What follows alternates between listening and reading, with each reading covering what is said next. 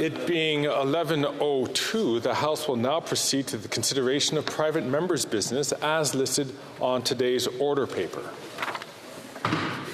Private members' business, affaires émanant des députés, resuming consideration at Senate amendments concerning a motion on Bill C-234, an act to amend the Greenhouse Gas Pollution Pricing Act, standing in the name of Mr. Lobb. Resuming debate, the honourable member from Chatham-Kent-Leamington. Well, good morning, Mr. Speaker, and it's an honour and a privilege again to rise in this place on behalf of the people of Chatham-Kent-Leamington to speak on the gutting of Bill C-234, arguably one of the most contentious amendments introduced into the House this session. Why is it so contentious? Well, I open my remarks as I usually do, Mr. Speaker. It truly is an honour and a privilege to bring the voices of our constituents to this place. In fact, the bringing of those voices of Canadians to this place is the role that all 338 of us are to do through the process of debate and committee and voting in this chamber. So it's not a throwaway comment that I make when I begin my interventions. Mr. Speaker, I'm speaking with the weight of the vast majority of my constituents and of Canadians when I speak to the amendment that restores the intent of the original C-234 to exempt on-farm propane and natural gas for grain drying and for barn heating. This amendment removes the most contentious part of the amended bill that came to us from the other place, and it reflects what Canadians want. Mr. Speaker, this was a $1 billion bill, $1 billion worth of carbon tax cost that was to be avoided with the passage of C-234. And this cost will be borne by our farmers and obviously ultimately by consumers by 2030. And the amendment brought back to this chamber by the other place, which guts this bill, would cut this relief to farmers and ultimately to consumers by $910 million, or 91% of that, according to the Public Budget Officer. 91%. That is gutting. A recent Leger poll confirms that the vast majority, 7 out of 10 Canadians, support this exemption for farmers using natural gas and propane because there simply aren't viable alternatives for the farmers. Let's put this in perspective, please. Canada contributes 1.6% of the world's greenhouse gas emissions, and agriculture only contributes 8% of that 1.6%. And so this carbon tax is only a virtue signaling exercise that drives up the cost of food. The carbon tax is a tax plan and not an environmental plan. And so I do hope that the other place, the place of sober second thought, takes note of what the will of the people is and ignores the browbeating that they received from the Prime Minister when they consider this bill a sober second time. Before going on to the significance of the bill to my constituents, I want to take note of a few observations made by the independent PBO, and that's a gagged PBO, by the way. The PBO reports that Canadians will pay, in addition to the carbon tax, another $486 million, so another $500 million in GST on top of the carbon tax by 2030. This is a tax on a tax. And in 2022, the carbon tax also costed $82.6 million just to administer. This cost was borne by 465 federal employees, and since 2019 has cost taxpayers nearly $200 million, or a fifth of $1 billion, just to administer. Mr. Speaker, I'm going to focus the remaining of my time on two industry groups that don't immediately come to mind when we're thinking about the barn heating removal of the carbon tax exemption. I'm sure my colleagues that will follow with their interventions will speak to the more traditional aspects of barn heating that are concerned in this bill. This bill is of particular significance to my riding, as Chatham-Kent-Leamington is home to 60% of Ontario's greenhouses, 2,730 of Ontario's 4,000 acres. In fact, the greenhouse acreage in CKL is larger than the entire U.S. greenhouse industry combined, making it the largest concentration of greenhouses in North America. Total farm gate represents $1.2 billion. So naturally, my constituents are gravely concerned with the consequences of the Senate amendments. Greenhouse farmers did receive an 80% carbon tax exemption in the original 2016 Greenhouse Gas Pollution Pricing Act. Why? Well, It's because they grow food. And because they recycle much of the CO2 back into the greenhouses, because as we learned in high school science, plants grow better with CO2, tax or no tax applied. But even with that exemption, Ontario greenhouse farmers will pay over $18 million in carbon tax this year, and that rises to $40 million a year by 2030. Cumulatively, Ontario greenhouses alone will pay almost $250 million in carbon tax by 2030, and this is with the 80% exemption. But as I said earlier, Mr. Speaker, it's ultimately the consumer that pays.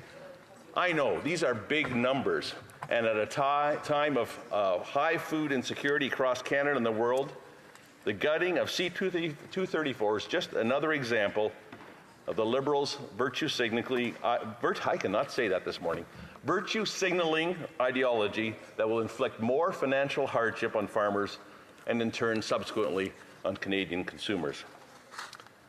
But as difficult as it is for greenhouse farmers, it's that much worse for our mushroom farmers. They did not receive any consideration in 2016, so they are paying the full carbon tax plus HST. Think about this for a moment. A greenhouse cannabis producer gets an 80% carbon tax exemption, but a mushroom farmer gets no consideration. Virtue signaling, anyone?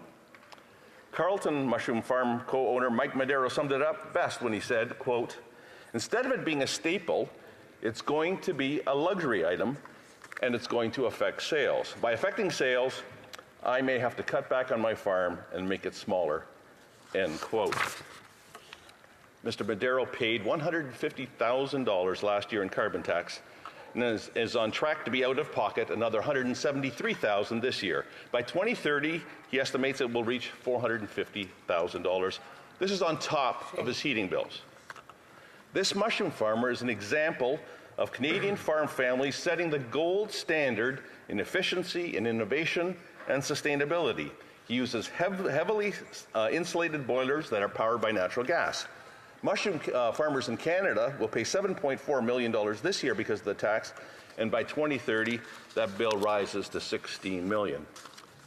Another mushroom producer, the one that I'm even more familiar with, is Highline Mushrooms, that operates 10 farms across Canada, and it's headquartered in my hometown.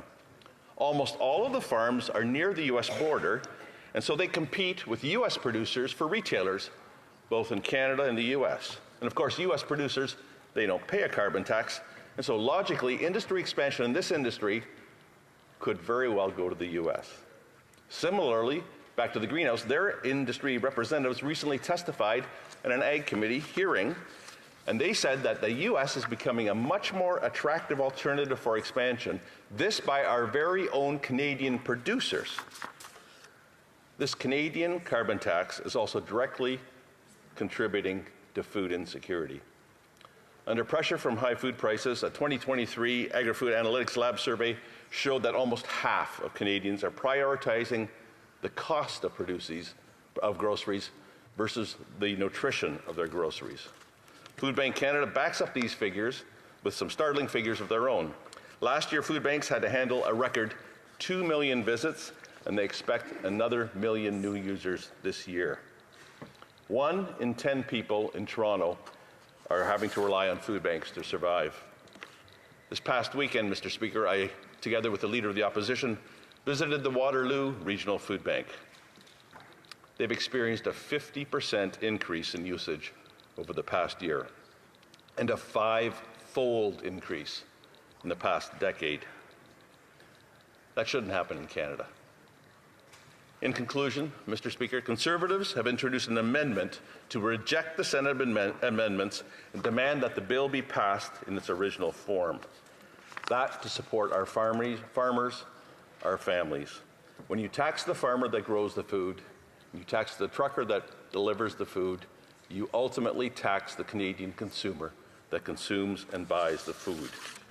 I call on our NDP and Bloc Québécois members to hold to their original vote on this bill and reject the Senate amendments. It's high time that the government puts aside its ideological agenda and do what's best for Canadians, as the Canadians are calling for. Or better yet, step aside and let Conservatives restore hope and sanity to this country, uniting our country and our home. Your home, my home, Mr. Speaker, our home, Let's bring it home. Yeah. Thank you. Bravo. The honourable member from King's Hands is rising on a point of order. Thank you, Mr. Speaker. I'd like to seek unanimous consent to call this question to a vote. Mr. Speaker. I'm hearing no even before the member, before the speaker had the opportunity to put the question, so there is no unanimous consent for that. And of course, I'll encourage all members, please, that when you do seek unanimous consent, that you engage in negotiations with all the parties involved, so that we do not use up the time of the House. The honourable, resuming debate, reprise du débat, the honourable member from Stormont Dundas, South Glengarry. Mr. Speaker, there's not too many bills that go through Ottawa here where their number becomes synonymous with an issue. And it has been, I can tell you, over the course of the last couple of years, Bill C-234 is known in every farm in every part of this country. I get asked very often out in my tours, not just in my part of Eastern Ontario, but across the country, what's the status of that Conservative bill that you passed the House of Commons quite a long time ago? When is the Liberal NDP government going to listen to what farmers have been saying, listen to what Conservatives, listen to what a majority of members in this House have said, and that is to pass this bill in its original form? We are here still debating this because of deliberate attempts by this Liberal government, the Prime Minister, Liberal cabinet ministers, trying to gut the bill and minimize the positive impact this could have on the pocketbooks of Canadian farmers. You see, Mr. Speaker, what they did was, once the bill was passed here with the opposition parties, despite the opposition from the Liberal government themselves, only a handful of Liberal MPs joined our cause, it got over to the Independent Senate, where all of a sudden it was found out, as things started to percolate and go on, that it was the Environment Minister, quite well known and not very well received by Canadian farmers, I would argue, was lobbying independent senators to oppose and to gut the bill. It got stuck and was just dragged on and on and on in the Senate, and sadly, barely, it was amended to gut the bill that we had placed in place here. And try to minimize the impact. What they did was they took the exemption of having to pay the carbon tax off of buildings and greenhouses. That is going to add hundreds of millions of dollars if we accept these amendments. It is wrong. It is going to drive up the cost for barns on our farms and drive up the cost for greenhouses in this country. And why this is so important, Mr. Speaker, when Canadians hear the numbers, not just from me that raised them or Conservative MPs, take the word of the Independent Parliamentary Budget Officer. Not too friendly of terms with the Liberal government these days, because they have a carbon tax cover-up they are doing on the report he wants to release about the broad impacts, the full impacts the carbon taxes are having for all Canadians. But I want to highlight the report that he was able to publish that is showing if we don't pass this bill, C-234, in its original form that had passed the House, have these amendments from the Independent Senate rejected, it is going to be Canadian farmers between now and 2030 paying $1 billion in carbon taxes. Zero rebate, by the way. Farmers don't get any rebate on what they're going to be paying. There is nobody in this country that says you can go and add $1 billion in cost to Canadian farms over the course of the next few years and not have that increase the price of food and farming in this country. The other part is, if it doesn't trigger Canadians enough, always remember that they just don't charge the carbon tax. Here's the proof that they've got a tax and spend problem here at Ottawa under the Liberals and NDP. They tax the tax. They put GST and HST on the carbon taxes as well, further driving up the cost and with zero rebates. If there's an irony, Mr. Speaker, about how out of touch and just, I think, tired this Liberal NDP government is after 9 years, it's their approach and their inability to reason with science and with fact. And that's when it comes to greenhouses. I'm thinking the leader of our party has raised several times, because it's right in his own riding of Carleton, Suntech Tomatoes in Manotick, Carleton Mushroom in Carleton County, south of Ottawa, in the south part of Ottawa as well. Greenhouses pay carbon tax. The CO2 that comes from that they're paying, getting nailed with the carbon tax, goes into the greenhouse and into the plants to grow them and sell them here close to home. It is shown greenhouses, if we don't get this passed in its original form, we have to stop the amendments that the Liberals were driving the independent Senate to try to remove. It's going to be $250 million that greenhouses are going to pay in carbon taxes by 2030. You can't tell me that's not going to drive up the price of tomatoes and mushrooms here in Canada. And it's been those businesses themselves that have shared their stories of frustration. Suntech Tomatoes is now saying that it is cheaper for grocery stores in Ottawa to buy tomatoes from Mexico than it is from Manotick.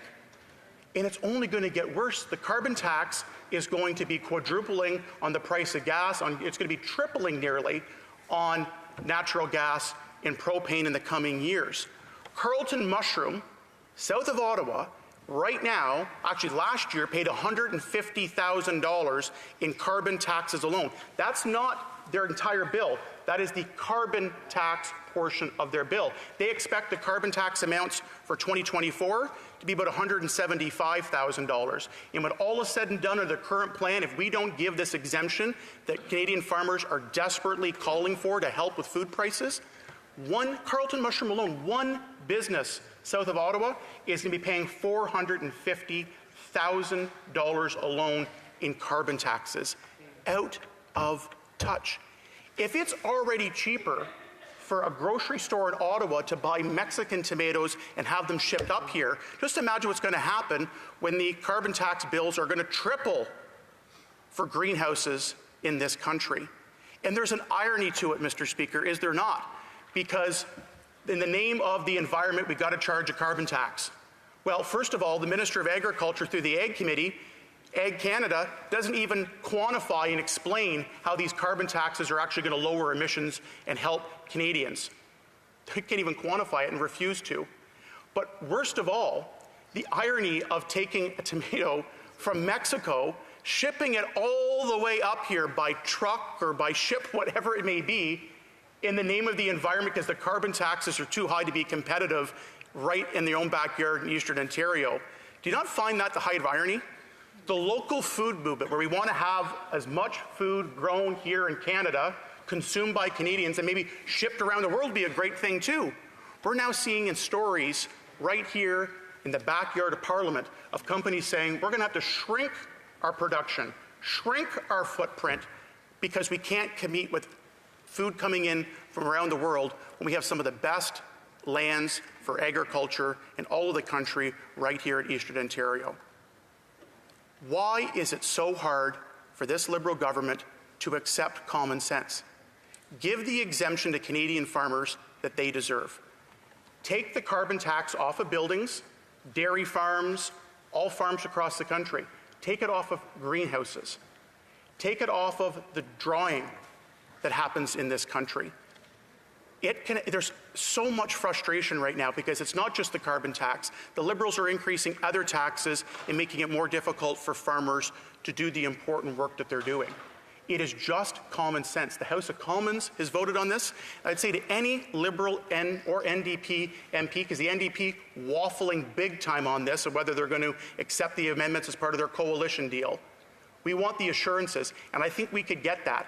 If Liberal MPs spoke to greenhouses in their regions or in their ridings, if they spoke to farmers in their yards as they're drying grain and getting a true understanding of the costs and how punitive this carbon tax is, they would agree to keep C-234 in its original format, to stop the radical environment minister from calling up independent senators and lobbying them to gut this bill.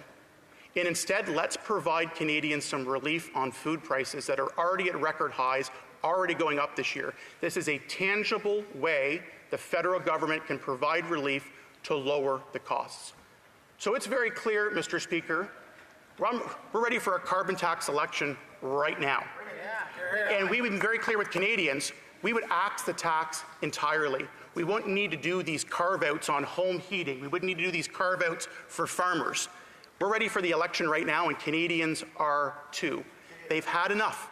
I'm ready to get my running shoes on, go door knocking, not just in Stormont, Dundas, South Glengarry, but I can assure you, in rural ridings across this country, I'll be speaking to farmers to make sure that they know that after years of effort, after the bill passed the House of Commons, got gutted in the Senate and being delayed by this government, they are refusing to provide relief at a time that they know Canadians are hurting on food prices, at a time when farmers are getting frustrated. Mr. Speaker, it's common sense. We need to reject these amendments, pass the bill in the original form. Let's give farmers the true relief they need after 9 years of this NDP Liberal government. Thank the member from Stormont Dundas South Glengarry. Resuming debate, the honourable member from Brandon Souris. Thank you, Mr. Speaker. It's an honour to rise in the House today to address the critical issue that is affecting not just farmers in Westman, but every farmer across our great nation, the impact of the Liberal carbon tax. The carbon tax is not just an environment plan like the Liberals tried to sell it for many years. It's a tax grab that punishes our livelihoods, our food security, and our economy. Today we debate our Conservative Bill C-234, an act to amend the Greenhouse Gas Pollution Pricing Act. The bill was intended to axe the carbon tax on fuels used in certain farm settings where there are no current eminent viable alternatives. Areas where the Liberal carbon tax not only makes 0 cents, but straightforwardly penalizes farmers for doing their job. Let me be very clear about this. The Liberal government is punishing farmers with this carbon tax, yet they aren't even measuring the impact of their tax on emissions. The NDP Liberal coalition loves to repeat their talking points that their tax grab is designed to change behaviour. But when there are no alternatives to power, heat, or cool farm activities, equipment, and buildings, it just takes away the very capital farmers would be able to invest in their own operations and adapt to the various challenges nature brings to their own farming operations. That's why Canadian farm organizations from coast to coast to coast have stand united in their support for our legislation proposal, recognizing its importance for the economic and environmental sustainability of Canadian farms. Rarely has a single piece of legislation garnered such unanimous support. Moreover, Bill C-234 was duly passed by the House of Commons and sent to the Senate on March of 2023, reflecting a nonpartisan effort with backing from all opposition parties and even several Liberals at second and third readings. According to the polls, the majority of Canadians want the carbon tax on farms scrapped. They recognize the burden this tax places on our agricultural sector. The Parliamentary Budget Officer himself reported that the carbon tax on propane and natural gas used for greenhouses, heating and cooling, livestock barns, and drying grain will cost farmers nearly $1 billion by 2030. This is a staggering figure that highlights the needs for immediate action. The PBO also reported that Canadians will pay $486 million in GST on the carbon tax this year alone, and this figure is projected to exceed $1 billion by the year 2030. The administration cost of the carbon tax is another area of concern. In 2022, it cost nearly $83 million to administer the tax. Since 2019, it has cost taxpayers nearly $200 million just to manage this tax. According to the 2023 Food Price Report, the carbon tax will cost a typical 5,000-acre farm $150,000 by 2030. This is an unsustainable financial burden for our farmers. The Canadian Federation of Agriculture stated in 2022, growth in expenses such as the carbon tax outpaced the rise in farm income. Total farm operating expenses increased by almost 20%, the largest gain since 1979. Fertilizer prices for Canadian farmers increased by over 50%. Commercial feed expenses for livestock producers increased by 20%, and machinery fuel expenses increased by more than 50%. The reality on the ground is even more dire. We've heard that 44% of fresh fruit and vegetable growers are already selling at a loss. and 77% can't offset production cost increases. Even with an 80% exemption on carbon tax from natural gas, one Canadian pepper farmer still pays $150,000 a year in carbon taxes. Meanwhile, mushroom farms don't get this exemption, but greenhouses growing cannabis do. This makes no sense. The carbon tax currently costs greenhouse operators $22 million a year, and they'll pay between $82 and $100 million by 2030 when the carbon tax quadruples. The numbers speak for themselves. There are 145,000 farms in Canada, 15,000 of those are in Manitoba. According to the PBO, Manitoba farmers paid $3 million last year in carbon taxes on natural gas and propane to dry grain, heat, and cool livestock barns and grow food. On April 1st, when the carbon tax increased by 23%, Manitoba farmers will pay another $3 million in carbon taxes over the next year. Cumulatively, by 2030, they will have paid $37 million in Manitoba in carbon taxes on natural gas and propane. Long story short, Mr. Speaker, our Conservative Bill C-234 will help our farmers, growers, and ranchers, and widespread support is clear. Despite the decision by the majority of elected MPs, the Senate introduced amendments to Bill C-234 that severely undermine its effectiveness. These amendments, passed after prolonged procedural hurdles and frequent adjournments, remove relief for heating and cooling livestock barns, greenhouses, and other growing structures. Furthermore, the amendments impose a sunset clause of just 3 years, which does not provide adequate time for viable alternative fuel sources to emerge. The PBO estimates that the Senate's amendments to Bill C-234 will cut carbon tax relief to farmers by $910 million, with dozens of millions of those in Manitoba, and help consumers immensely. The actions by senators appointed by this Prime Minister effectively pick winners and losers within the agriculture community, exacerbating the challenges faced by our farmers.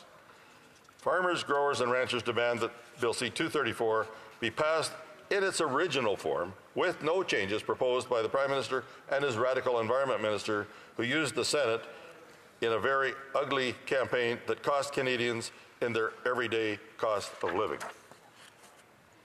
Let's do a quick recap on what happened in the Senate. The Senate Agriculture Committee held an unprecedented 7 meetings to study the bill that had been passed by the elected House. Liberal senators introduced amendments identical to those that the Liberal MPs failed to pass on our side of the Parliament. Knowing their flaws, the Prime Minister then announced the carbon tax on home heating oil would be paused for 3 years for Atlantic provinces, targeting 3% of Canadians whose support the Liberals were desperate for at that time. Right after that, the committee report was presented in the Senate, but a majority of senators voted against the proposed amendments, marking a tactical victory of common sense. Then in comes the Environment Minister, who threatens to resign over Bill C-234 and asks the Prime Minister's office to call senators in an effort to defeat the bill. We Conservatives launched a massive campaign, including an Opposition Day motion, to force the Liberals to let senators work independently. Conveniently enough, at this point in time, the Prime Minister decided to appoint 4 new senators. Days later, the Liberal senators reintroduced defeated amendments. This time, they had just enough votes to pass them. Unbelievable, Mr. Speaker. A majority of farmers, elected MPs, and all Canadians support this bill. But one radical Environment Minister and a few senators decided that they know better. That's why we Conservatives will keep fighting for Bill C-234 to be passed without any amendments. Manitobans are among the 97% of Canadians that have already left out in the cold by this Liberal government, which voted down our Conservative motion that would have removed the carbon tax on all forms of home heating. Now, Liberals want to continue their plan to quadruple the carbon tax on farmers, a tax that will continue to increase the cost of food, making the cost of living crisis tougher every year. The Parliamentary Budget Officer has made clear that this bill will save farmers $1 billion by 2030, reducing the food prices for Canadian families currently struggling to afford groceries. When you tax the farmer who grows the food and you tax the trucker who transports the food, you tax the single moms, seniors, and all others who buy the food. All we're seeking with this bill is to get the carbon tax carve-out for farmers like the Liberals have already given for a smaller number of Canadians on home heating. Recently, during testimony at committee, the Parliamentary Budget Officer stated that the government had provided him with a copy of their own estimates of the impact on carbon tax, but had put him under a gag order not to talk about it. So even in the few instances they claim to have some data, they won't share it. We Conservatives will keep fighting to axe the tax on everything for everyone for good. In conclusion, our farmers deserve better. They deserve a government that understands the critical role they play in feeding our nation and supports them in their endeavors. The current carbon tax policy is a burden that our farmers cannot bear, and it's time for us to take decisive action to relieve them of this undue pressure. The Liberal government has already shown it is willing to make exceptions for their carbon tax when it serves their political interests. Now it's time for them to demonstrate that they will accept a carve-out when it's in the best interests of everyday Canadians. Let us work together to ensure that our farmers can continue to thrive and provide all Canadians. Thank you, Mr. Speaker. Thank the honourable member from Brandon-Souris. Resuming debate, the honourable member for Mégantic-l'Érable. Thank you, Mr. Speaker. Mr. Speaker, I implore the members of this House to reject the amendments by the Senate to Bill C-234. The topic is simple. We must absolutely block these amendments and come back as quickly to Bill C-234 in its original form. It is urgent, Mr. Speaker, because the situation for farmers, for producers, thank you. I see that the Honourable Deputy Prime Minister and Minister of Finance is rising on a point of order. Merci. Thank you, Mr. Speaker. Mr. Speaker, a point of order. Mr. Speaker, our government wishes to see a Canada where fairness prevails for every generation. Therefore, pursuant to Standing Order 83-1, I would like to table, in both official languages, a Notice of Ways and Means motion and backgrounder, which lays out our plan to make our tax system and our economy more fair for every generation. Pursuant to Standing Order 83-2, I ask that an order of the day be designated for consideration of the motion. Thank you, Mr. Speaker.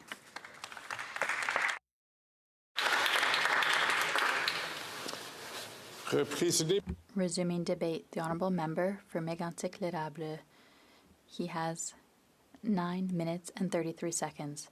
Mr. Speaker, allow me to highlight the lack of respect from the Minister of Finance, who could have waited to a point between two speakers to make her notice. I think that would have been the least of things. I've had the opportunity to do so in the past, and I asked in the past to the member for Winnipeg North if it bothered him for me to interrupt him during his speech. He agreed.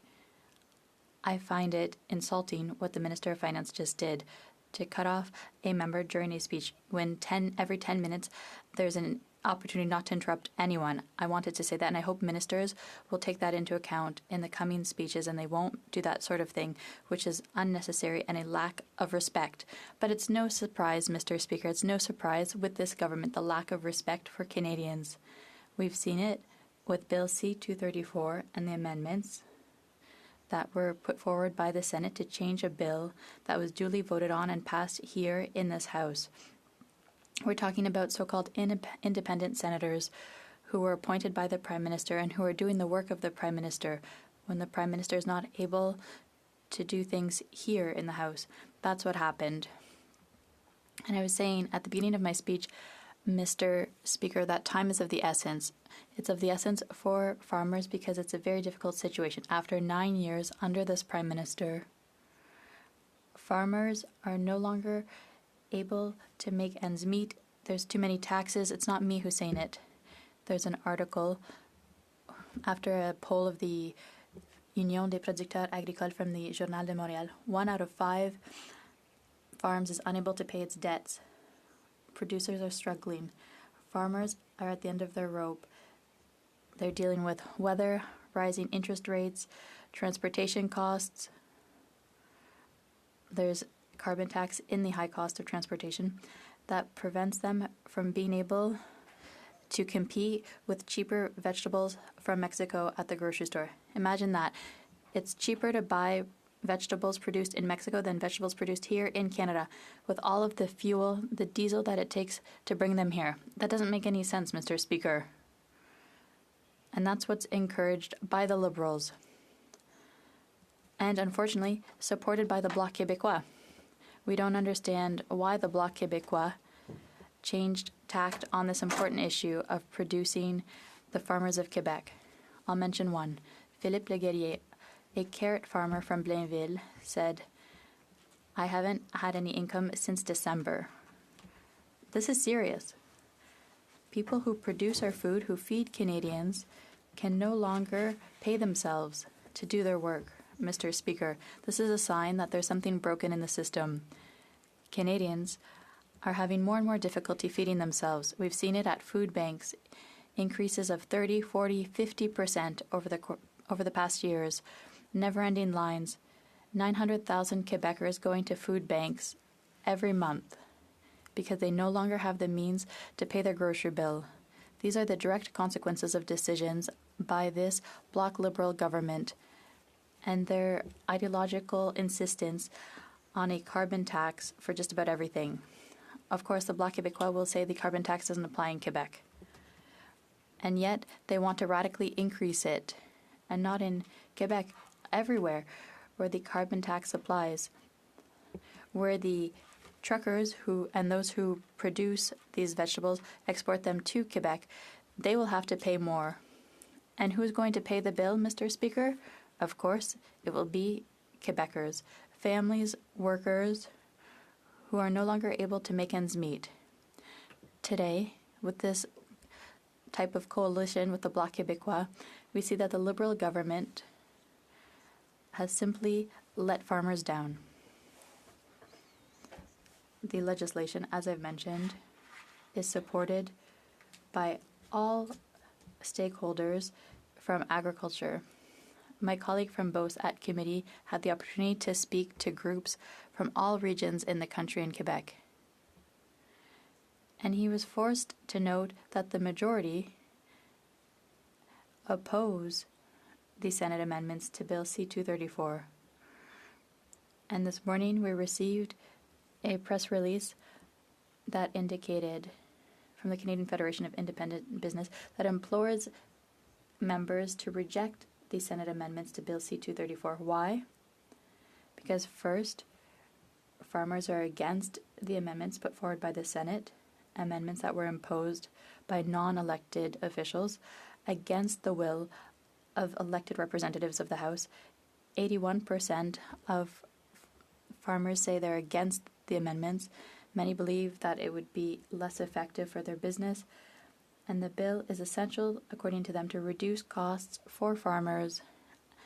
And the agriculture sector needs a break on the carbon tax. 80% of those who spoke out on this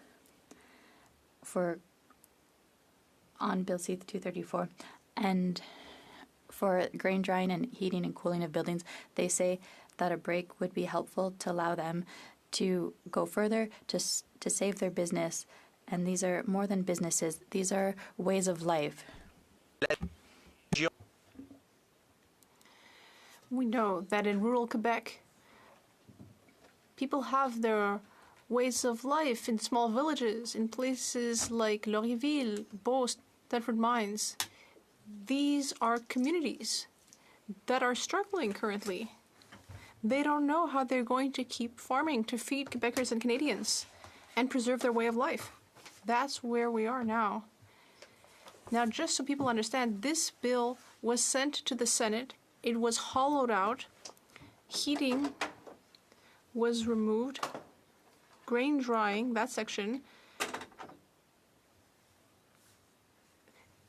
The situation has been pushed off to later over a 3-year period. Not a single expert is saying that we're going to be able to use other sources than propane in the next 3 years. It's not possible. I'd like to tell the Liberals in the Bloc a secret. In Canada, in Quebec, winter is cold. Perhaps they've missed that. Very cold, even. We need these sources of energy to dry grain, to heat our stables, And they seem to think that nonetheless we should keep increasing taxes. On several occasions, the Bloc Québécois has said that it wants to radically increase taxes. That applies to taxes on producers as well. On the one hand, the Bloc Québécois is pretending that it supports farmers, but actually it's going to harm them by supporting tax increases and by supporting these changes from the Senate. It's completely incomprehensible. On my colleagues' committee, farmers and technology specialists were very clear. There is no viable alternative to propane and natural gas for grain drying, and there won't be within the next 3 years, period. Mr. Speaker, something we hear far too often from the Liberals and the Bloc Québécois, as I was saying, is that the tax does not apply in Quebec, but that's not true. We import most of our propane from Sarnia in Ontario. So if we import the propane from a place where there is the carbon tax, then we're paying for that. It's a mathematical fact. The carbon tax is something we also pay indirectly when we import products to our grocery stores.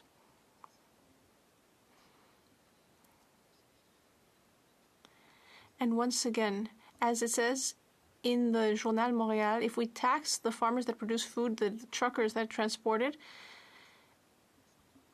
well, food will become less and less affordable. We're hurting farmers like Philippe Le Guerrier, who really struggles and couldn't get by without the help of his wife who works for no salary.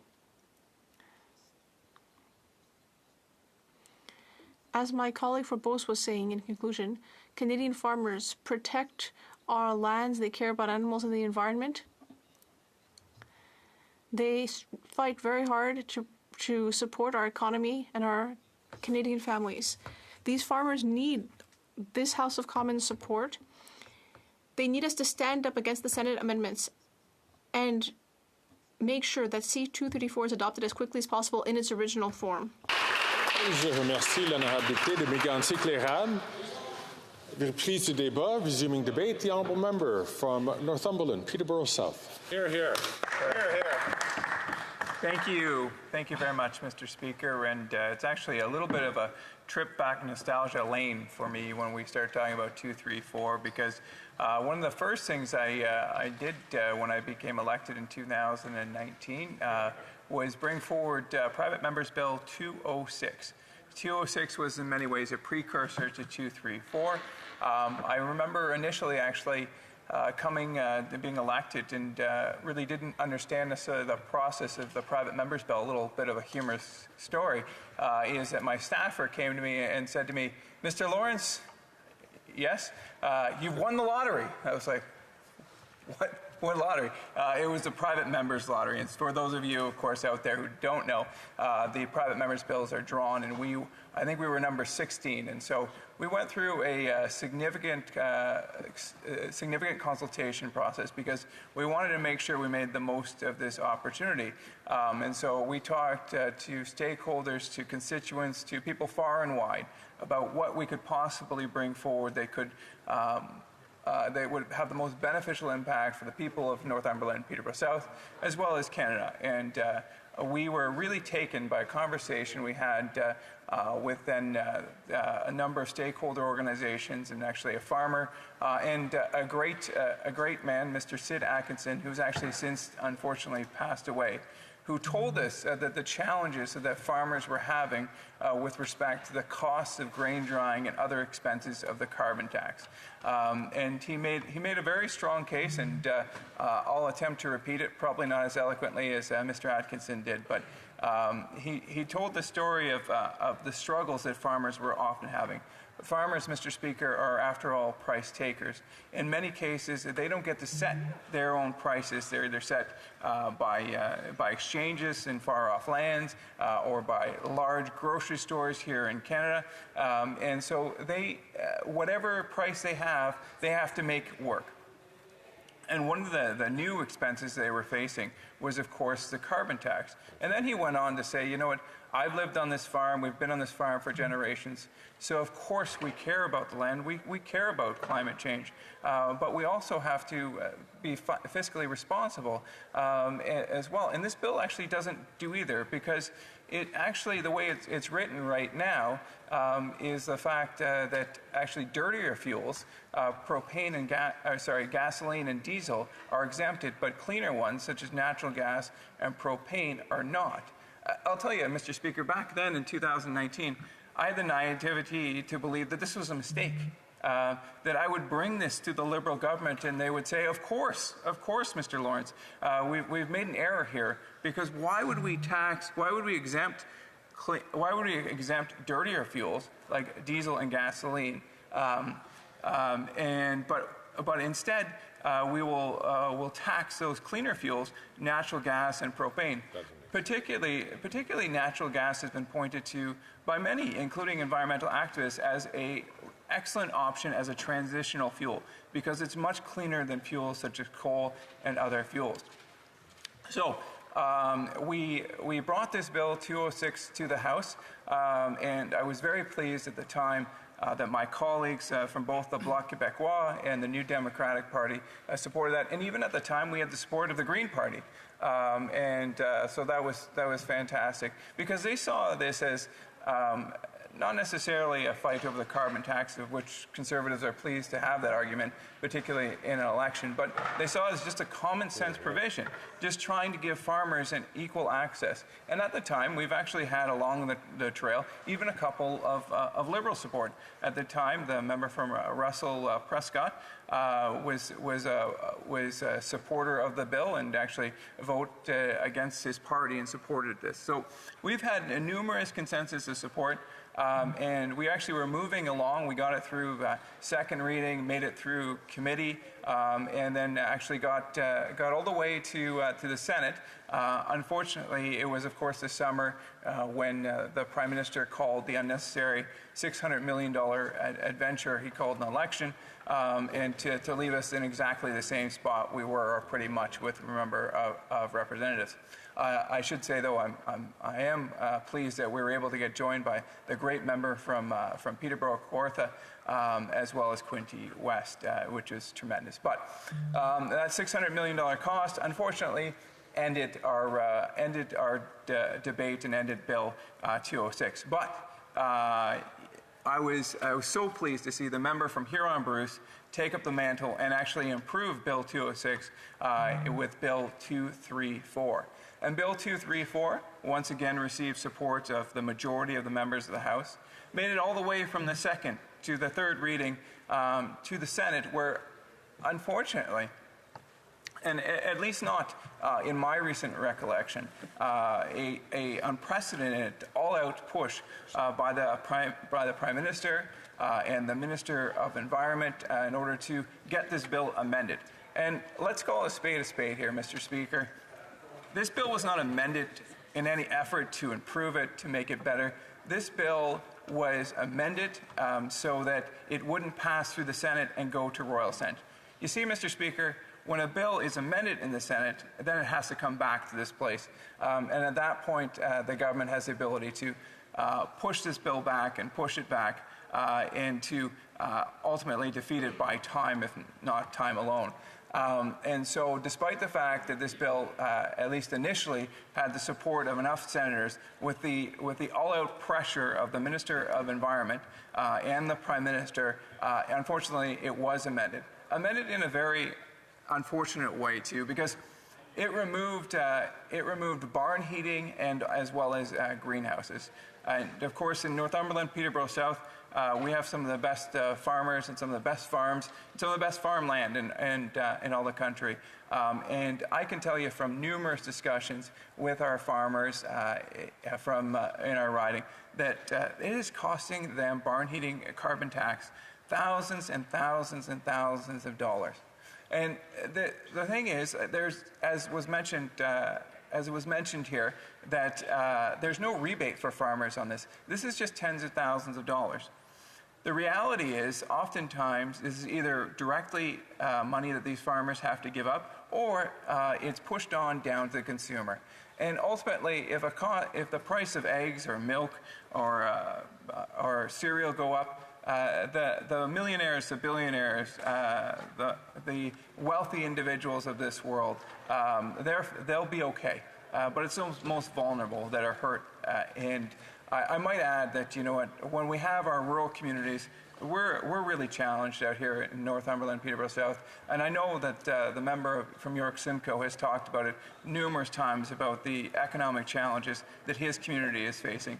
And what's wild is the way that they've even done the calculation for the rebate. And so those folks who are the most vulnerable, who are paying these tremendously high costs, often don't even get the benefit of the rural top-up.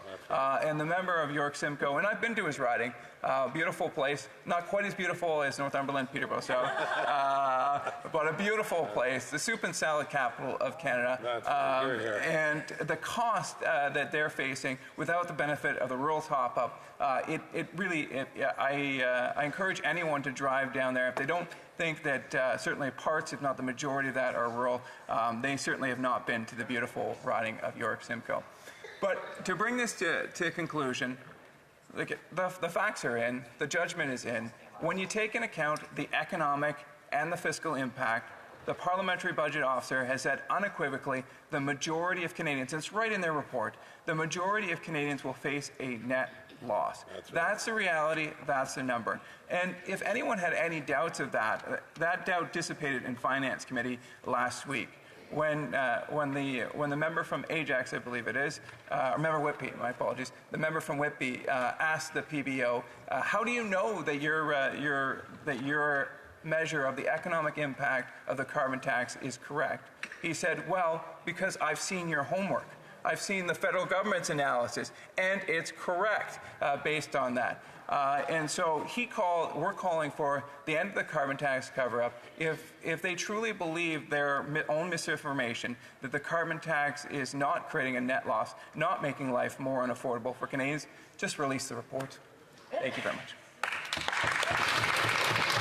Thank the honourable member from Northumberland, Peterborough South. Resuming debate, reprise du débat, the honourable member from Haldimand, Norfolk.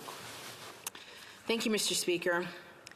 In Canada, we have been blessed with incredible natural resources and abundance. From sea to sea to sea, we have been so richly endowed with our land that produces food and feeds not only Canadians, but the entire world. Our agricultural sector is world-class in sustainability and efficient farming practices. That's the envy of the entire world. Our farmers and agricultural sector are essential to our national prosperity. But, Mr. Speaker, examining the government's policies over the last 9 years, so many farmers have written to me and have asked me a simple question. Is the government trying to put us out of business as farmers? With escalating carbon taxes, restrictive, punitive regulations, onerous red tape, and constantly shifting fertilizer rules, many farmers are asking if the Liberal government's objectives is to destroy their farming business, to advance their ideological goals.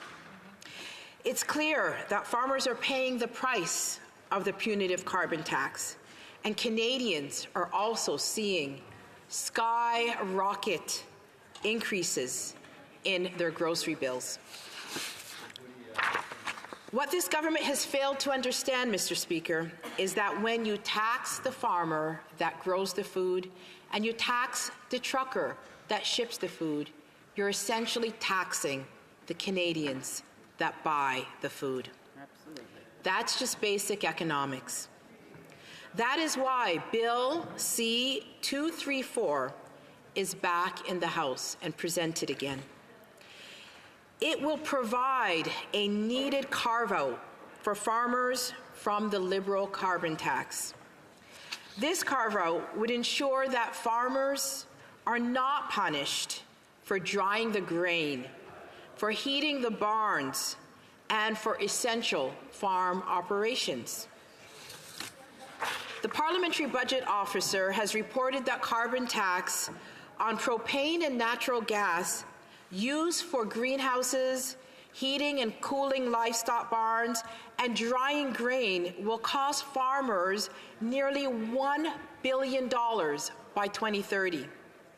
In Ontario alone, with the April 1st carbon tax increase, farmers will pay $53 million in carbon taxes over the next year.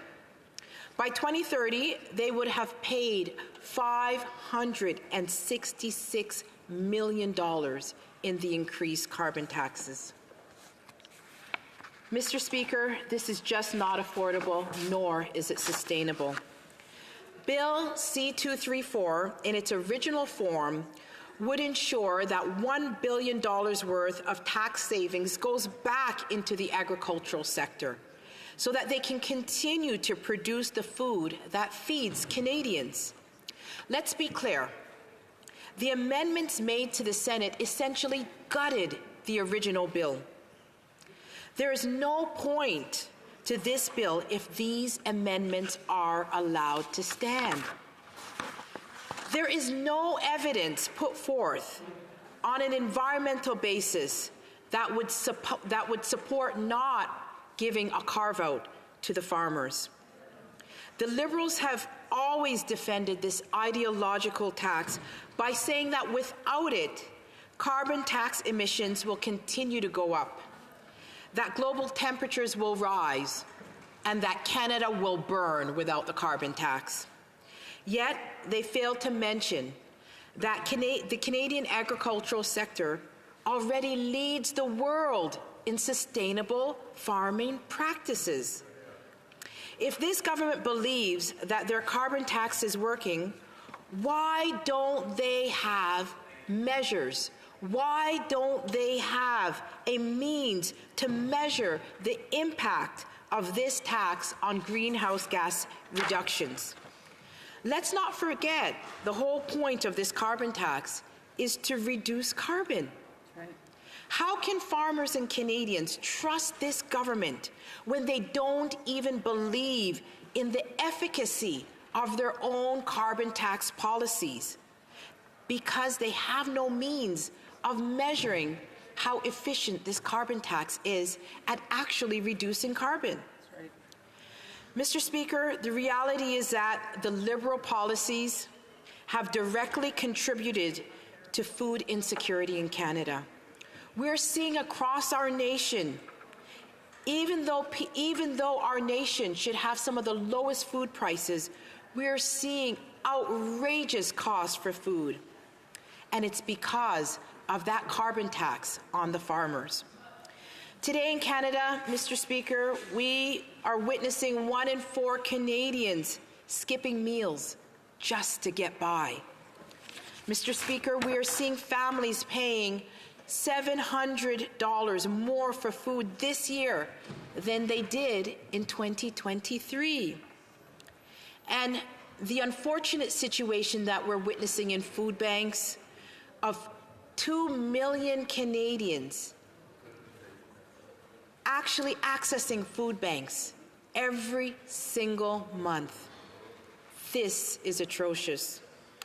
In Haldimand, Norfolk, the community where I reside, the health unit came out with a report earlier this year to warn of the growing number of residents that do not have enough money to buy food, healthy food, for a healthy diet. They said, and I'm quoting them, I'm quoting the report, incomes are not enough to cover even basic expenses. Despite the suffering of Canadians, this government continues to hike the carbon tax every single year. And Mr. Speaker, there's no common sense in that, and there's certainly no compassion. If the Liberal government refuses to axe the carbon tax, at the very least, they must consider supporting this proposal to reject the Senate's amendments to Bill 234.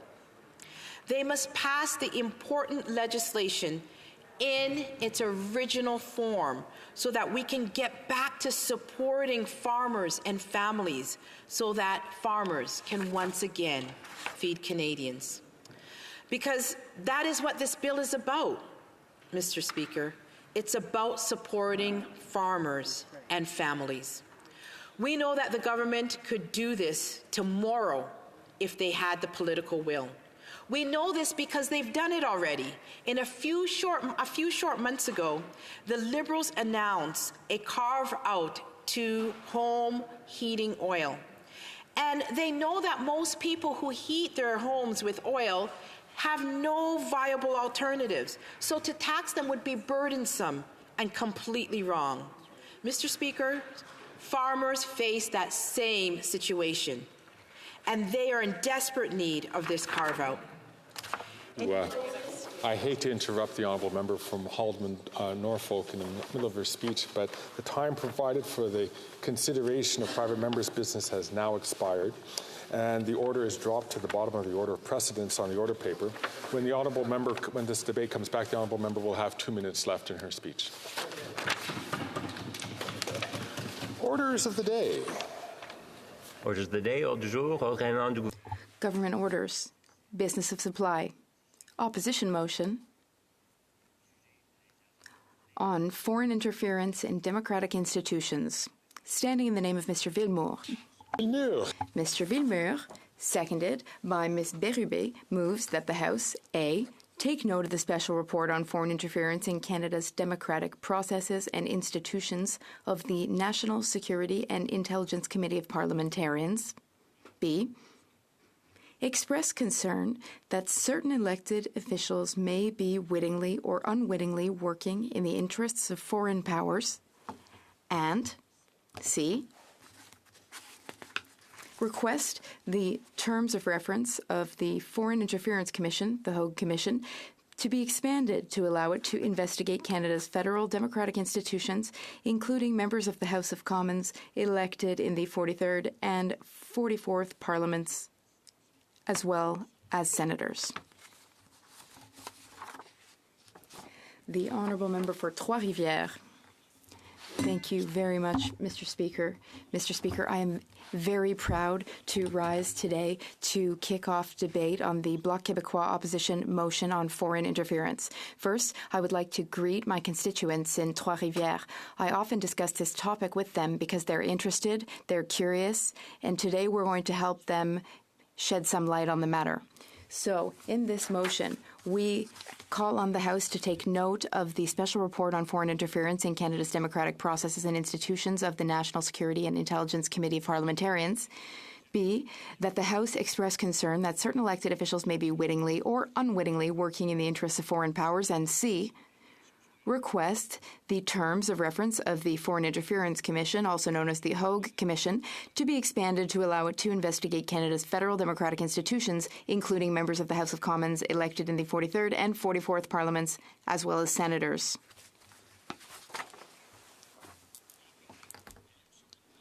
Madam Speaker, 1 week ago,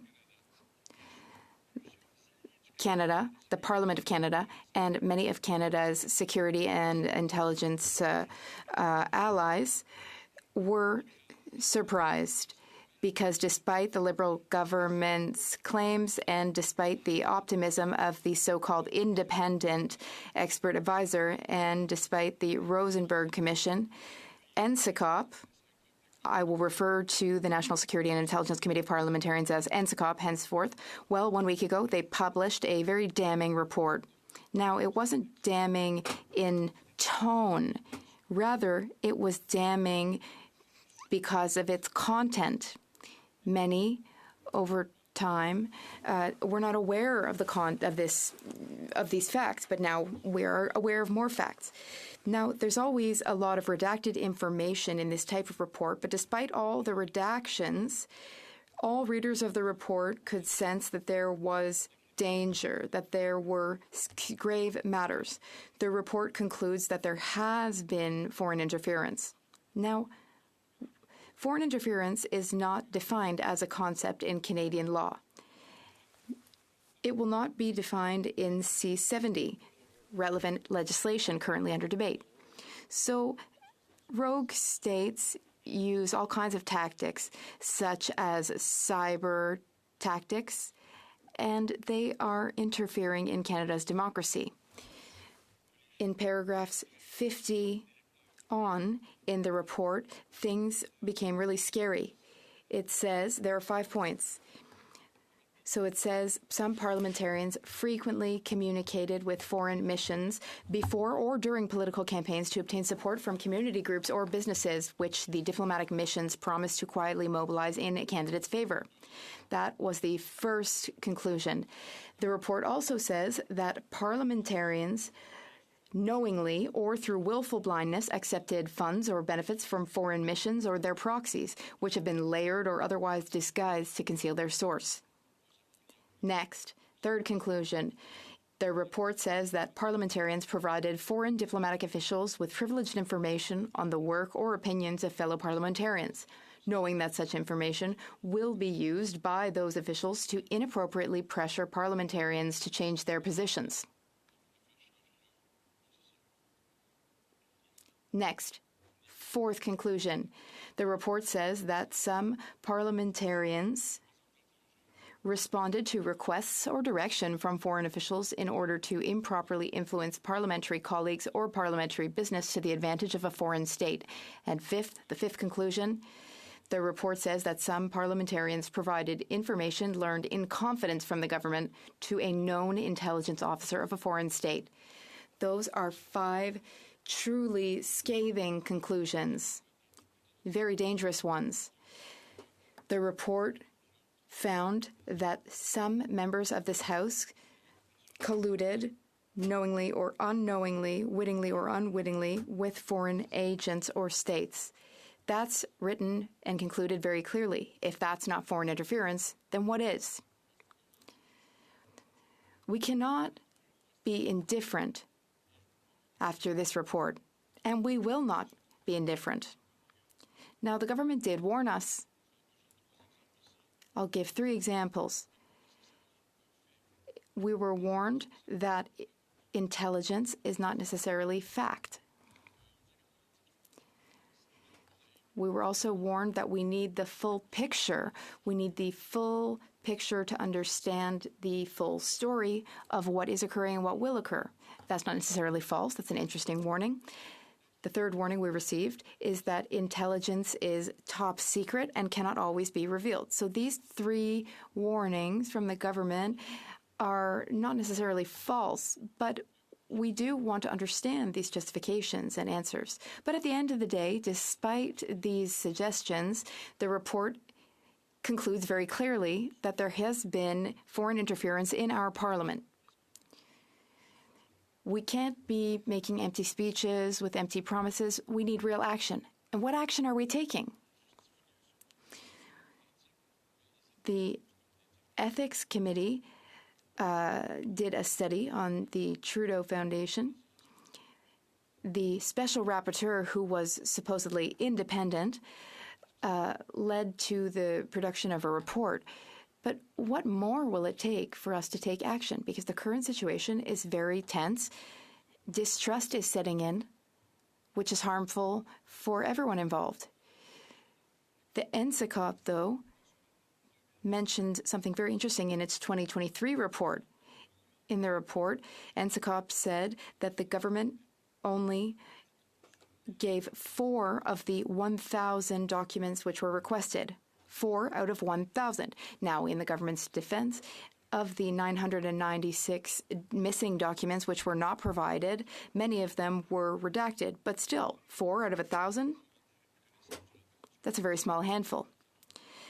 After parliamentarians found out about the situation at the National Laboratory in Winnipeg, there were countless redacted pages, redacted footnotes. Then a special committee was set up to work with federal judges and federal arbiters.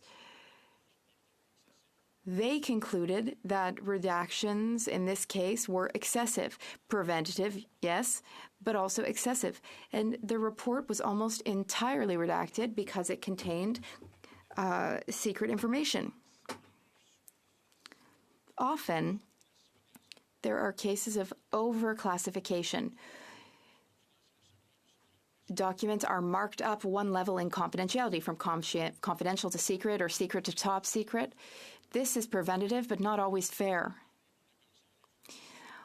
I'll quote the Information Commissioner, who said to the Ethics Committee, it is evident that this government prefers darkness to light, keeping people in the dark rather than sharing information.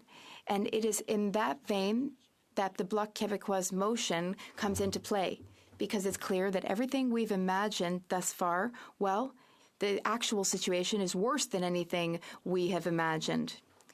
Foreign agents and governments are conclusively interfering in our democracy, but what's worse is that they have the collusion of our elected officials. Now, members of parliament who sit on NSICOP, they are bound to secrecy. So these names will not be shared by NSICOP, but it would be possible to obtain these names through other mechanisms, such as a commission of inquiry. A commission of inquiry could get to the bottom of the matter through an expanded investigation. The federal government needs to understand something. Its duty is to protect us, not to protect itself. The government must stop shirking serious matters, avoiding answering questions. It's not 2015 anymore, Madam Speaker. The government must also stop trivializing situations. An example of this is what the member for Pickering-Uxbridge did last week in Public Safety Committee, who answered, "Boo-hoo, get over it," in response to questions about foreign interference. We cannot trivialize a matter like foreign interference. We will no longer tolerate this sort of attitude. The government needs to understand that not everyone is good and kind, not everyone tells the truth, and that interference truly does exist.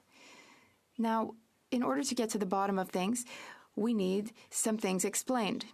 Now, it's clear that top secret classification means that parliamentarians are permanently bound to secrecy. That is a fact. Cabinet confidence, cabinet secrecy is also a fact. That's part of the Westminster system. And cabinet secrecy allows parliamentarians to be more honest amongst themselves without fear of information getting out. You know, confidentiality is not harmful in and of itself. Cabinet secrecy is not problematic in and of itself. The issue, though, is the goal of cabinet secrecy, which in this case could be considered unethical.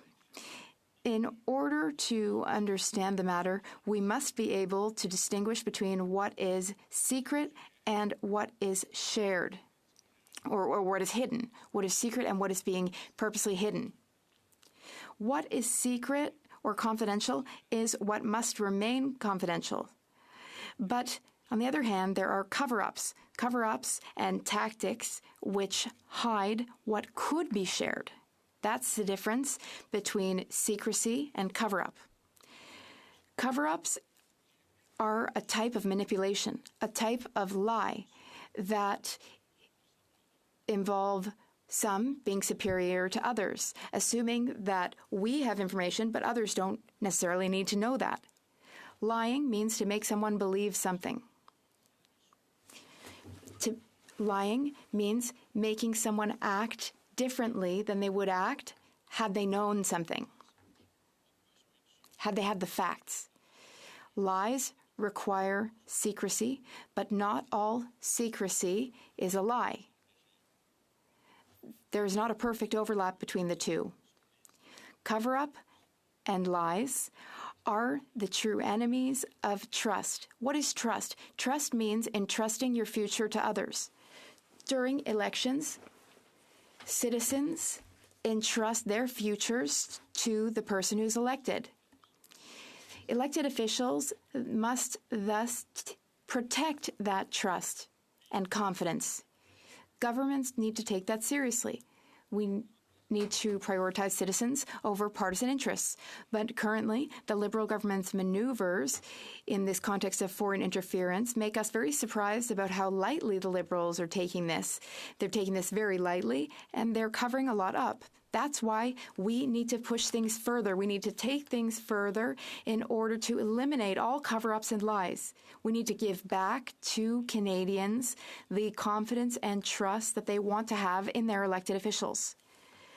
After the so-called independent external commissioner's report, now we are placing our trust in the Hogue Commissions, which was set up by the four main parties in this House, which worked together. They agreed unanimously on the selection of the judge and on the terms of reference. I'd like to remind you of some aspects of the terms of reference. So the Commission is tasked with studying foreign state actors, such as certain countries, in order to demonstrate the integrity of elections of the 43rd and 44th Parliament. The Commission must assess the circulation and sharing of information, especially among and to elected officials. Third, the Commission must assess government structures, organizations and departments and their ability to detect and prevent any forms of interference in our democratic processes. So those terms of reference are very broad. And when you have broad powers, you need broad resources. Now, the Commission can also receive and study all documents, be they classified or unclassified. The Commissioner did admit to not having received all documents, and that shouldn't be the case. We must avoid over-classifying and over-protecting documents. The Commissioner had a mandate, terms of reference, and should thus receive all necessary documentation. Foreign interference makes it such that all parliamentarians here in this place are affected. All political parties and all Canadians are affected. You know, many diasporas in Canada are threatened by this each year, many diaspora communities. These threats are very real. Here, in this place, inaction is no longer an option. We need to stop waiting around twiddling our thumbs, hoping that the issue will disappear on its own.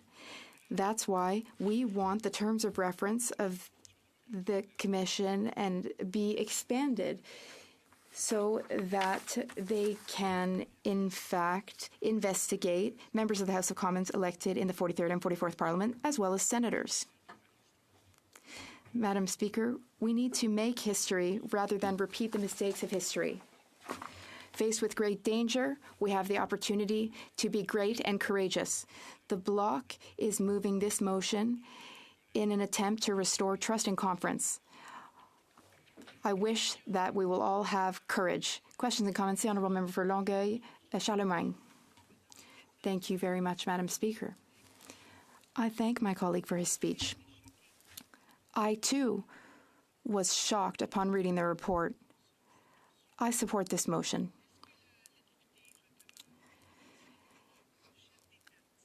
Does the member recommend to political party leaders that they should have the necessary authorization to read the report? As it stands, we don't want partisanship to be blocking matters when it comes to our national security.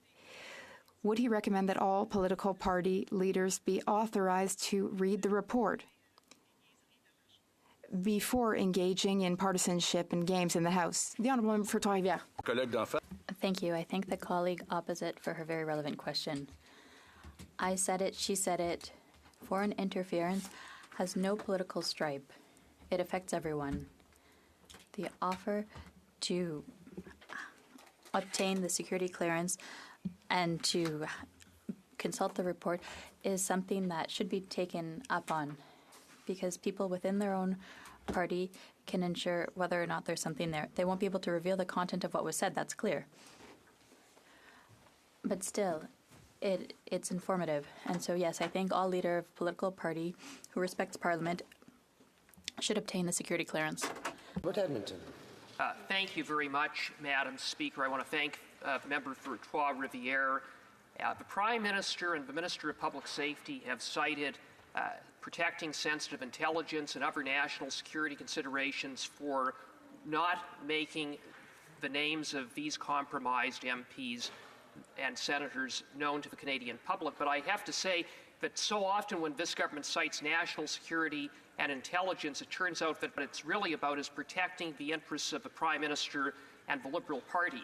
Given that there is a path forward by turning over the intelligence to Madam Justice Hogue, if the government doesn't cooperate, can the member come to any other conclusion than that it's about protecting and covering up for the Prime Minister and the interests of the Liberal Party, not national security and not sensitive intelligence? The Honourable Member for Trois-Rivières. Thank you, Madam Speaker. I thank the member for his question. He's a colleague I appreciate working with on a daily basis.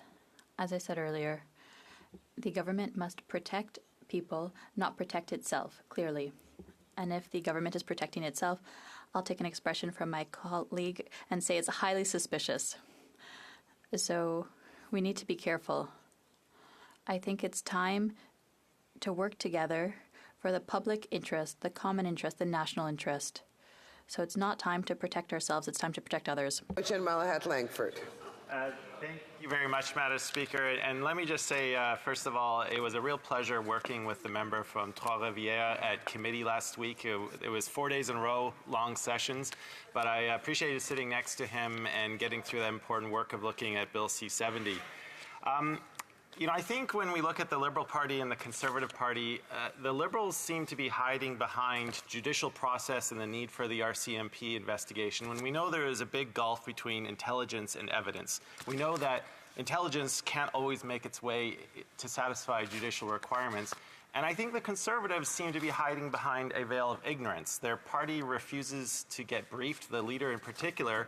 And I guess he answered the question to my Liberal colleague earlier about getting party leaders briefed, because when the director of CSIS was before our committee, Madam Speaker, he talked specifically on this, on the actions that party leaders can take with respect to who gets to sit in caucus, who's allowed to run under the party banner.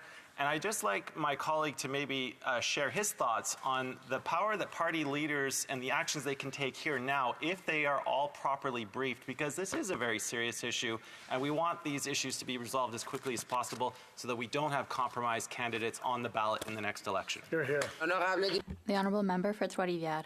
Thank you, Madam Speaker. I thank my honourable colleague with whom I worked very closely on Bill C-70. His comments were always well advised. Currently, we know that the leader of the New Democratic Party has the security clearance. The Prime Minister, of course, has that information. The leader of the Bloc Québécois is completing the process. The Conservative Party does not wish to. My colleague mentioned the veil of ignorance. That makes me think of John Rawls in my studies. But I don't think it's the time. It's not appropriate to not all work in the same direction, because interference has no political stripe. It's a real threat, democratically, financially.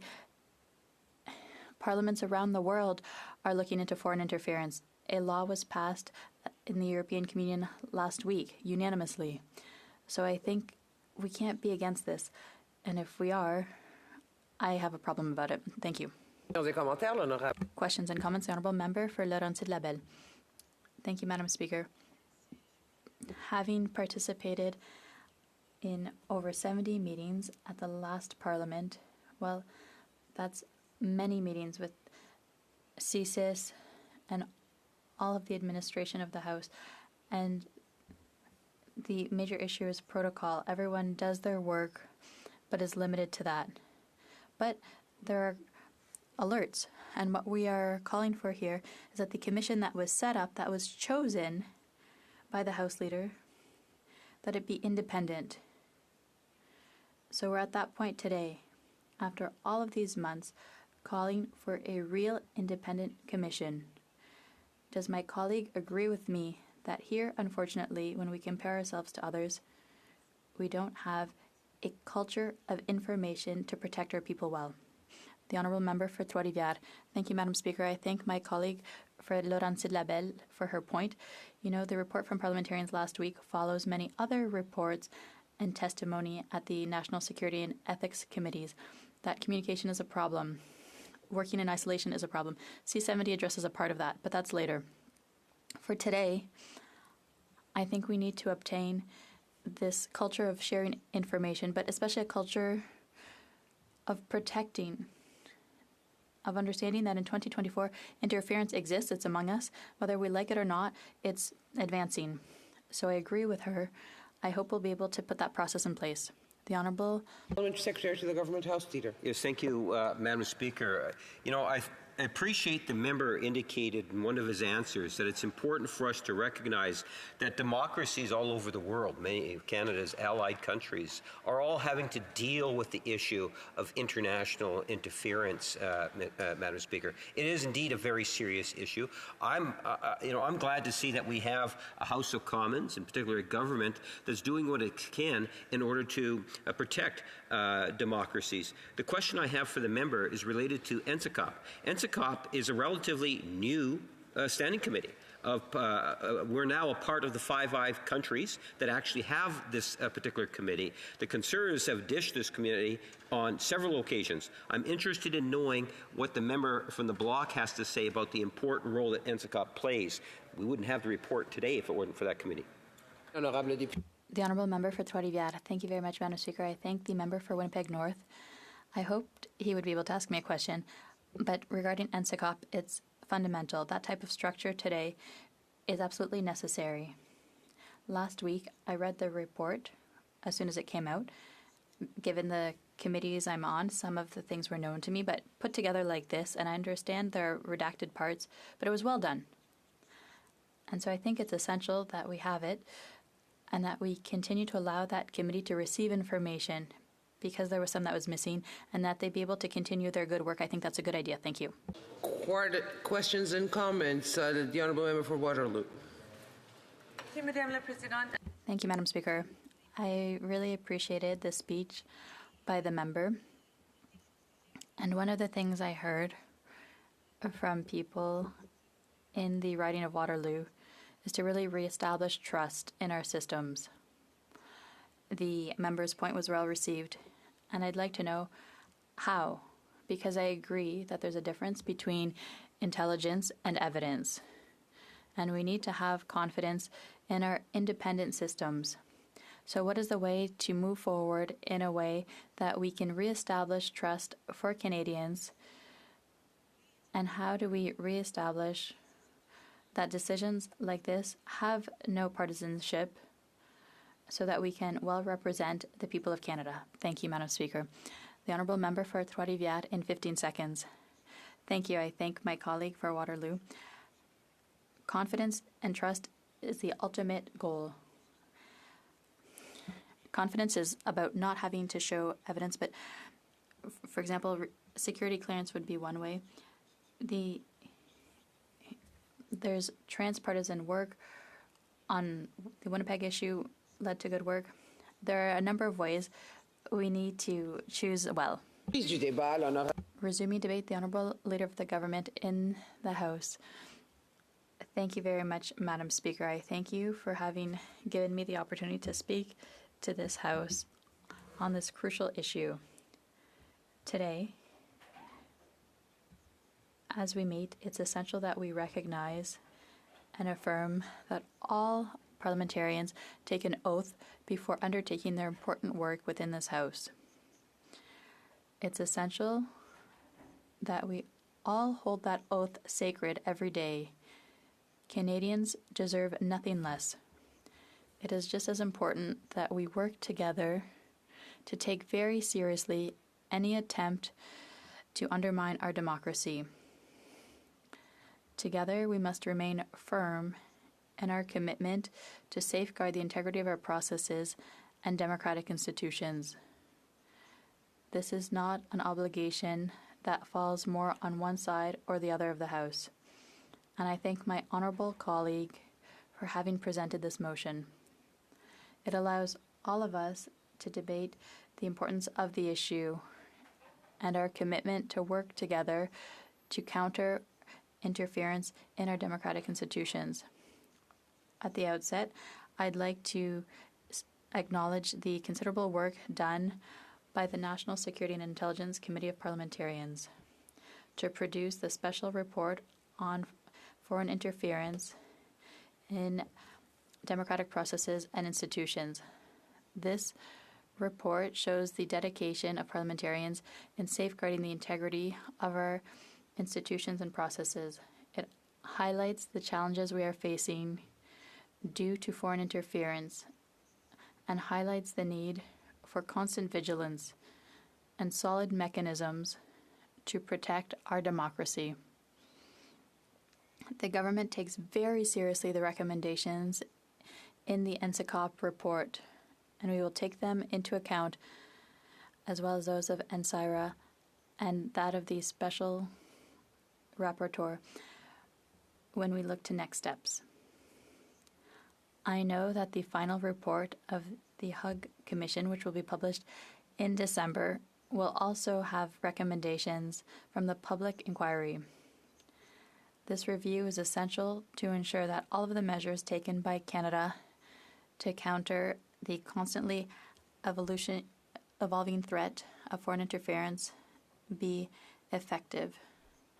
Each of these review mechanisms was put in place to strengthen accountability when it comes to ensuring that intelligence is taken into account and used appropriately to protect Canadians from all types of threats. It's just as important to express our confidence in Canada's intelligence agencies. Our professionals respect the highest standards for integrity and national security. They work tirelessly to ensure that our democratic institutions are safe from any undue foreign influence. Madam Speaker, I would like to talk about the motion presented today. The conclusions of NSICOP should make all members reflect in this House. It is unacceptable, intolerable, that members sit in this House if they're working in the background to advance the objectives of anyone who doesn't have the best interest of Canadians at heart. The NSICOP report indicates that it is possibly what is happening. Our colleague opposite presented this motion today to ensure that these concerns are carefully examined. He proposes that the HUG Commission be expanded to investigate this issue. The HUG Commission already has a solid mandate, and the terms of reference were negotiated among all parties of the House. Though it is not up to the House to give instructions to the Commissioner on the way she carries out her mandate, we think she has the authority she needs to carry out her important work. I think we all agree to say that the Commissioner has the capacity and the obligation to independently interpret the mandate we've given her. Underscore our view on the Commission's terms of reference in this way, Madam Speaker. First, as reflected in the language of the motion before this House today, the Commission's terms of reference speak to, and I quote, the cardinal importance of preserving the integrity of Canada's electoral processes and democratic institutions, and the need for transparency in order to enhance Canadians' trust and confidence in their democracy, unquote. The terms of reference go on to state that the leaders of all recognized parties in the House of Commons have supported the establishment of a public inquiry into foreign interference in federal electoral processes and democratic institutions with respect to the 43rd and 44th general elections. In her initial report, Commissioner Ugg comments on her mandate as follows at page 56. Quote, the terms of reference refer expressly to both the electoral process and to democratic institutions, which indicates the government intended the Commission to look at foreign interference beyond elections. Jumping down a couple of lines, she then says, quote, in the context of the Commission's mandate, democratic institutions refer to Parliament and the executive branch. This is consistent with a key focus of my mandate, which is the federal electoral process, unquote. Or sorry, not unquote. She goes on. The outcome of which is the election of politicians to govern and legislate in the interests of Canada. In summary, this is the Commissioner, my mandate is to investigate potential foreign interference with the federal electoral process, lawmaking by elected members of Parliament, executive decision-making by Cabinet and its ministers in relation to their departments, including indirect foreign interference with ministerial decisions when such decisions are based on information originating at a lower level of government covertly influenced by a foreign state or its proxy, agent, etc. Unquote. Madame la Présidente, je m'excuse. Madam Speaker, I apologize for the long quote, but something clearly stands out from those comments. Justice Ugg states that witting or unwitting foreign interference on the way parliamentarians carry out their work as the legislative branch of government falls perfectly under what was requested of her to examine. Madam Speaker, the proposal to have the Commission examine foreign interference regarding the members of the House of Commons elected in the 43rd and 44th Parliaments, as well as senators, raises important questions.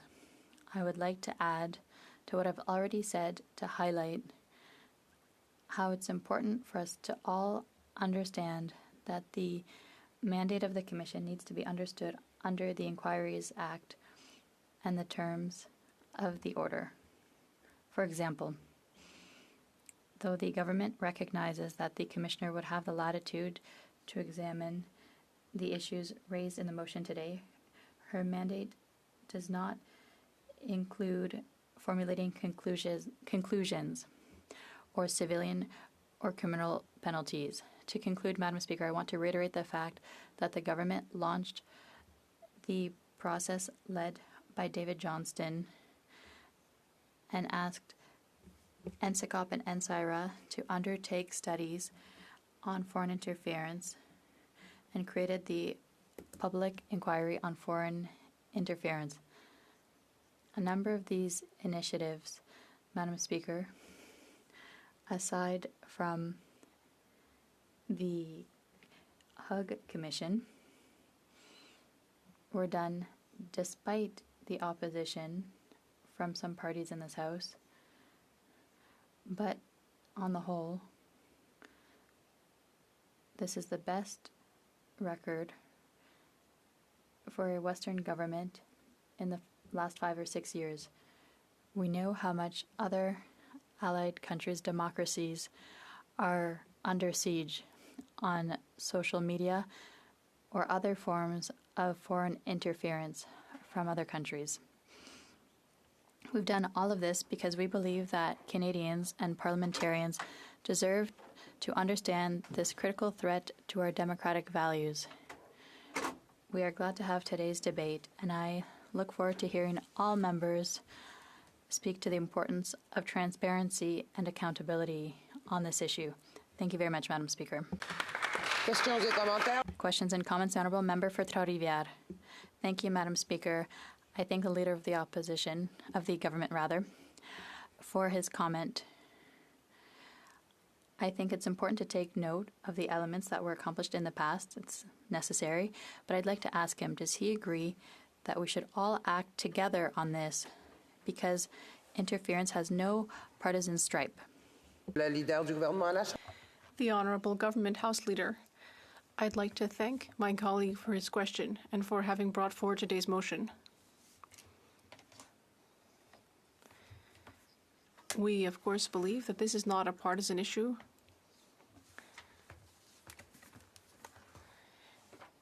And we hope that it won't lapse into partisan debate. And I hope it won't. Because, of course, that's what the parties interfering in our democratic institutions are hoping for.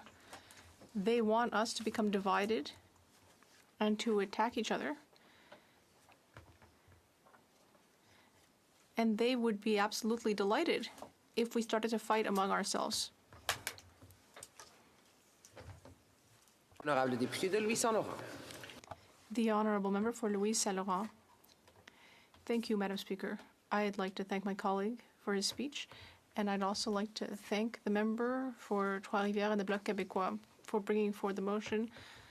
Madam Speaker, unfortunately, these foreign powers have already won because, thanks to them, here in this House, we have people who were elected thanks to them.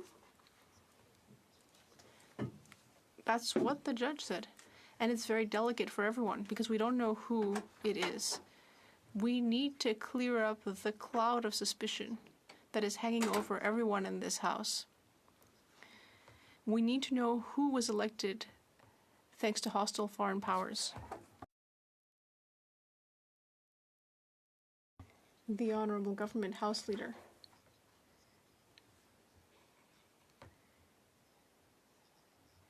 Thank you. We need our 338 MPs to only be faithful to Canada and its institutions. That is obviously the case. And I think my colleague would agree that given that this is the highest hall of our democracy, we of course need to respect also all other aspects of our democracy, like our intelligence services, our police forces, our judicial system, and the criminal code. Because they all exist to try to ensure that what was alleged in the report does not continue, although what is in the report is based on fragmentary information. I'd like to thank my colleague for the question. And yes, MPs need to show total loyalty to our country. For Cowichan Malahat Langford. Thank you, Madam Speaker, and I'd like to thank the Government House Leader for his intervention today. I do want to note that, at the end of this report, there are a litany of scathing conclusions on the Liberal government's action on this file. So I think that forms the basis as to why the opposition needs to take the government's promises with a grain of salt. Quoting that the slow response to a known threat was a serious failure and one from which Canada may feel the consequences for years to come. Madam Speaker, I also take note of the Government House Leader's comments that this should not be a partisan issue, but it does involve political parties. And while the Conservative leader continues to hide behind a veil of ignorance, not getting the briefing that would allow him to take action as party leader, we have yet to understand as to what the Liberal Party will be doing as an institution. Because when the director of CSIS was before the Public Safety Committee last week, he did say we don't have to rely on judicial processes or the police. There are actions political parties can take, such as removing members from their caucus and not allowing them to run again. So through you, Madam Speaker, what is the Liberal Party going to do to make sure that people don't have compromised persons on the ballot when we come to vote next election? The Honourable Leader of the Government in the House. Well, on the member's first question, I would put the government's track record of setting up formal processes, checks, balances, institutions against any other government. And we know governments across the G20, across the OECD, are facing these anti-democratic incursions from foreign state actors. And this government has responded comprehensively in the way that I outlined in my speech. As for political parties, I think all political parties, of course, have a duty to uphold the basic principles of democracy within their party processes. Those are very, very solemn and important things, and it's important that we arrive in this chamber not only with the support of our electors, of our constituents, but that prior to that, that we gain the confidence of the members of the political party to which we belong. That is a solemn process, and parties, of course, have the duty to continually review that process and ensure its integrity at the highest possible level. Comments, the Honourable Parliament Secretary to the Government House Leader. Yes, thank you. Madam Speaker, even prior to the Prime Minister becoming the Prime Minister in third party, we had advocated for a standing committee, NSICOP. And if it wasn't for NSICOP, we would not have the report that we're talking about today, Madam Speaker. And it's interesting, we had to, even in third party, when we were raising the issue, the Conservative Party opposed bringing in an NSICOP committee. It's important for us to recognize that today, because of the persistence of this government, the committee exists, and there's representatives from all political entities inside the Chamber and the Senate. And I'm wondering if my colleague could just enhance his comments in regards to why it is that all of us need to come together, as NSICOP has done, to follow through in listening to what's being said. The Honourable Leader of the Government in the House. Well, indeed, that is the irony of this situation, Madam Speaker, that the government was determined very early on to create these processes and institutions that were designed to review relevant intelligence, to, yes, hold our intelligence agencies accountable, but more importantly, to report to Canadians on the effectiveness of the work that goes on of necessity in secret.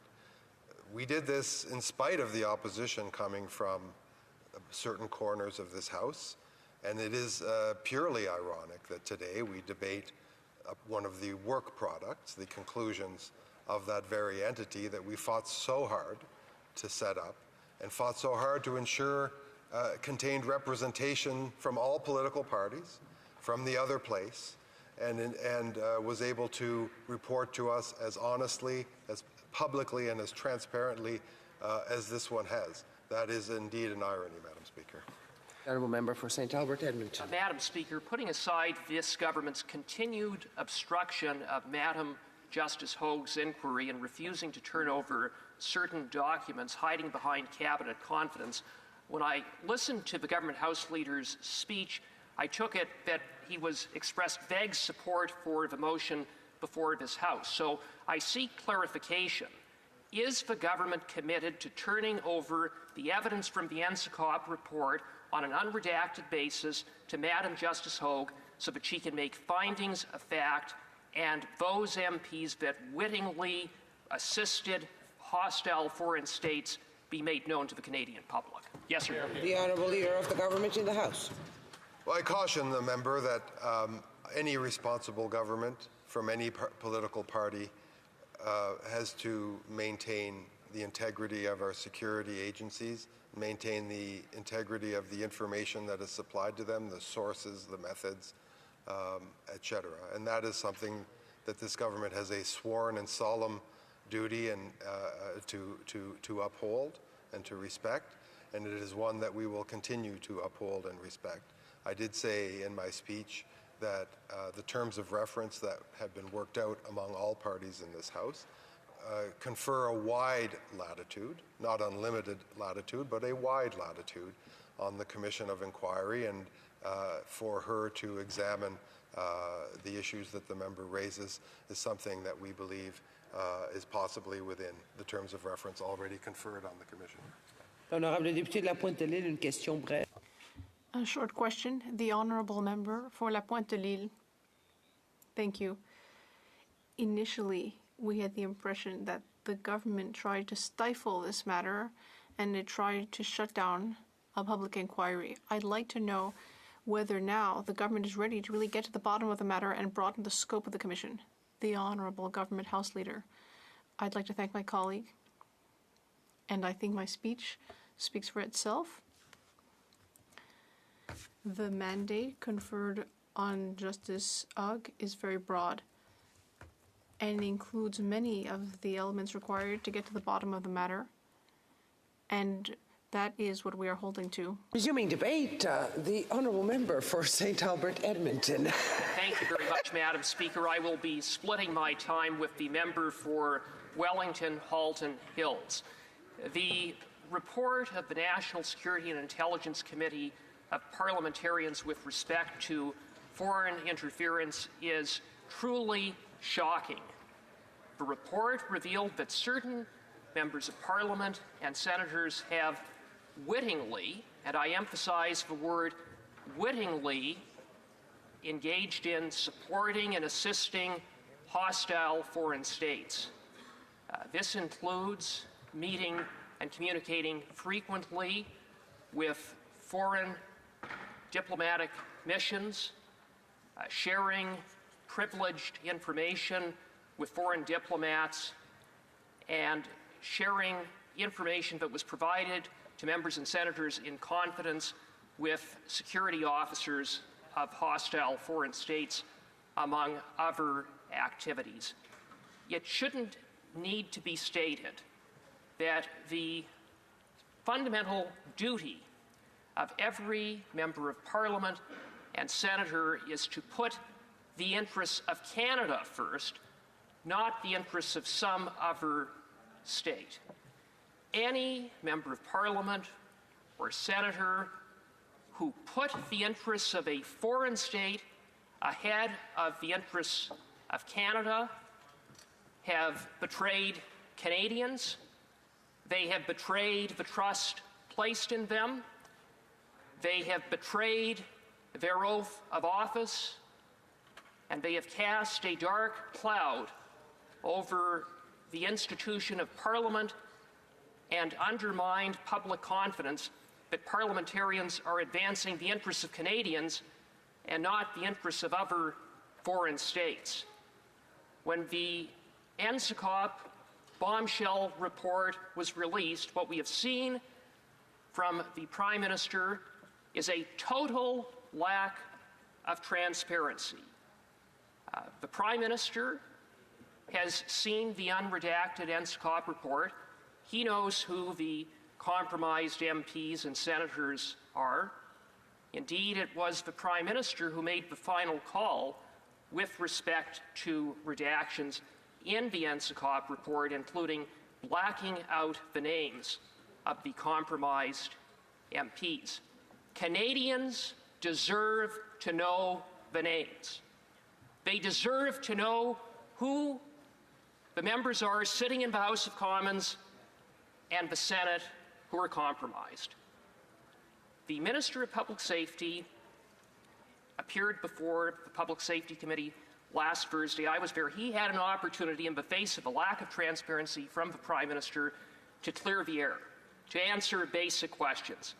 And I have to observe how disappointed I was with the Minister who provided non-answers, who was arrogant and dismissive in the face of legitimate questions being asked by members of Parliament on behalf of Canadians. The Minister of Public Safety, of course, refused to name names, just like the Prime Minister. He refused to disclose how many MPs and senators are compromised. He refused to even provide a ballpark figure. Is it 5, 10, 20? How many are we dealing with here? How big is the problem? And tellingly, the minister twice refused to answer the very straightforward question that I asked him, which is if he could provide the assurance that no one around the Prime Minister's cabinet table is among the compromised MPs. Twice, the Minister of Public Safety refused to answer that question, which I emphasize is telling and raises questions about whether foreign interference actors and their tentacles have extended to the highest levels of this government after 9 years of this Prime Minister.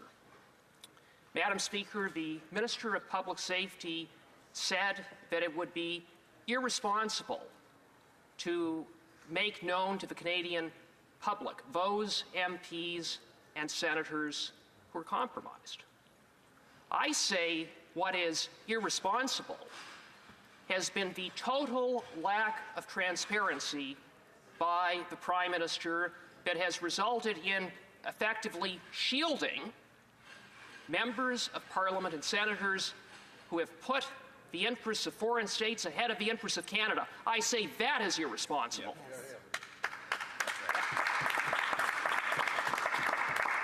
Madam Speaker, the Minister of Public Safety said that there were sensitive intelligence and national security considerations. He has a point, but only up to a limited extent. I would remind the Minister and the government that what is being asked of the government isn't to make known to the public sensitive intelligence or sources and methods. What is simply being asked of these Liberals, government, is to provide the names of the compromised MPs and senators. Just the names, please.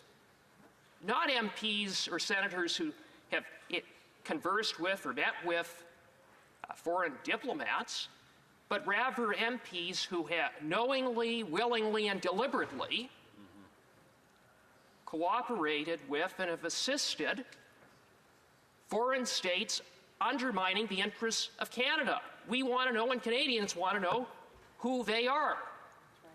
And so often we see from these Liberals that they hide behind national security and intelligence issues, and then we learn that it actually has nothing to do about those things, that it has to do with protecting the interests of the Prime Minister, the Liberal Party, and to save the government from embarrassment for its many, many failings when it comes to standing against and protecting Canada's democracy and sovereignty from foreign interference. After all, we have a Prime Minister who has a very well-established and disturbing track record of turning a blind eye to foreign interference so long as it benefits him and the Liberal Party.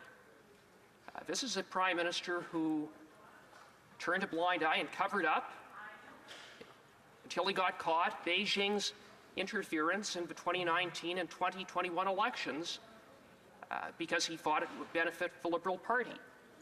This is a Prime Minister who was briefed in the 2019 election that one of his candidates, the current member for Don Valley North, was being assisted by the Beijing communist regime. Upon being briefed, what did the Prime Minister do with that information? The Prime Minister did nothing. He allowed that candidate to stand as a Liberal in the 2019 election, resulting in his election to the House of Commons, and he covered it up for 4 years. Madam Justice Hogg concluded that the Prime Minister's actions in that case were based upon his concern for, quote, direct electoral consequences, close quote. In other words, it was about protecting the Prime Minister and the interests of the Liberal Party over protecting our democracy from Beijing's interference. Simply put, this Prime Minister and this government cannot be trusted. However, the good news is there is a path forward, a reasonable path forward that was set out in a letter over the weekend from the opposition House Leader to the Minister of Public Safety. And that path forward would provide that the government turn over the intelligence and evidence in the NSCOP report to Madam Justice Hogg on an unredacted basis. Madam Justice Hogg could then review the intelligence thoroughly and make findings of fact with respect to which MPs wittingly assisted foreign states, and those findings of fact with the names of those MPs could then be put in a report that would then be tabled in Parliament. It would provide for the transparency that Canadians deserve, all the while protecting sensitive intelligence and allowing for a reasonable degree of due process in the circumstances. Madam Speaker, if it really is about protecting sensitive intelligence and national security, if that's all it's about, then this government should turn over the evidence to Madam Justice Hogg. And if these Liberals fail to do so, there's only one conclusion that can be drawn, and that is that once again the Prime Minister is protecting himself, the Liberal Party, and potentially compromised Liberal MPs. Thank you, Madam Speaker. Questions and comments. The Honourable Member for Kings Hants. Thank you, Madam Speaker. I'd like to thank my honourable colleague for his remarks here today. A couple things I want to remind him. The NSCOP report was very clear that there was multiple parties involved in terms of the MPs that either were wittingly or non-wittingly involved in these types of allegations. So the way I listened to his remarks, he suggested that almost this would be entirely on the Liberal benches. I would caution him that it was multiple parties and he could be talking about some of his own colleagues. But I do get to the point that I think is important, which is we need to be able to have some type of process here because of the way that this has been come to light. I do hope that he will encourage the Honourable House Leader, the Honourable Leader of the Official Opposition to actually take a security briefing so that he himself can see that report. But I want to ask this question, Madam Speaker. The member talked about the different thresholds of culpability. Some, of course, the report talked about wittingly, knowingly working with foreign governments versus individuals or MPs that might have not even necessarily known they were being targeted. Those are two different I would say, levels of evidence. How does the member square the idea of putting names out in the public of people that might not actually even be necessarily culpable, and then the reputational harm that might actually cause the member in question? We need to give questions to other people. The Honourable Member for St. Albert Edmonton. Madam Speaker, in answer to the member for King's Hants, what I said and what the opposition House Leader has provided for in the path forward in his letter is for Madam Justice Hogue to thoroughly review all of the intelligence, make findings of fact, and then release the names of those who wittingly, who knowingly, who deliberately and willingly collaborated with hostile foreign states. That is what we are proposing. Questions et commentaires, questions and comments. The Honourable Member for Cowichan, Malahat, Langford. Thank you, Madam Speaker. I want to pick up on something that the member for King's Hants talked about, and that is the continued reluctance of the Conservative Party leader to get a security briefing. I mean, if you look at the NCCOP report, paragraph 72 and paragraph 73 talk directly about the People's Republic of China and India directly interfering in the Conservative leadership process. If I was a Conservative Party leader, I would be treating that with a 5-alarm fire response. Now, the NDP leader is going to get a briefing on who these names are. And we all know that in this place, party leaders have incredible control over their caucuses. They can control who gets to sit in the caucus, and they can control who gets to run again. So again, through you, Madam Speaker, why the continued reluctance of the Conservative Party leader to get the briefing so he can take action in case there are compromised MPs in his own caucus? For St. Albert Edmonton. Madam Speaker, the leader of the Conservative Party doesn't have the authority to expel a member of caucus. That is a caucus decision.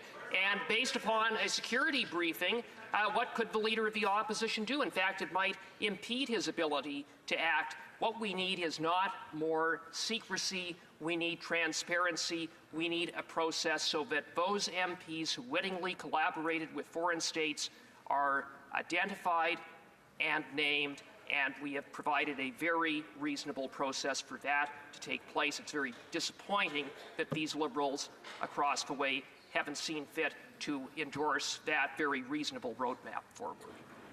Questions and comments. The Honourable Parliamentary Secretary to the Government House Leader.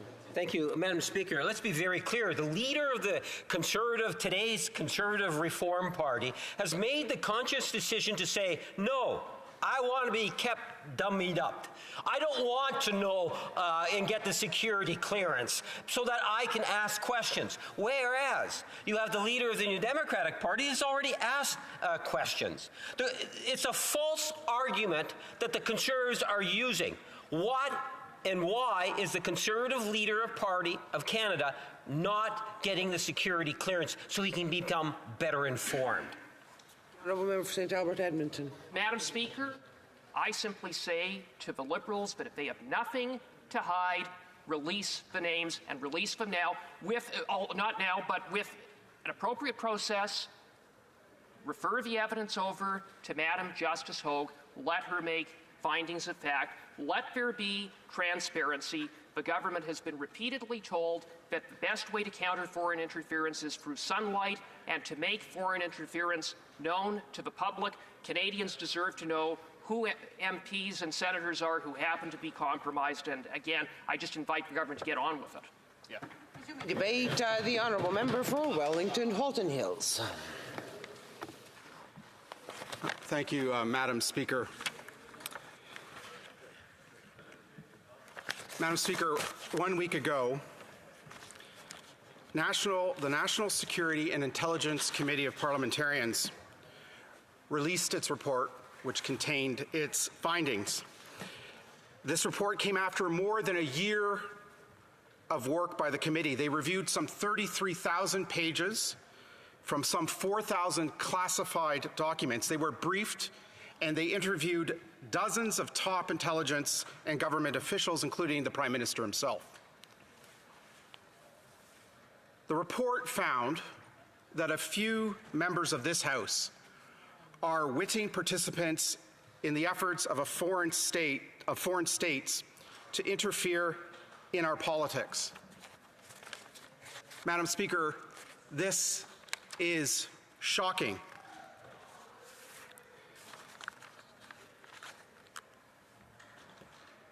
Le rapport a révélé que les parlementaires. The report revealed that parliamentarians had responded to the requests or direction from foreign officials to improperly influence parliamentary colleagues or parliamentary business to the advantage of a foreign state. The committee also concluded in its report that some members of Parliament of this place violated their oath of allegiance when they became members of Parliament. Examples. And Madam Speaker, I will be quoting from the report. The report found examples of, quote, members of Parliament who worked to influence their colleagues on India's behalf and proactively provided confidential information to Indian officials, end quote. The report found a, quote, textbook example of foreign interference that saw a foreign state support a witting politician, end quote. The report found that a, quote, particularly concerning case of a then member of Parliament maintaining a relationship with a foreign intelligence officer, end quote.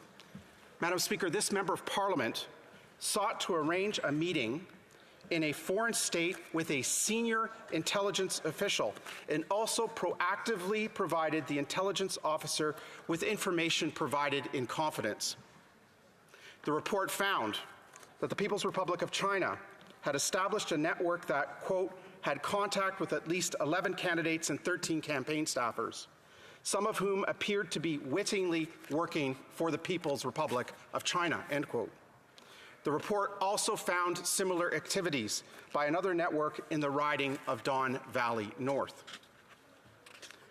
The report found parliamentarians had communicated frequently with foreign missions before or during a political campaign to obtain support from community groups or businesses which the diplomatic missions promised to quietly mobilize in their favor.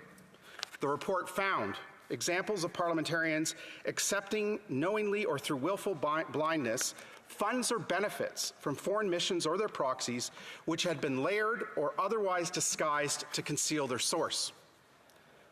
The report found that parliamentarians had provided foreign diplomatic officials with privileged information on the work or opinions of their fellow parliamentarians, knowing that such information would be used by those officials to inappropriately pressure parliamentarians to change their positions. The report found that parliamentarians had responded to the requests or direction of foreign officials to improperly influence parliamentary colleagues or parliamentary business to the advantage of a foreign state. And the report found that parliamentarians had provided information learned in confidence from the government to a known intelligence officer of a foreign state. What the report also found, Madam Speaker, was the identification of those parliamentarians who wittingly and knowingly collaborated with foreign governments to the detriment of Canada and the people of Canada. But, Madam Speaker, we do not know the identities of those members of this House who wittingly and knowingly worked in favor of the interests of a foreign government to the detriment of Canada and to the detriment of the people of Canada. That's because the report was ordered redacted by the Prime Minister under Section 21, subsection 5 of the National Security and Intelligence Committee of Parliamentarians Act. Madam Speaker, every single member of this chamber swore an oath or made a solemn affirmation that he or she would be faithful and bear true allegiance to the sovereign. Every single member swore that oath or made that solemn affirmation. What we swore to or what we solemnly affirmed was to be faithful and to bear true allegiance to our constitutional system. A constitutional system enshrined in the Constitution Acts, in orders in council, in rulings of the Supreme Court of Canada and the Judicial Committee of the Privy Council, in the unwritten conventions that have long governed Parliament and parliamentary democracies for centuries. In other words, we swore or solemnly affirmed that our first and foremost duty was to the people of Canada. Madam Speaker, the committee found in its report that a few members of this chamber violated that oath or that solemn affirmation. Those members need to be held accountable. Those members who willingly and knowingly and wittingly assisted a foreign government to the detriment of members of this place and their privileges, to the detriment of the interests of Canada, and to the detriment of the people of Canada need to be expelled from this House. And the way expulsions work in this place is that all 337 members of this chamber need to vote in public after a debate on expulsion. And Madam Speaker, I've had the difficult experience of participating in exactly a debate like that on a former member several parliaments ago. Not a pleasant thing to do, but a thing necessary to protect the integrity of this institution. And Madam Speaker, it shouldn't just be a criminal standard to which we are held in this place. The oaths and solemn affirmations we take are to the people of Canada. Our conduct needs to be becoming of those oaths and affirmations. Canadians also need to be able to go to polls in the next election knowing whether or not their incumbent member of Parliament was one of those few parliamentarians referred to in the report. That is why the Prime Minister needs to name the names of those members, along with the relevant information to allow this House, its caucuses, and its committees to hold those parliamentarians accountable, to take action to protect the integrity of this place. And that brings us to the motion in front of the House today. We once again find ourselves in a situation that we did a year and a half ago, that we did 3 years ago, that we did 4 years ago, where the government is not willing to respect the norms of parliamentary democracy and to provide this House and its committee with the information necessary for this House and its committees to do their constitutional role. The government is not willing to release this information. A year ago, we ended up in the same situation. We began debate and hearings on investigations related to foreign interference in this House and its committees in 2020. In November 18th of 2020, a motion that I had moved was adopted by this House calling on the government to produce a robust action plan to respond to the threats of foreign interference. And in the subsequent years of 2021, 2022, 2023, 4 committees of this House, the Procedure and House Affairs Committee, the Canada-China Committee, the Foreign Affairs Committee, and the International Committee Subcommittee on International Human Rights, conducted hearings, some 70 meetings, 364 witnesses, 152 hours of testimony, and some 1,902 pages of evidence trying to get to the bottom of foreign interference. And a year ago, the government punted it to NSICOP. Well, NSICOP has done its job and reported its report, which contained the names of members of this House who knowingly and wittingly assisted a foreign state to the detriment of the interests of the people of Canada. And here we are again with the government refusing to release the information. So we are once again left with having to go to an extra parliamentary process to get this referred to Justice Ogue, Commissioner Ogue, at the public inquiry so that we can get to the bottom of this, we can understand who was involved, and action by this House can be taken. Madam Speaker, we had the same problem with the Winnipeg lab documents. It took us 3 years to get that information. We had to resort to an extra parliamentary process through the ad hoc committee to get that done. Madam Speaker, we support the block motion, but I would like to move an amendment to the motion as follows. And the amendment reads, J'ai un amendement pour, mais nous appuyons la motion. We support the motion of my honourable bloc colleagues, but we have an amendment for them in a spirit of collaboration. Replacing paragraph C with the following. C, demand that the government provide the unredacted version of the special report together with all the intelligence documents and testimony which the committee considered to the public inquiry into foreign interference in federal electoral processes and democratic institutions, the Hogue Commission, and that the Hogue Commission's terms of reference be expanded in order: 1, to require the Hogue Commission, A, to assess the statements made at paragraphs 55 and 56, the text box following paragraph 57, and paragraphs 58, 59, 61, 64, 68, and 164 of the special report concerning officials who wittingly assisted, supported, or participated in the efforts of foreign states to interfere in Canadian politics. B, to question the individuals named or referred to in those paragraphs, and, out of respect for procedural fairness, to offer those individuals the opportunity to make representations concerning the statements. C, to make findings of fact concerning these statements. And D, to produce and publish a report by October 1st, 2024 on these matters, including its findings of fact and the names of any current member of the House of Commons it concludes engaged in these foreign interference activities, so that this House may take appropriate remedial action. And 2, allow the Hogue Commission to investigate other foreign interference efforts in relation to Canada's federal democratic institutions, including members of the House of Commons elected in the 43rd and 44th Parliaments, as well as senators.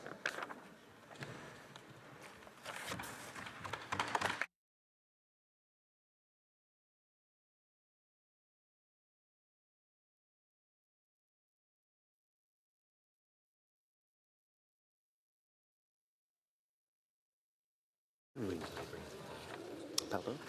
Oh, yeah. I can read this.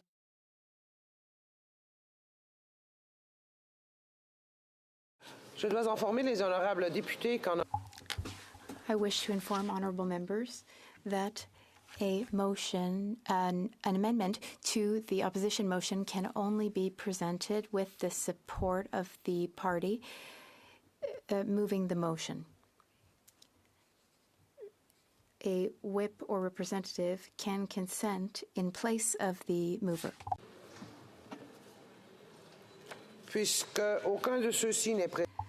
None of these individuals are currently in the House to approve the amendment, so the amendment cannot be moved at this time.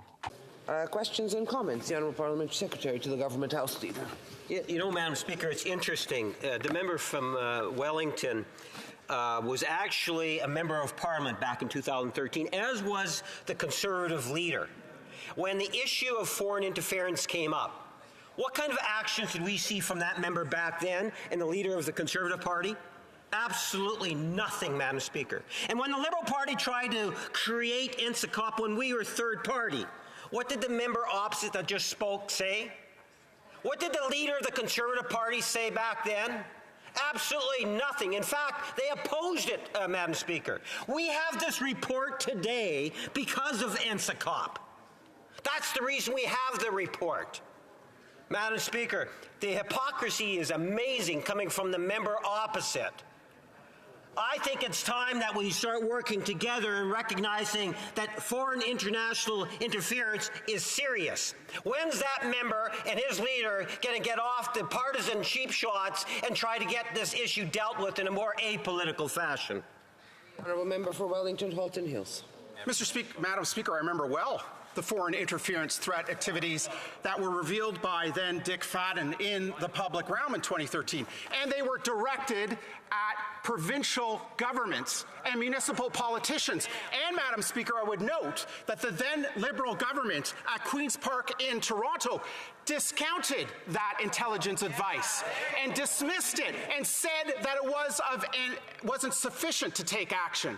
And here we are, some 11 years later, faced with the foreign interference threats now at the federal level. And with respect to NSICOP, the very structure and flaws of the committee have been proved. It is a committee of the government. And under Section 21, subsection 5, the Prime Minister ordered the redaction of the names of members of this House who were involved in these activities. And that's why that committee should be a committee of Parliament and not an extra parliamentary committee that lies beyond this House and its authority. Questions and comments. The Honourable Member for Vancouver East. Thank you very much, Madam Speaker, and I want to thank the member for his comments. There is a question in my mind about why we even have to be here to debate this motion. Right now, we have an inquiry on foreign interference. Commissioner Hogue has been given the mandate to do exactly that work. Shouldn't the government really just give all the documents unredacted, both within Cabinet and what NCCOP received, to Justice Madam Hogue for review so that we can have faith in the determination of the outcome of foreign interference activities related to Canada? As well, I would absolutely agree that the names of the people that are implicated potentially in this report under the allegation, who wittingly, knowingly, intentionally collaborated and worked with foreign states to undermine Canada's democratic institutions and processes. We should all be on board with that. Would the member like to comment? Member for Wellington Halton Hills. I want to thank my honourable colleague for her question on this. She's done a lot of very good work on this and at the public inquiry. And she rightfully points out something, which is that it has been reported that up to 10% or so of the documents that the government has submitted for the second phase of the inquiry have been redacted, and that other documents have been withheld from the public inquiry. And after reading the NSICOP report of a week ago, I wonder whether or not some of the 4,000 documents and some 33,000 pages in those documents that NSICOP received unredacted, I'm wondering whether or not Justice Hogue had access to all those documents to come to conclusions in her initial report. And my skepticism suggests, Madam Speaker, she does not, and which is why the government should hand over all of those 4,000 documents unredacted that NSICOP received to the public inquiry. Questions and comments. A very brief question. The Honourable Member for Trois-Rivières. Thank you, Madam Speaker. I thank my colleague for his speech. But at the beginning of the amendment proposed, we won't be in favour for the reasons I set out in my speech. Thank you. Reprise du débat, resuming debate. The Honourable Member for Cowichan Malahat Langford. Thank you very much, Madam Speaker. I do solemnly, sincerely, and truly declare and affirm that I will be faithful and bear true allegiance to Her Majesty Queen Elizabeth II. I uttered those words 3 times now, Madam Speaker, once in 2015, once in 2019, and again in 2021. And of course, now our allegiance lies with His Majesty King Charles II. It's important to note that we are not giving our oaths to the person, Madam Speaker. It's really actually to the embodiment of the Crown as an institution, which is, of course, a symbol of the Canadian state. A ship that continues to sail on despite the occasional changing of its captains. I never thought that I would arrive at a moment in time when I had to seriously doubt the sincerity of that affirmation or oath from fellow members of Parliament, but given the astounding report that we received last week from the National Security and Intelligence Committee of Parliamentarians, that is the moment that we have all arrived. Madam Speaker, I do want to note that I am incredibly proud to be a member of a caucus which has consistently led the way on trying to get results on this file. I take members back to just over a year ago on May 30th of 2023 when my honourable colleague, the member for Vancouver East, used our opposition day in the House of Commons to make sure that we debated a motion on calling for a public inquiry.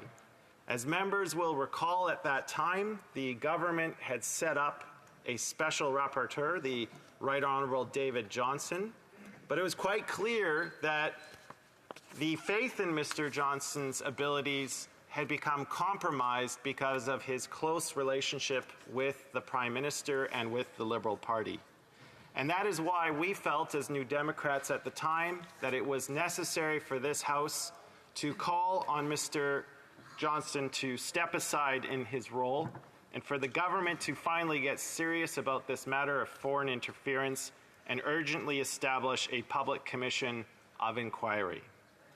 I'm pleased to report, Madam Speaker, that that motion, thanks to all of the opposition parties, that motion brought in by my party passed by a vote of 174 to 150, and unfortunately the Liberals were the ones who voted against it. And it did have results because Mr. Johnston resigned the following week. He understood at that moment in time that it was simply untenable for him to continue in his role while not enjoying the full confidence of the House of Commons. And we know, of course, that finally the Foreign Interference Commission was set up on September the 7th of 2023. I am a member of a caucus which has seen its leader, the NDP leader, the member for Burnaby South, who has been directly impacted by foreign interference. And we know that my colleague, the member for Vancouver East, has also suffered the same. In our small, close-knit NDP caucus, we know all too well how pernicious foreign interference is because we have seen it directly implicate and constrain and negatively affect two of our members. So it's personal for our caucus, Madam Speaker. This is very personal. That brings me to the motion that the Bloc Québécois has brought forward for their opposition day for the House to consider and eventually vote on. And I want to break up my speech into several parts looking at the various components of this motion. So let's take a look at the first part of the motion, Madam Speaker, that the House takes note of the special report on foreign interference in Canada's democratic processes and institutions of the National Security and Intelligence Committee of Parliamentarians. So let's take note of the report, Madam Speaker. First of all, I want to note that in the opening paragraphs, the following quote appears. The committee noted the intelligence community's consistent assessment that threat actors continue to consider Canada a permissive environment, viewing interference activities as a low-risk, high-reward way to pursue strategic interests. And at the end of the report, Madam Speaker, there is a litany of scathing conclusions against this Liberal government, complaining that the delays in developing policy demonstrated a lack of urgency commensurate with the gravity of threat, that delays in actions undermine the government's operational responses to the threat, and that a slow response to a known threat was a serious failure and one from which Canada may feel the consequences for years to come. Let that sink in, for years to come. We are very much behind the eight ball on this issue. The warnings have been there, and our country has been slow to act, and those are the findings of NCICOP. And furthermore, Madam Speaker, we know now, too, that this Liberal government is withholding more than 1,000 pages of documents from the committee, just as they have withheld documents from the public inquiry. That is hardly the actions of a government that is dedicated to transparency. And I would argue at this moment in time, what we need is transparency, we need to rebuild trust, and we need to have accountability. This is an issue that rises above any one political party. This comes to the foundations of our democratic system itself. And that is not full of hyperbole. That is the actual truth. There is a real deficit in trust in the Canadian public right now. And underpinning that, all of that, is trust that we have faith that our democracy is there, that it continues on through the turbulent times, that we can have faith that the people we elect to this place are doing their job honorably, on behalf of their constituents, and in the best interests of the country we call Canada. It is clear that we have arrived at a moment where we must forcefully push back against hostile foreign powers who seek to undermine our democracy. Let's go to the second part of the motion, Madam Speaker, that the House express concern that certain elected officials may be wittingly or unwittingly working in the interests of foreign powers. The NSICOP report landed with the force of a bomb last week. Its allegations that sitting members of Parliament are working on behalf of foreign interests is an incredibly serious issue which this House must be seized with. For example, paragraph 55 in the report talks about some elected officials wittingly assisting foreign state actors soon after their election.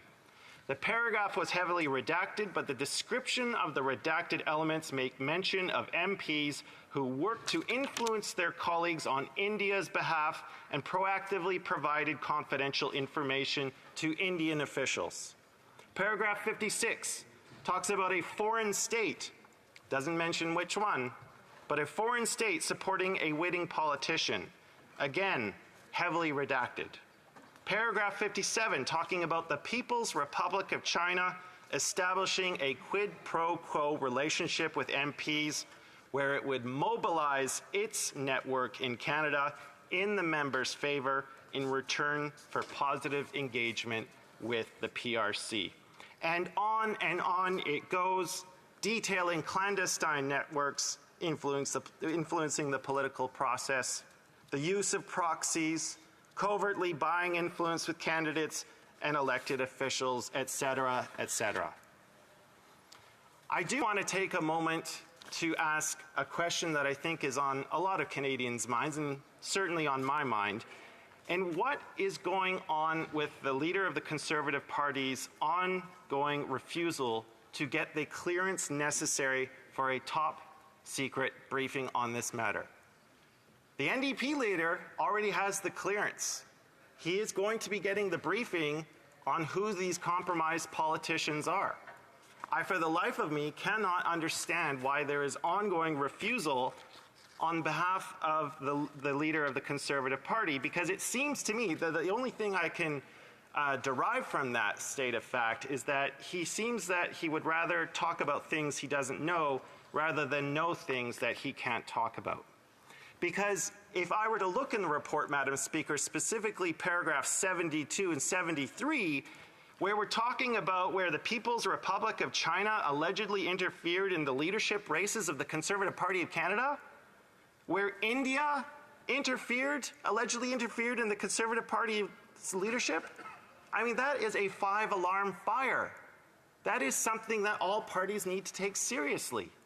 And we know, of course, of the allegations that exist out there with the Liberal Party. It's already impacted one of their sitting MPs, who's now sitting as an independent. So again, this is an issue that I think every single leader in this place needs to get up to speed on. And I'll tell you why, Madam Speaker, because last week, as a member of the Standing Committee on Public Safety and National Security, of course, we were doing a thorough review of Bill C-70, which I'll talk about later, but which is designed to deal with foreign interference. One of our witnesses was David Vigneault, who is the director of the Canadian Security and Intelligence Service. And I asked him about this, is it in the intelligence community's interests that key members of Parliament, i.e. leaders of parties, get briefed on this information? And he said yes. It is in their interest to make sure as many key members of Parliament, of the whole Parliament of Canada, are briefed on this because, again, I understand there is a wide gulf between intelligence and evidence, But there are other mechanisms that party leaders can make use of within their own caucuses, so that if a party leader learns the identity of a compromised MP, there are actions that leader can take within their caucus to make sure that the Canadian people don't have a compromised person on the ballot in the next election. That is one avenue that can be taken. And it is shameful, I think, that for so many times here, there is a choice, a deliberate choice, to play partisan games rather than become informed. And in my opinion, Madam Speaker, that is simply not leadership. And, you know, so there's a veil of ignorance on the Conservative side, but on the Liberal side, their continued reliance on judicial process and the RCMP investigating is also a cover, because, again, there is that gulf between intelligence and evidence. The intelligence does not always meet the high standards that's necessary in a court of law. And often intelligence agencies are very loath to share that intelligence because it could compromise their sources which gathered the information in the first place. But again, to the CSIS director's point at committee, there are actions that party leaders can take, but they can only take them if they make the conscious choice to become properly informed, and we have yet to see that from the Conservative Party leader. The final part of the motion, Madam Speaker, from the Bloc Québécois is asking that the terms of reference for the Foreign Interference Commission, known as the Hogue Commission, be expanded to investigate Canada's federal democratic institutions, including members of the House of Commons elected in the 43rd and 44th Parliaments, as well as senators. Now, I have listened to some of the debate thus far, and some members believe that the existing terms of reference already cover this, but I would say that given the heightened attention and interest that is on this issue and the very real concern that Canadians have with it, if there is any way that we can ask the government to give more specificity and direction to what the terms of reference should be to the Commission, then I, for one, would be in favor of it. I do think it's reasonable to ask for that because, again, we need to make sure that the inquiry has full access to all of the classified material. We cannot have cabinet confidences blocking this inquiry's search for the truth. That is very much a fact, and I think most Canadians would very much agree with that. So, Madam Speaker, I think we're all very well aware of how serious this issue is and the attention that we need to pay to it from this point forward. But I guess the next question is, where do we go from here? Because again, you know, I love reviewing Canadian statutes, and the statute, of course, that is most at play on these circumstances is the Security of Information Act. And anyone under that act who is permanently bound to secrecy commits an offense when they intentionally and without authority communicate or confirm special operational information. And in this case, that would be the names of these MPs. So we are in a conundrum here, because on one hand, we have the Security of Information Act with very stiff penalties. I mean, if you commit an offense under the SOIA, as it's known, the Security of Information Act, you could be found guilty of an indictable offense and liable to imprisonment for a term not more than 14 years. That is a serious punishment for breaching these conditions in the Act. And again, members of NSICOP, they are members of Parliament, but if you look at the Act that creates that committee under Section 12, no member of that committee can claim immunity based on parliamentary privilege. They have waived their parliamentary privilege to be a part of that committee, and as a result, they are also bound with secrecy. They cannot utter the names because they would be found liable to imprisonment as well. But then I must return to the rights of the House of Commons itself, because I think we're setting up a battle here between the right of the House versus existing statutes. And we all know that two of the most powerful mechanisms that the House of Commons has is the regulation of its own internal affairs and the power to discipline.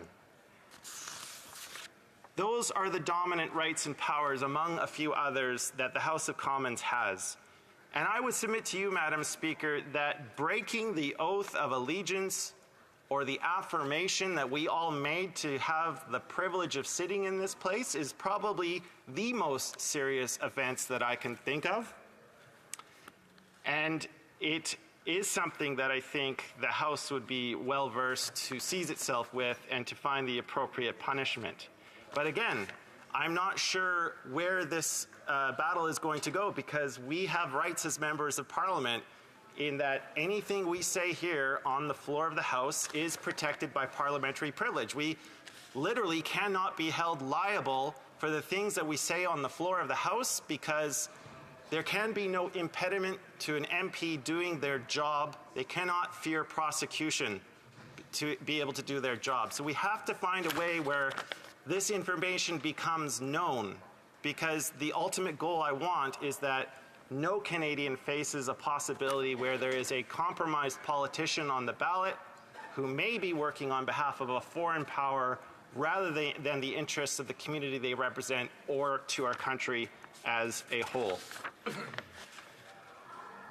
I do want to take a little bit of time. How much time do I have, Madam Speaker? Thank you very much. So just in the last 2 minutes, I do want to mention that, you know, in terms of where we go from here, Bill C-70 is going to go through clause by clause this afternoon. I'm going to be there reviewing every single one of those clauses, and it's going to be reported back to the House hopefully by Wednesday.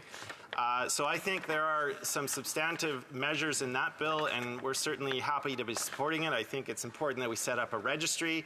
I think it's important that CSIS's Act gets updated so that it can work in a digital world.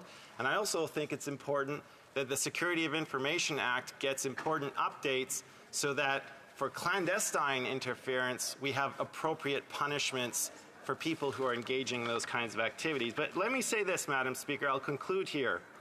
With every action, there is an equal and opposite reaction, and I think that foreign governments need to hear this message.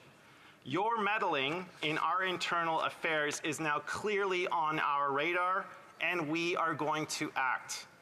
This is an item that the country is seized with, that this Parliament is seized with, and we are now prepared to take the measures to make sure we root this problem out and get the perpetrators the justice that they so clearly deserve. The allegations that MPs knowingly received help from a foreign government are deeply disturbing. No one with those interests in mind should be sitting in this House of Commons. They should not be welcome in the Parliament of Canada. And Canadians ultimately do deserve to know who these MPs are, who they are in undermining our democracy, and the government must find a way forward with this. All parliamentarians have an obligation to do everything they can to address foreign interference. And with that, Madam Speaker, I will conclude by saying that we will support this motion. We will always be on the side of supporting efforts to get to the bottom of this issue and treating it with the seriousness that it deserves. Thank you very much. Questions and comments, l'honorable député de Laurentides-Labelle. The Honourable Member for Laurentides-Labelle. Thank you, Madam Speaker. I'm glad that my colleague clearly agrees with what we're proposing. Now we're here today, but how is it that after everything that's happened over the last few months and the proximity that this member for the NDP has with the government, how is it that he hasn't been able to better use his influence in order not to have an opposition day like today? Member for Cowichan-Malahat-Langford. Well, Madam Speaker, as I mentioned in the early part of my speech, on May 30th of 2023, it was the NDP that put forward the motion that expressed our distrust with the Special Rapporteur because of his close ties with the Prime Minister and the Liberal Party of Canada. It was that very same motion which established the need for a public inquiry. And we actually achieved both those things, because the week after our motion was passed, no thanks to the Liberals, thanks to the Bloc Québécois for their support, but after that motion was passed, David Johnston stepped down as the Special Rapporteur, and on September 7th of 2023, we had the public inquiry set up. So we have been using our influence with the government because we did achieve two notable things. And I'm very much looking forward to the fact that our leader is going to receive the briefing necessary to understand which MPs are implicated in this mess, because I think all party leaders in this place need to have that briefing. They need to understand if members of their own caucus are compromised so they can take the appropriate actions to make sure that those individuals do not show up on a ballot come the next election. Questions and comments? The Honourable Member for Avalon. Thank you, Madam Speaker, and I thank the member opposite for his speech and what he had to say in it. I will say one thing, but I wonder, does he feel like I do, that until we know who exactly is named in that report as being conspiring with foreign entities, that a dark cloud hangs over all 338 members, because everyone is suspected that they're the person or one of the persons. I think the names, like he said, should be released, and how many should be released as well. Thank you. The Honourable Member for Cowichan Malahat Langford. Well, thank you, Madam Speaker, and I thank my colleague for that comment. It's very much true. Since that report landed with the force of a bomb last week, it has let a cloud of suspicion hang over this entire place. I did note that there is a wide gulf between intelligence and evidence, so that it may not always be possible to satisfy evidence that someone was directly implicated in a court of law, but there are extrajudicial methods that we can take, and that's why it's very important that party leaders get briefed on this to find out if there are compromised members in their caucus. But what I'm really worried about, Madam Speaker, is that I'm worried that one way or another these names are going to get leaked out anyways, and I think it's really important for this Parliament and indeed this government to stay on top of that file to make sure we agree on a process where we can make sure that those members are getting the punishment that they are due for conspiring to work on behalf of a foreign power, but also that Canadians can be sure that they will no longer show up on a ballot in the next federal election. For Calgary East. Calgary South. Thank you very much, Madam Speaker. My colleague gave a very good speech there on what's happening here and how we have to address this, but he has one dichotomy in that speech, and that is the role of Her Majesty's loyal opposition in that, and declaring that the leader of the Conservative Party should get that briefing. And later in his speech, he talked about the parliamentary role that we have to play as Her Majesty's loyal opposition in holding the government to account.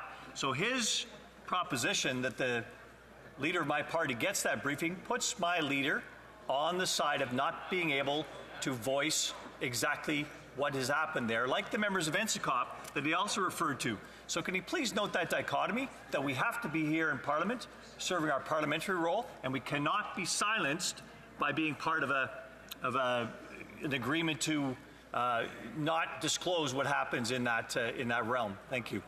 The Honourable Member for Cowichan Malahat Langford. Madam Speaker, I will agree with my colleague. It is a challenge. We have an existing statute coming up to face with parliamentary privilege, but that should not preclude his leader from getting the briefing necessary. As I said in my speech, I was speaking with the director of the Canadian Security and Intelligence Service, David Vigneault, at committee last week. He said it is of the opinion of the intelligence community that all leaders get briefed on this very serious issue. We may not be able to speak about it, but there are actions that party leaders can take in their own caucuses. And I think eventually we are going to find a path forward where we get to know these names. But I don't believe that the Conservatives' current arguments precluding their leader from getting this briefing hold much water. And I would urge him to speak to his leader to get the briefing, because I think we need to rise above partisanship right now and get to the bottom of this. And that starts with every leader getting the briefing necessary to get the names. Commentaires? The Honourable Member for Saanich Gulf Islands. Madam Speaker, to my honourable friend from Cowichan Malahat Langford, since he made reference to the Bill C-70, which we fast-tracked on Foreign Interference Registry, which I supported, I've since heard from many concerned groups, and I wonder if he has as well, that in our collaborative spirit, which is so rare in this place, to get the bill through and heard and have a foreign interference registry. I think we've made a mistake in not allowing the bill to be properly studied. There are a lot of concerns being raised now, and I wonder if the honourable member has any concerns, as well as member of the committee, how we might be able in a future parliament to hear expert witnesses and amend the bill. The honourable member for Cowichan Malahat Langford. Thank you, Madam Speaker. I'd like to thank the member for Sandwich Gulf Islands for that question. And indeed, we certainly have heard those concerns, not only in briefings, but also from witness testimony. The National Council of Canadian Muslims has certainly raised concerns with parts 1, 2, and 3 of the bill. They're very happy with the registry. But again, I think we were put in this uncomfortable position because we waited so long for the legislation to arrive in the House of Commons.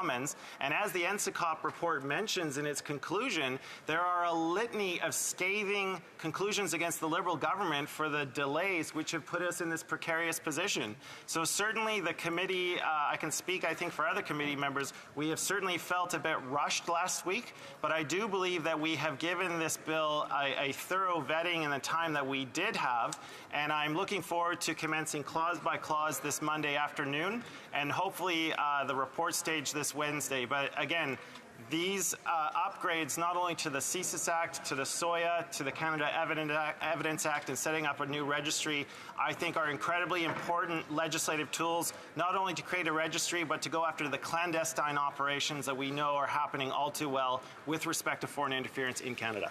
Questions and comments. Questions et commentaires. The honourable member for Vancouver East. Thank you very much, Madam Speaker, and I thank my colleague for his comments. In the NSICOP report, it actually indicated that the Prime Minister actually already know who these individuals are.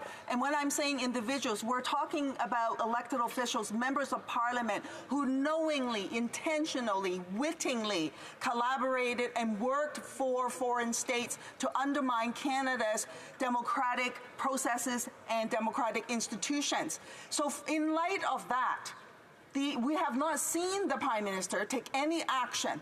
The community, the public, members of Parliament is entirely kept in the dark. Isn't it time that that information be shared with all parliamentarians and, most importantly, with all Canadians? Because when we run for office, isn't it our job to serve Canadians and not foreign states? The honourable member for Cowichan Malahat Langford. Thank you, Madam Speaker, and I'd like to thank my colleague from Vancouver East. You know, I read this report again and again on my recent flight from home to Ottawa, and the conclusions in here are damning. And I agree. The fact that the Prime Minister has known this for quite some time, and we only learned about it last week. That is a brutal judgment. And I asked the Liberal Party earlier, like the government House leader, what is the Liberal Party prepared to do to make sure that its candidates in the next election are not compromised? It's obvious that the government has fallen short on this matter. It has clearly fallen short of our expectations, let alone Canadians' expectations. We need to find a way where we learn the identities of these people. And again, underlying this critical point, we need to find a way to make sure they are not on the ballot in the next federal election.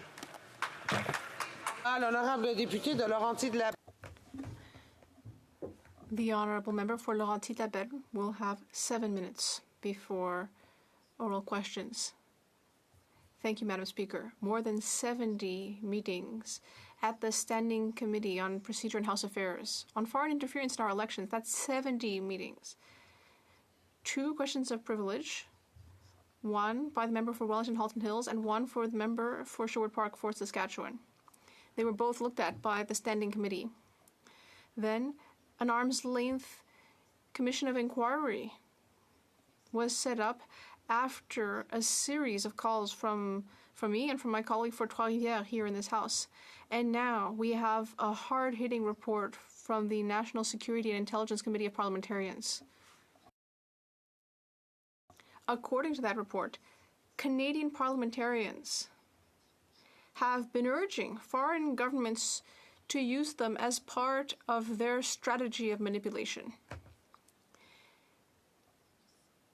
And yet, this government doesn't seem to see this as an emergency. All it wants is to stifle the situation, It just wants to sweep it under the rug. But no, I think that despite whatever this government is trying to do, it's not going to be able to keep this under wraps any longer. What will it take for the government of Canada to finally act? It's remarkable that the Bloc Québécois, a sovereigntist party, is having to lead the charge in order to get this raised in the Parliament of Canada. It's disturbing. And in fact, the Parti Québécois even wants to launch an inquiry in Quebec on foreign interference. The mayor of Brossard has lent her support to the idea because the federal government is just not doing its job. Last week, we learned that members in this House have been directly influenced by China, and that worse still, they are actually looking for opportunities for this kind of thing. They are taking advantage of the stratagems of these hostile foreign states for their own personal ends. It's extremely upsetting. I hope that people understand what I'm talking about here. And yet, whenever we raise the matter, the government brushes us off, saying that it's not that serious. This government really needs to step up and understand how serious this is. Madam Speaker, you know that I'm a sovereigntist and that I sit in a parliament which I would prefer not to be part of because I want Quebec to be independent. But now I'm asking the federal government to defend Canada. This government is simply not up to handling this issue appropriately. Because all it wants is to stifle the issue. First of all, it tried to avoid having a public inquiry. And then it appointed a special rapporteur who was actually a family friend of the Trudeau family. All of this to try to distract the public. Then time passed. And then the parliamentary secretary to the Minister of Public Safety said to opposition members, and I quote, "Get over it." She said that right in the middle of a parliamentary committee. I can say without hesitation to the member for Pickering-Uxbridge, no, I will not get over it. Because I do not trust this government. For months and months, I've been hearing what security agencies have to say. CSIS, the RCMP, and so on. And they're all shuffling the issue among themselves. They've been telling us that they're doing their work, but that it's very hard. I don't understand why it's so hard. And no one had the courage to stand up and answer me at committee. Madam Speaker, I'd like to share my time later with a member for Beauport-Limoilou. Is that right? Yes.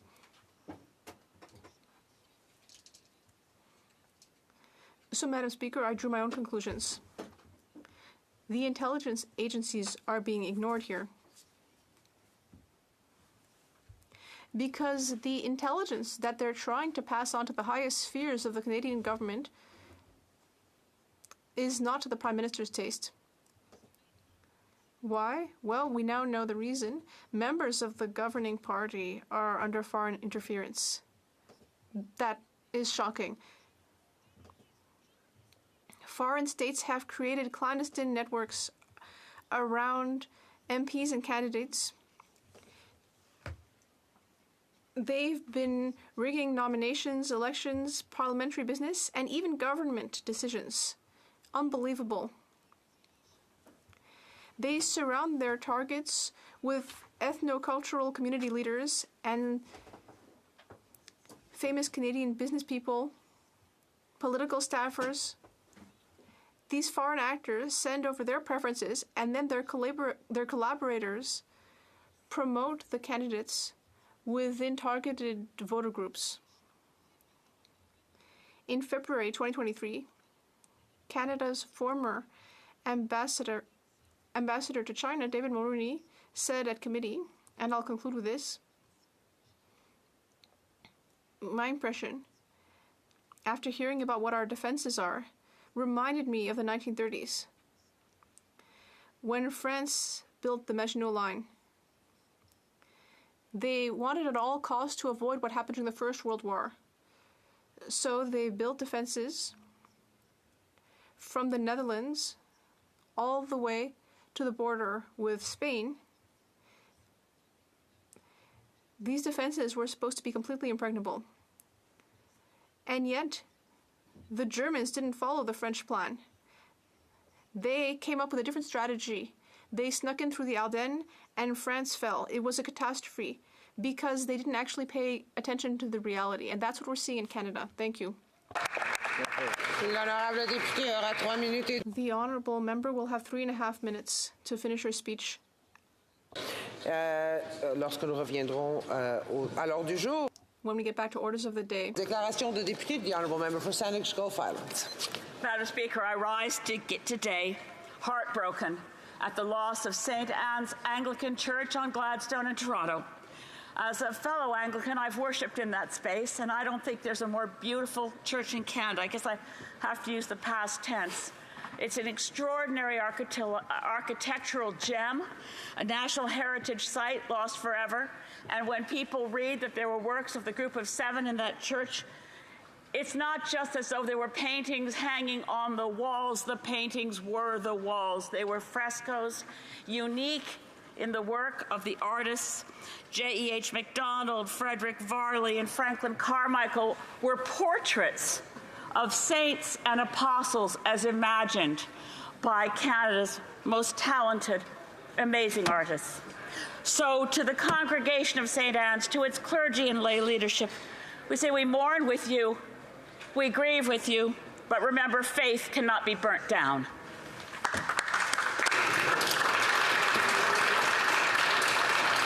The honourable member for Richmond Hill. Madam Speaker, today marks the Dragon Boat Festival, a traditional Chinese holiday that commemorates the life and death of famous Chinese scholar Kuo Yuan. I look forward to commemorating the festival by attending the highly anticipated 36th year Toronto International Dragon Boat Race Festival this Saturday, organized by the Toronto Chinese Business Association and GWN Dragon Boat. This year, the festival will welcome over 2,000 athletes and 80,000 visitors globally to the Toronto Island, showcasing Canada's leadership in promoting the sport of dragon boating, as well as Asian and Chinese Canadian cultural heritage. Let us continue to honor Asian Canadian legacy with the spirit of celebration, reflection, and solidarity within our communities. I wish everyone a safe and healthy Dragon Boat Festival. Thank you, Madam Speaker. The honourable member for Kootenay, Columbia. Madam Speaker, today I would like to highlight a group local to Nelson, BC, the N2 Neighbourhood Network. Heading up this group is Tanya, a local business owner who is passionate about keeping Nelson safe and prosperous for future generations. Although local to Nelson, the N2 Neighbourhood Network has traveled around Kootenay, Columbia, and BC to listen to business owners and communities alike regarding the increase in crime and drug use in our areas. By listening to folks, Tanya and the group can bring awareness to situations that are, frankly, getting out of hand. Needles in playgrounds, graffiti on public and private spaces, damage and theft from our small business owners. They meet publicly with all welcome to discuss solutions to bring these ideas to the authorities. It is appreciated to have such passionate community contributors openly trying to better our communities, seeing that public drug use and blatant disregard for property and people's safety is getting out of control. I look forward to supporting this group and seeing how it grows for a better future. Thank you.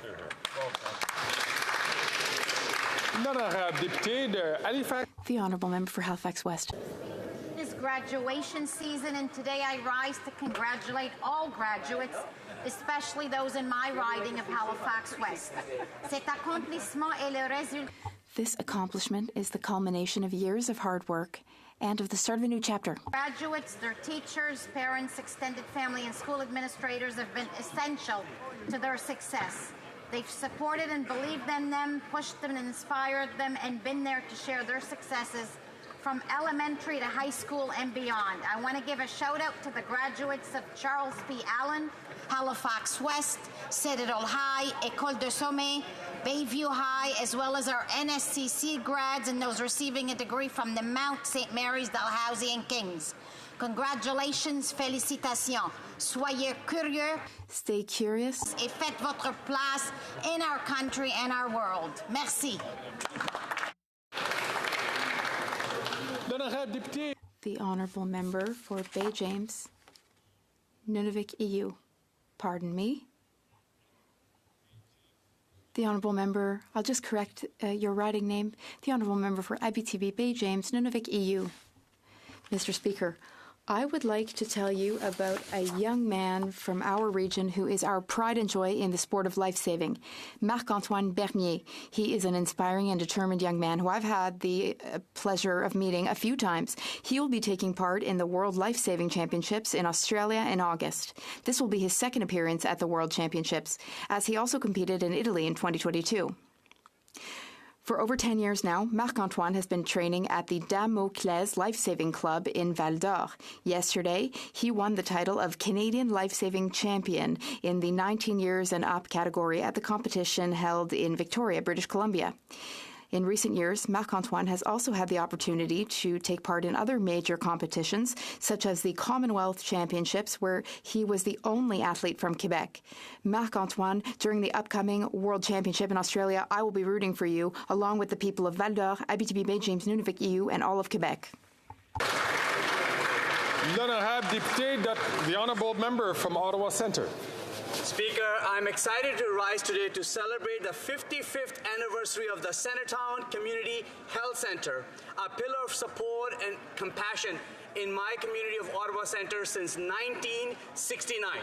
Over the past 5.5 years, CCHC has evolved into a multi-service, non-profit organization offering a wide array of services that cater to the diverse needs of the residents of Centretown. I know that personally, Speaker, because I had the great fortune of serving on the board of Centretown Community Health Centres for several years. Grâce à leur travail, la mission de CCHC. Thanks to their work, the CCHC's mission goes beyond simply treating illness. Their holistic approach, which includes promoting healthy living, supporting mental health, tackling addiction, and fostering inclusive communities, ensures that every individual feels valued, supported, and empowered. Many people to thank, but I want to congratulate all the staff for their hard work for serving so many in our community. Merci, Monsieur le Président. Thank you, Mr. Speaker. The honourable member from Calgary Heritage. Every day, I hear NDP Liberals make the disturbing claim that Canadians get more than they pay into the carbon tax. It's as if they're completely tone deaf to the voices of real Canadians. So I'm bringing the stories of everyday Calgarians right into this chamber. Here's the real impact of the carbon tax. For the Royal Canadian Legion 285, $12,144 this year. For Bitter Sisters Brewery, $8,200 last year. For Maria, her husband, and their two wonderful children, the burden is becoming absolutely unbearable. They buy expired food just to make ends meet, denying their kids the proper nutrition they need.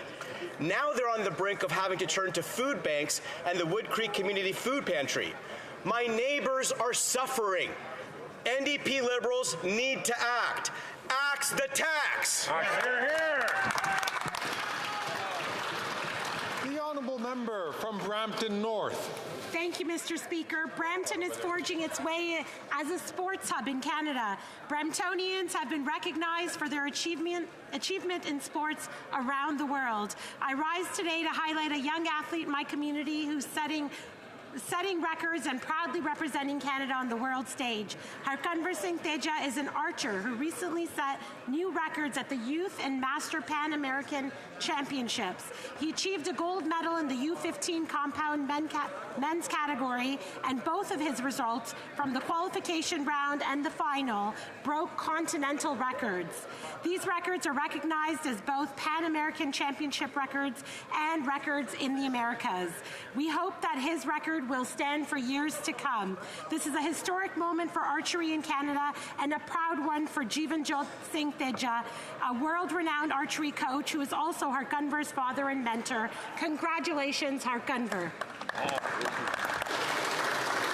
The honourable member from Windsor-Tecumseh. Mr. Speaker, today I rise in the House of Commons to pay tribute to a legendary teacher, Mr. Gary Rankin, sometimes referred to as Mr. Riverside, for his love of teaching, 23 years, all of them at Riverside High School, but also for his work in the Riverside Minor Baseball Association. At Riverside High School, he coached sports teams, but where he truly left his mark was leading Riverside Student Parliament. teaching leaders of tomorrow how Parliament works and what public service is all about. Mr. Rankin retires this year, leaving behind a legacy of community service as a great teacher and a great role model. I know this, Mr. Speaker, because 3 of my staff at my constituency office and on Parliament Hill were once his students. To Mr. Riverside, we say congratulations on your retirement, thank you, and never goodbye, but perhaps this House now stands adjourned. Thank you. The honourable member from Selkirk, Interlake Eastman. After 9 years, this government has given hundreds of millions of dollars in contracts to their lobbyist friends. The Department of National Defence handed out $72 million in consulting contracts last year alone. This includes the usual recipients like McKinsey, which were awarded a total of 13 non-competitive contracts. But that's not all. The Prime Minister's favorite company, SNC-Lavalin, is back. They're once again awarded contracts worth well into the 6 figures. When questioned about this at public accounts, neither the Defence Minister nor his officials could answer what these contracts were for. Meanwhile, our troops are being forced to visit food banks, couch surf, and have even started GoFundMe campaigns. Yet this Liberal NDP government has handed out millions in contracts to Liberal insiders and friends. Conservatives demand that the government treat our troops with the respect and decency they deserve. In an increasingly dangerous world, it won't be lobbyists who defend Canada, but the brave members of the Canadian Armed Forces who will be called upon to serve our great nation. The honourable member from Mississauga East, Cooksville. Speaker, in June we come together to celebrate Portuguese Heritage Month, a significant occasion where we acknowledge the remarkable contributions that Portuguese Canadians have made to this great country. Today, June 10th, is Portugal Day, observed both in Portugal and across the globe. As a Portuguese Canadian, this day holds a deep sense of pride and joy for me personally. It's a momentous occasion that allows us to reflect on our shared heritage and commemorate the achievements and traditions of Portugal. Since the first Portuguese immigrant pioneers to Canada, over the course of these 70-plus years, the descendants of these courageous pioneers have flourished and achieved greatness throughout this magnificent country. Today, let us take this opportunity to celebrate their accomplishments and honor the rich heritage and seamless integration of the Portuguese community in Canada. Feliz Dia de Portugal, Dia de Camões, Dia das Comunidades, Viva Canadá, Viva Portugal. Thank you. Obrigado. The honourable member from Caribou, Prince George. After 9 years of this NDP Liberal government, Canada's opioid and overdose crisis is raging out of control. The Prime Minister's solution to the crisis has been to flood our streets with taxpayer-funded drugs marketed as safe. Now a doctor from London, Ontario, where Canada's first safe supply program started, is sounding the alarm. Dr. Sharon Koivu, who initially supported the program, said that Safe Supply has worsened the addictions crisis in her community.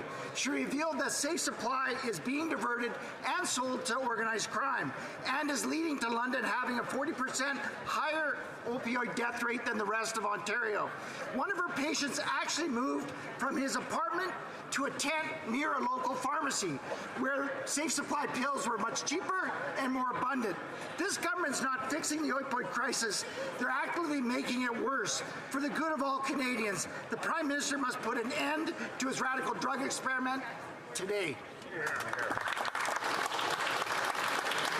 The honourable member from Lakeland. After 9 years, poverty and food insecurity are emergencies in Canada. Last year, a record 2 million Canadians had to visit food banks in a single month.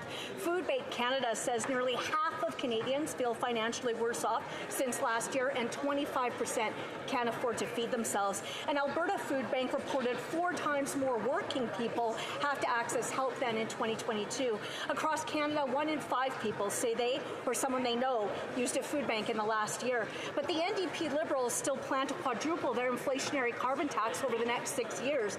The budget watchdog already proved their carbon tax is not worth the cost and drives up the price of everything for everyone. The majority majority of people are worse off with the carbon tax, but the Prime Minister won't listen. Like before, he's covering up reports that show the carbon tax's real cost to Canadians. Only common sense Conservatives will axe the tax for all for good and bring home lower prices so Canadians can afford to eat, house, heat and cool and drive themselves essentials in Canada. The honourable member from Kitchener-Conestoga. I have been studying French for 3 years, and I'd like to say that it is never too late to learn. I wish to thank my teacher, Jacinthe Parasante, and all the teachers who help us learn French or English here in Parliament. I would also like to thank the interpreters. They work hard to share their talent and to help us understand each other. I thank the interpreters for their patience with my pronunciation right now. I am proud that Canada is a bilingual country. I encourage anyone to learn English or French. If I can do it, you can too. Never stop learning. I'm proud to have read my statement in French. Thank you. Bravo. The honourable member from Hamilton Centre. I rise today to honor the life well lived of the brilliant mathematician, civil rights lawyer, professor, and peace movement activist, Mr. Peter Rosenthal, who passed May 25th at the age of 82. Mr. Rosenthal is remembered in the words of our mutual friend Max. Peter Rosenthal worked 2 very demanding full-time jobs. He came to Canada to teach mathematics at the University of Toronto in the 1960s, but once he arrived, spent an equal amount of time fighting injustice as a social justice lawyer in our criminal justice system. In his legal career, he'd take on pro bono cases representing the Ontario Coalition Against Poverty, victims of police brutality, and other marginalized groups of society. Peter remained humble, treating everybody he met with kindness and curiosity, and never let his politics get in the way of his friendships. He is beloved by his family, and to honor Peter's life, take a moment to delight in the beauty of mathematics and speak out against injustice anywhere you find it. Thank you.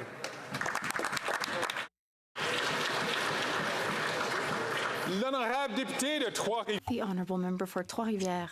Thank you, Mr. Speaker. Mr. Speaker, in March, the extraordinary and dynamic David Labrec announced his retirement after 35 years in the teaching profession, including the last 10 years as Director General of the Alphonse Desjardins Sports Centre. When he retired, I wished him a happy retirement with plenty of rest and time to work on his garden. But after just 3 weeks of retirement, there was a big announcement. On April 3rd, the organizing committee for the 59th finals of the Quebec Games, to be held in Trois-Rivières from July 25th to August 2nd, 2025, by the way, well, they announced the appointment of David Labrec, recently retired, as general manager. With David at the helm, everyone can sleep easy knowing that the Quebec Games will go off without a hitch. Congratulations to the president of the Jeux de Québec in Trois-Rivières, Martin Leblanc, president of the organizing committee, and to his team for their excellent work, and good luck to David. The honourable member from Regina Capel. Mr. Speaker, one of the most basic responsibilities of any government is to protect the country from foreign threats. On this, the Prime Minister has been a complete failure. Last week, an intelligence report stated that an unknown number of parliamentarians have been, quote, witting participants in foreign interference in Canadian politics. What's even worse, though, is that the Prime Minister has known about these allegations for years and has done absolutely nothing about it. He's had years to establish a process to get to the bottom of which MPs have betrayed Canada, put in place a fair process for those accused while protecting intelligence sources. Instead, he's been quite happy to sit back and let it all happen. This is unacceptable. To maintain faith and trust in our democratic institutions, Canadians need the truth. That's why common sense Conservatives are demanding that the government expand the scope of the foreign interference public inquiry to receive all documents and information and reveal the names of which MPs have sold out their country. The Prime Minister and his Liberals might not have a problem with MPs working for other countries, but Conservatives do, and we're going to do everything we can to get Canadians the truth. The honourable member from Vaughan Woodbridge. Mr. Speaker, today the movie A Child from War premieres on Parliament Hill. I would like to invite all Canadians to join us and discover the story of Gino Farinetti Bargaglia. Gino's heart-wrenching yet inspiring journey sheds light on the boundless hope and resilience of the human spirit amid the chaos of war. This 5-year-old boy from Torrice, Italy, had his life upended by the ravages of World War II. In June 1944, compassionate members of the Royal Canadian Army Services Corps conducting resupply tasks found a famished young Italian boy close to the battle ruins. For the next 10 months, Gino found shelter, nourishment, and care amongst his Canadian guardians. This movie highlights the shared heritage and enduring strength that defines and connects Canada and Italy. It honors the brave Canadian men and women in uniform who fight for freedom and democracy, past and present. Mr. Speaker, in honoring Gino's story, we celebrate the values of duty, compassion, and courage as demonstrated by the Canadian soldiers, the perseverance that unites us, and the freedom we enjoy today, thanks to the sacrifices of the past. Thank you, Mr. Speaker. Oral questions, questions orales. L'honorable. The Honourable Member for Charlesbourg, Haute-Saint-Charles. Mr. Speaker, last week we learned via the report of the National Security Committee of Parliamentarians that some members had, and I quote, semi-wittingly or wittingly participated in the efforts of foreign states to interfere in our politics.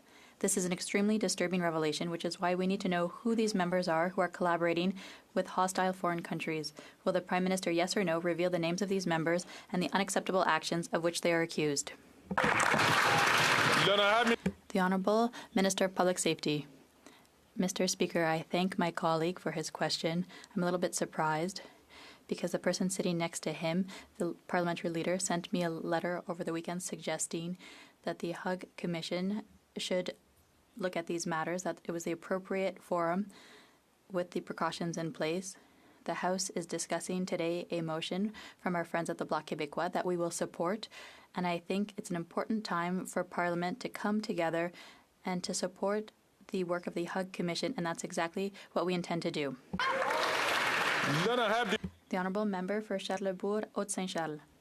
Mr. Speaker, Canadians expect their government here and in the Senate to work in their interest. I'm pleased to hear the Minister's answer, but I'd like for him to confirm if officially the Prime Minister will reveal to Commissioner Hug the names of elected members and perhaps senators who have been involved in working with foreign states. Will he give the names or not? The Honourable Member of Public Safety.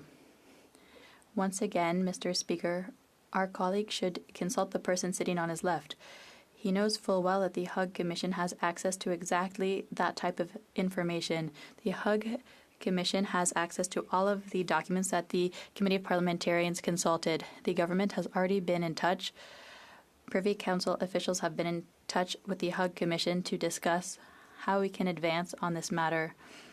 This is the responsible way to do things, and to rise in the House and to ask for a list of names to be revealed. He knows full well that's irresponsible, and we won't do that. The Honourable Member from Calgary Forest Lawn. Certain members of this House acted in the best interest of hostile foreign regimes interfering in Canada's democracy. This is a disgusting betrayal of Canadians who elected us to represent them in this place. We as MPs are supposed to serve Canadians, not foreign hostile actors. Why is this Liberal NDP government fighting to protect MPs' names, collaborating in the best interest of hostile foreign regimes and not Canadians? The Honourable Minister for Public Safety. Mr. Speaker, I'll repeat what I said a moment ago in French. We agree with members of this House that the appropriate forum to look at these matters is the Commission, already set up and operating. Set up, I would remind colleagues, with the unanimous support of all parties in this House. The Hug Commission has access to all of the documents of the National Security and Intelligence Committee of Parliamentarians looked at.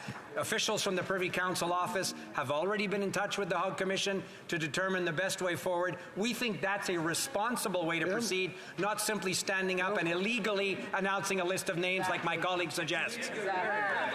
The honourable member from Calgary Forest Lawn. Boo-hoo, get over it was the most disgusting response from this cover-up coalition. This government turned a blind eye to foreign interference to protect their own partisan interests. They refused to hand over documents to that commission, and now they won't release the names of the MPs in this House doing dirty work for foreign hostile regimes. Canadians need to know who these MPs are. Is this Liberal NDP government really going to let sitting members of this House working against the interest of Canadians run in the next election? Before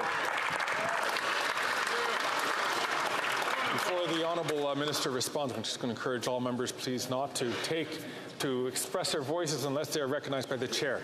The honourable minister for public safety.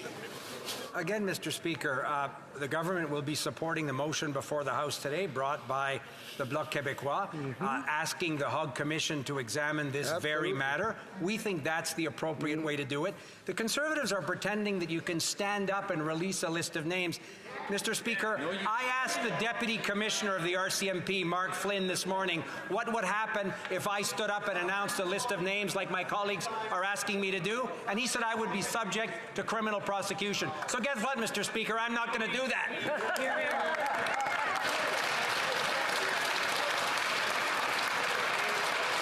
The honourable... Order.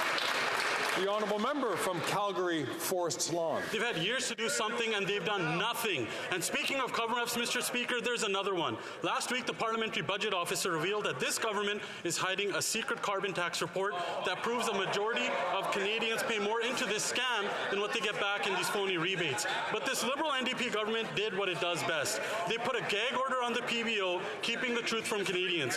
When will this Liberal NDP cover-up coalition lift the gag order and release the report to confirm what Canadians already know, that this Prime Minister and his carbon tax scam are not worth the cost? Once again, I'm going to remind members to please not take the floor unless they are recognized as speaker to do so, so that we can hear the questions and we can hear the answers. The Honourable Minister for the Environment and Climate Change. Thank you, Mr. Speaker. We respect the work of the PBO, who provides independent analysis on the government. Conservatives, unfortunately, are misleading Canadians yet again. Our government has and will continue to support the Parliamentary Budget Officer to fulfill his role and his office. The report correctly confirmed that 8 out of 10 Canadians get more money back in rebate than they pay in fuel charge. The Parliamentary Budget Officer has said that carbon pricing is the least disruptive measure to use to fight climate change. Instead of misleading Canadians, Mr. Speaker, Conservative should take math classes over the summer and come up with a real plan for the economy and climate change.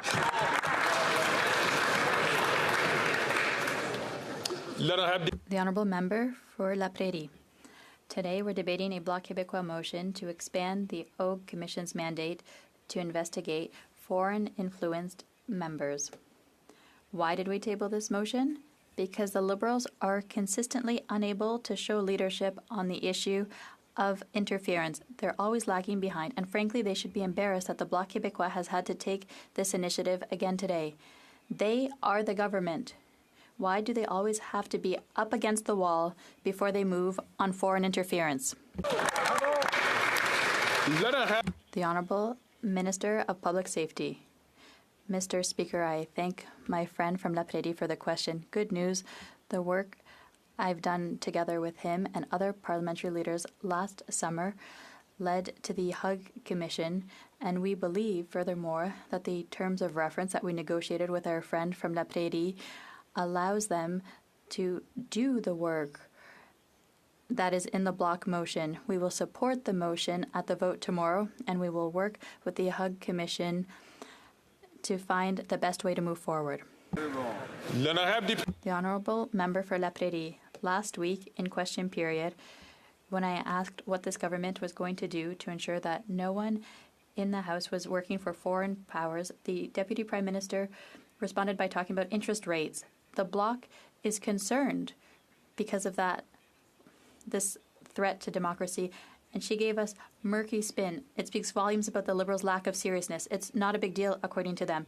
Well, yes, it is a very big deal. Will the government cooperate fully with the Hogg Commission once its mandate has been expanded? Our democracy depends on it. The Honourable Minister of Public Safety. Absolutely, Mr. Speaker. The answer is yes.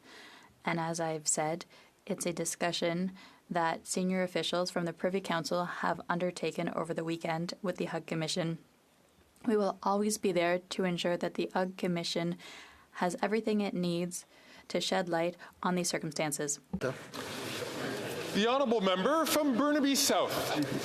The Prime Minister has confirmation that MPs knowingly worked with foreign governments to undermine Canada. He's known for 11 months and done nothing. All the while, Canadians have been harassed. Canadians have been threatened.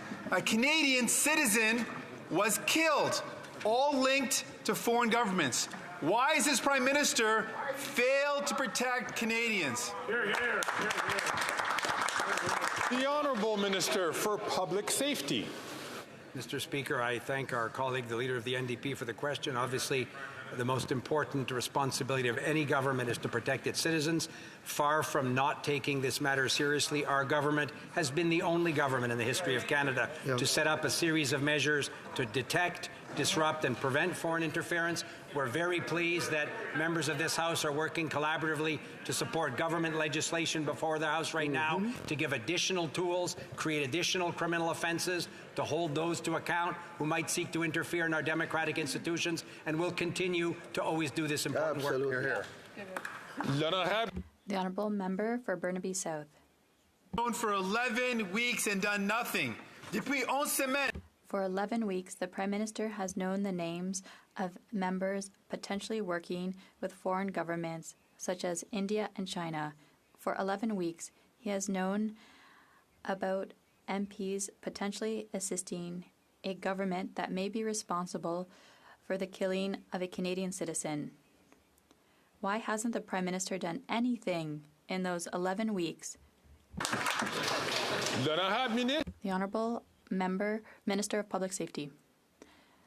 Mr. Speaker, on the contrary, our government is always working to protect democratic institutions, strengthen the measures that are necessary to ensure the integrity of our electoral process. Law enforcement, CSIS, are always working and take their responsibilities seriously. I have full confidence in the national security agencies, and I have full confidence in the HUG Commission to examine precisely the scenario my colleague brought up. The honourable member from Peterborough, Kawartha. After 9 years of this Liberal NDP government, here's the facts. 1 in 5 Canadians knows someone accessing a food bank. 25% of Canadians are going hungry, and 44% feel financially worse off than just 1 year ago. Canadians aren't doing well, despite this Prime Minister gaslighting them. And it gets worse. Now, there's a PBO report that reveals the true cost of the carbon tax. So why aren't they allowing the PBO to release it? He's been gagged, and now we want to know why. The Honourable Deputy Prime Minister and Minister of Finance. Mr. Speaker, the only people in this city who seem to be gagged are Conservative MPs. They're not allowed to express their true views when it comes to ending a woman's right to choose. And none of them are allowed to express a view on tax fairness. But Mr. Speaker, tomorrow they're going to have to stop deflecting and evading and take a stand. We'll see if they support fairness for every generation. The honourable member from Peterborough, Kawartha. Well, thank you for that perfect example of deflecting. Again, this is not hearsay. This is a letter sent by the minister's office to the PBO, okay? He is saying to the PBO, this is the real cost of the carbon tax. Conservatives have been saying for months to axe the tax because we know it drives up the cost of literally everything. It is causing misery. The Liberals say that's not true. So if it's not true, why the gag order? Why are they not allowing the PBO to release this carbon tax cover-up that shows the true cost of what it's costing Canadians? The Honourable Deputy Prime Minister and Minister of Finance. Mr. Speaker, we believe in investing in affordability for Canadians with programs like a national school food program, dental care, a national system of early learning and childcare. And we're going to pay for it in a responsible way with tax fairness. So I would like to invite that member to lift her own personal gag order and come clean with Canadians on whether she supports tax fairness or whether she supports tax breaks for the wealthiest among us. Fair question. The honourable member from Carlton Trail, Eagle Creek. Canadians are not being fooled by this Prime Minister or that Deputy Prime Minister. They know the carbon tax is making their lives more unaffordable. Last week, the Parliamentary Budget Officer confirmed that a secret government report shows that the carbon tax costs Canadians more than they get back. The Prime Minister has forced the PBO to sign a gag order so that he can't share that report. Canadians deserve the truth. When will this government come clean with Canadians and release the report? The Honourable Deputy Prime Minister and Minister of Finance.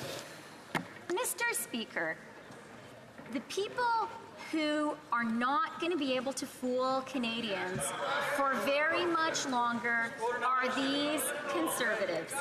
For days and days, for weeks and weeks, they have been dithering and deflecting and evading when it comes to our proposed measures on capital gains. Tomorrow, they're going to have to take a stand. So I invite the member opposite to lead the way by lifting her own personal gag order and saying what she believes. Bravo. I'm going to ask members again, who've been really pretty good today, is to please just not take the floor until they're recognized by the chair. I'm certain we all want to hear the question from the honourable member. The honourable member from Carlton Trail, Eagle Creek. Well, the fact of the matter is, Mr. Speaker, Canadians know that after 9 years, this Prime Minister is just not worth the cost or the corruption. He is desperate to cover up his own secret report, which shows that Canadians are worse off under his carbon tax regime. He knows it, we know it, and Canadians know it. When will this Prime Minister lift his gag order on the Parliamentary Budget Officer and release his report? The Honourable Leader of the Government in the House of Commons. Mr. Speaker, on Friday, surprise of surprises, that very member from Carlton Trail, Eagle Creek, informed, I'm sure for the first time, her own caucus colleagues, but indeed the entire House of Commons, that she picks and chooses which parts of the Conservative platform she runs on. This whole party, we know, ran on a price on pollution in the last election, but this member stood up and told us that she really didn't. So maybe she could tell us right now which parts of the Conservative platform she doesn't approve of today. The honourable member from Foothills. Canadians are not buying what this Prime Minister is selling because they know the carbon tax is not worth the cost. Canadians can't put gas in their car, food on their table. They know the real pain of the carbon tax. So does the Parliamentary Budget Officer, who confirmed that the Liberals have an economic analysis of the carbon tax that shows the real pain of that tax, but they refuse to release it. I wonder why. Maybe because it confirms what Conservatives and Canadians have been saying all along, that the carbon tax isn't worth the cost. Will the Prime Minister unmuzzle his budget watchdog, table a report, and admit to Canadians that the carbon tax is all pain, no gain? The Honourable Minister of Finance and Deputy Prime Minister. Mr. Speaker, the people who I sincerely believe need to be unmuzzled are the Conservative MPs. I think that it is time for Canadians to know which Conservative MPs believe a woman's right to choose should be ended in Canada. And it is definitely time for Canadians to know whether Conservative MPs believe in tax fairness or whether they believe in tax breaks for their wealthy friends. Tomorrow, we'll find out. The honourable member from Foothills. I can see why the Liberals don't want to answer this question. The Prime Minister tried to sell this fairy tale that Canadians are better off paying the carbon tax to Canadian mayors last week. He got booed off the stage. Even Even big city mayors know that the carbon tax isn't worth the cost. It fuels homelessness and food insecurity. Food banks are saying visits are up 50% and they can't even keep up with demand. Exactly. There's a secret Liberal report that understands or shows that the Liberal carbon tax is not worth the cost. Will the Prime Minister table that report, end the carbon tax cover-up, and admit to Canadians that the carbon tax is all pain, no gain? The Honourable Deputy Prime Minister and Minister of Finance. Mr. Speaker, the Conservative leader is fond of making inflammatory statements. He called our system of early learning and childcare a slush fund. He called co-op housing Soviet-style housing. And he called brave Ukraine dismissively a faraway land. But he is silent on one issue, and that is tax fairness. Tomorrow, he's not going to be able to dither anymore. Every single Conservative is going to have to take a stand. We'll see what they really believe. Hear, hear. The Honourable Member for Beauport-Limoilou. We need to revisit the Auditor General's 3 disturbing reports. She paints a picture of a total loss of control over public funds. Under the Liberals, there has been an explosion of untendered contracts with no explanation. Consultants have gotten rich without accountability and without anyone even knowing whether or not they delivered the required services. Public funds were allocated to ineligible projects. How is it possible to lose control to such an extent without a single person being held accountable? The Honourable Minister of Public Services and Procurement. Thank you, Mr. Speaker. I thank my colleague for asking that question. It gives me the opportunity to remind the House that the Auditor General's work and the work of all other institutions is important, and that is why the report she tabled last week was well received. The report puts forward observations that are about identical to what we've had for about a year now, and for this reason we will continue to do the work that we've been doing for a year. The Honourable Member for Beauport-Limoilou. Let's recap. Public funds spent untendered and unmonitored on companies that we don't even know whether they fulfilled their mandate. Sustainable development money diverted to interests having nothing to do with the environment. No decision-making at the top, despite minutes confirming these problems and warnings from whistleblowers. Conflicts of interests, ethical problems. I have a riddle for the Liberals. Am I talking about the AG's reports, or am I taking stock of the Prime Minister's career? The Honourable Minister of Innovation. Thank you, Mr. Speaker. Mr. Speaker, I thank my colleague for her question, but honestly, Mr. Speaker, I'm a bit surprised because, in fact, that criticism usually comes from the Conservative Party. As she knows very well, on SDTC, this is an organization that was created by Parliament. The chair of the board of directors stepped down and more as well, but more importantly, we've changed the model to continue to send money to small businesses that fight climate change. Many of them are in Quebec, Mr. Speaker, so on this side of the House, we will always do what's needed to ensure governance and support our small businesses throughout the country. The Honourable Member for Trois-Rivières. The Auditor General's reports, especially the one on McKinsey, do much more than expose specific problems. They are about the Prime Minister's entire record. These reports portray a government that has no qualms about breaking its own rules, a government that doesn't sweat the ethics, a constantly negligent government under which a culture of complacency and waste of public funds has emerged. In its report on McKinsey, the AG points to a widespread problem. How can this widespread problem be resolved when, in the end, it is merely the result of the Prime Minister's leadership style? The Honourable Minister of Public Services and Procurement. Thank you, Mr. Speaker. Thank you once again to my colleague. I'll note the same things I summarized earlier. The work of the Auditor General is essential on this issue, but on many other issues where her guidance and recommendations change the way we can improve services to Canadians, including by increasing confidence in processes. We have many other things to do as well. For example, continuing to invest in the middle class. There was a good announcement last week. For the first time, interest rates have gone down. The honourable member from Lambton, Kent, Middlesex.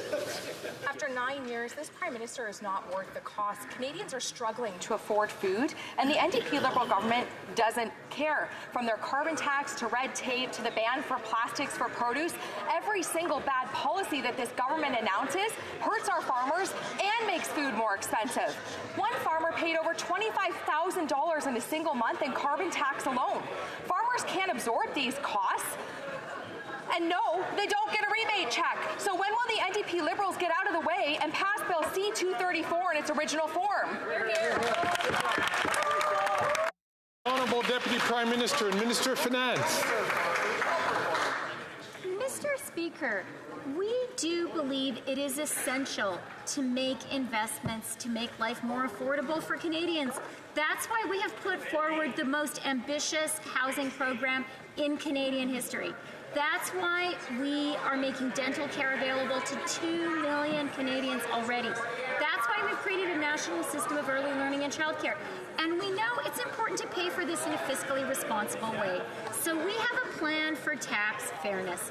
But the Conservatives prefer austerity and helping their wealthy pals. Tomorrow they're going to have to admit it.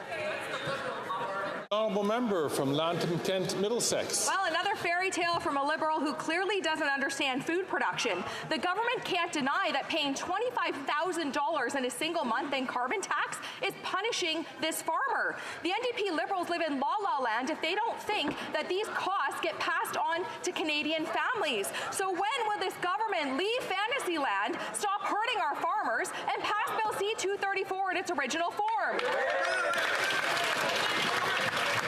The Honourable Leader of the Government in the House of Commons. Mr. Speaker, Canadian farmers know, but this member apparently does not, that 95% of all farm fuels are already exempt from the price on pollution.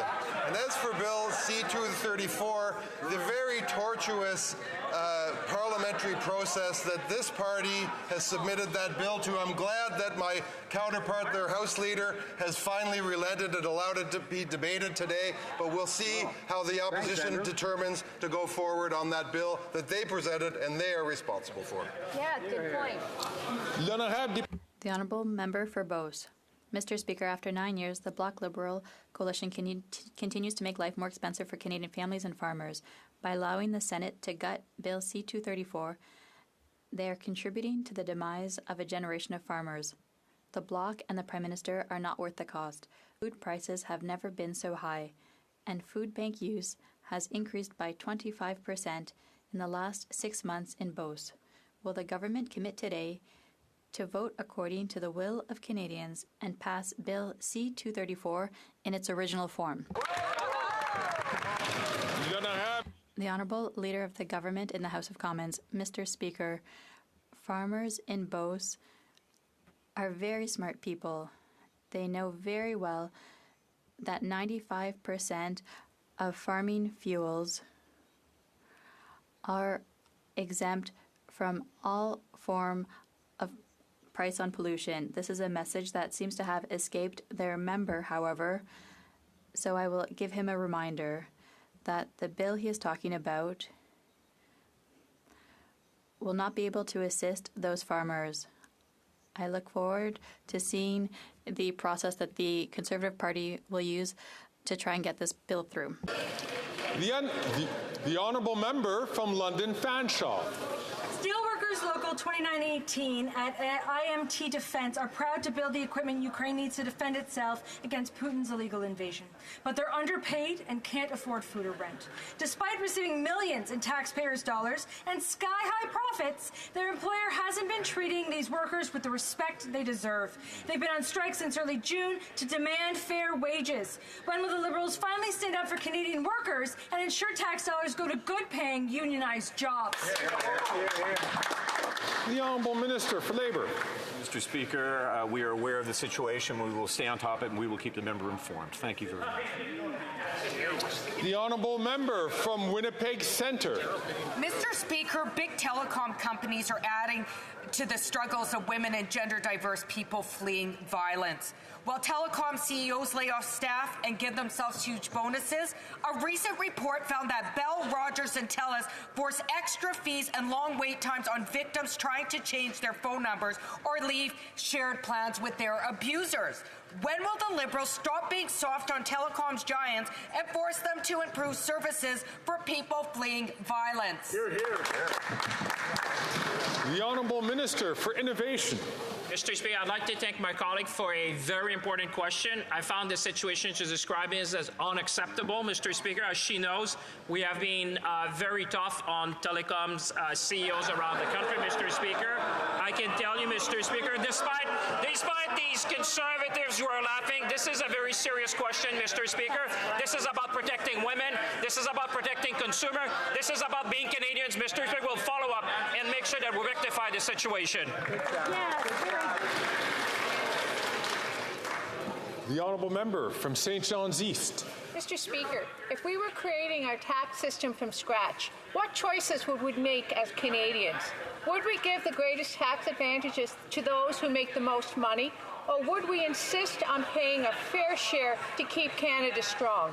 The next generation of young Canadians across this country are leading the way in telling us that they want a fair and forward-looking Canada. Can the Deputy Prime Minister and Minister of Finance tell Canadians how this government is making this vision a reality? The Honourable Deputy Prime Minister and Minister of Finance. Thank you, Mr. Speaker. Mr. Speaker, Canadians believe in fairness. Many of the wealthiest Canadians make most of their money through investments, and they can often wind up paying a lower overall tax rate than a nurse or a carpenter. That's not fair. That's why today our government is introducing changes that will result in a small number of well-off Canadians paying a little more tax. This will make our tax system fairer. That is fairness for all generations. Hear, hear. The honourable member from Thornhill. Speaker, the Prime Minister was warned multiple times about security threats from foreign interference. He was told measures to protect something as fundamental as our democracy were insufficient, and he repeatedly failed to do anything about it. We now know that members of this House knowingly assisted hostile foreign states against Canada's interests, and the government hides behind national security and cabinet confidence while these members are still allowed to sit in caucus, sit in this House, and serve their communities second. They've redacted and withheld documents from the Hogue Commission. So will they hand over all of the documents unredacted with names? Yeah. The Honourable Minister for Public Safety. Mr. Speaker, as I said earlier in question period, our government has always collaborated with the Hogue Commission and senior public servants who are responsible for decisions around redactions work collaboratively and constructively at all times. And as I said, Mr. Speaker, obviously the government will ensure that the Hogue Commission has access to all of the documents necessary to do the important work that we've asked them to do. That's been our position since we created the Hogue Commission, and that will continue to be the work we'll do. Member from Thornhill. A really long way to say no. Canadians want to know who is working against. I'm going to just stop the honourable member just so that we don't injure either our interpreters or other members who are listening on the earphones. If there's any earphones that are near a microphone, I just ask members if they could put them in the proper place to make sure that we don't get that Larson effect. The honourable member from Thornhill from the top, please. Saying that that is a very long way to say no, and Canadians deserve to know who is working against Canada. Right. Their responses have been a convoluted finger-pointing exercise of secret committees, or worse, dismissive, boo-hoo, get-over-it statements from someone who once sat on the very committee that just...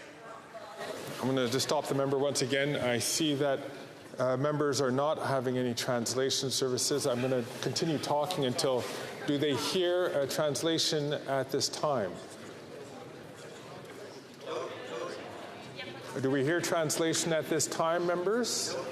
Or is there any translation into French? Yes, there is. I'm going to ask, once again, the honourable member to start from the top.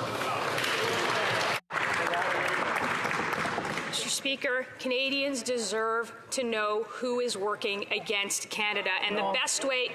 I'm just going to ask the honourable member, we seem to be having some translation difficulties. Could I ask the honourable l'honorable député de Joliette? Monsieur le Président, l'interprète signale qu'il y a eu un effet Larsen. Donc, il y a un problème. Ils ne sont plus en mesure d'effectuer l'interprétation. There has been a feedback in the interpretation booth, which will prevent interpretation services from being offered. Surtout les députés qui ont la parole et peut-être leurs voisins, pouvez-vous vous assurer que for the members of Parliament who are asking the questions, I'm just going to ask for the neighbours as well, just to make sure. Interpretation services have been interrupted due to an acoustic incident. And then we will. I'm going to just stop for a second.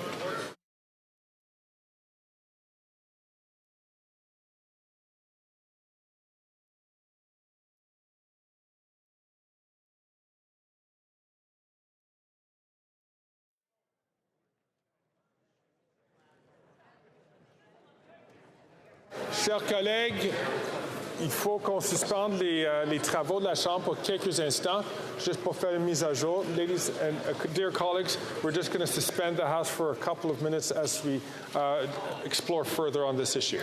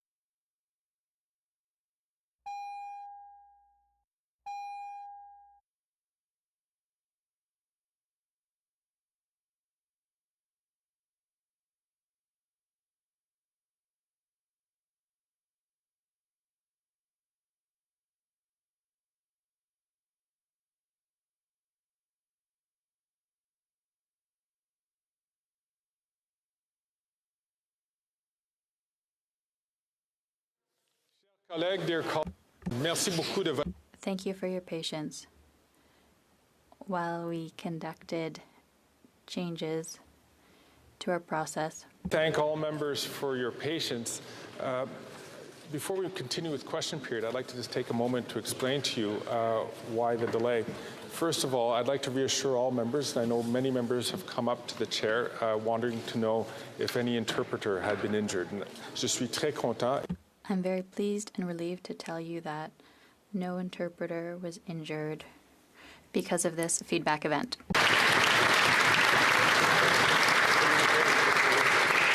Toutefois, nous avons Nevertheless, we have a protocol in place to ensure the safety at work for our interpreters.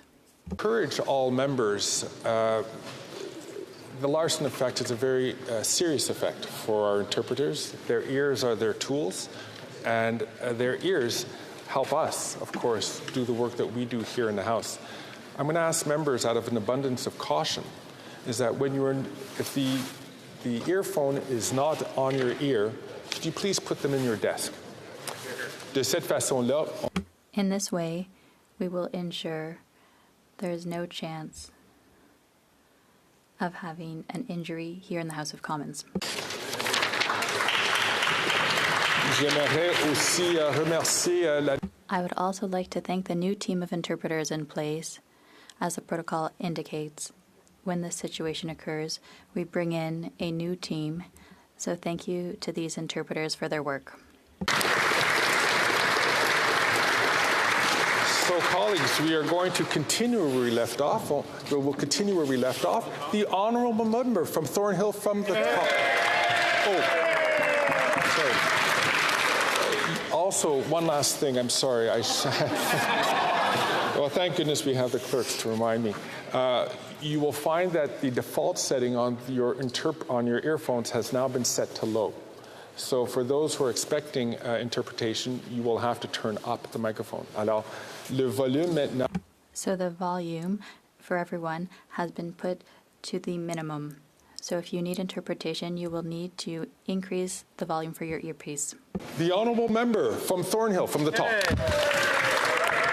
Mr. Speaker, that was a very long way to say no, and Canadians deserve to know the truth. Their responses have been a convoluted finger-pointing exercise of secret committees, or worse, a dismissive boo-hoo get over it from someone who once sat on the very committee that released this damning report. If they won't tell the truth, I'll ask the minister one more time. Will they send every document, redacted, unredacted, with names, to Justice Hogue so she can release them? The Honourable Parliamentary Secretary to the Minister of Public Security. Well, Mr. Speaker, it's a shame that the Conservatives want to heckle, and the irony in the fact that they want to misrepresent what happened at committee. While Conservatives play partisan games, we are steadfast in focus on countering foreign interference, in putting in place the measures that will strengthen our democratic institutions. Mr. Speaker, it's ironic that the Conservatives bring up the NSICOP committee, a committee they voted against, in fact, also pulled members off at one point. Mr. Speaker, we are going to do everything to ensure that our democratic institutions are protected from foreign interference. The Honourable Member for Mégantic-L'Érable. The truth, Mr. Speaker, is that this Prime Minister has a long troubled history with foreign interference, from political funding to his admiration for China's basic communist dictatorship, to his ability to turn a blind eye to Secret Service reports. The National Security Committee of Parliamentarians has seen the light and brought to light courageously what the Prime Minister has known for a long time. Members are willingly cooperating with hostile foreign states. Will the Prime Minister, after 9 years of hiding, finally be transparent and tell Canadians who they are? The Honourable Leader of the Government in the House of Commons. Mr. Speaker, my colleague opposite knows full well that it is this Prime Minister and this government that put in place, despite the opposition of the member opposite, the NSICOP committee that provides oversight on our security agencies. So if it weren't for the initiatives and all of the measures taken to fight foreign interference, we wouldn't know what we know today, and the member, despite his opposition, wouldn't have the information he wants to have today. The Honourable Member for Mégantic-L'Érable. We've had to twist the government's arm every time to have answers on foreign interference, Mr. Speaker. That is the truth. The Prime Minister knows this. He knows the names, and he still refuses to act. No Liberal member has suffered any consequences, even though he knows the names. You know, Mr. Speaker, hiding behind classified information to avoid acting to protect Canada's interest is no longer an excuse. Since he refuses to be transparent with Canadians, will he accept the common-sense Conservative proposal to send the names and the facts to the Commissioner? The Honourable Government House Leader. Mr. Speaker, we have a hard time understanding this tone from the Conservatives on an issue that shouldn't be partisan. The member knows full well, and the Minister has reminded us, that confidentiality, these are very important secrets for Canada, and we could be subject to criminal prosecution if we disclose such information. This is not something we will do. I have a hard time understanding the partisan tone from the member opposite, and we will, of course, follow the laws in place. The Honourable Member for Thérèse de Blainville. The Journal de Montréal painted a bleak picture of the job market this morning. According to Statistics Canada, the number of unemployed in Quebec jumped by 58,000 in 1 year. Thousands of full-time jobs are being lost. Very bad news because the federal government continues to abandon the unemployed. As the job market shows signs of malaise, 6 out of 10 workers are still not entitled to employment insurance. The Liberals have been promising reform since 2015. It's been 9 years. What are they waiting for? The Honourable Deputy Prime Minister and Minister of Finance. Thank you, Mr. Speaker. Merci. Inaudible. Merci, Monsieur le Président. Thank you, Mr. Speaker. Thank you for the question. I'd like to begin by saying that we understand the difficulties Canadians and Quebecers are facing, and that is why we are so pleased that we've had good news last week, which is the Bank of Canada's decision to lower the interest rate. The bank was able to do so thanks in part to our responsible fiscal policy that has allowed the level of inflation to decrease. The Honourable Member for Thérèse de Blainville, and I will invite her to put her earpiece far from the microphone, please. The time to protect workers is now. Why do the Liberals always have to wait for a disaster before taking action? We need a single eligibility threshold of 420 hours. We need higher maximum benefits. We need to put a permanent end to the EI black hole.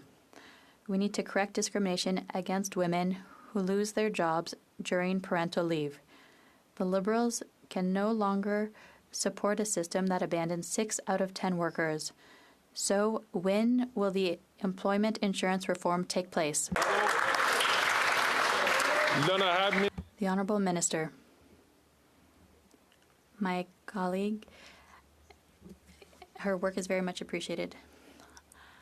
We need to reassure the House that we've already made changes to the EI system. We've extended benefits for sick leave to 26 weeks, 5 additional weeks for seasonal workers until October 2024. The member opposite and I have had a discussion on this. We will sit down again. Mr. Speaker, as the Deputy Prime Minister said, interest rates are going down in Canada, and we will be there for the unemployed from coast to coast in Canada. The Honourable Member from Brantford Brant. Explosive revelations from Global News highlight the ethical concerns surrounding this NDP Liberal government. Text messages implicate a randy and shady business dealings from a company that the Employment Minister has a 50% interest in. This mysterious Randy was requesting an immediate $500,000 wire transfer. This occurred nearly a year after his cabinet appointment. If the minister claims it's not him, then who is it? The Honourable Leader of the Government in the House of Commons. Mr. Speaker, as the member across knows full well, ministers are expected to comply with among the most stringent conflict of interest and ethics provisions in the world. This minister has responded to all of the questions, and that member knows that full well. The Honourable Member from Brantford Brant. I get that transparency is an elusive concept for this government, but it's in the minister's best interest to get to the bottom of this to clear his name. So far, his committee interventions have shown an evasiveness and a laissez-faire attitude towards this serious situation. Perhaps ethical breaches are so old hat for this Liberal Party that the minister doesn't see this as a big deal. Canadians, however, disagree. When will the minister take his scandal seriously and tell us who the real Randy is? The Honourable Leader of the Government in the House of Commons. As my colleague across the aisle just pointed out, the minister spent an hour in committee answering questions from all sides of this House. The minister also has filed the requisite disclosures under the very stringent conflict and ethics provisions. Those measures are available also to the honourable colleague for consultation, and I would say that he has complied with all of those measures, Mr. Speaker.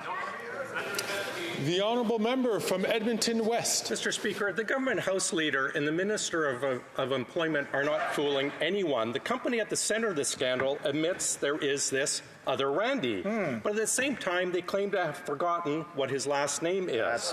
In all of Alberta, there's only 630 Randys. So seriously, what are the odds that two of them are going to be working in the same tiny company at the same time, and that no one knows who this other Randy is?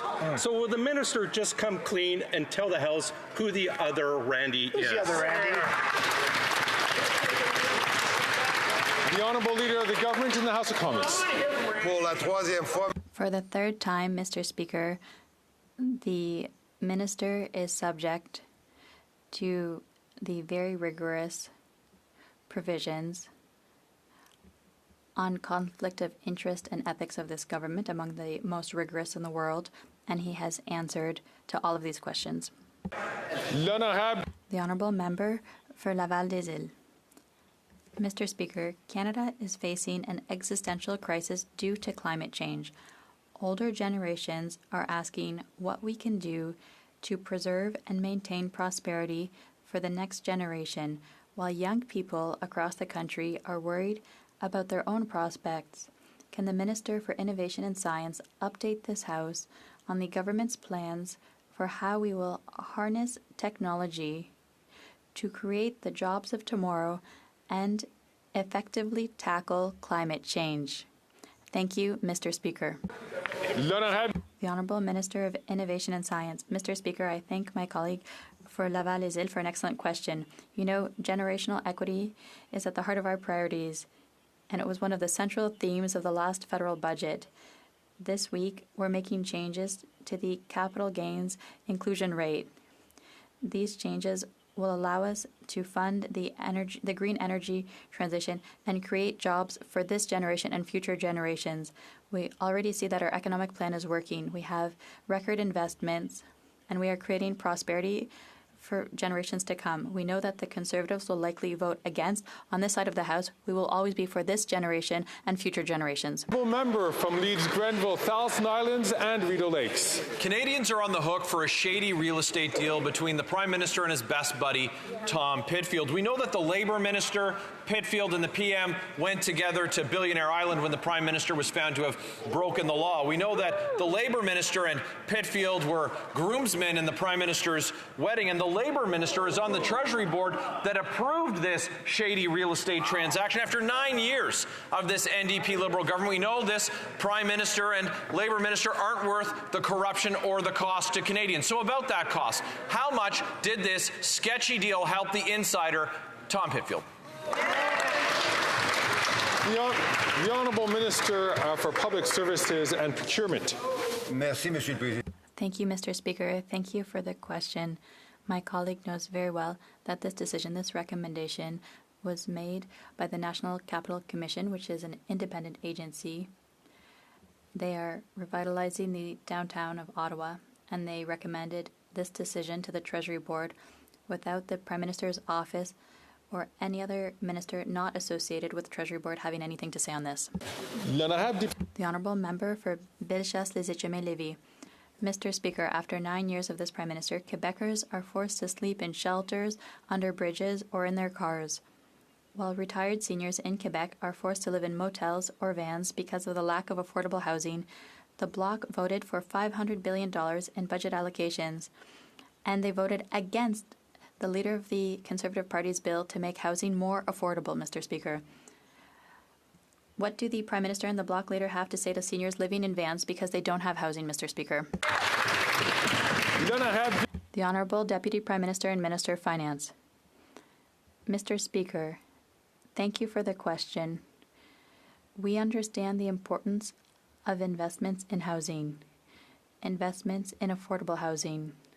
We also understand the importance of investments in affordability, like, for example, dental care, which is very popular in Quebec for Quebec seniors. But we know that we need to fund all of the investments. So I have a question for all of the Conservative members. Will they support our measure for generational equity with taxes to fund investments? The Honourable Member for Bellechasse-les-Etchemins-Lévis. Mr. Speaker, after 9 years of this Liberal government, homelessness is becoming a major concern in Quebec. The resulting insecurity is becoming unbearable for Quebecers. The Bloc voted for $500 billion in budget allocations, and Quebecers are the ones paying the price, left to fend for themselves in the midst of a housing crisis. The Bloc and the Prime Minister are simply not worth the cost. Can this Bloc-supported Prime Minister think of Canadians and stop voting against every Conservative Party measure to alleviate suffering of Quebecers? The Honourable Deputy Prime Minister and Minister of Finance. Mr. Speaker, I just spoke about necessary investments that we are making. We also understand that we need to make these investments responsibly on the fiscal side. And that is why now we are going to ask the question to each member here, including the Conservatives, tomorrow. Are they ready to support our equitable approach on taxes, or do they want to continue to support the wealthy? The Honourable Member from West Vancouver, Sunshine Coast, Sea to Sky Country. Monsieur le Président. Mr. Speaker, if we were creating our tax system from scratch, what choices would we make as Canadians? Would we give the greatest tax advantages to those who make the most money? Or would we insist on each of us paying our fair share? The next generation of young Canadians are leading the way in telling us that they want a fairer and forward-looking Canada. Can the Deputy Prime Minister and Minister of Finance tell this House how the government is making this vision a reality? The Honourable Deputy Prime Minister and Minister of Finance. Mr. Speaker, I'd like to thank my colleague for his hard work. Mr. Speaker, equity is a Canadian value. Many of the wealthiest Canadians make most of their money through investments, and they often wind up paying a lower overall tax rate than a nurse or a carpenter. That is not fair. Today, our government is introducing changes that will result in a more fair system. I hope all members will support these important measures. The Honourable Member from Courtenay, Alberni. Mr. Speaker, there's been a nearly 40% increase in fraud since 2021, and the Liberals clearly have failed to protect Canadians. These scams disproportionately impact seniors and cost people millions of dollars. One senior in my riding, Peggy, is selling her house after losing her life savings to a phone scam. We urgently need better policies and regulations, including improved safeguards, more education campaigns, and better enforcement. Why is this government failing to protect vulnerable Canadians from increasing levels of fraud? The Honourable Parliamentary Secretary. Thank you, Mr. Speaker. Obviously, we're very concerned as a government with any instances of online fraud that we see. I note that our recent Budget Implementation Act has numerous measures to crack down on anti-money laundering and crime related to fraud. We've done lots of work in this area successively in both the Fall Economic Statement and the BIA, and we look forward to looking into the matter that the member opposite has raised. The Honourable Member from Saanich, Gulf Islands. Thank you, Mr. Speaker. Now that I've received confirmation from the Privy Council Office that I'm to read the full unredacted report of the National Security and Intelligence Committee of Parliamentarians later today, I would like to ask the Honourable Minister for Public Safety if he would be willing to meet with me tomorrow to discuss ways that we can, within the letter of the law, work together to ensure greater transparency around this critical issue. The Honourable Parliamentary Secretary to the Minister of Public Safety. Mr. Speaker, I thank the leader of the Green Party for availing herself and accepting the offer that the minister has written to all party leaders to get their security clearance to be able to read this important report. Mr. Speaker, I know the minister would be happy to continue discussing that with her as he does with all parliamentarians. I'll certainly raise this with him in terms of scheduling, but I will point out, Mr. Speaker, once again, that we urge the Conservative leader to receive his security clearance so he can be better informed on the issues of foreign interference. And so brings us to an end of an exceptional question period. Je reconnais qu'il y a le... I recognise that the member of Lac-Saint-Jean has risen on a point of order. Thank you, Mr. Speaker. There was consultation between the parties, and I think you'll note there is unanimous consent for the following motion: that this House recognise A, that China deploys a cultural assimilation policies against Tibet, and that Tibet has the right to self-determination. C, that they should be able to choose their policy with regards to economic, social, cultural, and religious matters without interference from foreign powers. And finally, D, that this enablement stop China from interfering in the choice of the next spiritual leader of Tibet. Thank you, Mr. Speaker. All those against this motion will please say no. The House has heard the text of the motion. All those against the motion itself will please say nay. Carried. I also recognise the Leader of the Government in the House of Commons who rises on a point of order. Mr. Speaker, a letter addressed to the Chair of the Standing Committee on Public Accounts from the Auditor General has been received and was not widely disseminated. In this letter, the Auditor General recommends that the House, first of all, take notice of what she writes in this letter. Says that it would be detrimental to her work if the motion that we are about to vote on shall pass, and says that already measures are in place that would address the matters in the motion. So I would like... I hear that there is...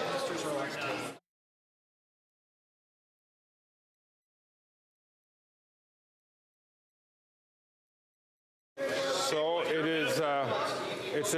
It's rarely done. It's order. He doesn't need permission. The Honourable Minister can table a motion. Any minister can table a motion as long as it's available in both official languages. I'm assuming that the motion is in the proper form. The document is in the proper form in both official languages. Indeed, then.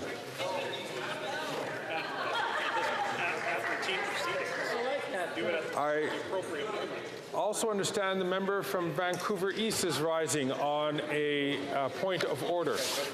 Very much, Mr. Speaker. Consultation has taken place, and I believe that if you seek it, you will find unanimous consent for the following motion. That notwithstanding any standing order, special order, or usual practices of the House, Bill C-71, an act to amend the Citizenship Act, be deemed to have read a second time. So it is my understanding from hearing from members who have indicated that they're opposite to this, that there is not unanimous consent. Once again, I will remind members, please, when they do seek unanimous consent, that they follow the example of the member from Lac-Saint-Jean and try to obtain unanimous consent so that the time at the House is used most efficiently. It being 4:05, the House will now proceed to the taking of the deferred recorded division on the amendment to the motion of Mr. Scheer relating to the business of supply. Call in the members.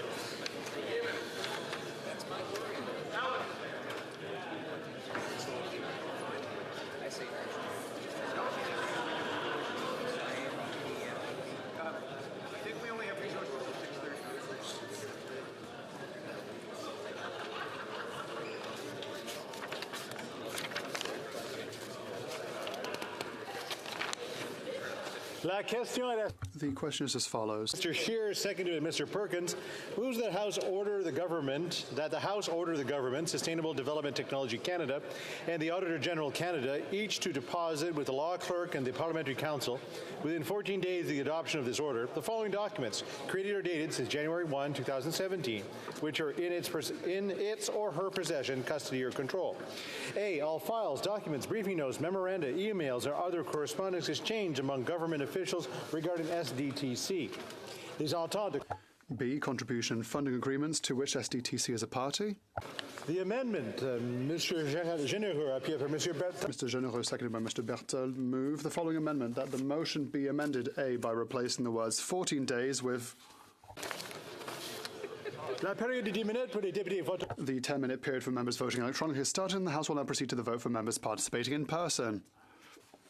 All those in favour of the amendment will please rise. Mr. Scheer. Mr. Scheer.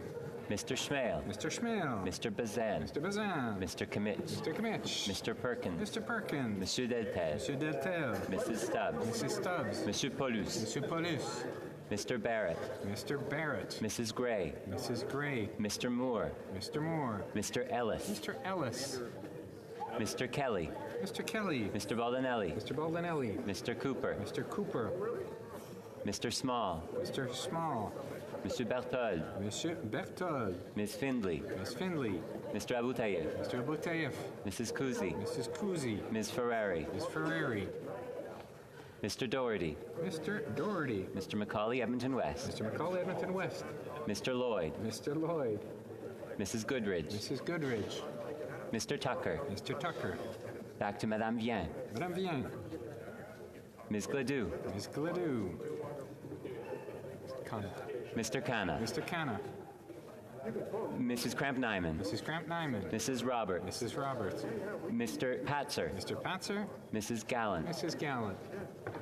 Mr. Muse. Mr. Muse. Mr. Van Popta. Mr. Van Popta. Mr. Calkins. Mr. Calkins. Ms. Rude. Ms. Rude. Monsieur Leroux. Monsieur Leroux. Monsieur Généreux. Monsieur Généreux. Mr. Genereux. Mr. Genereux. Monsieur Martel. Monsieur Martel. Monsieur Gould. Monsieur Gould. Mr. Dreesen. Mr. Dreesen. Mr. Kitchen. Mr. Kitchen. Mr. Tolney. Mr. Tolney. Mrs. Wagenthal. Mrs. Wagenthal. Mrs. Falk, Battleford Lloydminster. Mrs. Falk, Battleford Lloydminster. Mr. Bragdon. Mr. Bragdon. Mr. McLean. Mr. McLean. Mr. Shields. Mr. Shields. Mr. Arnold. Mr. Arnold. Mr. Carey. Pardon me, Mr. Dowdle. Mr. Dowdle. Mr. Majumdar. Mr. Majumdar. Mr. Giovanni. Mr. Giovanni. Monsieur Terrien. Monsieur Terrien. Monsieur Garon. Monsieur Garon. Monsieur Fortin. Monsieur Fortin. Madame Gaudreau. Madame Gaudreau. Monsieur Perron. Monsieur Perron. Monsieur Savard-Tremblay. Monsieur Savard-Tremblay. Madame Chabot. Madame Chabot. Madame Bérubé. Madame Bérubé. Monsieur Desilets. Monsieur Desilets. Mr. Julian. Mr. Julian. Ms. Matheson. Ms. Matheson. Ms. McPherson. Ms. McPherson. Ms. Idlout. Ms. Idlout. Mr. Backrack. Mr. Backrack. Mr. Garrison. Mr. Garrison. Madame Hughes. Madame Hughes. Mr. Cannings. Mr. Cannings. Monsieur Bouleris. Monsieur Bouleris. Mr. Angus. Mr. Angus. Ms. Zarillo. Ms. Zarillo. Ms. Kwan. Ms. Kwan. Ms. May, Saanich Gulf Islands. Ms. May, Saanich Gulf Islands. All those opposed to the amendment will please rise. Monsieur McKinnon-Gatineau. Monsieur McKinnon-Gatineau. Ms. Tassie. Ms. Tassie. Ms. Chagger. Ms. Chagger. Mr. Casey. Mr. Casey. Ms. Sahota. Ms. Sahota. Ms. Jazik. Ms. Jazik. Monsieur Arsenault. Monsieur Arsenault. Mr. Gerritsen. Mr. Gerritsen. Mr. Lamoureux. Mr. Lamoureux. Madame Fortier. Madame Fortier. Mr. Fragascados. Mr. Fragascados. Ms. Dillon. Ms. Dillon. Monsieur El Khoury. Monsieur El Khoury. Mr. Fillmore. Mr. Fillmore. Mr. Hardy. Mr. Hardy. Monsieur Yakino. Monsieur Yakino. Mr. Johari. Mr. Johari. Mr. Badaway. Mr. Badaway. Mr. Sarai. Mr. Sarai. Mr. Kellaway. Mr. Kellaway. Madame Brière. Madame Brière. Monsieur, Mr. Fisher. Mr. Fisher. Mr. Fisher. Mr. Long. Mr. Long. Mr. McLeod. Mr. McLeod. Monsieur Robillard. Monsieur Robillard. Mr. Chang. Mr. Chang. Mr. Rogers. Mr. Rogers. Ms. Yip. Ms. Yip. Mr. Lewis Kitchener-Conestoga. Mr. Lewis Kitchener-Conestoga. Mr. Van Bynen. Mr. Van Bynen. Mr. Baines. Mr. Baines. Ms. Bradford. Ms. Bradford. Mr. Chahal. Mr. Chahal. Madame Diab. Madame Diab. Mr. Hanley. Mr. Hanley. The House will now wait for the electronic voting period to end before resuming its proceedings.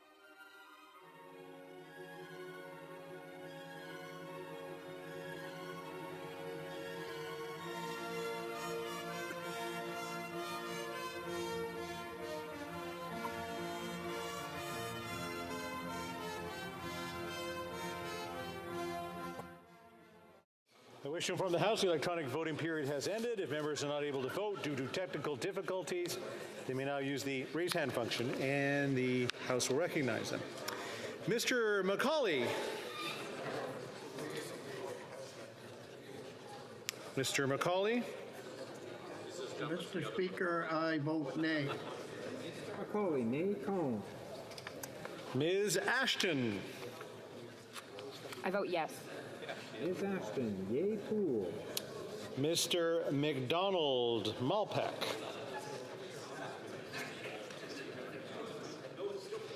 Mr. McDonald.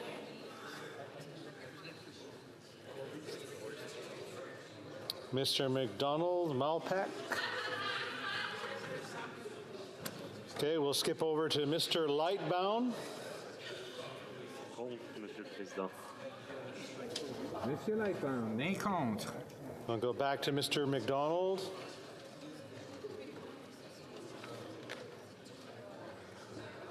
And we'll try one last time. Mr. McDonald Malpeck. Vote against, Mr. Speaker.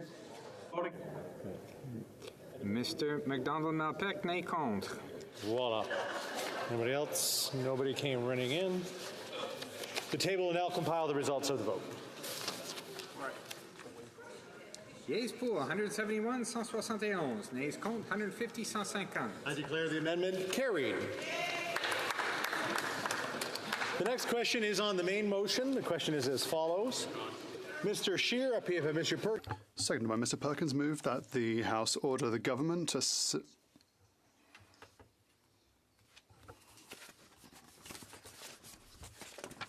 electronically has started. The House will now proceed to the vote for members participating in person. All those in favor of the motion will please rise. Mr. Scheer. Mr. Scheer. Mr. Bazan. Mr. Schmale. Mr. Schmale.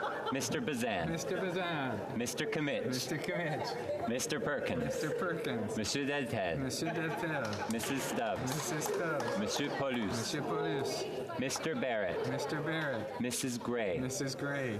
Mr. Moore. Mr. Moore. Mr. Ellis. Mr. Ellis. Mr. Kelly. Mr. Kelly. Mr. Baldinelli. Mr. Baldinelli. Mr. Cooper. Mr. Cooper. Mr. Small. Mr. Small. Monsieur Berthold. Monsieur Berthold. Ms. Findley. Ms. Findley. Mr. Abutayev. Mr. Abutayev. Mrs. Kuzi. Mrs. Kuzi. Ms. Ferrari. Ms. Ferrari. Mr. McCauley, Edmonton West. Mr. McCauley, Edmonton West. Mr. Lloyd. Mr. Lloyd. Mrs. Goodridge. Mrs. Goodridge. Madame Vien. Madame Vien. Ms. Gledoux. Ms. Gledoux. Mr. Canna. Mr. Canna. Mrs. Cramp-Nyman. Mrs. Cramp-Nyman. Mrs. Roberts. Mrs. Roberts. Mr. Patzer. Mr. Patzer. Mrs. Gallant. Mrs. Gallant. Mr. Muse. Mr. Muse. Mr. Van Popta. Mr. Van Popta. Mr. Calkins. Mr. Calkins. Ms. Rude. Ms. Rude. Monsieur Lou. Monsieur Lou. Monsieur Généreux. Monsieur Généreux. Mr. Genereux. Mr. Genereux. Monsieur Martel. Monsieur Martel. Monsieur Gould. Monsieur Gould. Mr. Dreeshen. Mr. Dreeshen. Mr. Kitchen. Mr. Kitchen. Mr. Tolmie. Mr. Tolmie. Mrs. Wagenthal. Mrs. Wagenthal. Mrs. Falk, Battleford Lloydminster. Mrs. Falk, Battleford Lloydminster. Mr. Bragdon. Mr. Bragdon. Mr. McLean. Mr. McLean. Mr. Shields. Mr. Shields. Mr. Arnold. Mr. Arnold. Mr. Majumdar. Mr. Majumdar. Mr. Giovanni. Mr. Giovanni. Monsieur Terrien. Monsieur Terrien. Monsieur Garon. Monsieur Garon. Madame Gaudreau. Madame Gaudreau. Monsieur Perron. Monsieur Perron. Monsieur Savard-Tremblay. Monsieur Savard-Tremblay. Madame Chabot. Madame Chabot. Madame Bérubé. Madame Bérubé. Monsieur Desilets. Monsieur Desilets. Mr. Julian. Mr. Julian. Ms. Matheson. Ms. Matheson. Mr. Johns. Mr. Johns. Ms. McPherson. Ms. McPherson. Ms. Idlout. Ms. Idlout. Mr. Backrack. Mr. Backrack. Mr. Garrison. Mr. Garrison. Madame Hughes. Madame Hughes. Mr. Cannings. Mr. Cannings. Monsieur Bouleris. Monsieur Bouleris. Mr. Angus. Mr. Angus. Ms. Collins, Victoria. Ms. Collins, Victoria. Ms. Zarillo. Ms. Zarillo. Ms. Kwan. Ms. Kwan. Ms. May, Saanich Gulf Islands. Ms. May, Saanich Gulf Islands. All those opposed to the motion as amended will please rise. Tassie. Ms. Tassie. Mr. Casey. Mr. Casey. Ms. Jazek. Ms. Jazek. Monsieur Arsenault. Monsieur Arsenault. Mr. Gerritsen. Mr. Gerritsen. Mr. Lamoureux. Mr. Lamoureux. Madame Fortier. Madame Fortier. Mr. Fragascatos. Mr. Fragascatos. Ms. Dillon. Ms. Dillon. Monsieur El Khoury. Monsieur El Khoury. Mr. Fillmore. Mr. Fillmore. Mr. Hardy. Mr. Hardy. Monsieur Yakano. Monsieur Yakano. Mr. Jauhari. Mr. Johari. Mr. Badaway. Mr. Badaway. Mr. Sarai. Mr. Sarai.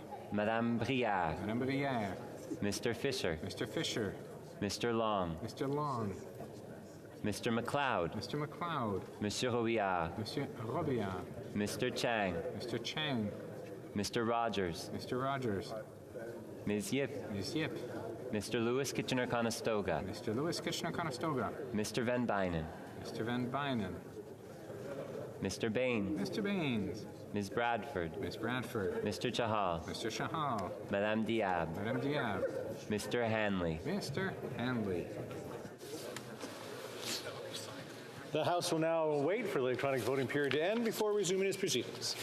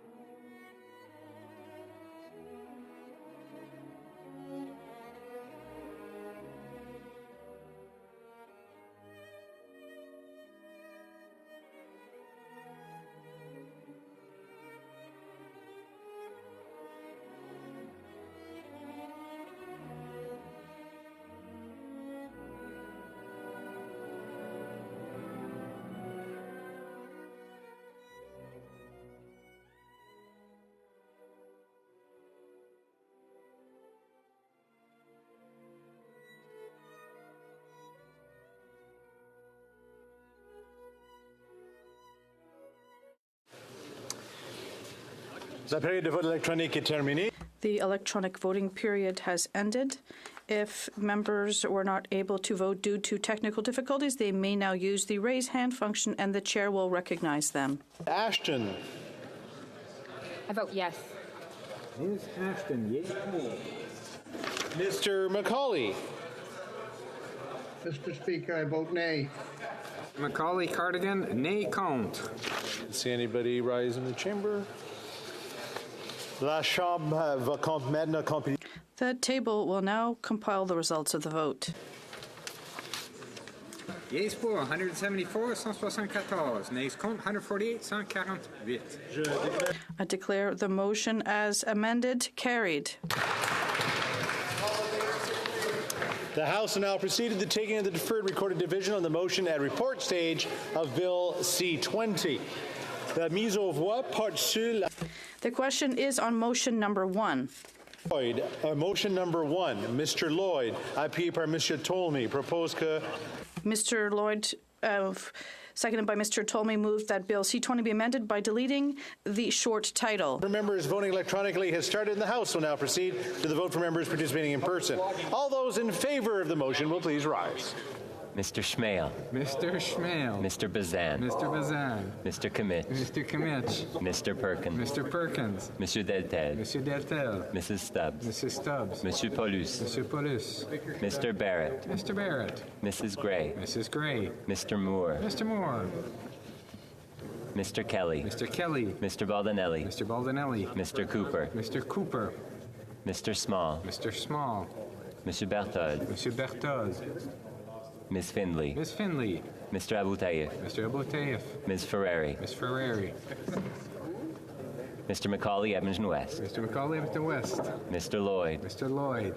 Mrs. Goodrich. Mrs. Goodrich. Madame Vien. Madame Vien. Ms. Gladue. Ms. Gladue. Mrs. Kramp-Nyman. Mrs. Kramp-Nyman. Mr. Patzer. Mr. Patzer. Mrs. Gallant. Mrs. Gallant. Mr. Van Popta. Mr. Van Popta. Monsieur Lou. Monsieur Lou. Monsieur Généreux. Monsieur Généreux. Monsieur Martel. Monsieur Martel. Monsieur Gould. Monsieur Gould. Mr. Dreeshen. Mr. Dreeshen. Mr. Kitchen. Mr. Kitchen. Mr. Tolmie. Mr. Tolmie. Mrs. Falk, Battleford, Lloydminster. Mrs. Falk, Battleford, Lloydminster. Mr. Bragdon. Mr. Bragdon. Mr. Shields. Mr. Shields. Mr. Arnold. Mr. Arnold. Mr. Giovanni. Mr. Giovanni.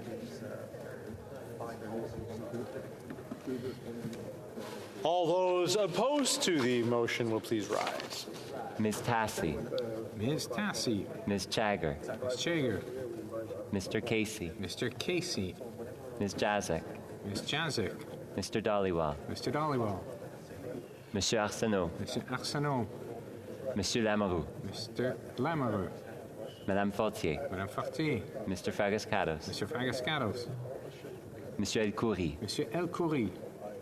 Mr. Fillmore. Mr. Fillmore. Mr. Hardy. Mr. Hardy. Monsieur Yakano. Monsieur Yakano. Mr. Johari. Mr. Johari. Mr. Badaway. Mr. Badaway. Mr. Sarai. Mr. Sarai. Madame Brière. Madame Brière. Mr. Fisher. Mr. Fisher. Mr. Long. Mr. Long. Mr. McLeod. Mr. McLeod. Monsieur Robillard. Monsieur Robillard. Mr. Chang. Mr. Chang. Ms. Yip. Ms. Yip. Mr. Lewis Kitchener-Conestoga. Mr. Lewis Kitchener-Conestoga. Mr. Van Bynen. Mr. Van Bynen. Mr. Baines. Mr. Baines. Ms. Bradford. Ms. Bradford. Mr. Chahal. Mr. Chahal. Madame Diab. Madame Diab. Mr. Hanley. Mr. Hanley. Monsieur Terrien. Monsieur Terrien. Monsieur Garon. Monsieur Garon. Madame Gaudreau. Madame Gaudreau. Monsieur Perron. Monsieur Perron. Monsieur Plamondon. Monsieur Plamondon. Madame Vignola. Madame Vignola. Madame Bérubé. Madame Bérubé. Mr. Julian. Mr. Julian. Ms. Matheson. Ms. Matheson. Mr. Johns. Mr. Johns. Ms. McPherson. Ms. McPherson. Ms. Idlov. Ms. Idlov. Mr. Backrack. Mr. Backrack. Mr. Garrison. Mr. Garrison. Madame Hughes. Madame Hughes. Mr. Cannings. Mr. Cannings. Monsieur Bouleris. Monsieur Bouleris. Mr. Angus. Mr. Angus. Ms. Collins Victoria. Ms. Collins Victoria. Ms. Zarillo. Ms. Zarillo. Ms. Kwan. Ms. Kwan. Ms. May, Saanich Gulf Islands. Ms. May, Saanich Gulf Islands. The House will now wait for the electronic voting period to end before resuming its proceedings.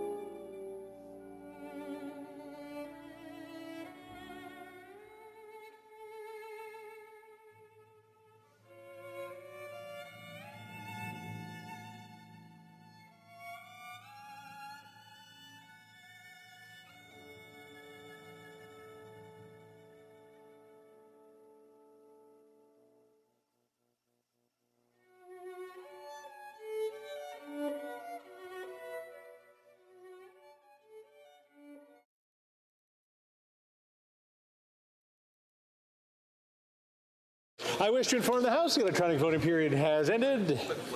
The members are not able to vote due to technical difficulties may use the raise hand function or stand in the chamber, and the chair will recognize them. Mr. Scheer. The app malfunctioned, Mr. Speaker, but I would like to vote yay. Mr. Scheer, yay pour. Kilcan vote. Anybody else? Le Bureau of Amendment. The table will now compile the results of the vote. Yeas pour 117, 117. Nays contre 204, 204. I declare motion number 1 rejected.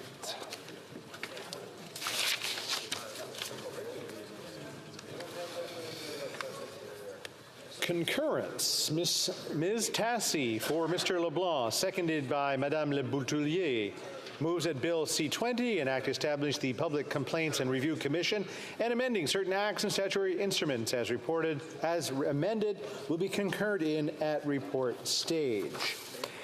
If a member participating in person wishes that the motion be carried or carried on division, or if a member recognized party participating in person wishes to request a recorded division, I would like them to rise and indicate to the chair. The Honourable Deputy Whip for the government. Merci, Monsieur le Président. Thank you, Mr. Speaker. I think you'll see that there's unanimous consent for the result of the previous vote to be applied to this vote, with Liberal members voting yay. The Honourable Whip for the opposition. Thank you, Mr. Speaker. Conservatives agree to apply the vote, with Conservatives voting yay. L'Honorable Whip. The Honourable Bloc Québécois Whip. Thank you, Mr. Speaker. The Bloc agrees to apply the vote, and we are in favour adding the vote for the member for Témiscouata, Les Basques, and Shefford. The Honourable House Leader for the New Democratic Party. Mr. Speaker, I'm actually the whip of the New Democratic Party. The Honourable Whip. I'll take House Leader. Mr. Julian won't mind. The NDP applied to agree to apply the vote, and we will be voting yes. The Honourable Member for Sandwich Gulf Islands. Merci, Monsieur le Président. Thank you, Mr. Speaker. The Green Party also agrees to apply the vote, and we are voting yay as well. Actually, go to this page. There's everybody, I think. Nobody with their hands up? Okay. The table will now compile the results of the vote.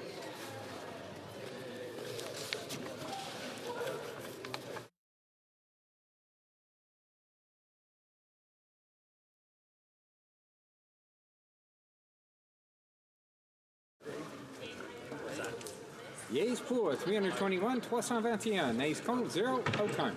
I declare the motion carried.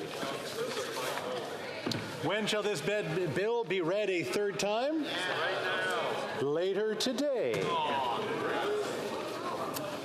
It is my duty, pursuant to Standing Order 38, to inform the House that the questions we raised tonight at the time of adjournment are as follows. The Honourable Member for Nunavut on housing. The Honourable Member for Stormont, Dundas, South Glengarry on the economy. And the Honourable Member for York Simcoe on carbon pricing. Point of order. The Honourable House Leader for the official opposition. Thank you very much, Mr. Speaker. I just wanted to add some additional comments regarding the question of privilege raised by the NDP's Deputy House Leader. In her comments on Thursday, as in her original submissions the week prior, the member for London Fanshawe failed to offer any arguments which would extend the applicable requirements for the Speaker's impartiality to the other chair occupants. For his part, the Honourable Member for Mégantic-L'Érable cited at length from House of Commons Procedure and Practice, 3rd edition, as well as rulings delivered from the chair in 1993 and 2023 on the subject matter.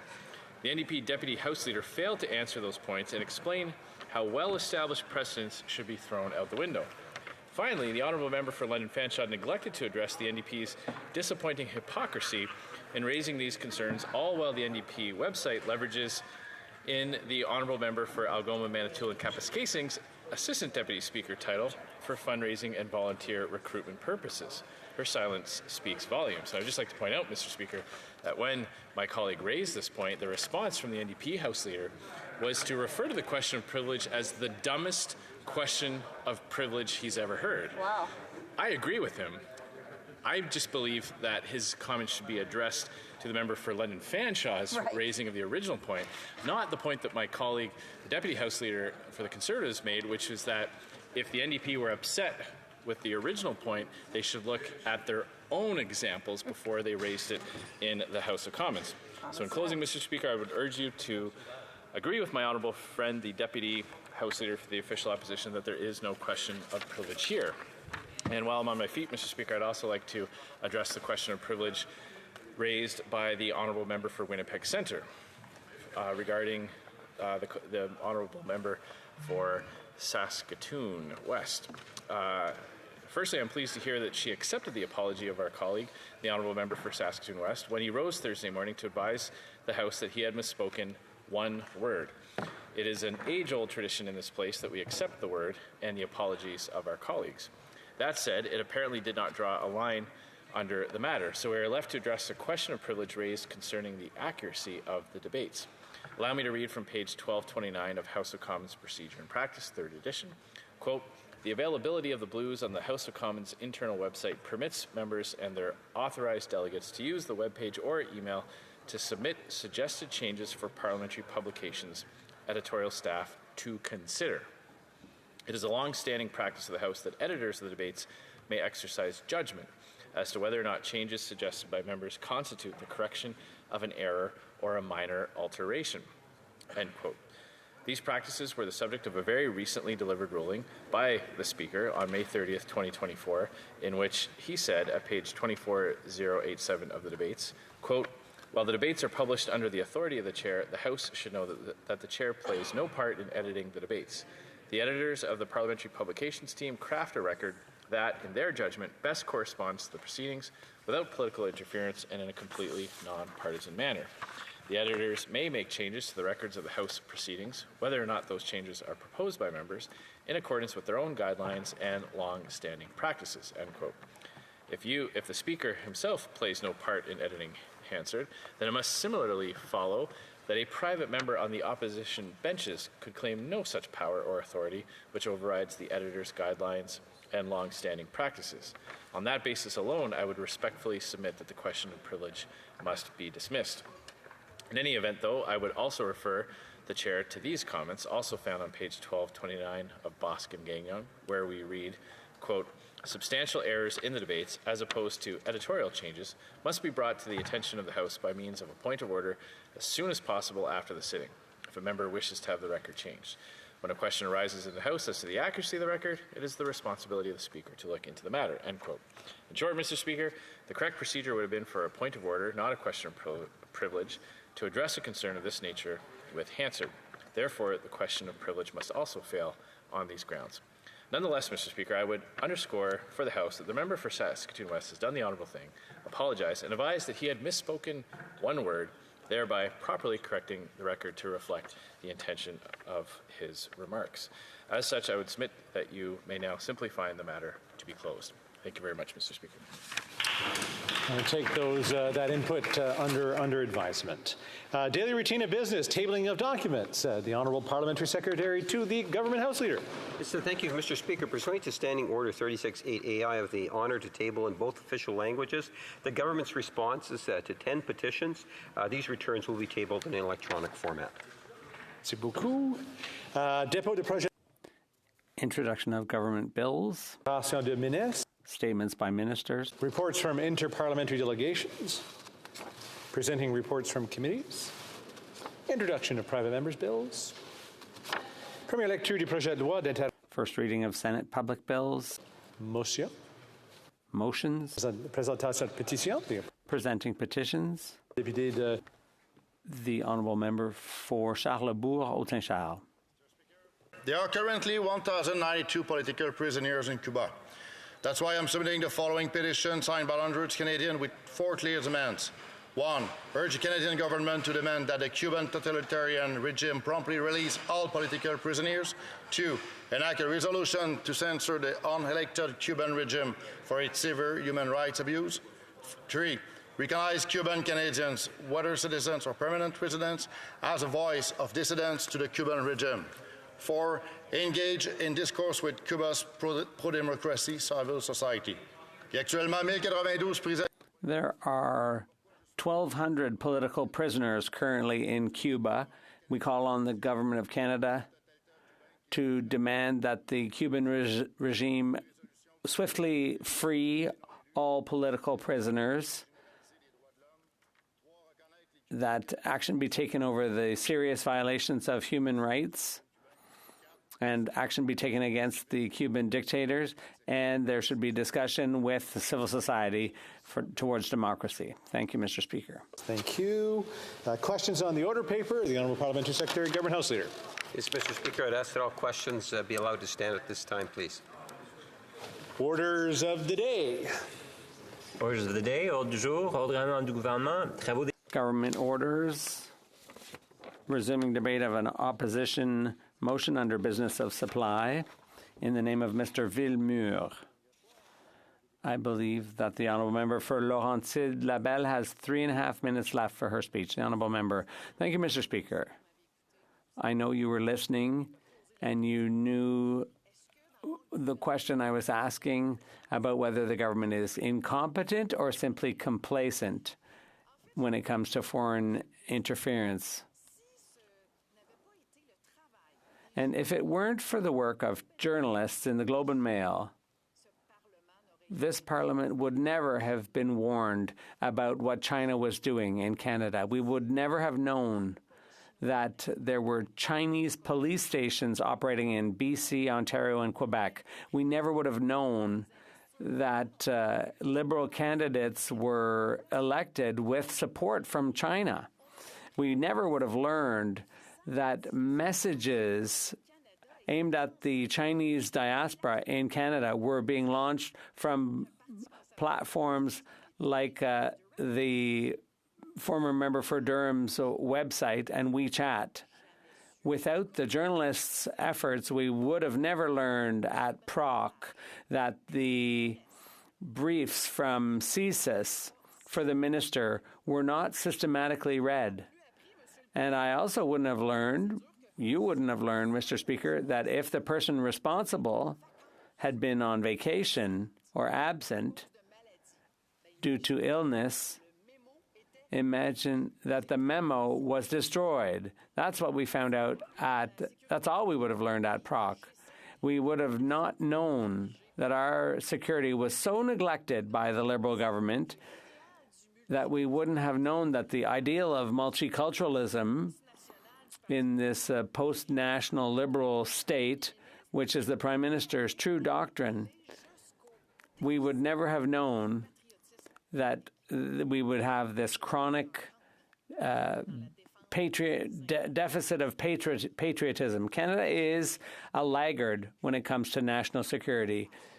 We would have never had the CSIS briefing, which I personally requested. This government has made choices and dismissed interference. This government has shown negligence and incompetence with just through foot dragging. All Western countries have to deal with this problem. There are some, for example, like Australia, the UK, the US, and the European Union. They have taken steps.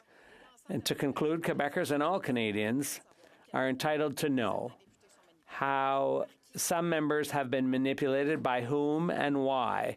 It's all in the name of safeguarding our democracy. Thank you, Mr. Speaker. Questions and comments? Comments? The Honourable Parliamentary Secretary, Government House Leader. Yes, thank you, Mr. Speaker. I would tend to disagree with the member's conclusions in terms of the government not have taken any steps. For the first time, we've actually had a government that has recognized that international interference is taking place, and there was modifications done in regards to the elections. There's been changes in terms of calling forward different individuals to look at ways that we can deal with it on the international scene. Canada's been raising the issue amongst the G7s, and we've been very open and transparent. At the end of the day, I think NSICOP, that's the reason why we have the report that we have today. That is a creation of this government in full cooperation with a majority of the members. My question to the member opposite is, would she not agree that NSICOP is the reason why we have the report today, and that is something in which this House has actually passed, in which all members, except for the Conservatives, voted in favor of. The honourable member for Laurentides-Labelle. Thank you very much, Mr. Speaker. In my speech, I never said anything. I said there was negligence and complacency. The alarm was sounded months ago, and it's obvious that what was put in place simply doesn't work. There were 70 meetings of the Procedure and House Affairs Committee, and it was clear from everything that was done, and it led right up to this bill that we're debating, which clearly doesn't go far enough. So he's right, Mr. Speaker. My colleague is right. The government did what the government did is clearly insufficient and does not meet our international obligations. The honourable member for South Okanagan, West Kootenay. Well, thank you, Mr. Speaker, and je veux remercier ma collègue pour son discours.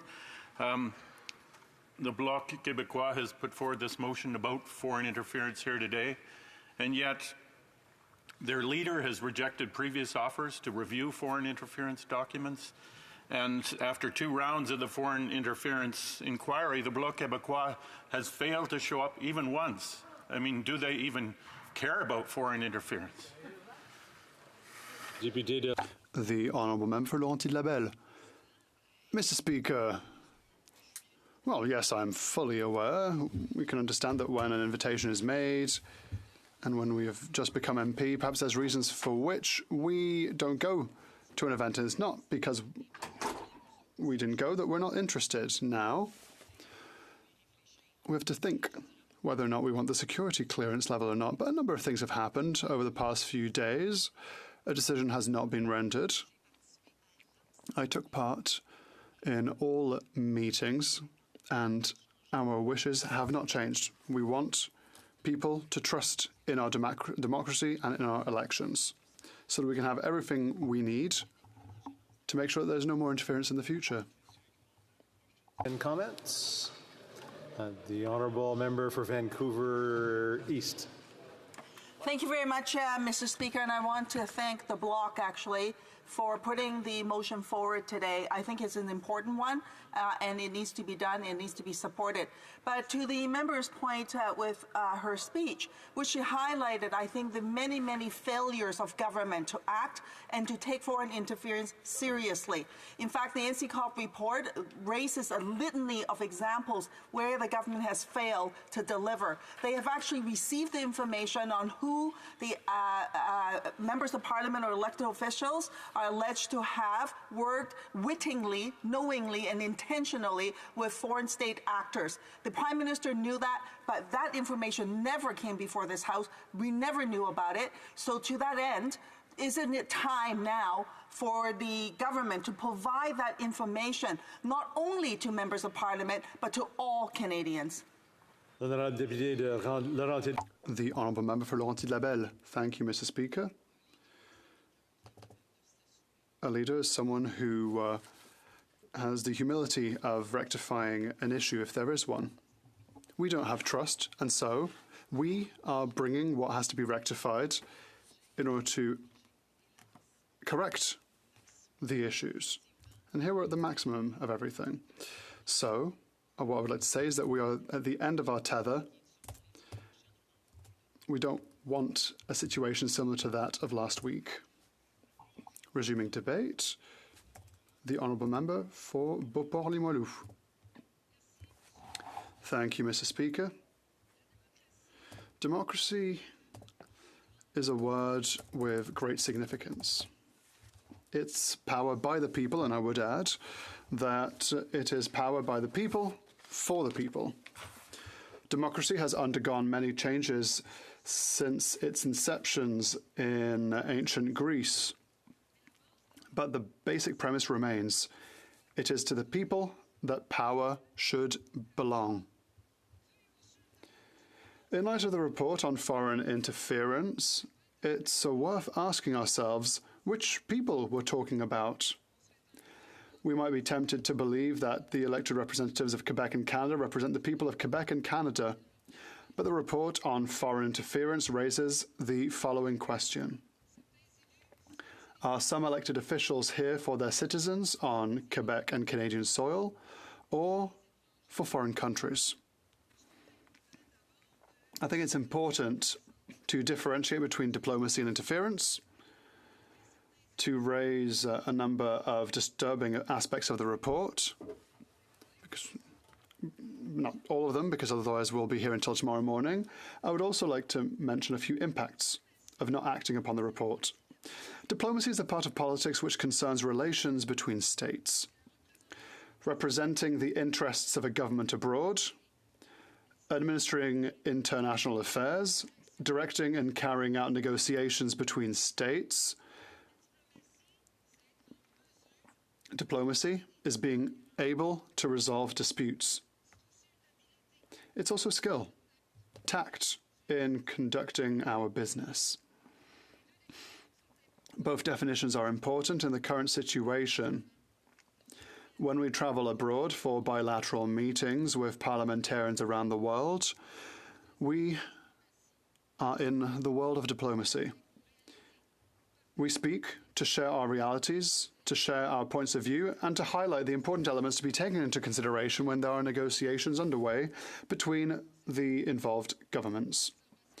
Our ambassadors have the same duty to discuss and to negotiate. Diplomacy is in the interests of nations and their people. Interference now. Interference is the interference of a state in the management of another state. With the definition, we can see the difference between diplomacy and interference. Interference is an intervention by a foreign state in the domestic policy of another state. If we were to look at and analyze the history of mankind, we would see that many wars over the centuries have had their root cause in the interference of one country in the affairs of another.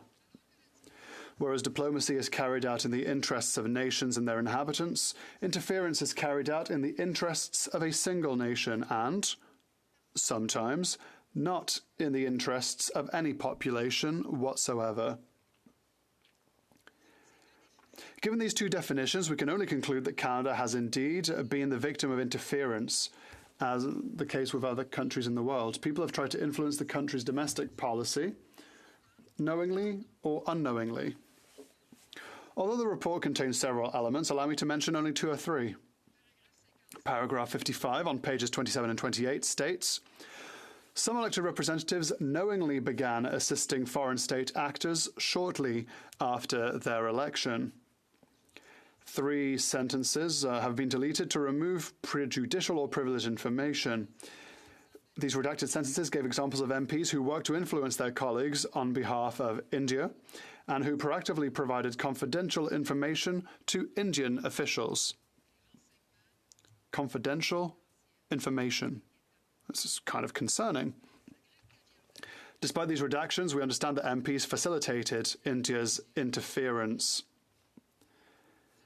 We also learned that consulates and embassies would coordinate the actions of their networks, and in the 2019 federal election, 11 candidates and 13 election staff had close links to China.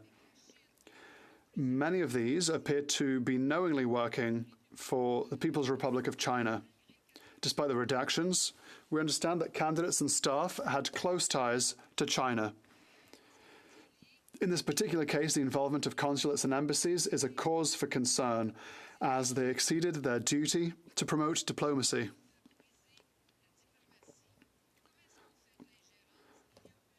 How does interference happen? There's a whole list of options. Social media, misinformation, threatening the diaspora. Countries can use clandestine networks, and they can buy influence. This is just a short list of what can be used. What is worrying in all this is the lack of interest shown in this issue by successive governments, whatever their political stripe. The Prime Minister's entourage dismisses intelligence reports out of hand on the pretext that they contain only allegations without proof, whilst the Prime Minister himself admitted during his appearance before the committee that he did not even read intelligence reports. This is worrying. The least that could have been done was to meet with the people named to get explanations. How is it possible to know that the allegations have no evidence if the reports are systematically rejected and if the CMP and CSIS aren't questioned? How can we make sure that these are only allegations? How can we make sure of this if the Prime Minister doesn't even read reports in the first place? When I first ran for office, an old hand told me, you can't be accused of what you don't know. My vision is, from my point of view, if I know something, I can act and improve any problematic situation. Unfortunately, I note that the Prime Minister's team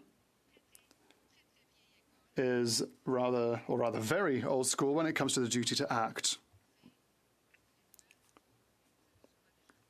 You've probably already seen the image. They are like those three little monkeys. Hear nothing, see nothing, say nothing. But now we know. The Minister for Public Safety raised an important point. You can't mention people's names without making sure that the acts of which they are accused are facts and not allegations without proof. But that's for the RCMP and CSIS to determine, not us. I would like to know that these people will never again have the opportunity to facilitate, knowingly or unknowingly, foreign interference. I would like to know that concrete action is finally being taken to ensure the vitality of our democracy, free from interference, free from foreign meddling. I want to be assured clearly, tangibly, and officially that the citizens of Quebec and Canada can have full trust and confidence in their democracy. The current situation is just one more factor fueling cynicism about members of this Parliament. Yes, the government is acting in a last-minute way because the report was published and C-17 was hastily tabled. But once again, zero planning, zero predictability, and zero long-term vision. In short, it is important to ensure that the people's elected representatives represent the people who elected them and are free from any collusion that has led to interference in order to protect our democracy, Mr. Speaker. And that is the reason for which we are calling for the mandate of the Hague Commission to be extended. We must ensure that we protect our democracy, and in doing so, we are protecting all the interests of our fellow citizens. In other words, we are protecting their confidence in us, we are protecting our economy and its ability to offer good jobs and a bright future to all. We are also protecting those who have left countries and chosen to live in Canada. Finally, we protect those of our democracy, because democracy goes beyond the walls of this House. We have to be aware of that. I've said it before and I'll say it again. A true statesman, stateswoman, protects people's dignity, especially those who are the most vulnerable. Thank you, Mr. Speaker. Questions and comments? The Honourable Parliamentary Secretary to the Government House. Yes, Mr. Speaker, to pick up on what the member is saying towards the tail end, when you think in terms of foreign interference, one of the best ways in which one can actually counter that is by building a support that comes from all sides of the chamber. And if all sides of the chamber recognize the serious, not only recognize the serious nature of foreign interference, but to act as one strong voice, that it does actually send a very powerful message. Often, foreign interference, they're trying to promote and encourage public distrust. Whereas if you have people working together, partisanship put to the side, and the foreign interest in combating that as the top priority, that's one of the ways you can build public confidence in the system. And I wonder if she can provide her thoughts on that. The Honourable Member for Beauport-Limoilou. Yes, foreign interference tends to try and disunite us, shall we say. What's the expression? Divide to better conquer. Thank you, dear colleagues. Divide to better reign. That's what foreign interference tries to do. That being said, we can agree on the fact that foreign interference is a problem that we have to put an end to. We can disagree on the ways to get there, and that's why it's important to sit around the table and to share how important a minority government is, because everyone sits down around a table so we can reach a consensus that will truly protect democracy and Canadians. Thank you. Monsieur commentaire, questions and comments. The Honourable Member for Vancouver East. Thank you very much, Mr. Speaker, and thank you to the member for her comments. The NCCOP report have noted that the foreign interference actors, and particularly from China and India, are most pervasive. And the implications are significant for Canadians, for our democratic institutions, and to our processes. And yet, while the government knew about this, have known about this for a long time, our system is deficient in addressing the issue. Paramount to the motion today, and I think ongoing efforts to counter foreign interference activities, is to ensure that the Commissioner have access to all unredacted documents, most certainly the ones that NCCOP received, but as well as the information from Cabinet. Would the members support the call for the government to release all unredacted documents to the Commission? The Honourable Member for Beauport-Limoilou. There's so many elements in my colleague's question. First of all, perhaps silos and should stop being worked in. People like to work in silos. The problem is that everyone keeps this little prerogative. That's mine, that's my prerogative, so that's my information. It's not yours. There needs to be less ivory tower, more communication. We can also not be consciously blinkered. The Prime Minister had the information, his cabinet had the information, had the intelligence, but they all refused to even read them and share them. With regards to the Hague Commission, it would be important for the Commission to get the documents if it deems them to be judicious. Questions and comments? Senator. I would like to thank my colleague for her comment. But I have a question.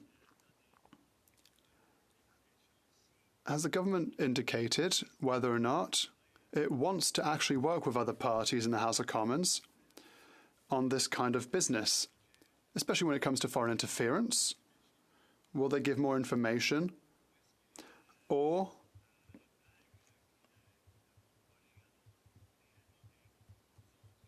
is it a bit of a joke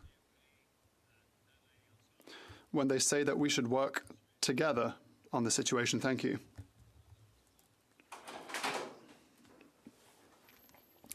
Once again, it is essential for us to work together. Does the government want us to do so during question period? Well, the government at that time said that they would support our motion. Now, everyone knows supporting a motion doesn't mean implementing it. So, it actually has to be followed up upon. And only at that point will we see if the government understands the beauty of a minority government. A government that sits around the table and negotiates to reach consensus. In this case, it would be a consensus for the good of our future democracy.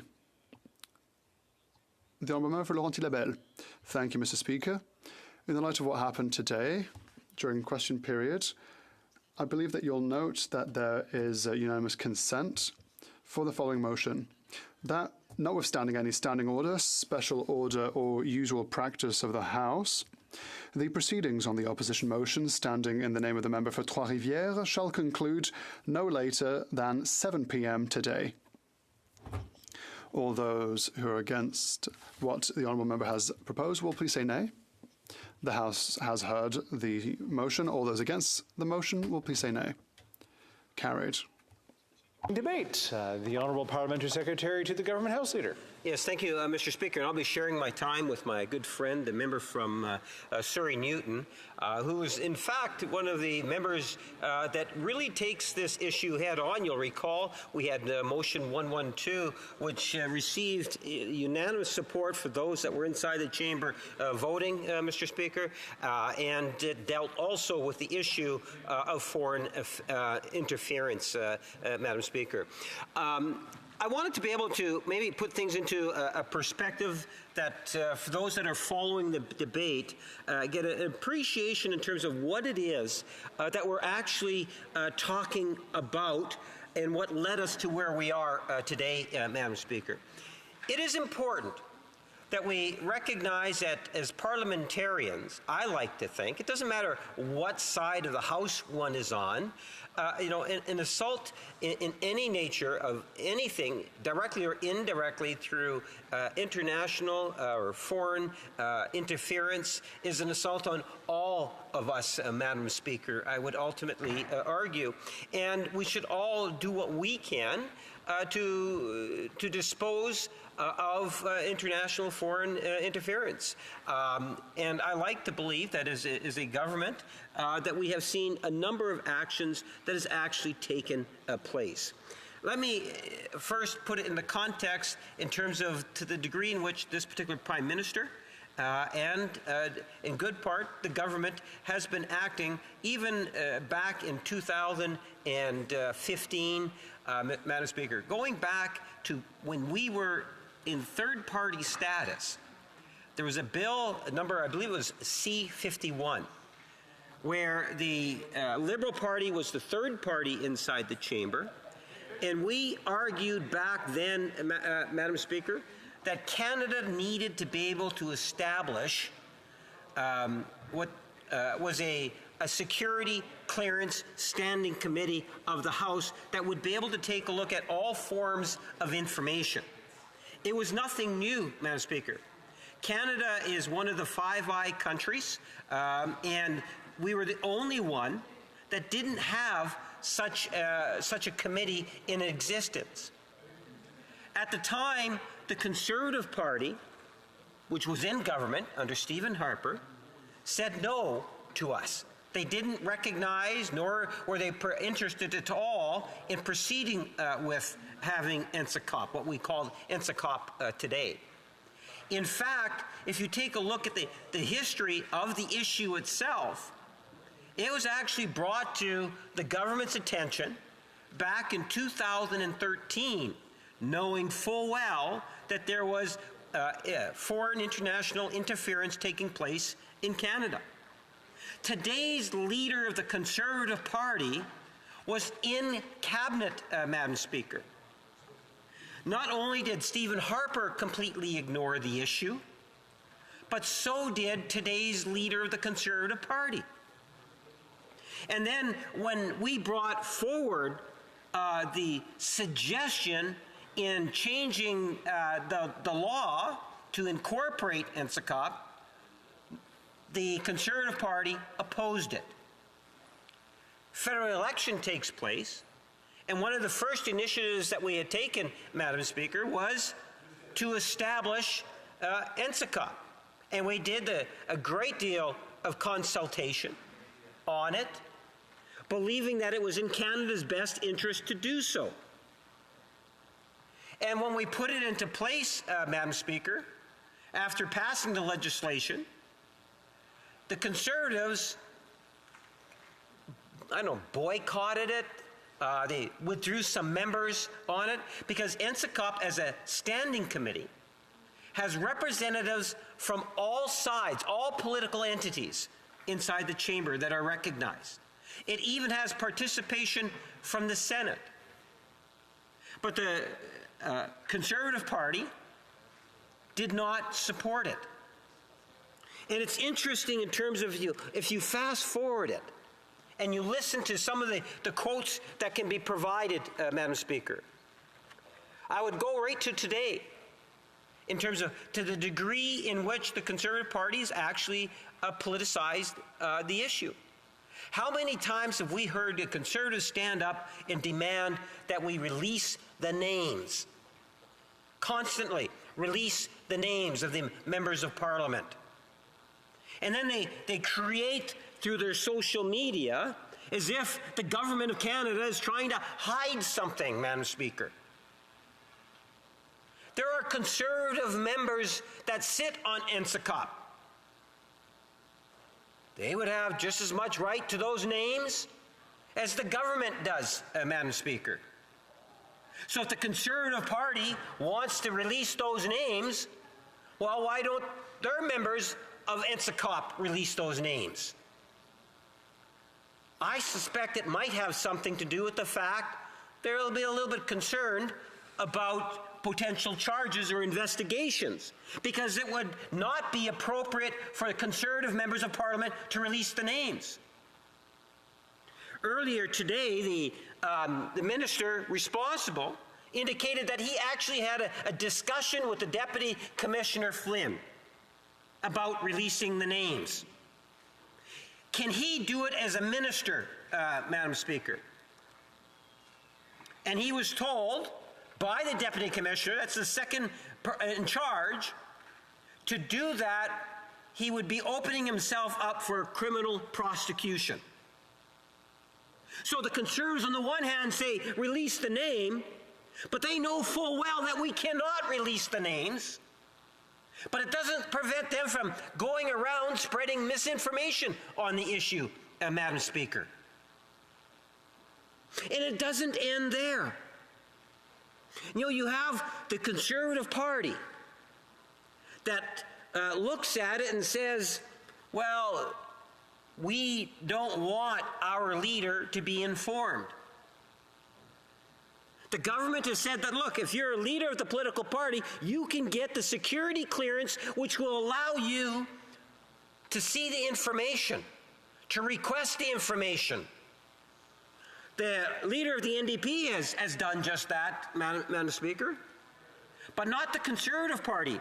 You know, interesting, just this past weekend on that issue, CTV question period, just over the weekend, Madam Speaker.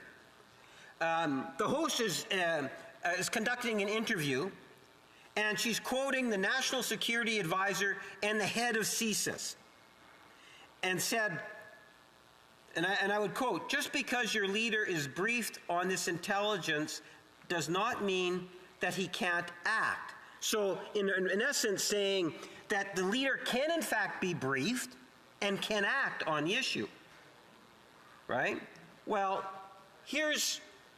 follow what happens after. Why not get briefed?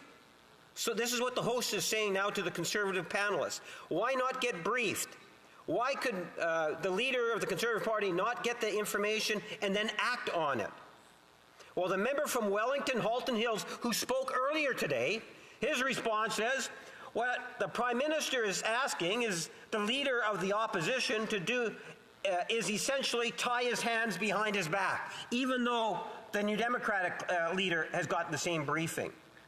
He goes further to say that process would require the leader of the opposition to sign an undertaking and swear an oath of secrecy not to divulge this information to anyone else, and therefore not be able to tell anybody else to act on this information to hold individuals accountable. While the host then poses the question, respectively, am I supposed to believe you over the director of CSIS?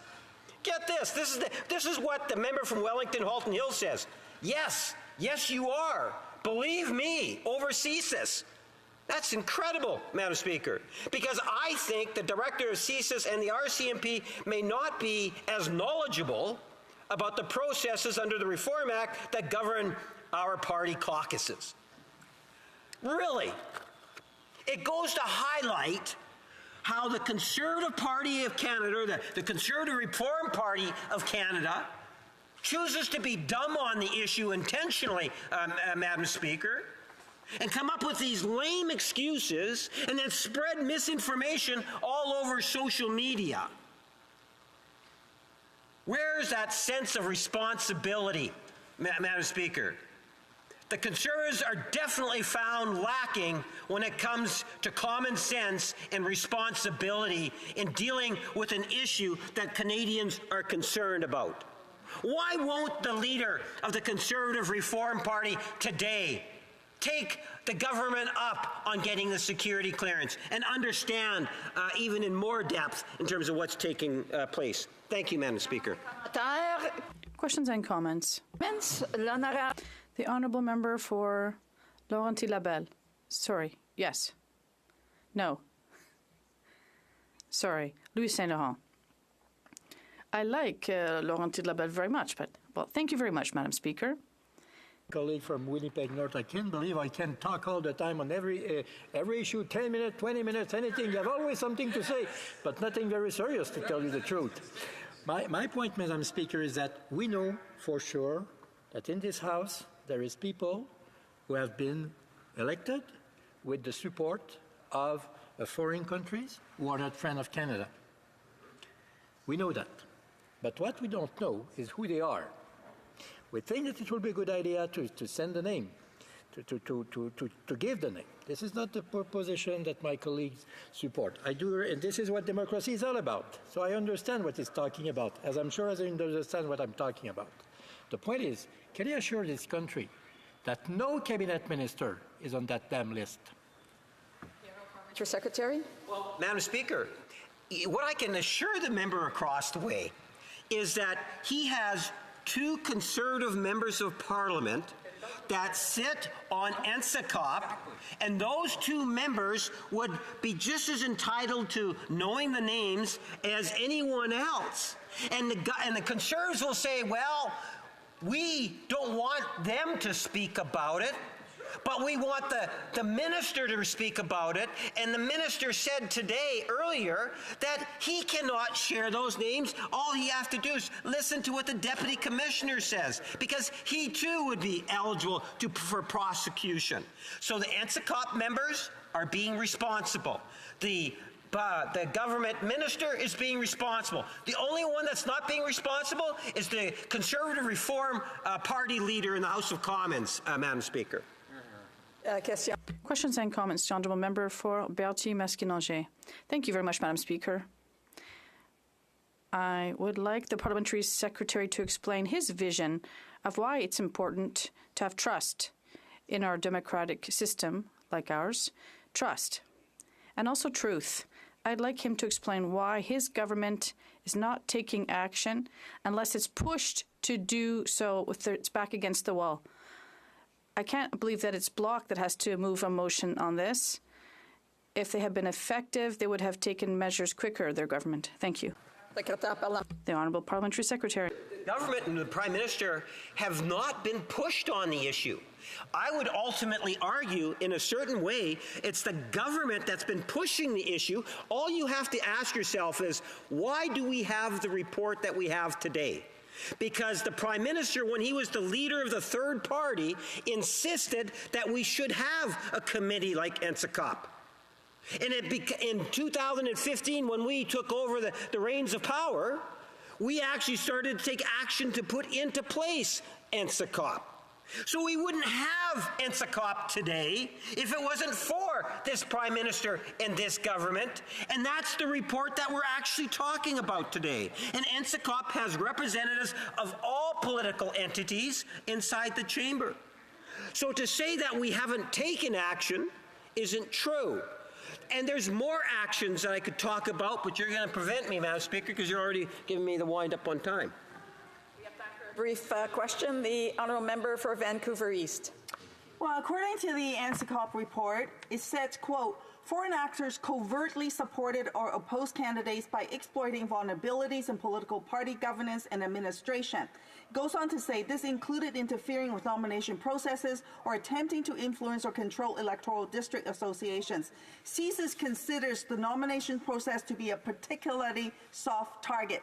So unlike Australia and the United Kingdom, Canada does not criminalize interfering in nominations, leaderships, or any other political party processes. Would the member agree, would the Liberal government agree, that it is time to do what our ally countries are doing to tackle foreign interference? The Honourable Parliamentary Secretary, a brief answer. Yes, Madam Speaker, I appreciate the question, and I would even add a little bit to it. Within the report, it's talking about the Conservative leadership in itself. I think that, yes, we do need to look at ways, and maybe working with the Elections Canada and other agencies, in ways in which we can protect the integrity of our democracy. And it would be nice to see all political parties get on side and do it in such a fashion that it reinforces public confidence in the system. In order to do that, you have to be prepared to put party politics at the time to the side. To Max. Resuming debate, the Honourable from Surrey Newton. Thank you, Madam Speaker. As the members of the opposite and all honourable colleagues know, the Government of Canada is deeply focused on combating foreign interference. Today, foreign interference poses one of the greatest threats to our Canadian society, our economic prosperity, and our sovereignty.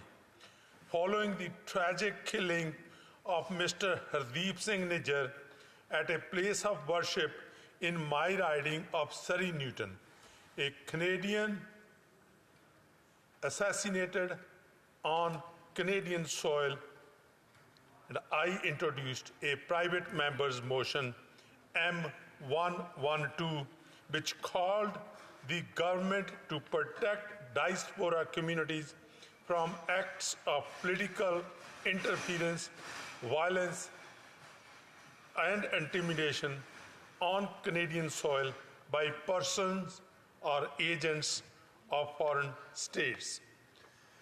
With M112 receiving support from all members who had voted, our government also introduced Bill C-70 to further combat foreign interference. By giving our law enforcement and intelligence agencies enhanced tools and authorities, the Countering Foreign Interference Act will strengthen our ability to detect and disrupt foreign interference threats to our national security. Activities such as spreading misinformation and disinformation through traditional and digital means undermine public confidence and spread doubt in our fundamental institutions, mainstream media, and the legitimacy of the elections. Not only are they spreading misinformation, but as we know from testimony at public hearings of Foreign Interference Commission, foreign state actors are monitoring, intimidating, and harassing diaspora communities across Canada. We also know from our security and intelligence community that a growing number of states have built and deployed programs dedicated to undertaking online influence as part of their everyday activities. Public Safety Canada is leading work across this community to identify and develop the right solutions for Canada. Madam Speaker, we also have the knowledge from numerous reports, such as the Canadian Security Intelligence Service 2023 public report, Justice Hogue interim report of the Foreign Interference Commission, and most recently, the studies from the National Security and Intelligence Review Agency and National Security and Intelligence Committee of Parliamentarians. Through their deceptive online campaign, foreign actors are attempting to reshape our policymakers' choices, our government relationship, and the reputation of our politicians and our country. The Countering Foreign Interference Act will further strengthen Canada's ability to counter the foreign interference threat while upholding Canadian interests, values, and need for transparency. One of the most and main pillars of this bill and its commitment to transparency is the creation of a foreign Influence Transparency Registry. This registry will require that all individuals or entities who enter into an arrangement with a foreign principal and who undertake activities to influence a government or political process in Canada would be required to publicly register these activities. The goal of the foreign registry will be to promote transparency from all people who advocate on behalf of foreign governments or entities, as well as to ensure accountability from those who would seek to do so in secret ways. This will reinforce the seriousness with which we take the protection of our political and democratic processes and would again Canada and those when we talk about Canada, this is what we would like to see. Canada aligns with the international best practices. By aligning with international best practices, we can reassure our allies that our mutual security will be upheld and that our shared values of democracy, openness, and human rights will be defended. Madam Speaker, Canada has remained open to learning from the experiences of our international partners. Many other nations have already adopted a similar foreign registry of their own. For example, foreign agent registries already exist in other 5 countries, including the United States and Australia.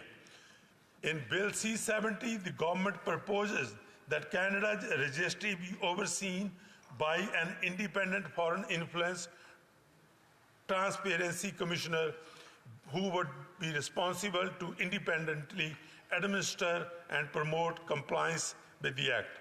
But the Act is by no means a single solution to foreign interference. It is a complex national security threat that requires a multi-pronged approach. They said a foreign registry would build on the government's ongoing and long-standing efforts to protect our democratic institutions against the threat of foreign interference.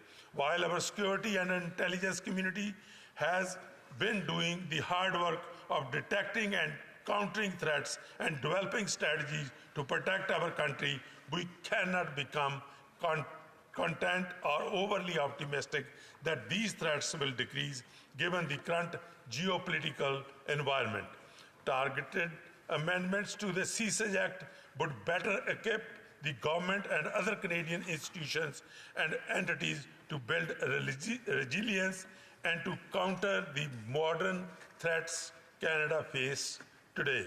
When Canadian Security Intelligence Service was first created in 1984, the federal government was the primary target of our adversary. However, as we know today, foreign interference is widespread across all facets of Canadian society.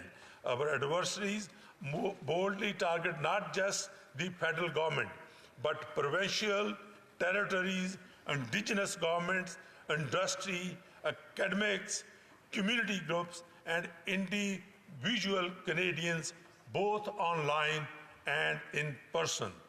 Madam Speaker, among other changes, Bill C-70 would enable a broader disclosure of Canadian Security Intelligence Service information to those outside the Government of Canada. With appropriate safeguards, this information would help Canadians to build resiliency to threats. This legislation would also increase CSIS's ability to be more agile and effective in its investigation by introducing new federal court orders and warrants. It would also enhance CSIS's capacity to use data sets. Madam Speaker, these proposed changes incorporate the input and we received during the consultations with individuals and entities across Canada and from diverse communities, industries, and entities. People in Canada have a high expectation of privacy, including the protection provided by Canadian Charter of Rights and Freedom. These proposals have been developed with that in mind. The Canadian Security Intelligence Service already has multiple layers protection to ensure it is accountable and that rights of people in Canada are protected. Madam Speaker, the National Security and Intelligence Review Agency and the National Security and Intelligence Committee of Parliament also provide an important review function for the CSIS. I want to reassure my colleagues in this House and Canadian that the government is and will be using every possible tool at our disposal to keep them safe. Madam Speaker, thank you very much for giving me an opportunity to speak. Questions et commentaires? Questions and comments? L'honorable député. The honourable member for Calgary Centre. Thank you, Madam Speaker. First of all, I appreciate the comments of my colleague who I work with closely on the Immigration Committee. And he's talking about the importance of making sure we have democracy going forward here and that the foreign interference that he's experienced, even in his riding, in the most egregious form, doesn't continue across Canada. And the NCCOP report, of course, indicated that that is happening throughout the country. But what's redacted in the report before it came to Parliament was certain things that parliamentarians should know. And that's a choice to redact those from this Parliament. Would he actually go back to his leadership and say, can you please unredact the parts of that report that were redacted to put into Parliament here? Thank you. The honourable member for Surrey Newton. Thank you very much, Madam Speaker. Madam Speaker, I want to thank my dear friend, honourable member from Calgary Centre, for his question and his friendship on the Committee on Immigration, Refugees and Citizenship. Madam Speaker, when it comes to diplomacy, when it comes to members of Parliament, diplomacy is part of our service. But when we go beyond that, irrespective of which party the MPs belong to, that is unacceptable, and I have had discussions to see if those names can be released, but today the Minister of Public Safety has clearly indicated in this House that he seeks advice from the Deputy Commissioner of the RCMP, and if they say those names, he can be criminally charged. So that answers that question, Madam Speaker. Commentaire, l'honorable député de Mirabel. The honourable member for Mirabel. Thank you, Madam Speaker. There are a number of Liberals, including the member for Kingston, I saw on a TV interview, saying that there was already a system for accountability because the political leaders could have got the security clearance to get the information. Well, the problem is that if they get that information, they can't use it, they can't disclose it, they can't do anything, their hands are tied, so there's no accountability there. The only people who can truly do anything is the Prime Minister, and he either didn't do anything or didn't read the report or didn't ask them to amend the report. Would my colleague not agree that it's about time that the mandate was amended so that the Commission could propose what they've never been able to propose, which is a mechanism to alert people when elected officials are in danger of being compromised, because they can't right now, not by the government, not by the law, not by cabinet. Member for Surrey Newton. Thank you, Madam Speaker. Madam Speaker, in reference to the question from the honourable member from Mirabel, I already mentioned part of the thing when member from Calgary East raised the issue. But I can tell you what Prime Minister has done.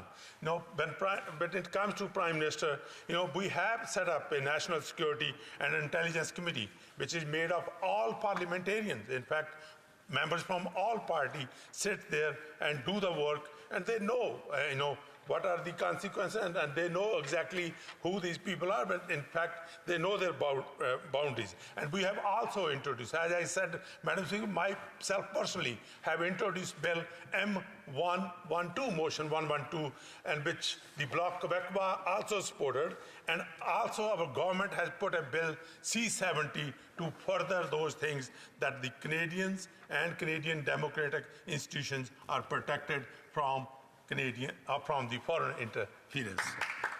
We have time for a brief question. The honourable member for Vancouver East.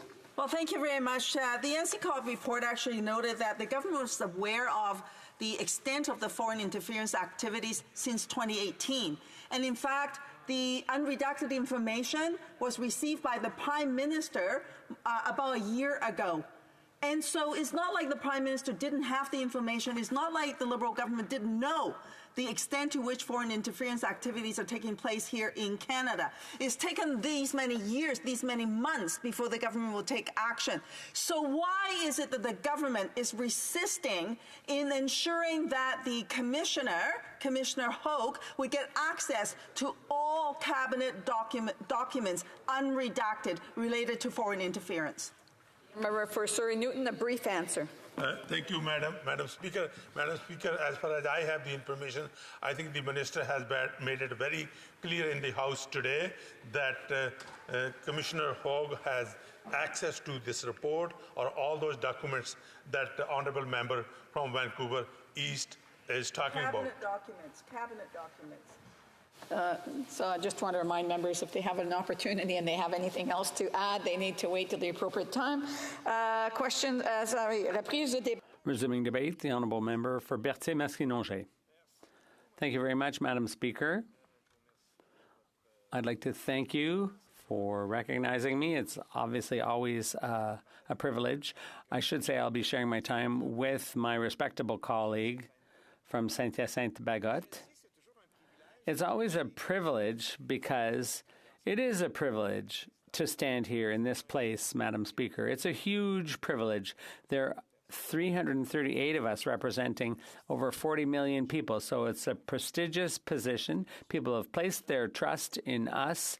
People have placed their trust in us, and what we have to do here every time we stand as parliamentarians, we have to get down to work for those people who have put their trust in us. We work for the public good, and you don't always see that because there's some partisan games that are played here.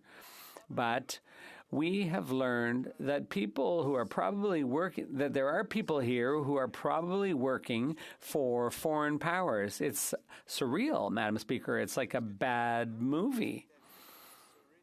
And what happened in Surrey Newton, and I'd like to say to my colleague that we stand with the people in his riding over the terrible incident that occurred in his riding. And if the facts are actually true, it's absolutely terrible. It's atrocious that something like that could happen in a G7 country. Not only is it terrible and surrealistic, what seems surreal to me is that, once again, Madam Speaker, it's the Bloc Québécois who are acting like the responsible grown-ups in the room.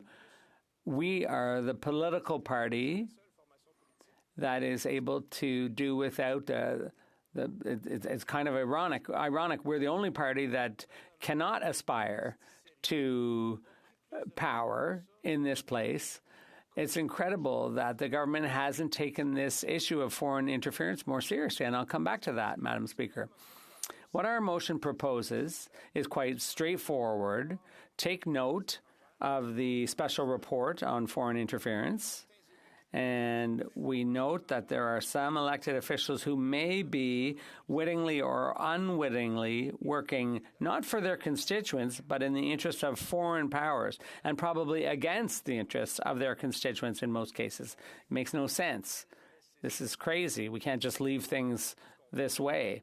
And so what we say is that the mandate of the Hogue Commission should be expanded, not just to include the last two elections, not a very narrow, short-term mandate that requires a report by Christmas. What we're asking for is for full light to be shed on these issues, and that we investigate all of our federal democratic institutions, including members of the House of Commons, including senators. We need to look into all parliamentarians. An assessment has to be made of what happened, and we need to get to the bottom of it. We need to get the information, get the facts. So between right-wing and left-wing populism, they're saying, give us names, and they know full well that that can't be done. And they're without serious judgment or even criminal charges, the names cannot be revealed. So they've been spending days here clamoring for names, knowing full well it can't be done. The only thing that can be done is to expand the Commission's mandate, and that's what's going to be done. I was glad to learn that all political parties in the House of Commons, Madam Speaker, are indicating that they're prepared to support this motion. The revelations are very serious. People who are probably being paid, they're probably getting, they're getting money. So I'm talking about foreign money. They're being paid to do this, to work for another country. And we need to avoid foreign powers financing our elections. So I would suggest once again that Canada should do what Quebec has done. Quebec reformed its Election Act because, let's be serious, how many ordinary people can spend $1,700, can donate $1,700 to a political party? There are people who can afford that, but not many. And how is it that there are many in some ridings? Well, maybe it's because people are looking for something in exchange. It incites people. It's an incentive or an encouragement to bribery. It invites that behavior. And there was public funding at one point, but the Conservatives scrapped that. The dollar for vote, the vote subsidy. So I'd like to see that come back. That's the kind of thing that helps head off foreign influence. The parliamentary secretary earlier had the nerve to suggest that his government was being proactive, that they created the Commission of Inquiry, and that they've taken this all very seriously, and without them, we wouldn't even have all that. Well, no, that's not true. I'm sorry. It took a leak to CSIS, or a leak for us to even be aware of the problem. And then we asked questions for weeks and months, Madam Speaker. And the Liberal government did what it usually does. They kept their heads down. They stuck their heads in the sand. They looked the other way. No. We've said it so many times, they should start to understand that they have to do something. And when you act 6 months or a year later, well, things are worse by then and you can't catch up. So next time this kind of thing happens, you have to react more quickly. This is just nonsense, the slowness. The alarm was sounded repeatedly. And I always used to tell my students when I was a teacher for years, I said, it's okay to make a mistake. It's not serious. What you have to do, though, what matters is that you're humble enough to admit that you've made a mistake and then to analyze what you did wrong and then don't do it again. This government lets everything drag on, and I've been here for 5 years, but even before they were probably doing it, it makes no sense. Learn. Through you, of course, Madam Speaker. I shouldn't be talking directly to members opposite. So earlier they said they're taking action, but it took a leak to start things out. And then there had to be a commission, an inquiry, and so on. And it took weeks. And finally, one weekend on a Saturday afternoon, just before a barbecue, they had this idea. They came up with this brainstorm of appointing a special rapporteur, and that was going to solve everything. So here, I'll appoint one of my cronies who's been a big donor to the party in recent years, and everything will be fine. Well, no, it didn't work. We had to ask questions for months more. We had to question the integrity of that person, and a respectable person, I must add. But the way this government went about it, it's just incredible. And they say, well, if it weren't for us, there never would have been a commission of inquiry. Get real. How is it that it's the Bloc? Why are we the ones today having to say, you have to be reasonable, you have to take this seriously, you have to take steps? I'm really puzzled. I'm scratching my head, Madam Speaker. How much time do I have left after all that, Madam Speaker? 1 minute and 30 seconds. Okay, that's perfect. I can wrap up in that amount of time. So what's important for us to do is we need to get our house in order because people are watching us, Madam Speaker. And when you condemn, when you wring your hands about the cynicism in the public, well, when you look at a file like this, how could people react any other way? This is serious. It's very serious. We're in a position right now where we're under suspicion permanently. Whenever I speak to another member from another party, I wonder, who am I really talking to? Are they working for some foreign power? I don't know who they are anymore. It just doesn't make any sense. It's incredible to be told that there are probably some of us here who are under foreign influence. That's unacceptable. And they won't tell us who. They can't be identified. So that's why we came up with this motion today, Madam Speaker, for our Opposition Day. We need to go further. We need to be serious. And the grown-ups in the room are calling on the rest of you to adopt this motion. And I hope that the result of this inquiry will be conclusive and that we'll be able to restore confidence, because that's what this is all about, Madam Speaker, confidence in our elected officials. The Honourable Parliamentary Secretary, the Government House Leader. Yes, thank you, Madam Speaker. The member made reference to the issue of providing names, and he seems to acknowledge that it wouldn't be appropriate for us to be providing names, whether it's government or opposition or those that sat on the NSICOP committee. And I appreciate that comment, because I think no translation. Was there an issue of interpretation? No? Parliamentary Secretary, maybe if the Honourable Secretary looks this way, he wouldn't get sidetracked by some of the actions that the others are doing. The Honourable Parliamentary Secretary has 30 seconds. Thank you, Madam Speaker. The question that I have for the members, I appreciate the acknowledgement in regards to not being able to reveal the names of the individuals in question. The question I have for the members, does he see the value in terms of the leaders getting the classification so that they can, in fact, get more information? After all, it's the leaders that sign off on candidates. So every leader can make the commitment to the electorate that I would not sign off unless I was comfortable with a candidate. And obviously, being treasonous is a good reason why not to. The Honourable Member for Berthier-Masquinongé. Thank you, Madam Speaker. My answer is yes. That's what our leader decided to do. I think that all leaders should do this as well to make sure that is the case. But beyond that, what we wanted to say with my colleagues from the beginning is that when we ask a question,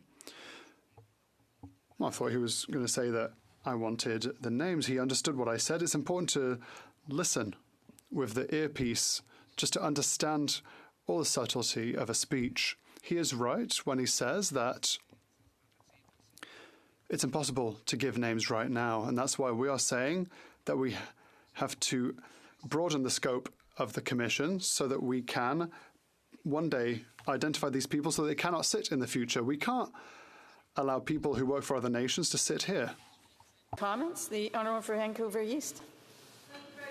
Madam Speaker, I would absolutely agree with the member that those who knowingly, intentionally, wittingly work with foreign states should not be sitting here as members of Parliament. They should not be running in the next election. There's no question about that.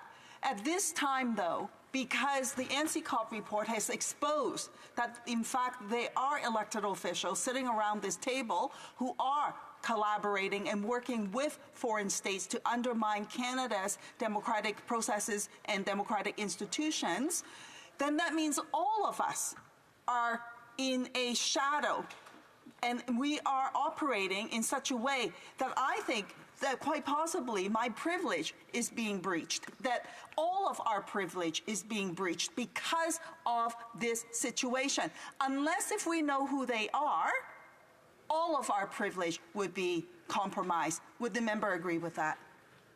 The Honourable Member for Berthier-Masquinongé. Thank you, Madam Speaker. I'm very happy to hear that at least one person was listening from A to Z. We often agree, and we agree on this matter, and that is the reason why we have to broaden the Commission's scope so we can identify these people so that each leader does his or her job and eliminates these people from Parliament and from their teams.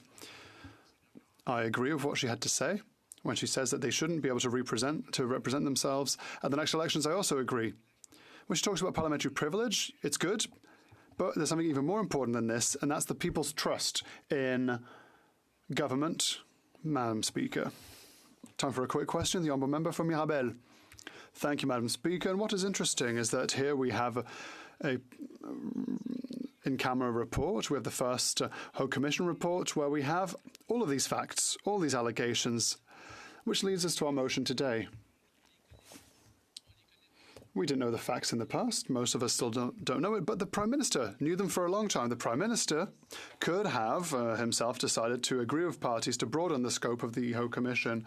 Despite all this, the Prime Minister sat on his laurels, and now we have an Opposition Day motion where the Liberals seem to be forced to support us. Why is it the Bloc Québécois that has to table this motion? How can he explain this lack of ambition from the Prime Minister and the government when it comes to defending our democracy? The Honourable Member for Berthier-Masquinongé. Well, I don't really have an explanation for him. That's why I said during half of my speech, Madam Speaker, the only explanation I have is that we are the adults in the room. We are the ones people should trust, and I'm glad that we're moving forward with this, and I'm happy that other political parties will support this. With regards to the Prime Minister, well, the Prime Minister that says candidly, well, I don't read reports, it's not interesting. Well, does he doesn't want to read them, or does he not know how to read? Which one is it? Resuming debate, the Honourable Member for Saint-Hyacinthe-Bagotte. Madam Speaker, what a strange democracy we have here in Canada.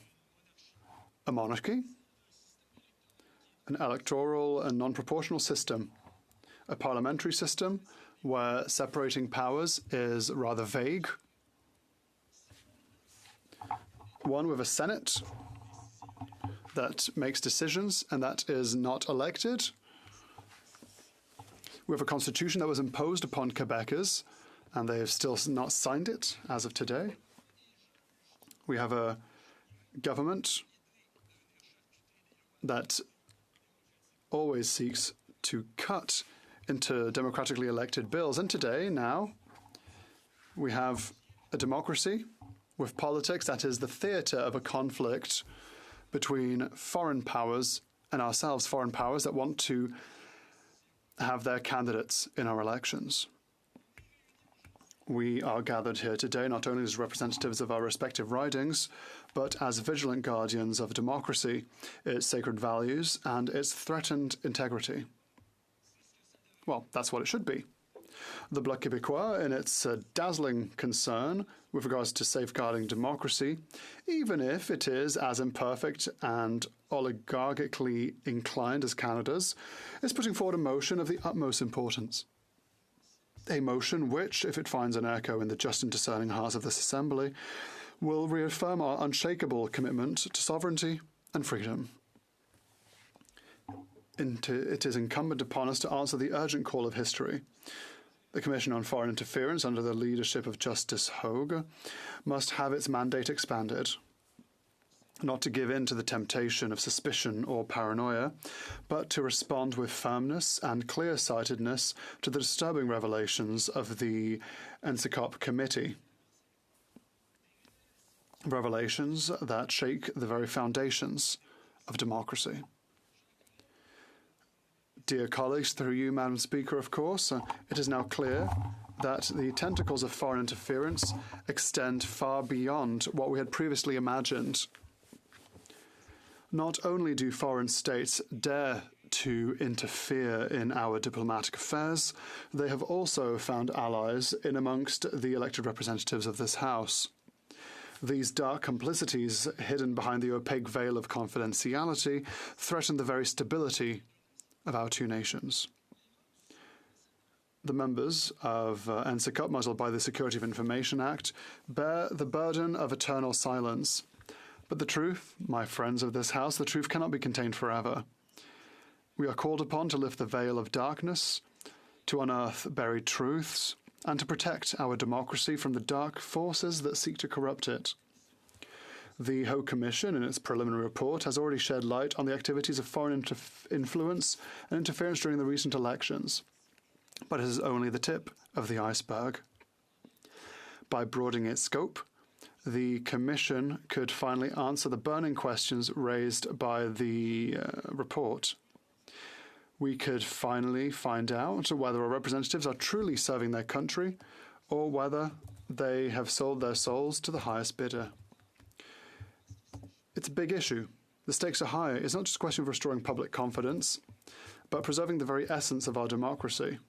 The Bloc Québécois calls on everyone to take action, courageous and determined action, action that proclaims to the world that our nation's freedom and sovereignty are non-negotiable, that the light of truth will dispel the darkness of deceit and betrayal. It is a high time to lift the veil of willful blindness and confront the reality of foreign interference in amongst our democratic institutions and processes. History has reminded us of the urgent need not to turn a blind eye to the threats that are eating away at the very foundations of our nation.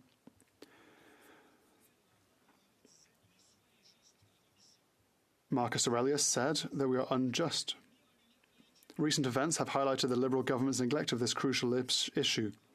In their obstinacy in ignoring the warning signs, they have demonstrated a disconcerting naivete. I use the term naivete in a very polite way, so as not to use an impolite term. Only the weight of irrefutable evidence has forced them to admit the existence of a problem of foreign interference, a problem that is eating away at the very roots of our democracy.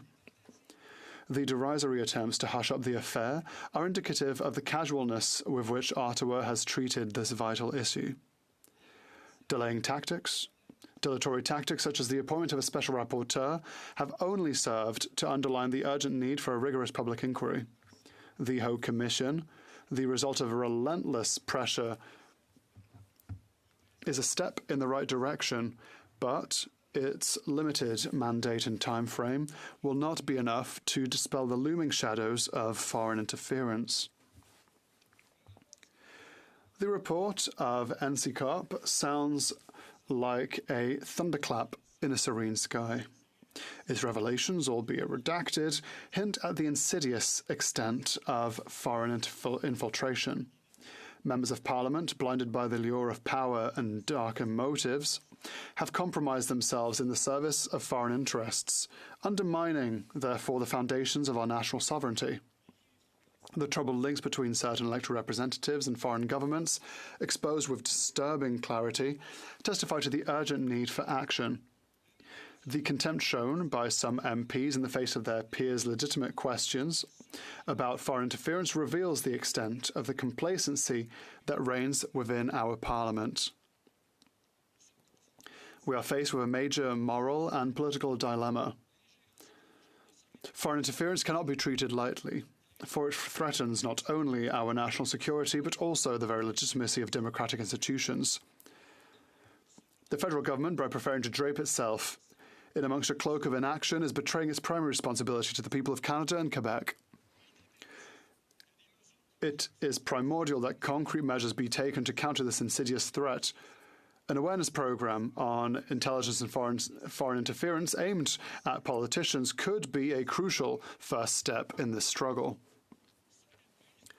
Only collective awareness and determined political will can restore public confidence and protect our democracy from external assaults. The time has come to transcend partisan interests and stand united against foreign interference. Our nation, our nations, our democracy, and our sovereignty are all at stake. It is incumbent upon us as guardians of this country's future to act with courage and determination to preserve the values we hold dear. Together, dear colleagues, through you, Madam Speaker, together, let us give back to our two peoples of Canada and Quebec the certainty that their voice is heard, that their will is respected, and that their democracy is preserved. Thank you, Madam Speaker. Questions and comments? The Honourable Parliamentary Secretary to the Government House Leader. Thank you, Madam Speaker, and I appreciate many of the words that the member has put on the record this afternoon, and ultimately recognize that whether it's the NSICOP, which I commented in my opening remarks, as being a creation by this government that ultimately provided us the report that we're actually tabling, and now we know that this is going to be reviewed by the Hogue Commission. The Hogue Commission is something that is ultimately been put together cooperatively from all political parties, and there will be a report. And through that report, I hope to find all sorts of good pieces of information that'll better equip leaders and others to be able to deal with building the confidence of the system in terms of minimizing indirect foreign interference. And I'm wondering if he could provide his additional thoughts in regards to public confidence and all political parties working together, in particular once that whole report comes out. The Honourable Member for Saint-Hyacinthe-Bagotte. Well, my colleague at the very least sticks to his points. He's asked the same question 15 times by slightly changing the wording from time to time to keep things fresh. He's tenacious, which is great in politics. And now that being said, we cannot negatively see the following fact: that the mandate be broadened, and that is what this motion seeks to do. It has three elements. Take note of the special report, that the House of Commons recognise the special report, express concern that certain elected officials may be wittingly or unwittingly working in the interests of foreign powers, and this is the important part, request the terms of reference of the Foreign Interference Commission to be expanded. That is perhaps the most important point in amongst the three, although all three are fundamentally important. This one is particularly important. I think that this joins the colleague of my colleague, but I'd like to remind him that this commission didn't come from a government, from government goodwill. We had to hound them for it to be created. The Honourable for Vancouver East. Thank you very much, Madam Speaker. And again, I thank the member for his comments. One of the areas that he touched on is actually the timeline of the issue. Aside from the fact that the government, the Prime Minister, knew of foreign interference activities for a long time now and actually did not take the necessary action to counter this threat to Canadian society, to our democratic system, the other issue that the NSICOP report has highlighted was that it noted a former member of Parliament actually engaged in foreign interference activities, allegedly. And supposedly, the individual also set up meetings and collaborated with foreign agents. So to that end, would the member agree that we need to ensure Commissioner Hogue has the full breadth and scope in looking into foreign interference activities and not only just restricted to the last two elections? The Honourable Member for Saint-Hyacinthe-Bagotte. First of all, yes, clearly this commission needs to be able to get the means it needs to do its job. It's simple. If a commission is created, it shouldn't just be a political spectacle, a way to simply wash one's hands from a rather difficult debate to have. It needs to be given teeth and means. Now, my colleague was talking about the Prime Minister. I feel that there's not just one Prime Minister who closed his or her eyes against foreign interference. We're here faced with a systemic, pernicious and permanent problem, which is a problem of governance rather than government, than individual government. So we need to dig deep into that. We need to go beyond the past few years. Quick question, the Honourable Member for Mirabel. Madam Speaker, my colleague for Saint-Hyacinthe-Bagotte is our international trade critics, and so I have a question. Some people take this more seriously than we do. In France, there wouldn't have been all this chit-chat, but now with a second opposition that is asking, cap in hand, that a commission be broadened, that we asked for. What do we look like? What do our foreign trade partners think of us? The Honourable Member. I'll try and be very brief. I would like to say that it's not a good look, Madam Speaker. In America, they keep an eye on their investments and foreign investments. And so they go after foreign investments when it goes against their best interests. And so by being lax, by undermining our image, well, I should say Canada's image because I'm not Canadian, it undermines Canada's image and undermines Canadian and Quebec companies. It's not a good look, Madam Speaker. The honourable member for Vaughan Woodbridge. Thank you, Madame la Présidente. It's always an honor and privilege to rise in this more honourable of houses. Madame la Présidente, I will be splitting my time with the honourable member for the very near, and I say near, geographically near, riding of Ottawa-Vanier, a dear friend and great member of Parliament here in this House. Madame la Présidente, we are having a debate on a very important topic, a topic that none of us should take lightly, and a topic that we all need to think about, commiserate, and opine on, because it impacts the democracy in the country we live in, and so forth, and a topic I know it's very, very important to all of us and all of our citizens. Madame la Présidente, je vous remercie. I would like to thank you, Madam Speaker. As the member opposite and all honourable members know, the Government of Canada is firmly committed to fighting foreign interference. Today, foreign interference represents one of the greatest threats to Canadian society, our economic prosperity and our sovereignty. By giving our law enforcement and intelligence agencies enhanced tools and powers, the Foreign Interference Act will strengthen our ability to detect and disrupt foreign interference threats to our national security. Activities such as the dissemination of false information and disinformation through traditional and digital means undermine public confidence and sow doubt in our fundamental institutions, the traditional media, and the legitimacy of elections.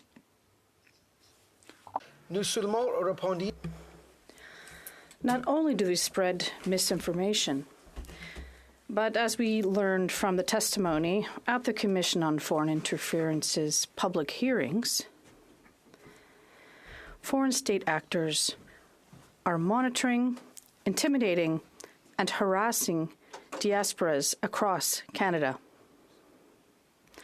We also know from the Canadian security and intelligence community that a growing number of states have developed and deployed programs to exert influence online as part of their day-to-day operations. Public Safety Canada is leading the work of this community to identify and develop the right solutions for Canada. Madam Speaker, we're also aware of numerous reports, such as the CSIS Public Report 2023, Justice Hogue's interim report of the Commission on Foreign Interference, and, more recently, studies by the National Security and Intelligence Review Office and the National Security and Intelligence Committee of Parliamentarians.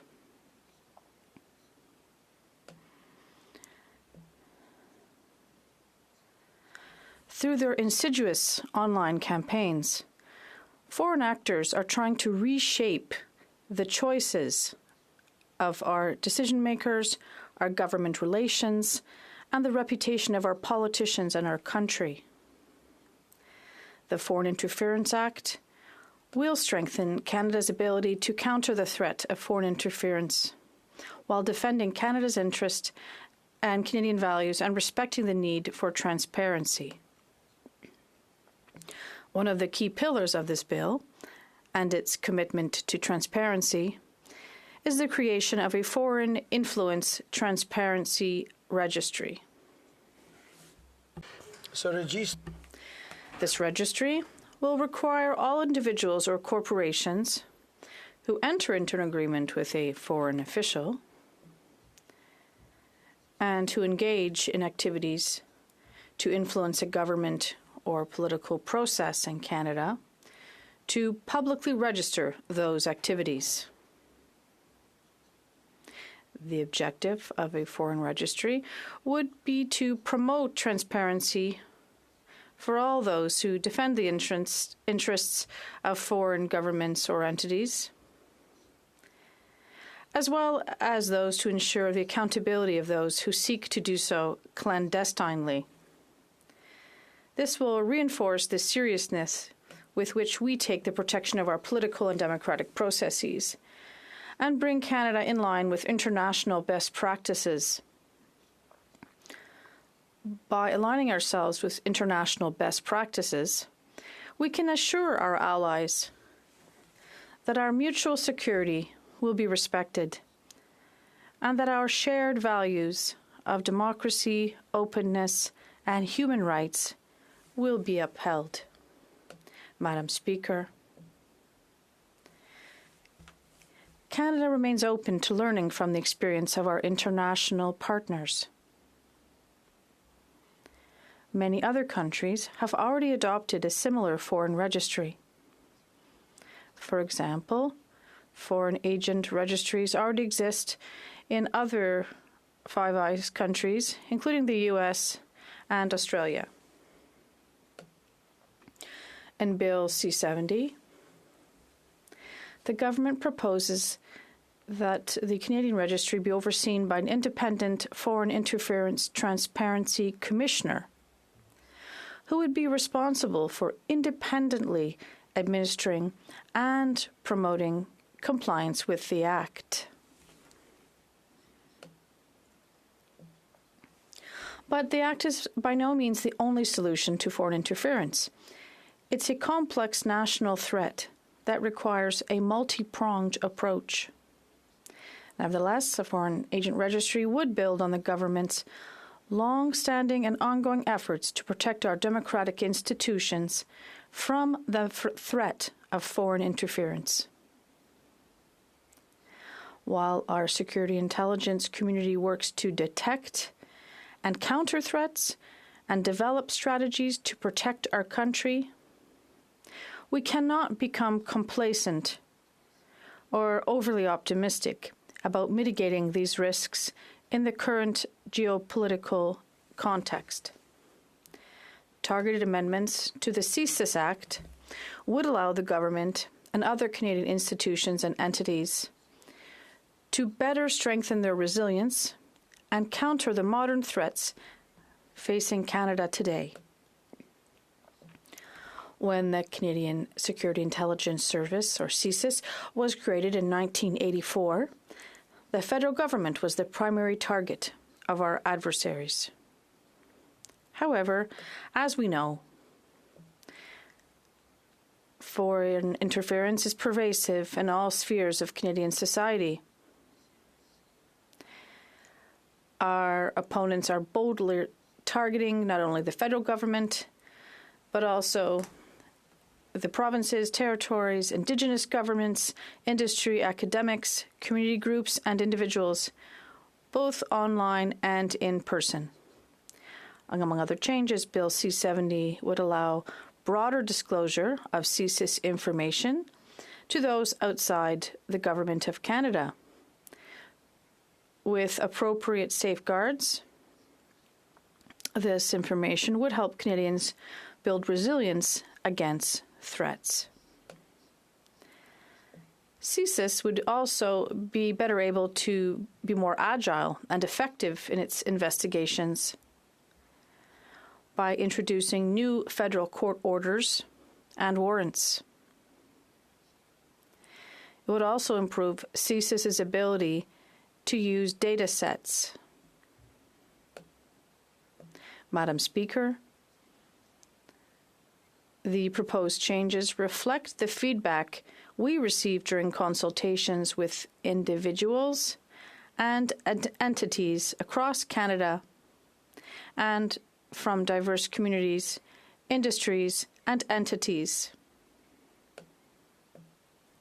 Canadians have high expectations when it comes to the protection of personal information, including the protection offered by the Canadian Charter of Rights and Freedoms.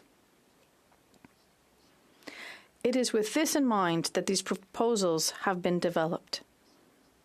CSIS already has several layers of protection to ensure accountability and respect for the rights of Canadians. Madam Speaker, I'd like to thank you, and I look forward to receiving your questions and comments. The Honourable Member for Berthier-Masquinongé. Madam Speaker, I'd like to thank my honourable colleague for his speech and for his effort to speak French. I'd like him to explain, if it's so important for his government to focus on foreign interference and keep trust, etc., how come this has taken months before they took action? And how come it's the Bloc that has to come with a motion today to move things forward, to shed light on this, and to potentially withdraw people who would be working here for someone else that we're not aware of? Thank you. The Honourable Member for Vaughan Woodbridge. I'd like to thank my colleague for his question. It's a very important one. I am the member for Vaughan Woodbridge. I said a lot last year that it was really important to have a foreign agent registry. I supported this, and I am in favor of this. It's very important for our country, and I'm really happy that our government, with other parties of this House, is moving forward with this registry. Questions and comments? Comments? The Honourable Member for South Okanagan West Kootenay. Well, thank you, Madam Speaker, and I'd like to thank my colleague for his speech. We've heard some Liberals today claiming that the government is leading the charge on this, and yet a year ago the NDP put forward a motion to create a national inquiry on foreign interference, and the Liberals voted against it. Just wondering, what were they trying to hide back then? The Honourable Member for Vaughan Woodbridge. I'd like to thank the Honourable Member from South Okanagan, who I know is a long-time member and very learned member of this House, for their question. What I would say, I will speak for myself on this issue because I think it's an issue of national importance when we're talking about foreign interference, disinformation, what is happening in the world, especially geopolitically. We need to be measured, we need to be diligent, we need to be judicious, we need to move forward, and we need to seek advice from all parties and all entities in our country and how we do that to protect our democracy, to protect our institutions, and do it in the right manner and do it expeditiously. Thank you, Madame la Présidente. Questions and comments? Halifax West, is it? Yes. Merci. Thank you. I'd like to thank my colleague for the language of French that he's using. That was wonderful. We all agree that National Security and Intelligence Committee of Parliamentarians, that the special report on foreign interference in Canada's democratic processes and institutions is a very serious report, and every parliamentarian, in fact, I would recommend most people involved in anything to do with politics or civil society should read it. A question to my colleague, does he not agree that it's important for leaders of the opposition to accept the offer that they should get security clearance so that they can see the full redacted report? The Honourable Member for Vaughan Woodbridge. Madame la Présidente, I want to say thank you to the member from Halifax West for that question. I think it is incredulous, if I'm using the correct word, that any leader of any officially recognized party in this House has not received a security clearance to see these type of reports. That is called leadership. That is leadership 101 or 100 or 099, and it is a complete failure of leadership for any leader in this House not to get that security clearance. If they would not wish to be a responsible leader going into the future, they must do that, and it is a real shame and is very much disappointing, Madame la Présidente. Time for a question. The Honourable for Calgary Centre. Well, thank you, Madam Speaker, and let me challenge my colleague on that hogwash, because if he can name me one instance in history when there has been a leader of the opposition that's had to get briefed on one of these matters in the background so he couldn't do his job as the leader of Her Majesty's loyal opposition here in holding the government to account, I'd ask him to present that to me now. The Honourable Member for Vaughan Woodbridge. In terms of the context in the world that we are in today, it is imperative that every leader of officially recognized party in this House receive that security clearance. The technology that is being used today, the online format, the sophistication of criminals, both domestic and foreign in whichever entities, that demands that every leader in this House, officially recognized, receive that security clearance. Thank you, Madame la Présidente. Resuming debate, the Honourable Member for Ottawa-Vanier. Thank you very much, Madam Speaker. I'm pleased to rise today in this House to discuss the government's efforts to protect our democratic institutions. As you know, Canada enjoys an enviable international reputation for the stability of its democratic institutions. It's important to remember that we have a solid electoral system built on a proven legal framework, and that with Elections Canada, we have an election administration body of a caliber that is the envy of many. Of course, we do not take the threat of foreign interference lightly, and it's essential that we continue to improve our approach. Madam Speaker, the last year has been eventful, to say the least, and a great deal of attention has been paid to these important issues.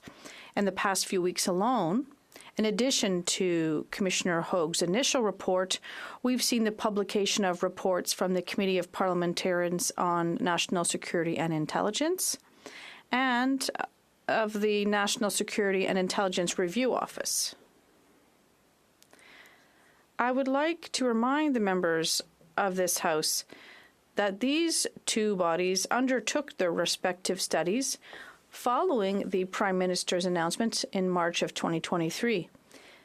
These accountability mechanisms are essential to ensure transparency and contribute directly to the government's commitment to continue to improve its response to this threat, which is also constantly evolving. During the same announcement, the Prime Minister asked the Honourable Minister responsible for democratic institutions, namely Dominique LeBlanc, and Janice Charette, the former clerk of the Privy Council, to submit a report on the government's approach to implementing certain recommendations concerning foreign interference. A month later, this report, which was presented to the Prime Minister, presented in the report is based on 4 very specific themes. The first of these themes is communication with the Canadian public. In other words, the need for transparency and the need to equip citizens with knowledge in this area.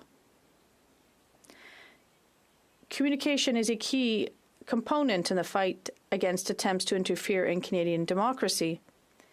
The government recognizes the importance of better communicating information about the threat of foreign interference and the measures taken by the government to deal with it. Much has already been done in this regard. For example, intelligence agencies have been publishing reports on foreign interference in elections since 2017. Also, one component of the plan to protect Canadian democracy is the Digital Citizenship Initiative, administered by Canadian Heritage, which aims to strengthen the resilience of Canadians and Canadian society against online disinformation. And our work didn't stop there. Since the publication of this report, Global Affairs Canada's Rapid Response Mechanism has published 2 reports exposing disinformation campaigns by foreign actors targeting members of this House. The Minister of Public Safety also announced details of funding for the Canadian Digital Media Research Network to further strengthen Canada's resilience in the face of an increasingly complex information ecosystem. The Minister also released toolkits on resisting misinformation and foreign interference for elected officials, public servants, and community leaders. These tools have been shared with many of our partners, including provincial and territorial ministers. And these initiatives are just a few examples of how the government is communicating with Canadians on these important issues.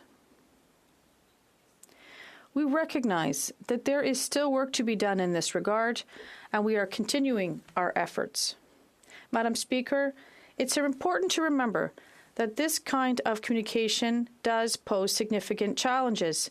While we recognize the need for transparency, it's important for this not to come at the expense of national security or the safety of those who risk much, sometimes even their lives, to enable the intelligence gathering essential to efforts to combat foreign interference.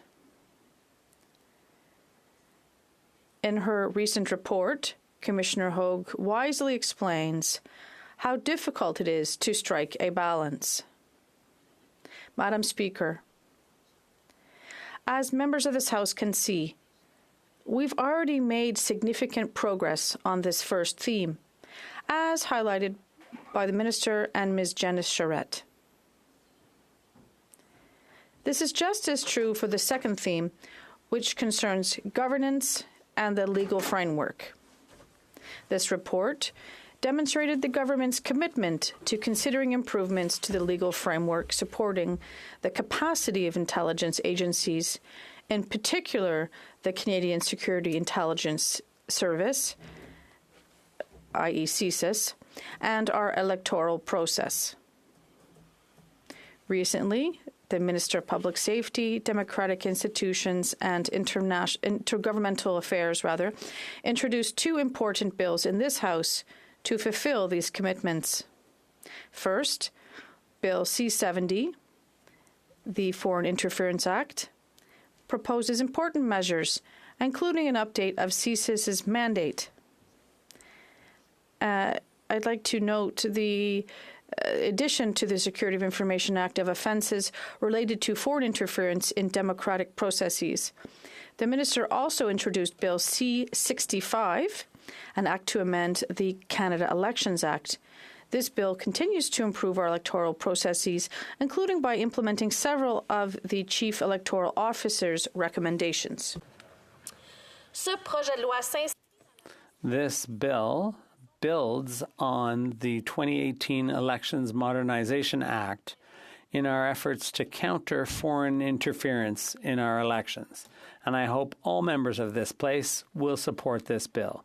Madam Speaker, the Minister undertook to advance these priorities, and he has done so. Now it's up to the members of this place and the members of the other place to ensure these bills are passed quickly. Madam Speaker, the government continues to advance the commitments set out in the Leblanc-Charette report submitted to the Prime Minister in March 2023, and our work goes on. This brings me to the third theme of the report. It highlights the need for the government to have the capacity to assess the risks and vulnerabilities arising from the growing threat of foreign interference, with a view to adapting the government's toolkit to the evolving threat. The recently published reports, as well as the deliberations of the public inquiry into foreign interference in the federal electoral processes and democratic institutions, provide valuable information to continue to improve the measures in place in order to counter the threat of foreign interference. This includes, among other things, the measures adopted as part of the plan to protect Canadian democracy. Our government will continue, as indicated in the report, to examine improvements to this plan. This will include an examination of the possibility of making permanent the Task Force on Security and Intelligence Threats to Elections, with a mandate to produce regular reports on foreign interference. Finally, we should not overlook the last theme of the report, namely mobilization to improve awareness and increase resilience in the face of foreign interference. I've already mentioned some of the government's efforts in this regard, including the publication of information kits to counter misinformation and foreign interference. Madam Speaker, here too the work continues and resources have been invested to ensure that these efforts make active progress. The Government of Canada has also created the Democracy Protection Unit within the Privy Council Office to coordinate, develop, and implement government-wide measures.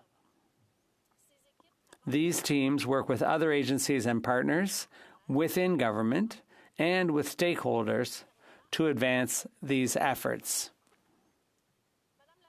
Madam Speaker, perhaps it's necessary to remind my colleagues that when we take our oath or our affirmation of allegiance, we are swearing allegiance to democratic institutions and to the principle of democracy.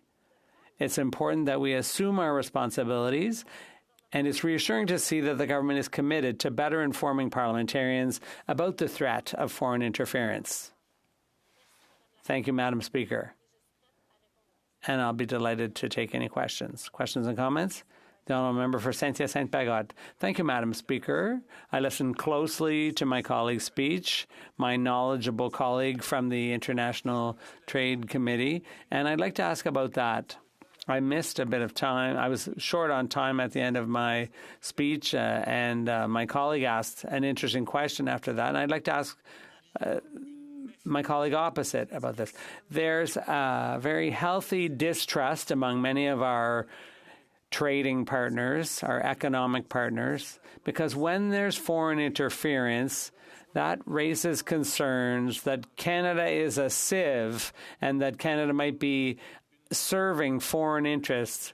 So is there any reason for our Canada's economic partners to be worried? The Honourable Member for Ottawa-Vanier. Thank you, Madam Speaker. And yes, I work very well with my colleague opposite on the International Trade Committee, and I think we're obviously always reassuring ourselves that we're doing the right things. And obviously we have concerns. We're looking with this bill that we're discussing this evening, we're trying to make sure that we have the right tools to reduce this questioning, the doubts that some companies might have or about some threats that this country might be facing. So we're going to work together. We're going to continue to build confidence, which will enable us to continue to prosper and to work together. The Honourable Member for Vancouver East. Well, thank you very much, Madam Speaker, and I thank the member for her comments. In the NCCOP report, it noted that actually back in 2018, NCCOP first tabled its first report indicating concerns around foreign interference. Now, of course, since then, there's been two other reports with this latest one. The government, of course, has said that they would take action, but there was a huge gap to which no action was taken. And as a result, we saw leaks that surfaced in the media. Then they propelled the government to action. And because of this gap, the NCCOP report actually noted that we're sending all the wrong messages, that we are basically saying there's no deterrent for foreign interference actors, that they can carry on business as usual. So in light of this, and in light of the severity of foreign interference activities into Canada's democratic institutions and processes, would the member agree that Commissioner Hogue should be given unfettered access to all unredacted documents, both within Cabinet and what was provided to NCCOP, so that we can get to the bottom of the situation? L'honorable député d'Ottawa-Vanier. Merci, Madame la Présidente, et merci. Thank you, Madam Speaker, and I'd like to thank my colleague for her question and the context. As we see it, the government has made efforts to create the Hague Commission and to make sure that there were parameters to the mandate. There are multiple parameters, and those are being followed currently. So we're going to let Commissioner Hogue continue working on the report and recommendations, and the government is acting currently. We've seen this with the presentation of Bill C-70 and C-65. Thank you, Madam Speaker. Questions et commentaires? The Honourable for Vancouver East. Well, thank you very much, Madam Speaker. The reality is this: the Commissioner is not able to get access to unredacted documents. That is impeding, in my view, the ability for the Commission to do its work, to rebuild trust in the hearts and minds of Canadians, to rebuild trust in the hearts and minds of all parliamentarians. So again, my question to the member is this: isn't it time for the government to do what is necessary and to give unfettered access to the Commissioner on unredacted cabinet documents as well as intelligence documents. L'honorable député d'Ottawa. The honourable member for Ottawa-Vanier, a quick answer, please. Once again, I have full confidence in Commissioner Hogue to be able to do the job and express everything she needs to finalize her report and make her recommendations to the government. I have every confidence that this will be done within the mandate that she's received. Resuming debate, the honourable member for Mirabel. Thank you, Madam Speaker. I'm happy to see colleagues here this evening to debate this important question, the question of foreign interference in Canadian elections. But today, it's gotten right into our democratic life right here in the House of Commons. The parliamentarians' report last week, even the redacted version, because we don't have access to all the information, it's literally a bomb, Madam Speaker, and I'd like to read page 27, 28, paragraph 55, the part that we are actually allowed to see. It says that some elected representatives have knowingly begun helping foreign powers, and they did this shortly after their election. It says that those people, there are some parts that are blacked out, but I'll read what I can see. There are a number of members concerned, and they provided, not allegedly, they provided confidential information to Indian representatives. When you get to the point that you're seeing this here and you're doing your reading before you come here to the House, this means that there's a crisis. What's surprising is that the party that's proposing a solution to get out of this crisis, to allow the public to regain their confidence in this assembly, the party that's doing this is the Bloc Québécois. And it's not about protecting Canada today. It's about protecting a fundamental principle that is universal, and that is the representation by elected officials. That's democracy. It's all built on confidence, on trust, and every riding is important. And this shows my respect for my colleagues. For each and every one of us, every riding is important, and every member of Parliament is important. And that's why it's hard to have confidence in the Prime Minister. That's why we want to push the Prime Minister. There are so many things we can fault him for, but the Hague Commission said that there was interference in Don Valley North, and the Prime Minister was aware of it. We read that the Prime Minister we don't know whether he read the report or not, but it's the warning was right there.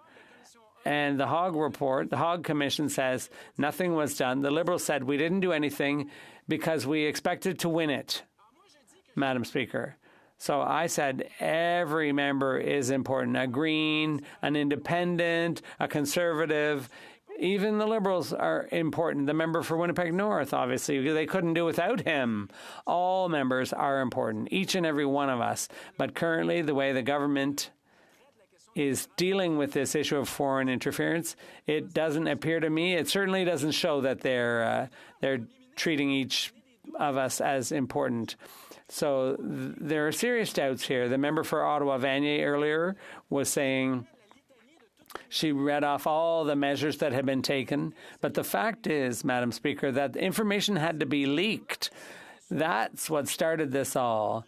It took a leak of CSIS data for journalists to have the information and to react. And then there was a public commission of inquiry, and I was there in 2021. It was one of the first things, the first major events that I witnessed. And everyone stood up here in the House every day calling for a public inquiry, and the Prime Minister refused. And then at one point, it was untenable. But they're always reactionary. They're always on their heels. And what did they do? They appointed a crony. I don't know how the interpreters, how they're dealing with that word, but a crony, a shum. So they appoint one of their cronies who's a respectable individual in this case, but I wouldn't want my friends to do that to me like they did with Mr. Johnston. They put him in an untenable position. Then who needs friends? Who needs enemies when your friends do that to you? So what was the conclusion? Mr. Johnston's conclusion was nothing happened. Carry on. There's nothing to look at here. And the Prime Minister, the very same member from Ottawa-Vanier, she made a speech that was probably written by the Prime Minister's office. She just made a speech. It's the same thing. There's nothing to see here. Carry on. It's been that way for a year. And so now we're all under suspicion. We're all under a cloud of suspicion. The Hogue Commission gave us some information, and there were allegations about interference and so on, secret agents, intelligence and so on. And we thought, well, hopefully it's not all true. There must be some parts of it. But basically, you know the expression, there's no smoke without fire. It certainly seems like there's, the smoke is reaching all the way up to the sky now. There's a ton of smoke.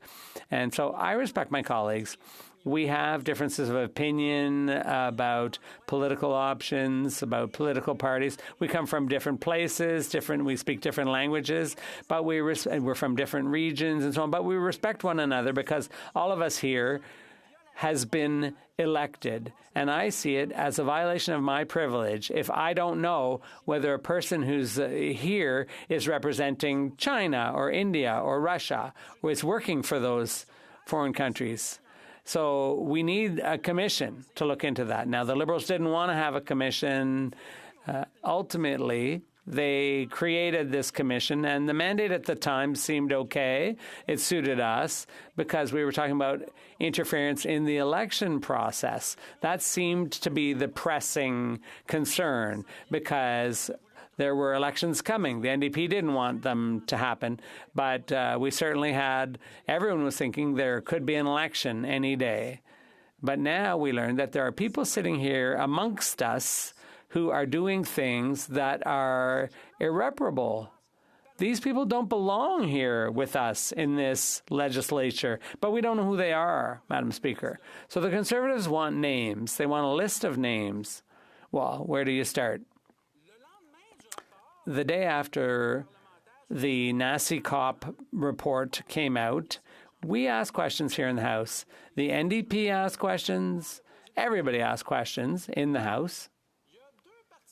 There are two parties that didn't want to know. The Conservatives were asking things probably about the carbon tax, because that's all they ever do. And the Liberals, when we asked them questions about foreign interference, they talked about interest rates.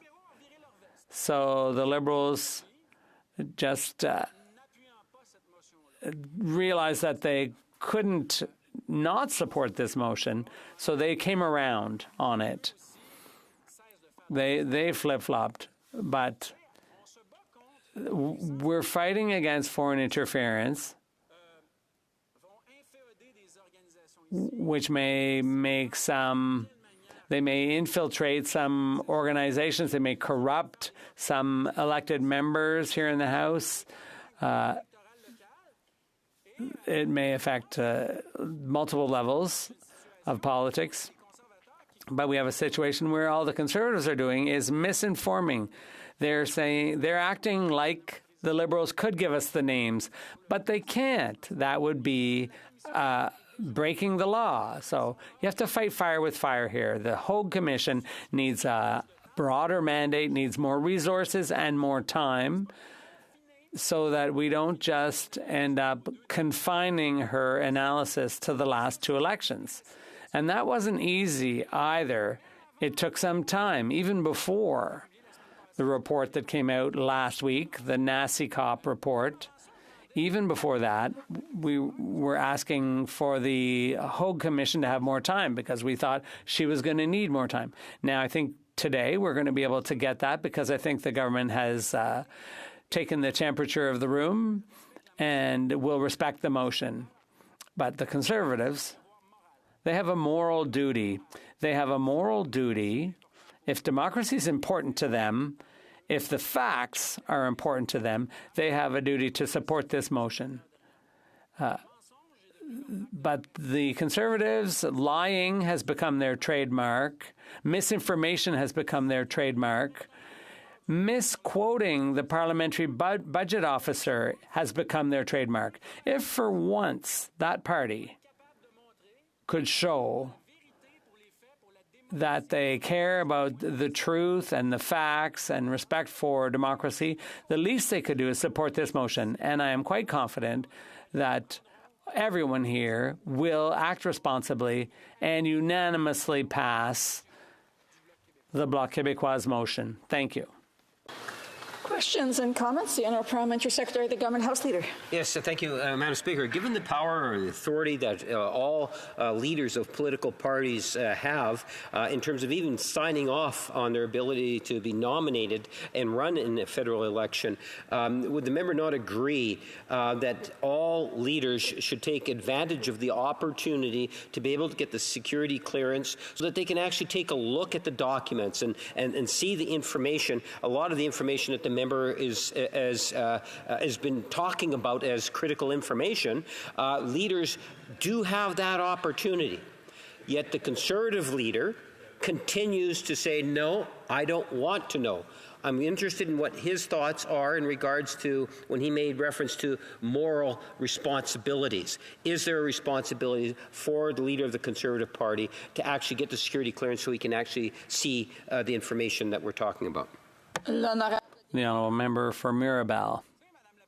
You know, Madam Speaker, the Bloc Québécois leader said that he was thinking about it.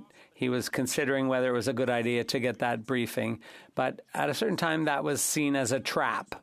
Because if you get the briefing, you get the information, you find out what the names are. But if you find that out, you're not allowed to talk about it. You're not allowed to disclose it, and you're not allowed to act on that information. So it's paralyzing.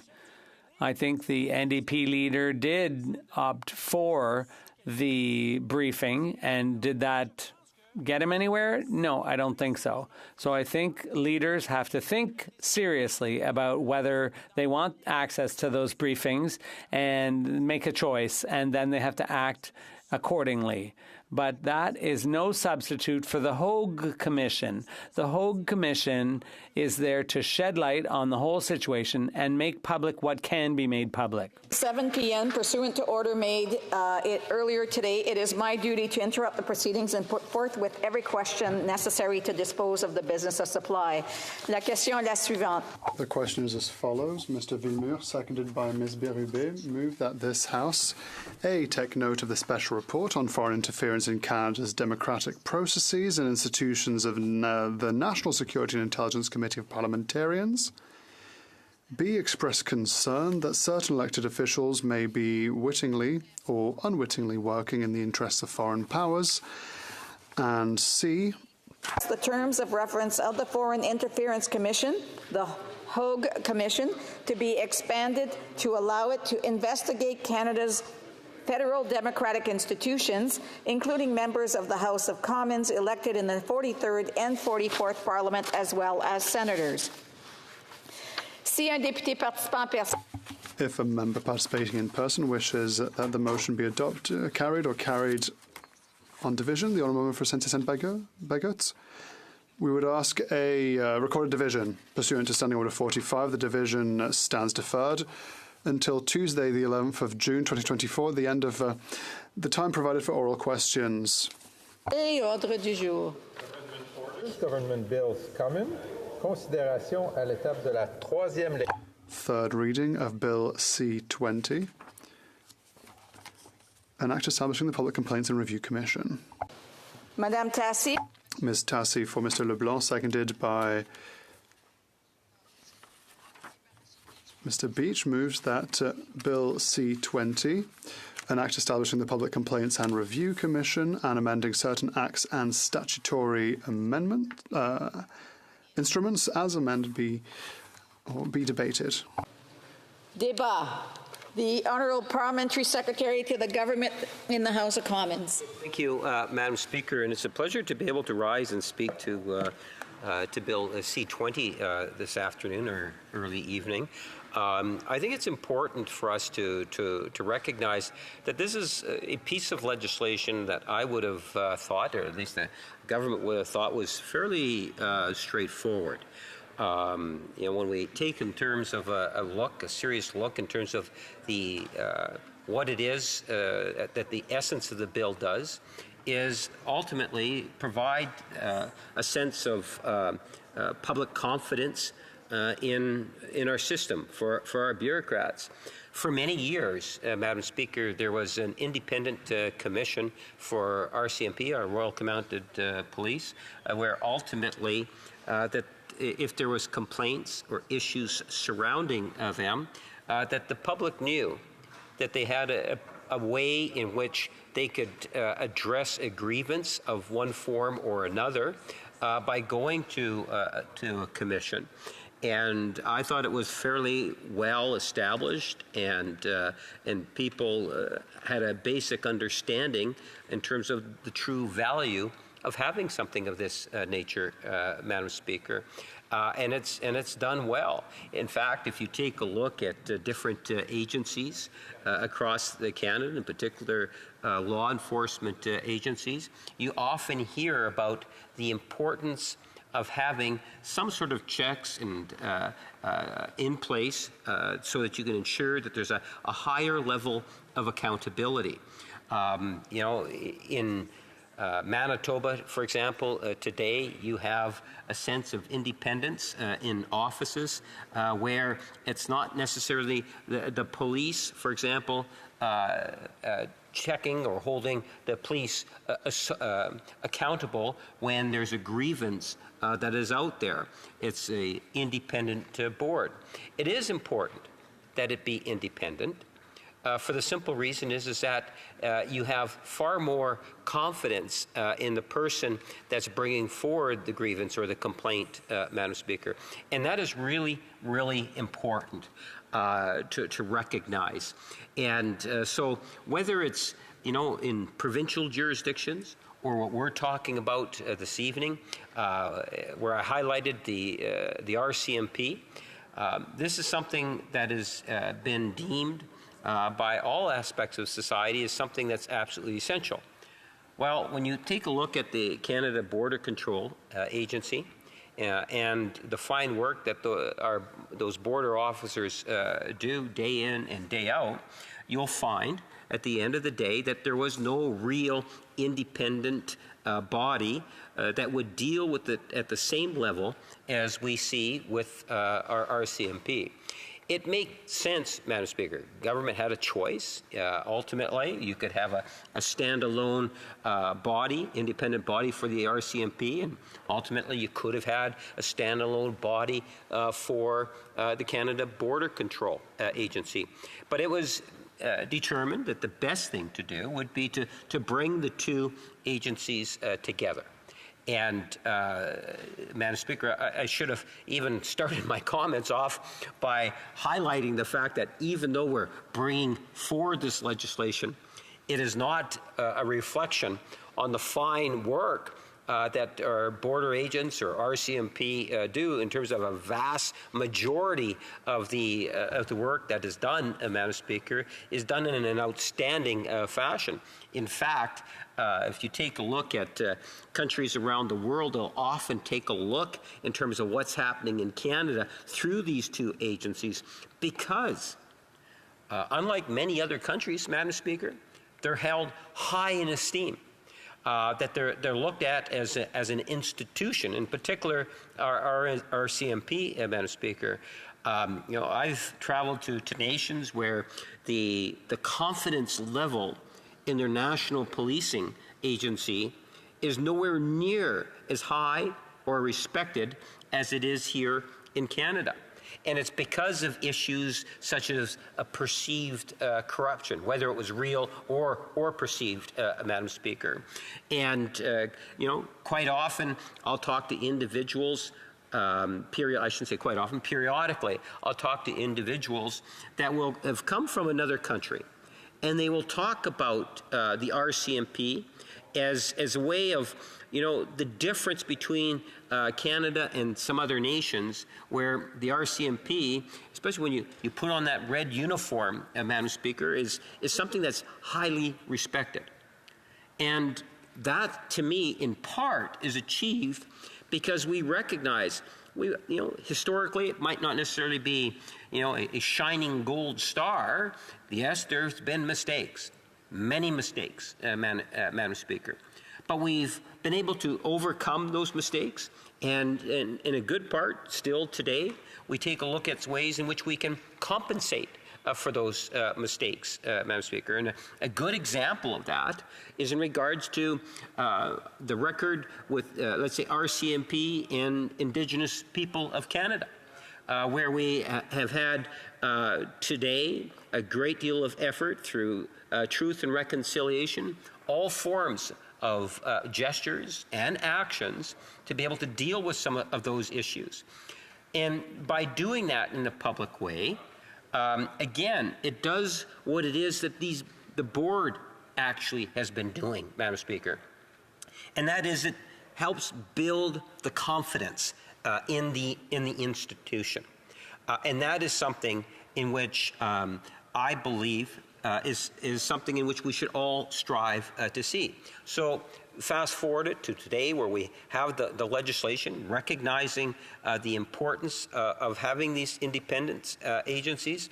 We now have, through this legislation, created the opportunity for the Canada Border Control Agency to be incorporated into a new entity that will be there both for RCMP and CBSA. And I would have thought that this is something that would have been universally well received from all members inside the chamber. And I was surprised to the degree in which the official opposition has resisted ultimately passing the legislation, Madam Speaker.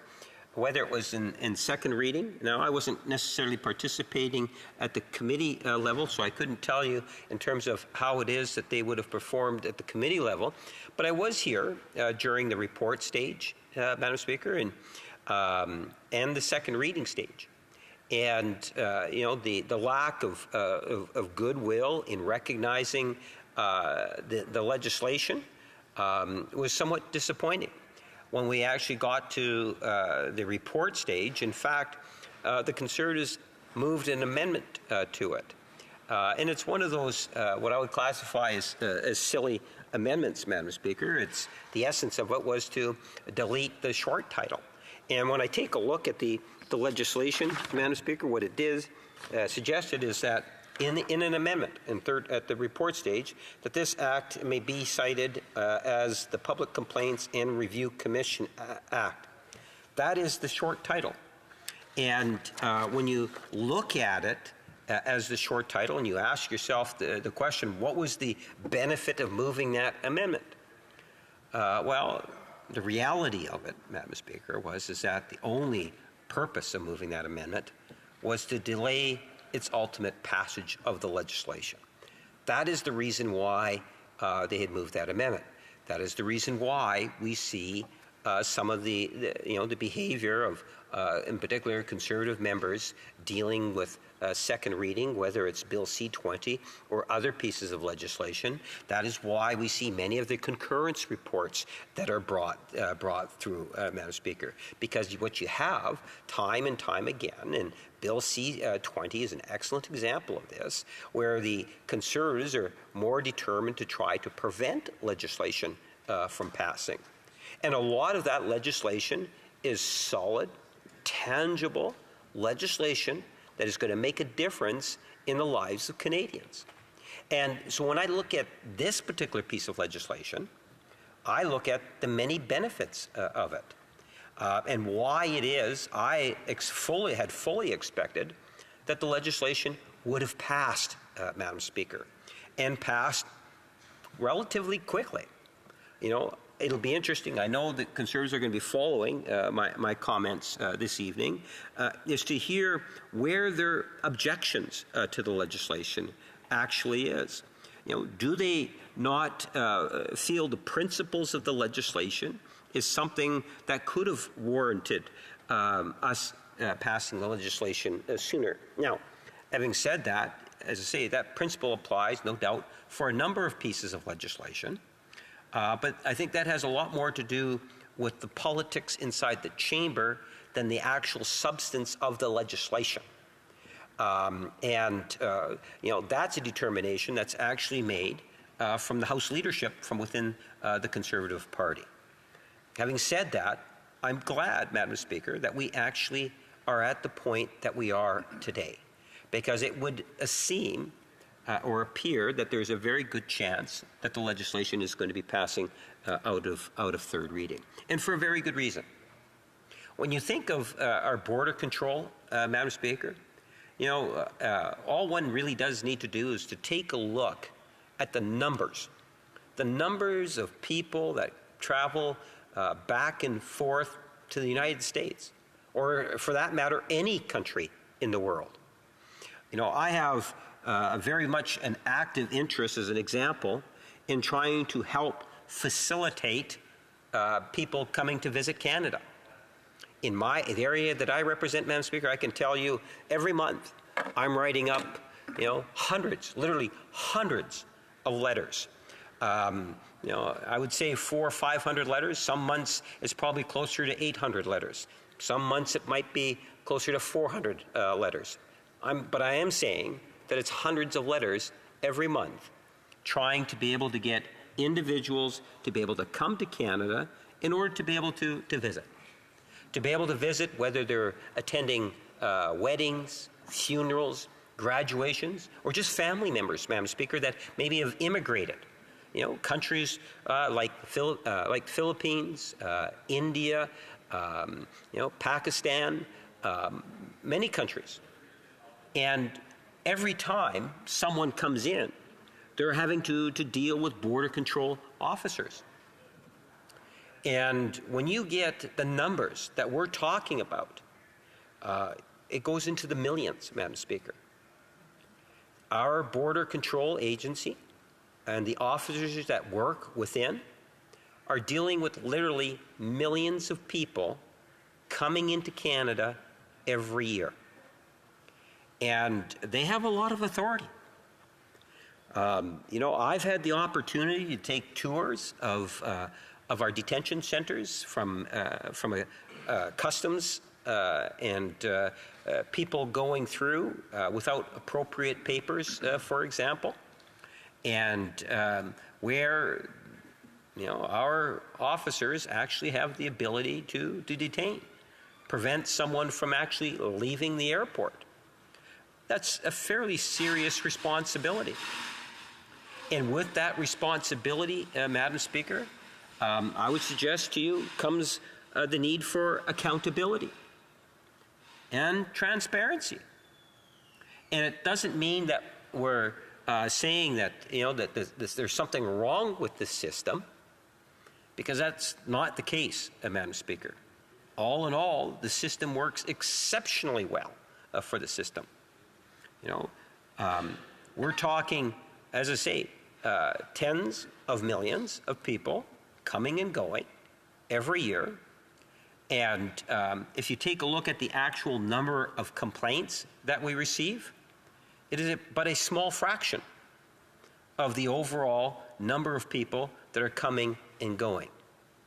But that small fraction does warrant the need for us to be able to set up something, put something in place, so that if people have concerns, maybe it's a manner in which they were actually treated at a border or at an airport, Madam Speaker, wherever it might be, at the end of the day, that they have an opportunity to be able to express themselves. If I was going through the Canada-U.S. border, and I have an agent that ultimately makes a decision that items that I've brought forward are going to be kept or something applied to them, and I did not feel that it was appropriate, or it could actually be something in which greatly offends. It could be anything from a racial incident to a wide spectrum of other types of behaviors one might actually see. At the end of the day, I would suggest to you that by establishing a place that people can go to in order to express their grievance is absolutely critical.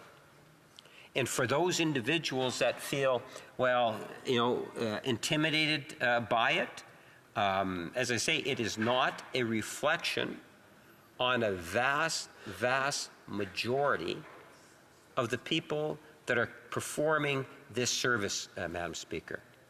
And at the end of the day,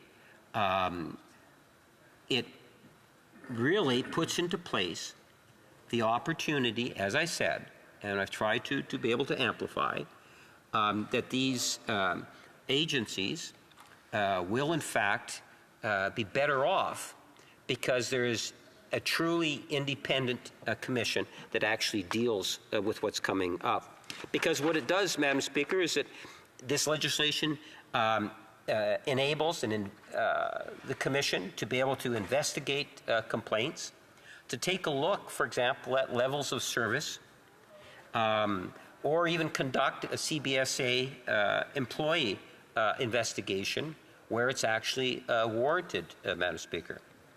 These are, Commission does have the powers to review activities of the CBSA. Now, it would exclude things such as issues related to national security and other sensitive type of areas, Madam Speaker. But it has significant powers to look into, to review, to come up with recommendations, and be able to take actions. And at the end of the day, what we do know, Madam Speaker, is it has been very effective for the RCMP, and I believe that it will be just as effective for Canada Border Control officers.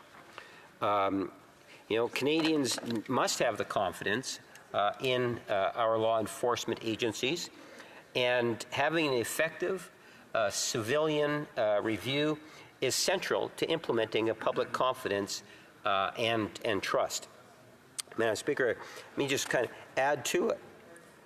As Bill 20, C-20 establishes, the PCRC will function as an independent review body for the RCMP and the CBSA. Through this review body, we will ensure that all Canadians can expect consistent, fair, and equitable treatment. They're going to do that through the strengthening the review body's independence and discretion, requiring annual reports from the RCMP and the CBSA on the implementation of PCRC recommendations, Madam Speaker, which is a really important aspect, receiving those annual reports. That's where often we're able to make good, solid policy decisions, is based on the types of reports that we actually receive. Collecting and publishing disaggregated race-based and demographic data to help assess and address systemic racism in law enforcement. All of this, Madam Speaker, is part of our commitment to making Canada a safer place for anyone. There are a number of points, Madam Speaker, dealing with the legislation. The one that I would highlight is that the government is proposing to invest well over $100 million over the next 6 years and about $20 million per year ongoing in order to support the actions that the legislation is actually taking, Madam Speaker. As I indicated, this is legislation that could have very easily passed a whole lot earlier, Madam Speaker. I'm glad that we finally have it at a stage today where it would appear as if it will be passing. I do look forward to comments coming from, in particular, the Conservative Party, realizing, of course, that all the amendments and so forth have actually been dealt with. It's just a question of allowing it to ultimately come to a vote so it can become law and just add more value to building public confidence in two outstanding institutions. Thank you, Madam Speaker. Questions and comments? Questions et commentaires? The Honourable for London Fanshawe. Thank you, Madam Speaker. I was glad to hear that the honourable colleague mentioned the importance of addressing systemic racism within this bill in particular, but I'm concerned, and maybe he could explain why his party didn't support the NDP amendment to set up a service standard timeline for specified activities such as systemic racism. This is something that the National Council of Canadian Muslims specifically called for, along with many, many other organizations. So I'd like to hear his response on that. Thank you, Madam Speaker. The Honourable Parliamentary Secretary. Yes, thank you, Madam Speaker. The legislation in itself, I must say, is a follow-up to a commitment that we actually made in the 2020 throne speech. And since then, we continue to look at ways in which we can deal with the discrimination that takes place. I believe that the Commission has actually been empowered through a complaint-driven process that will help in terms of providing the type of information that will be essential as we move forward.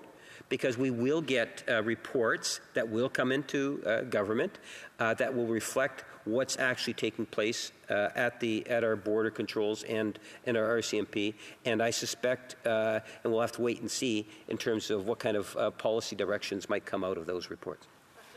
The Honourable for Kamloops, Thompson, Caribou. Thank you, Madam Speaker. It's always a pleasure to rise on behalf of the people from Kamloops, Thompson, Caribou. And before I begin, I want to recognize someone who recently passed away in the riding, and that is a gentleman by the name of Anton Fraz.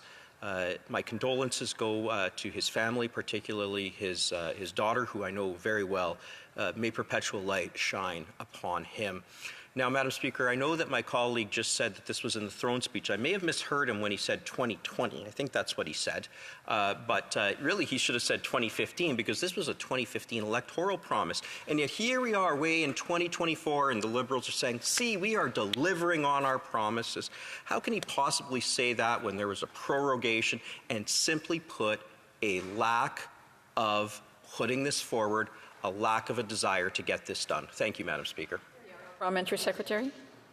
Madam Speaker, this is the reason why I provided some comment in regards to how the Conservative Party goes out of its way to prevent legislation from ultimately passing.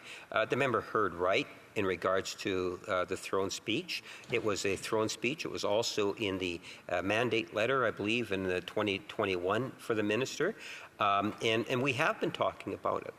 But there is a finite amount of time for debates inside the legislature or inside the House of Commons. And when you take a look in terms of the sense of commitment, whether it's going through the pandemic and the numerous pieces of legislation there, to all the different budget bills, not to mention all the other important pieces of legislation that brought through, including this one, Madam Speaker. There is a limited amount of time. The opposition knows that.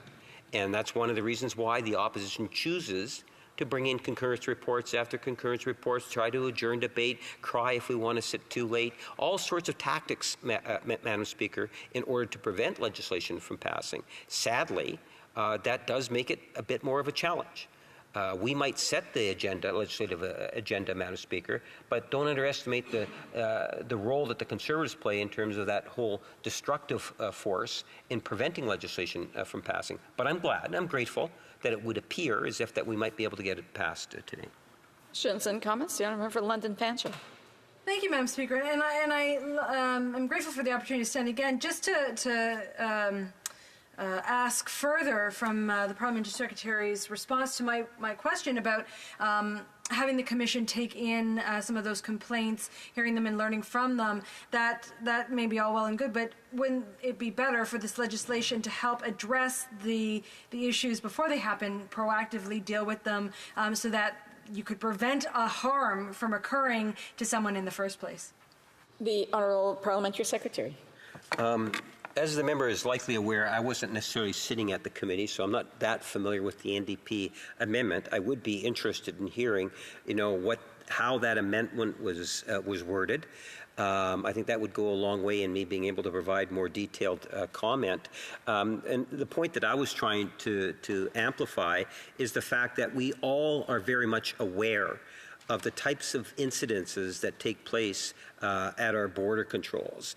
And I would even include and incorporate RCMP. We know that there are serious issues there.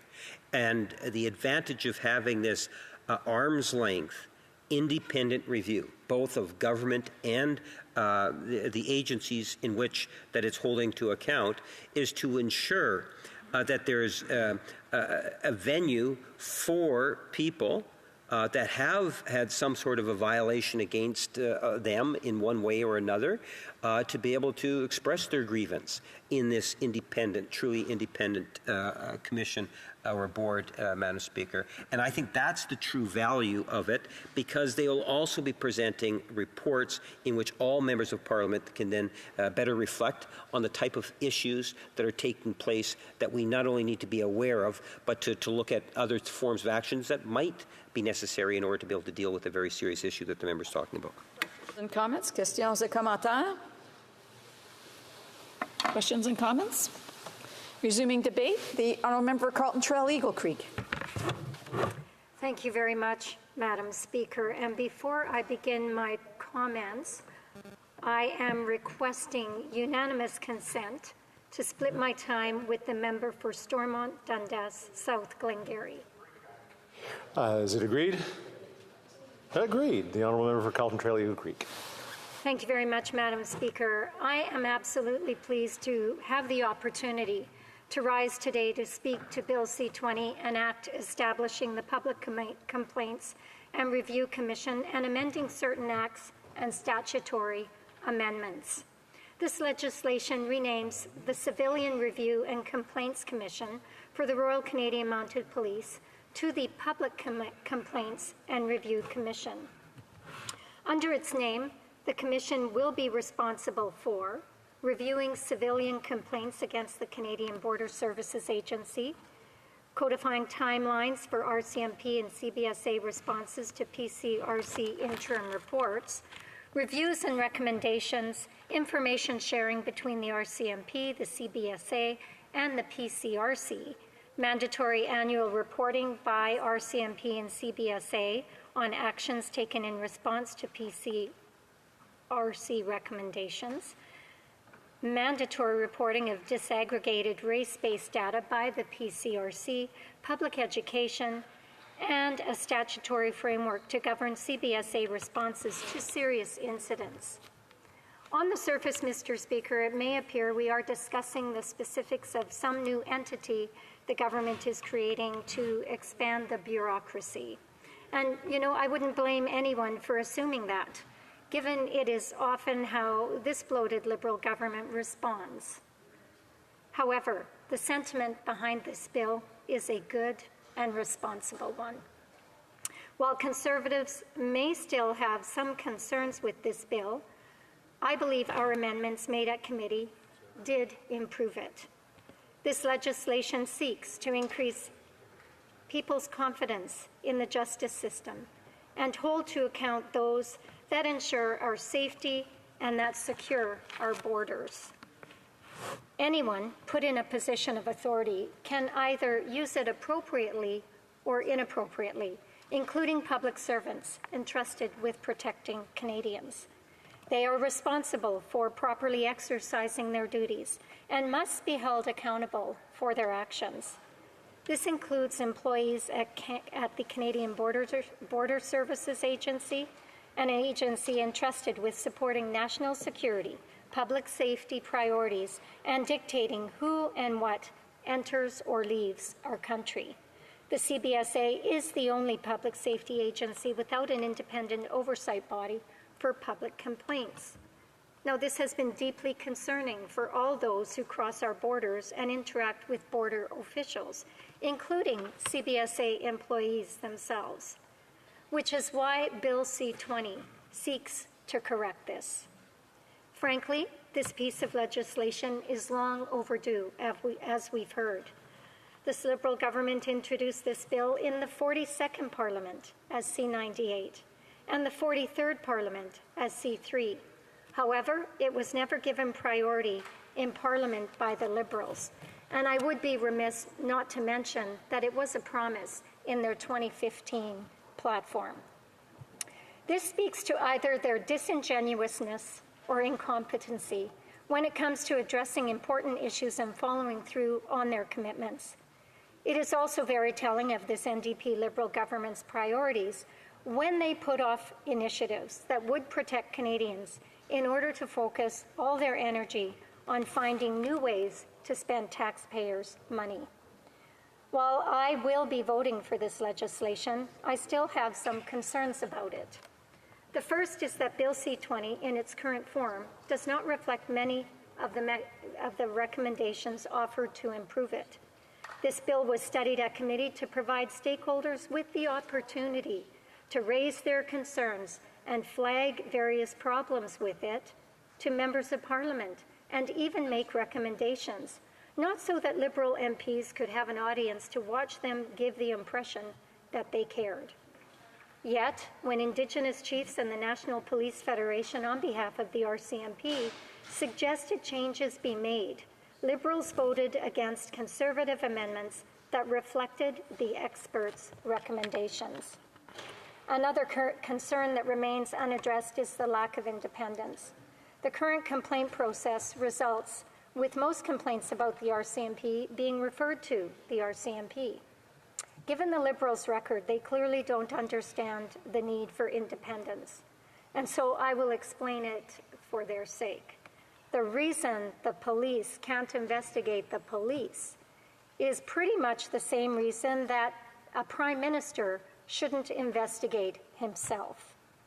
An independent body is necessary to ensure professionalism and impartiality and build public trust. If the investigator has no vested interest in an investigation, their only allegiance is to the truth, thus ensuring Canadians can trust the process. The PCRC not only ought to, but needs to be able to conduct their own investigations using their own investigators, which must be reflected in Bill C-20. Even if self-conducted investigations were always completely honest, there is still the problem of perception.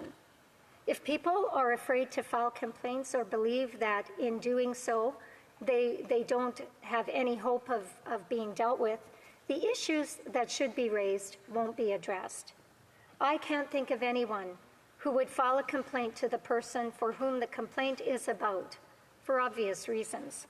To build trust, investigations must not only be internally transparent, fair, and independent, but they must also appear so externally.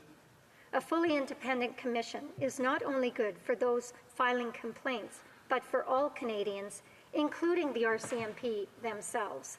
This Liberal NDP government's soft on crime policy has led to skyrocketing rates of violent crime and auto theft. Many Canadians, especially those in rural Canada and remote areas like my riding of Carleton Trail, Eagle Creek, look to the RCMP for protection of their persons and their property. This Liberal NDP government's policies are creating chaos, making the RCMP's job more difficult. The RCMP are essential to keeping our country and its people safe and maintaining law and order. To do this, they need to be on the front lines, doing the important work that they were trained to do. The bureaucratic paperwork that comes with dealing with complaints is taking up our valued officers' time. The RCMP cannot protect Canadians if they are stuck behind a desk in a cubicle somewhere. Clearly supporting a commission independent of the RCMP not only ensures fairness, but efficiency as well. The intent of this bill is to lighten the bureaucratic burden off the RCMP and ensure justice and transparency.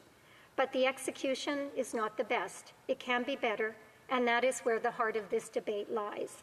This Liberal NDP coalition refuses to take constructive criticism.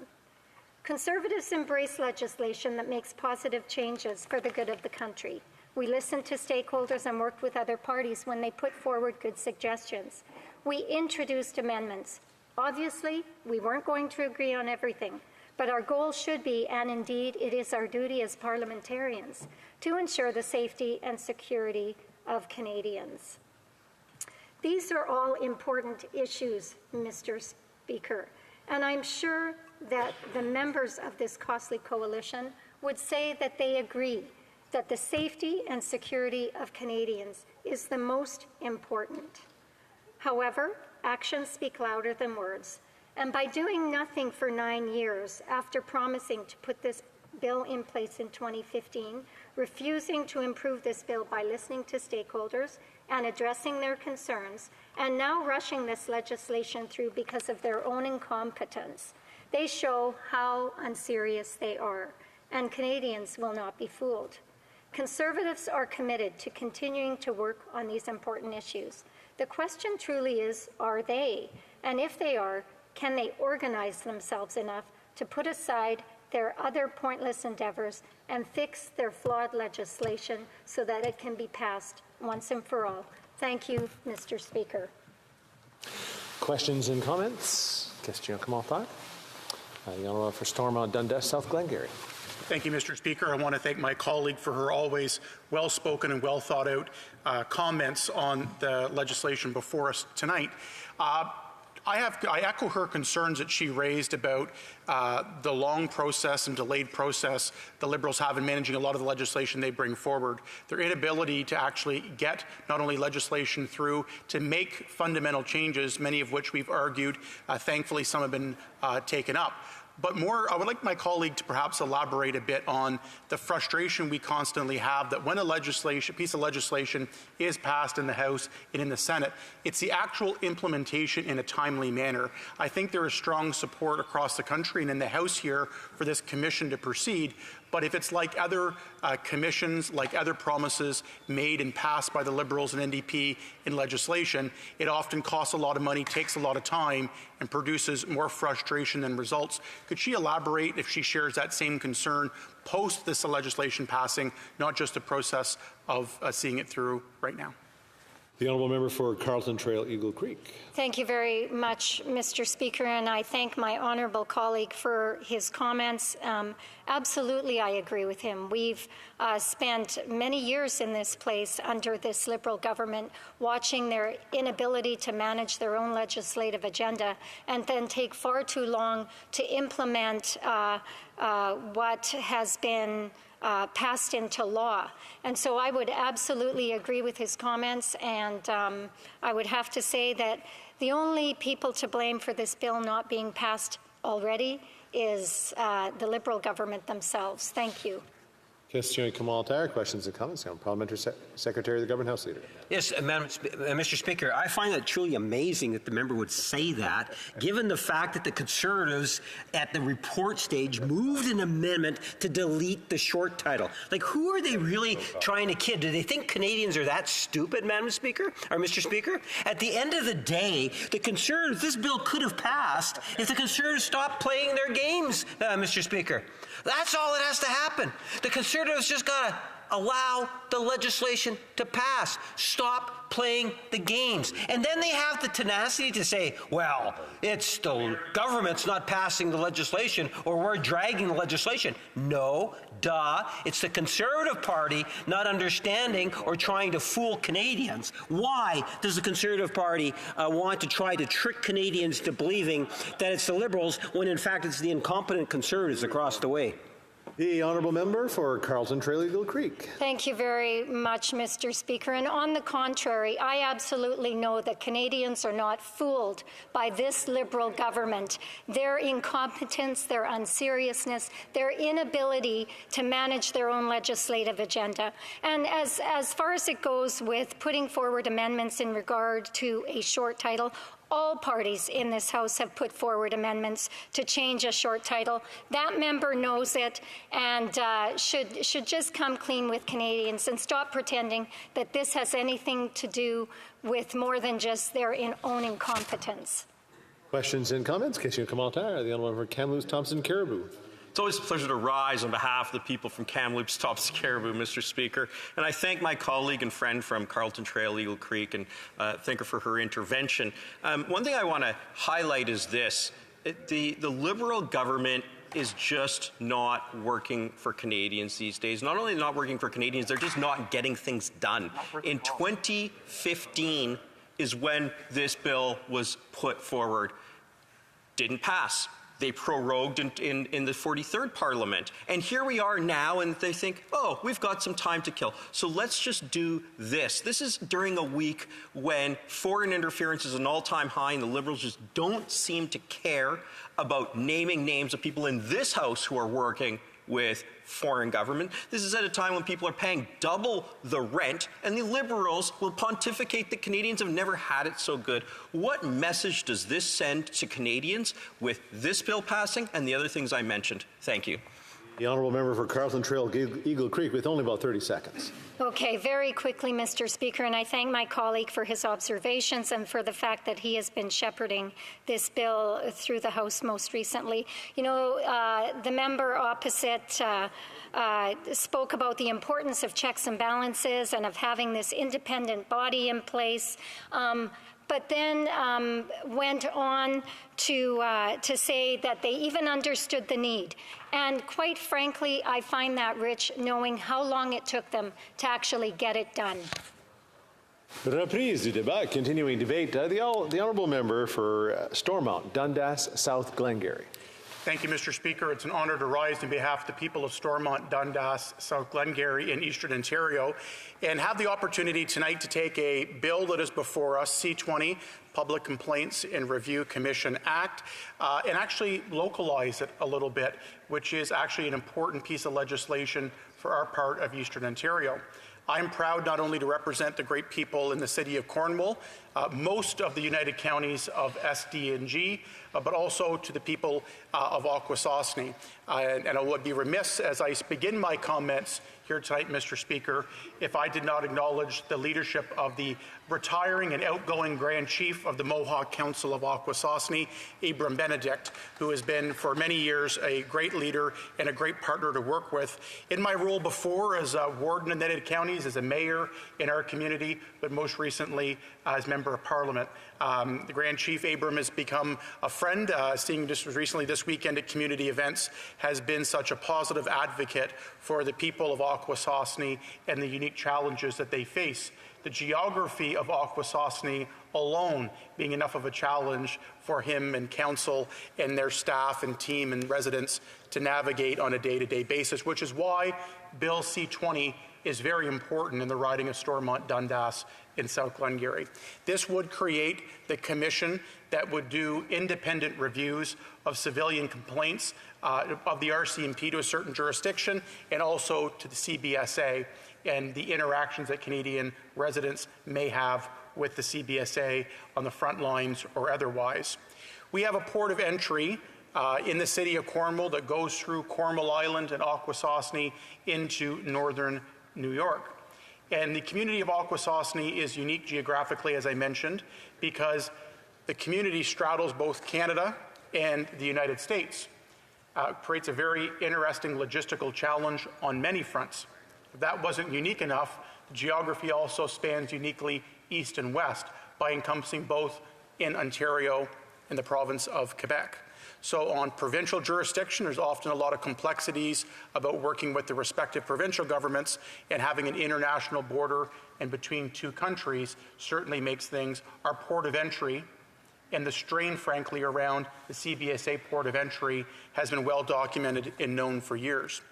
As I mentioned, the Grand Chief has always been a great advocate for the residents and council in Akwesasne, and on C-20 has been no different. He spoke in previous parliaments, and actually this started 2 parliaments ago when then Minister Ralph Goodale tabled this legislation, very similar.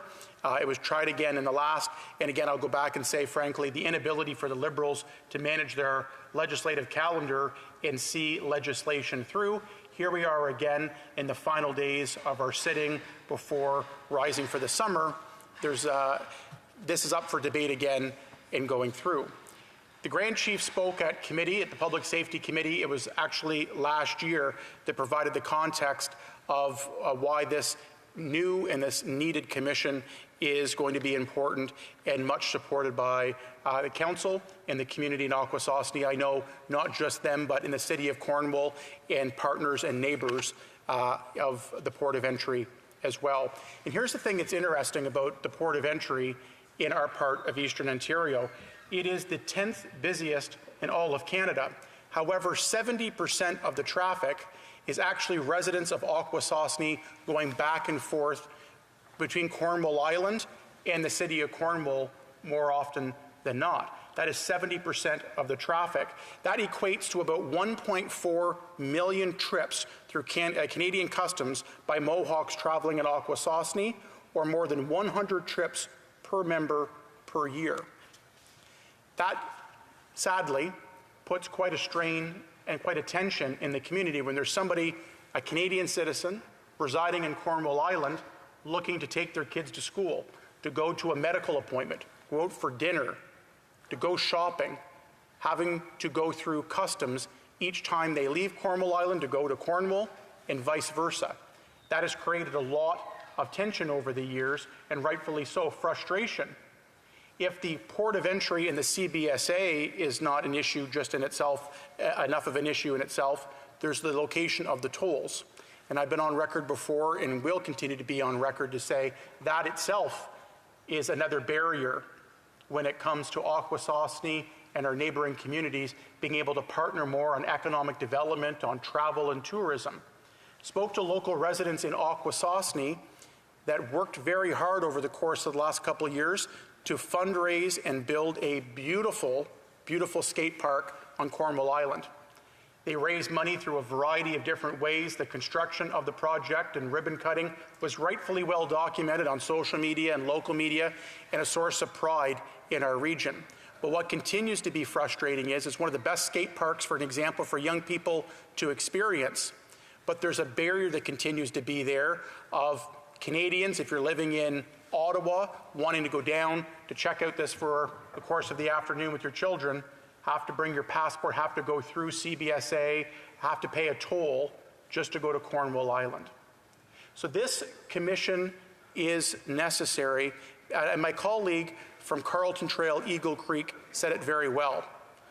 Police investigating police, complaints against complaints within, is the equivalent of the Prime Minister investigating the Prime Minister. People would look at that and say that's not a proper or appropriate recourse. And it's the same thing when we've seen with the RCMP and with the CBSA. We need to require what we have in that regard. We need this commission in place, and it's time for the Liberals to finally move forward. But I want to take the opportunity to lay out some of the further concerns that were raised by the Grand Chief in his testimony to the Public Safety Committee. The assurances have yet to be provided from a technical side of things when it comes to this legislation. The community does support C20, but there needs to be assurances from the Liberal government on the implementation, and that is going to be key for this commission to be a success. Number one, Mr. Speaker, it has to be set up in a timely manner. There needs to be specific training when it comes to our area, our port of entry, and the uniqueness that we face, as I've outlined in this speech tonight. But also at the same time, we need to make sure that when a citizen wants, a civilian wants to bring a complaint forward to this commission, that it be able to be easily done. The Grand Chief raises the example of ArriveCan. Many elders in Akwesasne don't have a smartphone. They didn't have the ArriveCan app. And that presented itself a lot of challenges in navigating during the COVID world of going back and forth between the port of entry, going back between Akwesasne, Cornwall Island, and the city of Cornwall. However, this needs to be the same way on the commission, and the government needs to realize this and commit to a simplified process for an individual to make a complaint. That it can be done by paper, it can be done by phone, or means that regardless of your age, regardless of your technology, your use of technology, and your ability to use it, you should have the right to file a complaint in a simple manner to be heard.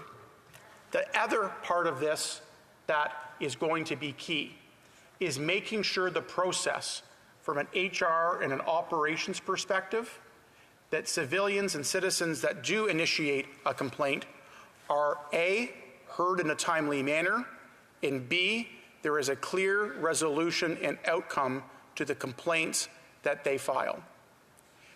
We are going to see if this legislation comes to fruition. We are going to see, sadly, I believe, based on the setup of our port of entry, a significant number of the complaints come from the Cornwall, Akwesasne area. We need to have full commitment from this government, not only on the legislation itself, but it's going to be what I call the regulations and operations around this. Canadians deserve to know that there will be a fair and simple process for all Canadians to file, and all Canadians need to be assured that their voice will be heard, their complaint will be heard, and will be responded to and dealt with in a timely manner. And my role as a member of Parliament for our community is to make sure that that does happen. I look forward to the questions and comments from my colleagues and appreciate the time to add my voice and thoughts on this issue. Questions and comments?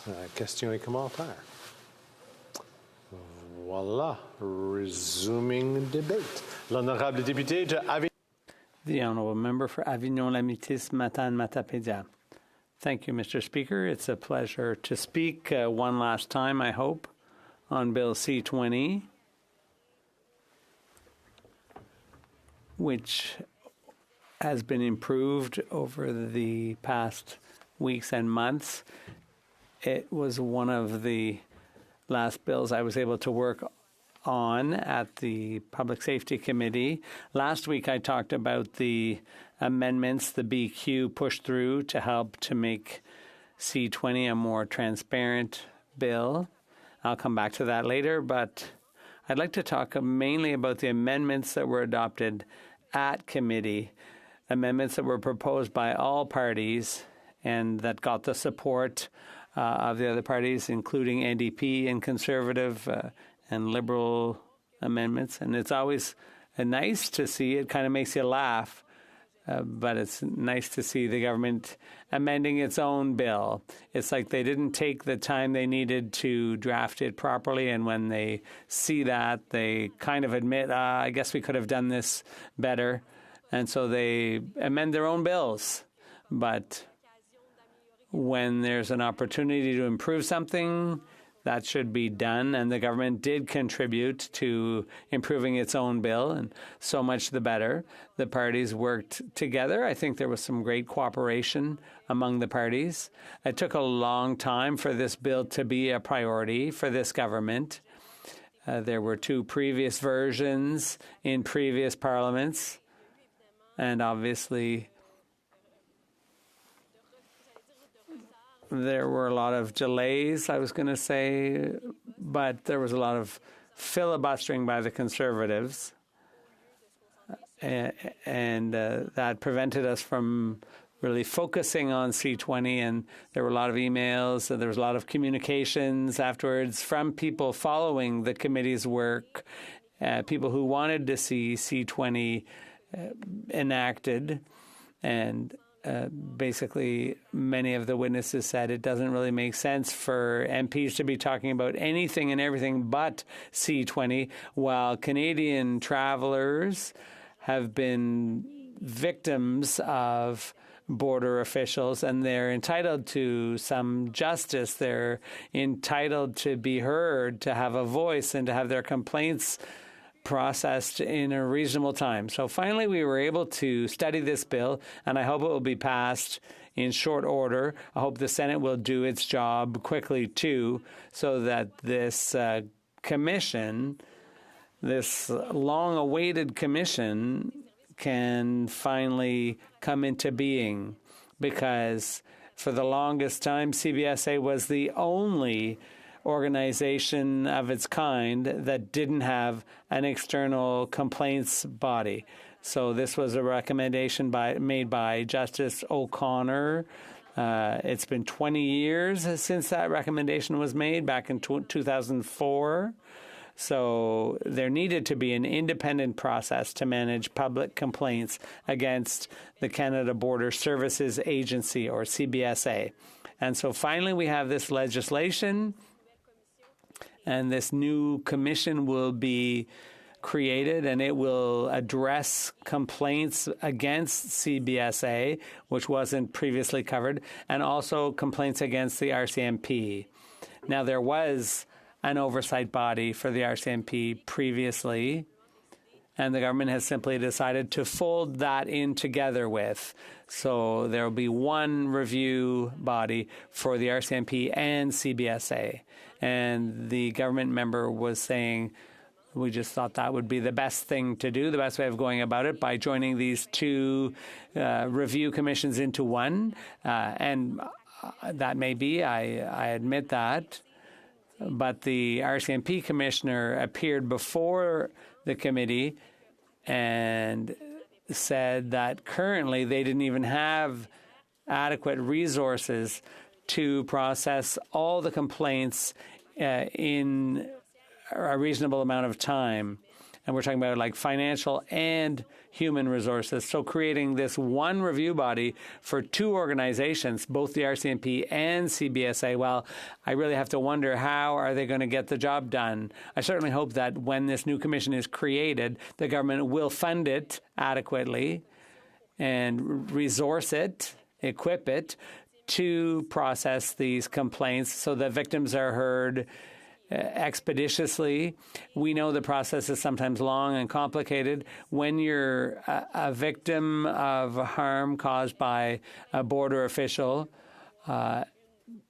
you may not be able to complain the very next day. It may take some time to figure out how to make a complaint. So the process can be lengthy, and if the commission doesn't have adequate resources to process complaints in a reasonable period of time, that's simply going to drag things out even longer, and that won't be very nice for people who do decide to complain. So as you know, in recent years, there were a lot of cases of abuse that were reported in the media in terms of how some CBSA officers had treated travelers. They have a lot of power, as we know. They can detain people. They can search Canadians. They can even expel people and kick them out of the country. So it's incredible that there was, until now, there's never been anybody to complain to. And there may be some internal review mechanism, but it's not very transparent. It's not very accessible to victims. So we really needed an external review body, and that would probably give the public greater confidence, too, in the trustworthiness of their investigations. So there were a lot of reports, a lot of in the media about searching people's electronic devices, racist or rude comments from border service officers. And then there were also situations that weren't reported. There must be many of those. And some organizations appeared before the parliamentary committee and said, for every person who does complain, imagine how many don't because they're afraid of the consequences. Maybe they're refugees or immigrants who don't have full status here, and they may be afraid of being returned to their country, deported, or what have you. So those people might decide not to complain. And so it'd be interesting to consider those cases in deciding how to improve this bill so that it's more transparent. I also talked a bit about the reasons why it's important to create this commission and what it will do. And well, it will provide people a more transparent process, and the commission itself, if someone's not satisfied with the internal investigation done by the CBSA or by the RCMP, they could then ask the Commission to inquire into it, and the Commission could make its own findings or recommendations. So the Commission won't have the power to force the RCMP or CBSA to impose disciplinary sanctions, but they can require that they report to the minister and justify their conduct. And so there's some accountability there, but the Commission can't, in fact, do anything that the RCMP or the CBSA would have to do themselves. For example, one good thing about the bill is that there will be an effort to reduce the existing backlog so that processing times can be as reasonable as possible. And who will sit on that commission? Will it be former RCMP officers or former CBSA officers? No. And last week, what we proposed and what the committee as a whole endorsed was that the members of the review body be representative of the diversity of our society. So we want to make sure that the Commission reflects diversity. And when I talked about this last week, my colleague from Rivière-du-Nord said, why didn't you table an amendment to ensure that members of the Commission were bilingual? And I said, no, I didn't move such an amendment because I thought it was self-evident. Canada has 2 official languages. Obviously, I thought the members of this review body, those appointed to it, would be bilingual. But he had an experience when they were studying Bill C-40, whereby the Miscarriage of Justice Commission, he presented an amendment to ensure that the decision makers were bilingual. And believe it or not, Mr. Speaker, that was turned down. Some of his committees rejected that idea. I find that incredible. I thought, I don't even need to move that amendment because, of course, they'll be bilingual, the members of the review body. So if this bill is to be reviewed in the future, I will certainly make sure I table a motion or an amendment along those lines. Or when the commission is struck, I will follow very closely to ensure that the people appointed to that commission are representative of society and also are bilingual. I think that's pretty darn important, and I thank my colleague from Rivière-du-Nord for mentioning it to me. One of the other things that was mentioned was whether people would be able to complain on behalf of a traveler or an individual. I mentioned before, for example, there could be a refugee claimant or an immigrant. There could be a language barrier. There could be people abroad who are worried about reprisals or deportation and so on. So perhaps an organization should be able to make a complaint on their behalf. For example, immigration lawyers, I believe they have an association. There's a Quebec Association of Immigration Lawyers. They could act, they could do that work on behalf of complainants. That's their field. They have the expertise. They could certainly support the victims. So adding that to the bill was essential to us to allow for third parties to represent others. And the committee, luckily, fortunately, the committee accepted that amendment. And then we also struck a provision out of the bill which required that the commission have the resources necessary to review a complaint. And the way it was written, we were afraid that the commission could, on account of a lack of resources, they could say, no, we can't accept this complaint because we don't have the necessary resources. So that seemed like a bit of a loophole. We wanted to make sure that the commission would always have adequate resources to deal with all complaints made to it. So we hope the government will invest adequately in this commission to allow it to handle all complaints and fulfill its mandate. We also added a requirement that a notice be sent to the complainant's legal representative. And the same thing goes if it's an organization, for example, representing a complainant, but if the communication is always sent to the complainant themselves instead of to the representative, that could cause problems. So it's important to adjust that in the bill. And finally, some aspects of refusal to investigate were changed thanks to the Bloc Québécois. So the Commission, when rejecting a complaint, instead of having a requirement to reject a complaint, now it may refuse a complaint. So the wording was changed. It's still possible to decline to investigate a complaint, but it's not a requirement. And then there were some other amendments that were adopted to ensure that the entire investigation process is as transparent as possible. It includes a statement of standards and a one-year time period for processing. That may seem like a long time, obviously a year, but given the number of complaints every year, it seemed like maybe 1 year should be enough time for the Commission to process a complaint. And it could be perhaps a little less stressful for the complainant knowing that it has to be dealt with within a year. That may give them some peace of mind.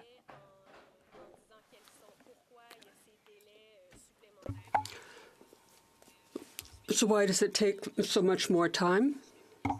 There would be an amendment that would see the minister providing a report to the organization, the RCMP or the CBSA. It was there formally in the bill.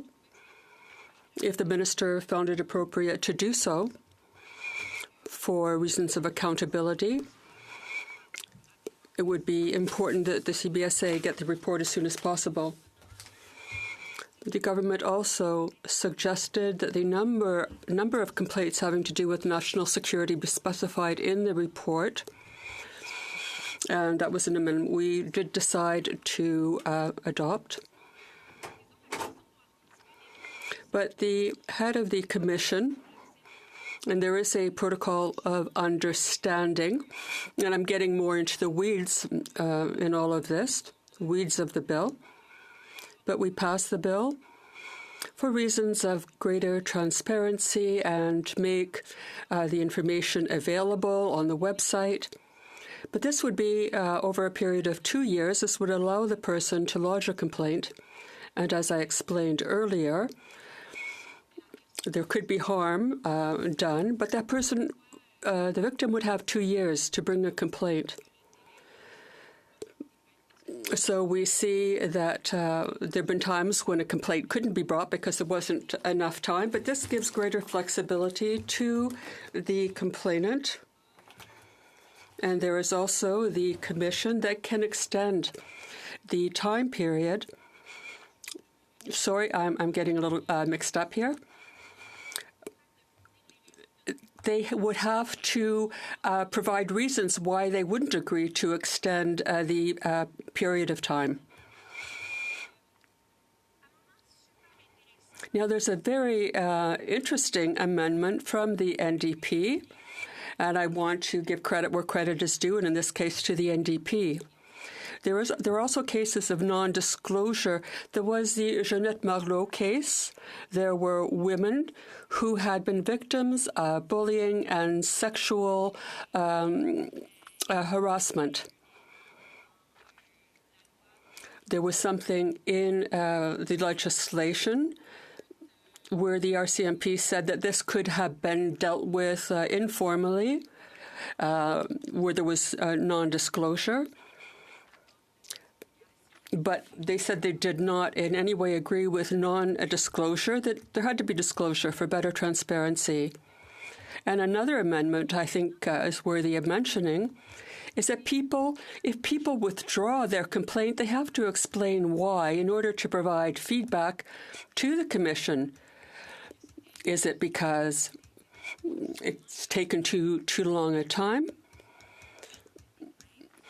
Or, in any case, it would be interesting to learn why a complaint was withdrawn. And it would also be important that the RCMP and the CBSA be able to provide its observations to the Commission, because at the present time they were sort of left by the wayside in the bill. But it would be important to have their opinions as well. So overall, C20 is an interesting bill, and we have contributed to it. All parties have contributed to improving it and to making it as transparent as possible. And we've all contributed our ideas to improving it. But we want to see it passed as expeditiously as possible so that complainants, people who have been harmed in some way, they will see their complaints dealt with quickly.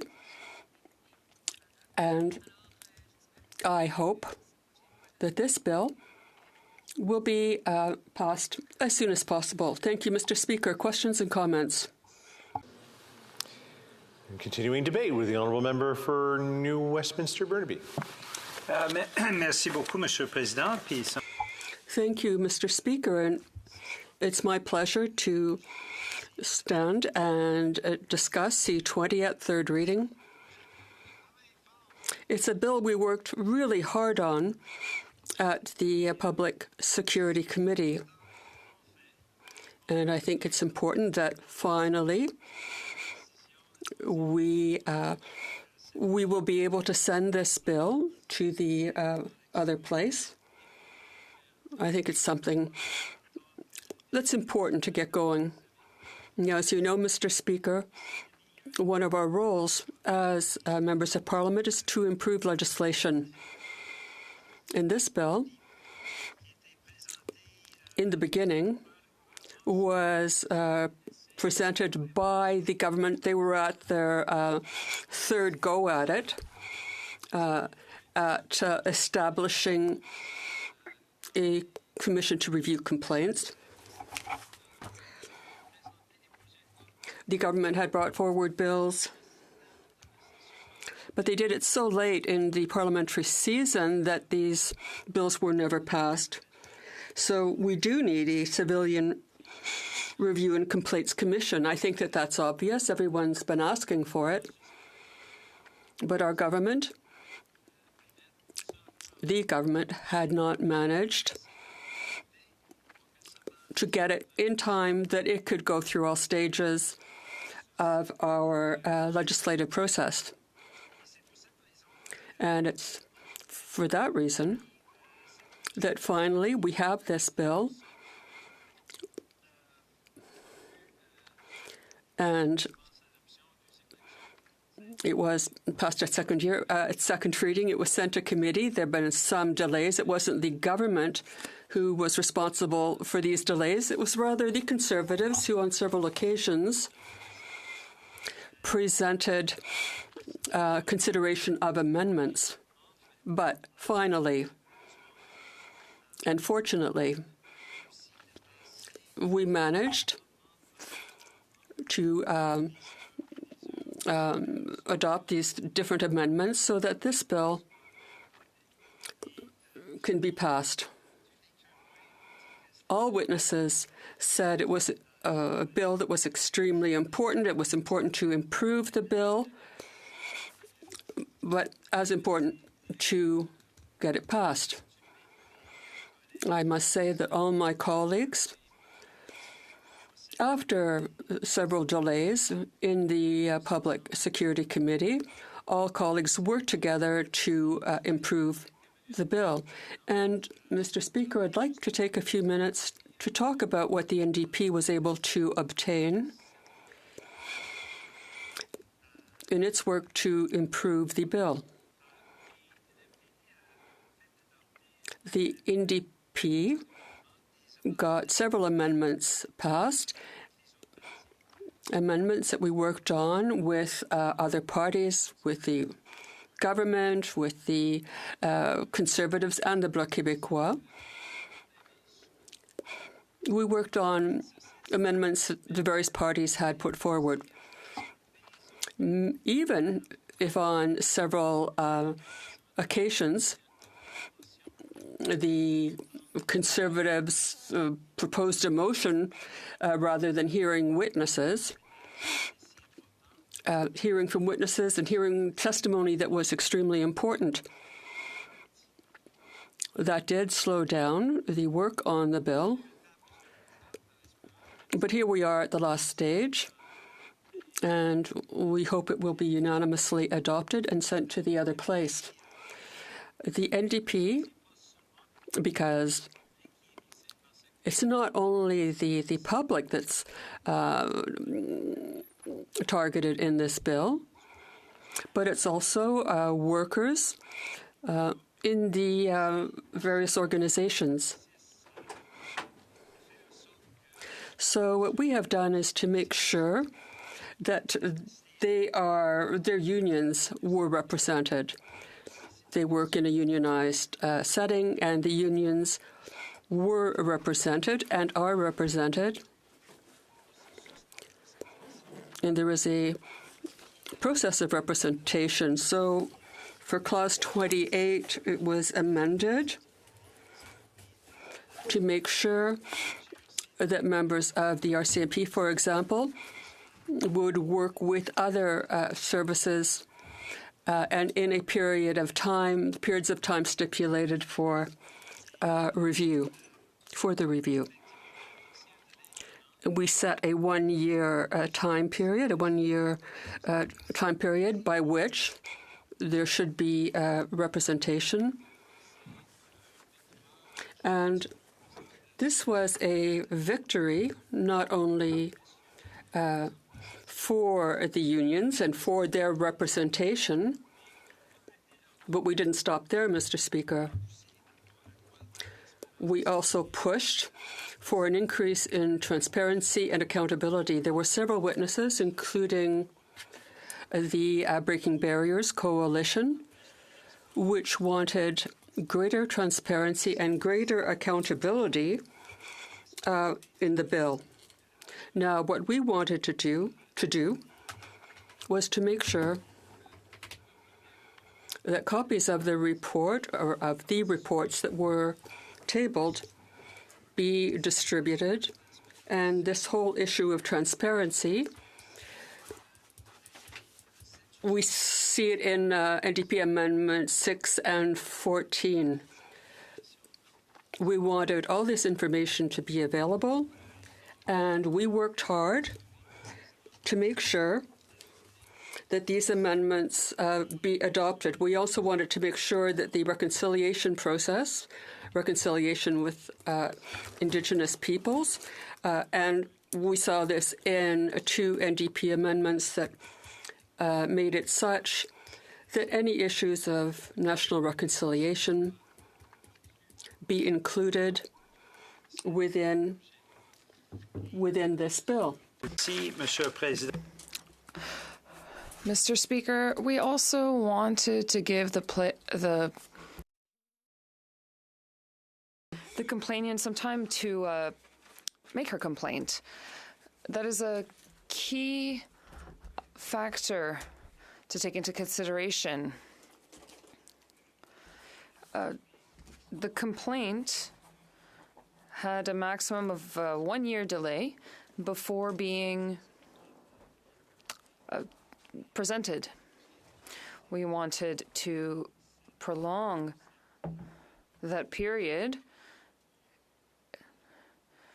in order to make sure that we could answer appropriately to the organizations who testified.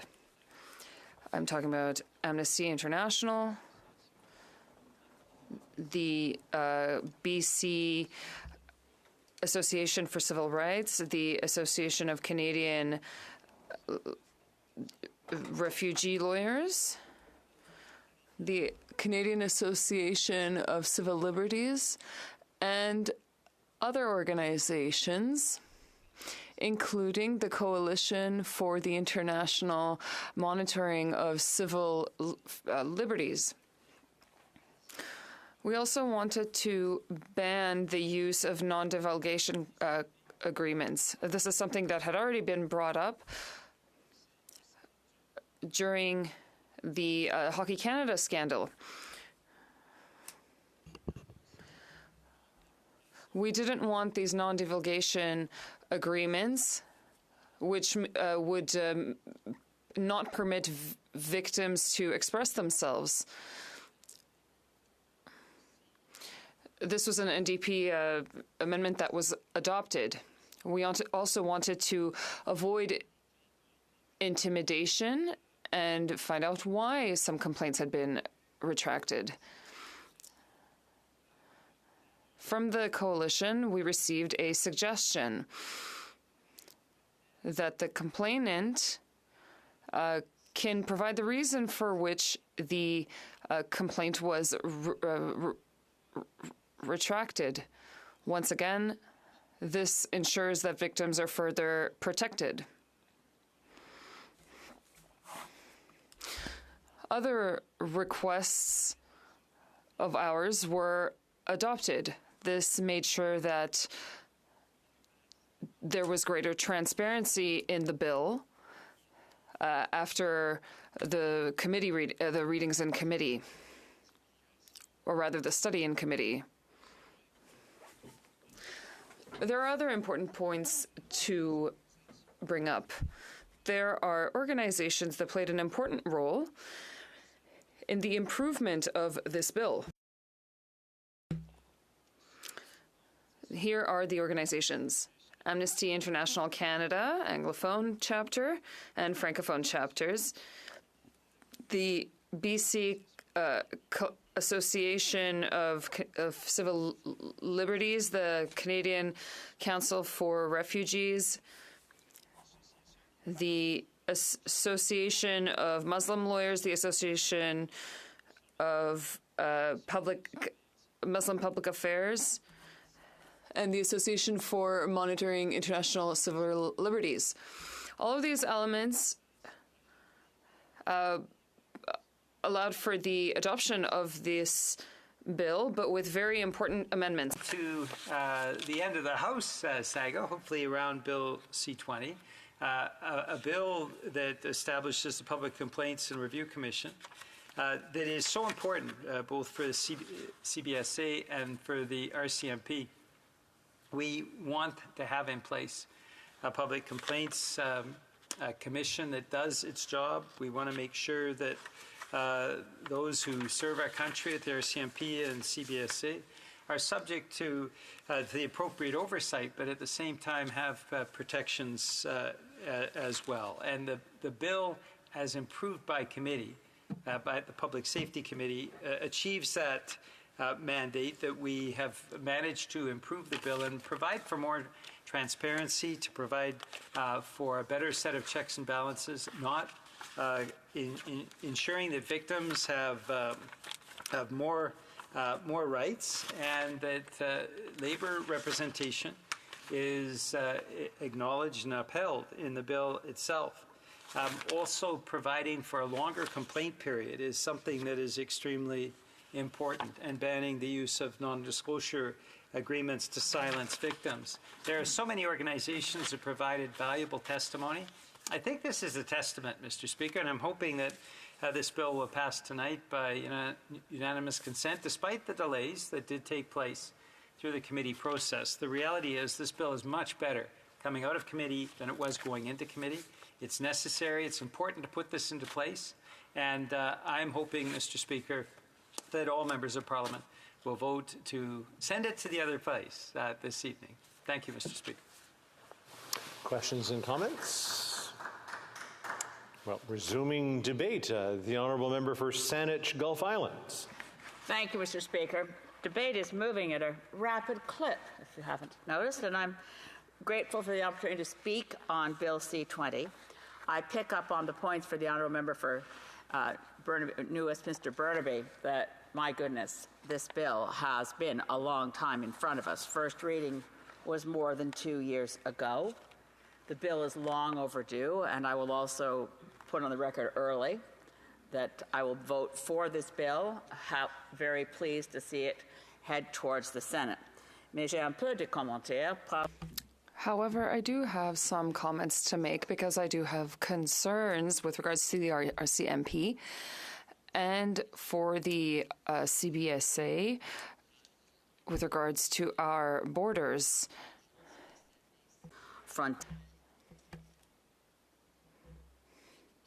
Public Complaints Commission for the RCMP for some time.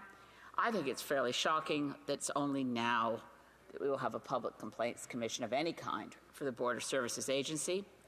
The number of complaints about systemic racism within the CBSA are legend, certainly distressing, disturbing, and no one's had any place to take those complaints until and unless C-20 gets through this place.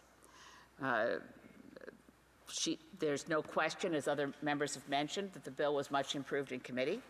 There were amendments that improved the bill on many scores for both the RCMP Public Complaints Commission, which is steadily being improved. I mean, I'll never forget when I was first elected to this place, the RCMP Public Complaints Commission did not have the right to subpoena witnesses. Things have improved. The CBSA needs to have this available for people who are dealt with roughly by the CBSA.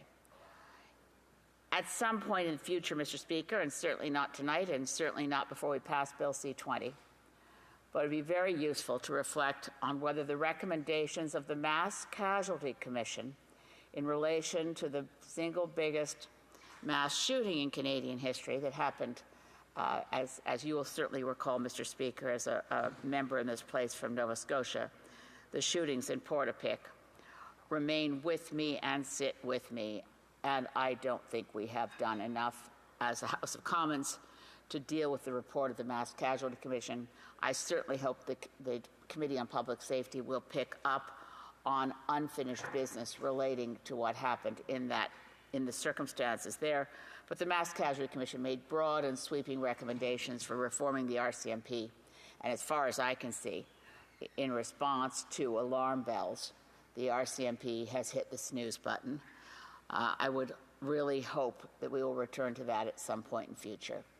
Certainly, the Canadian Border Services Agency needs to make improvements. When I spoke to this bill at second reading, I shared the extraordinary story in which I was involved as a member of Parliament. It was a man from outside my riding. He was Indigenous. CBSA, without any warning, showed up at his door right before Christmas, arrested him, put him in leg irons, the back of a van right before Christmas, took him away from his Indigenous wife, herself a survivor of residential schools, threw him in the back of the van and told him he was being deported to the United States, which is where he was born, without any regard to his rights as an Indigenous person under the Jay Treaty. With no previous attempt to connect with him, he'd been living in Canada for decades. He'd been married for decades. He was a member of the Penelakut First Nation, a grandfather, a pillar of the community. And but for the grace of God, he would have been deported. I can't tell you how much that has stuck with me.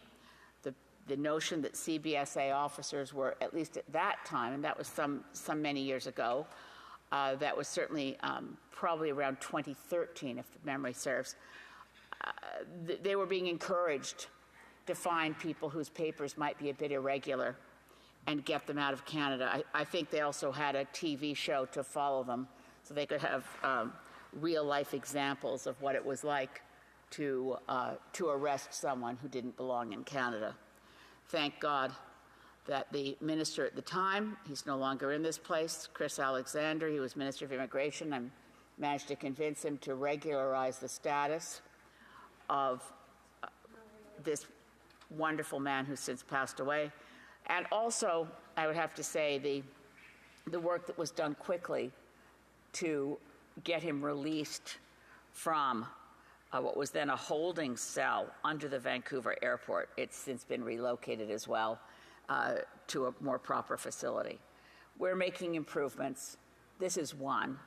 I want to see it pass, certainly be voting for it, and I know we're expediting things this evening, but I don't think it's proper to skip over that we have more work to do to ensure that we root out systemic problems of racism at the CBSA and in the RCMP, and that when the Complaints Commission is up and running with, as it has been for the RCMP, but with renewed vigor, thanks to C20, and for the first time for the Canadian Border Services Agency, that we as parliamentarians stay on top of this. It's going to the other place. There may be, and this is another concern, if there's amendments there, as we know, it will come back to us. We should keep our eye on the ball to make sure that Canadians, or for that matter, those who are crossing our border and not Canadian, receive the protections of the Charter of Rights and Freedoms as they should from any federal agency.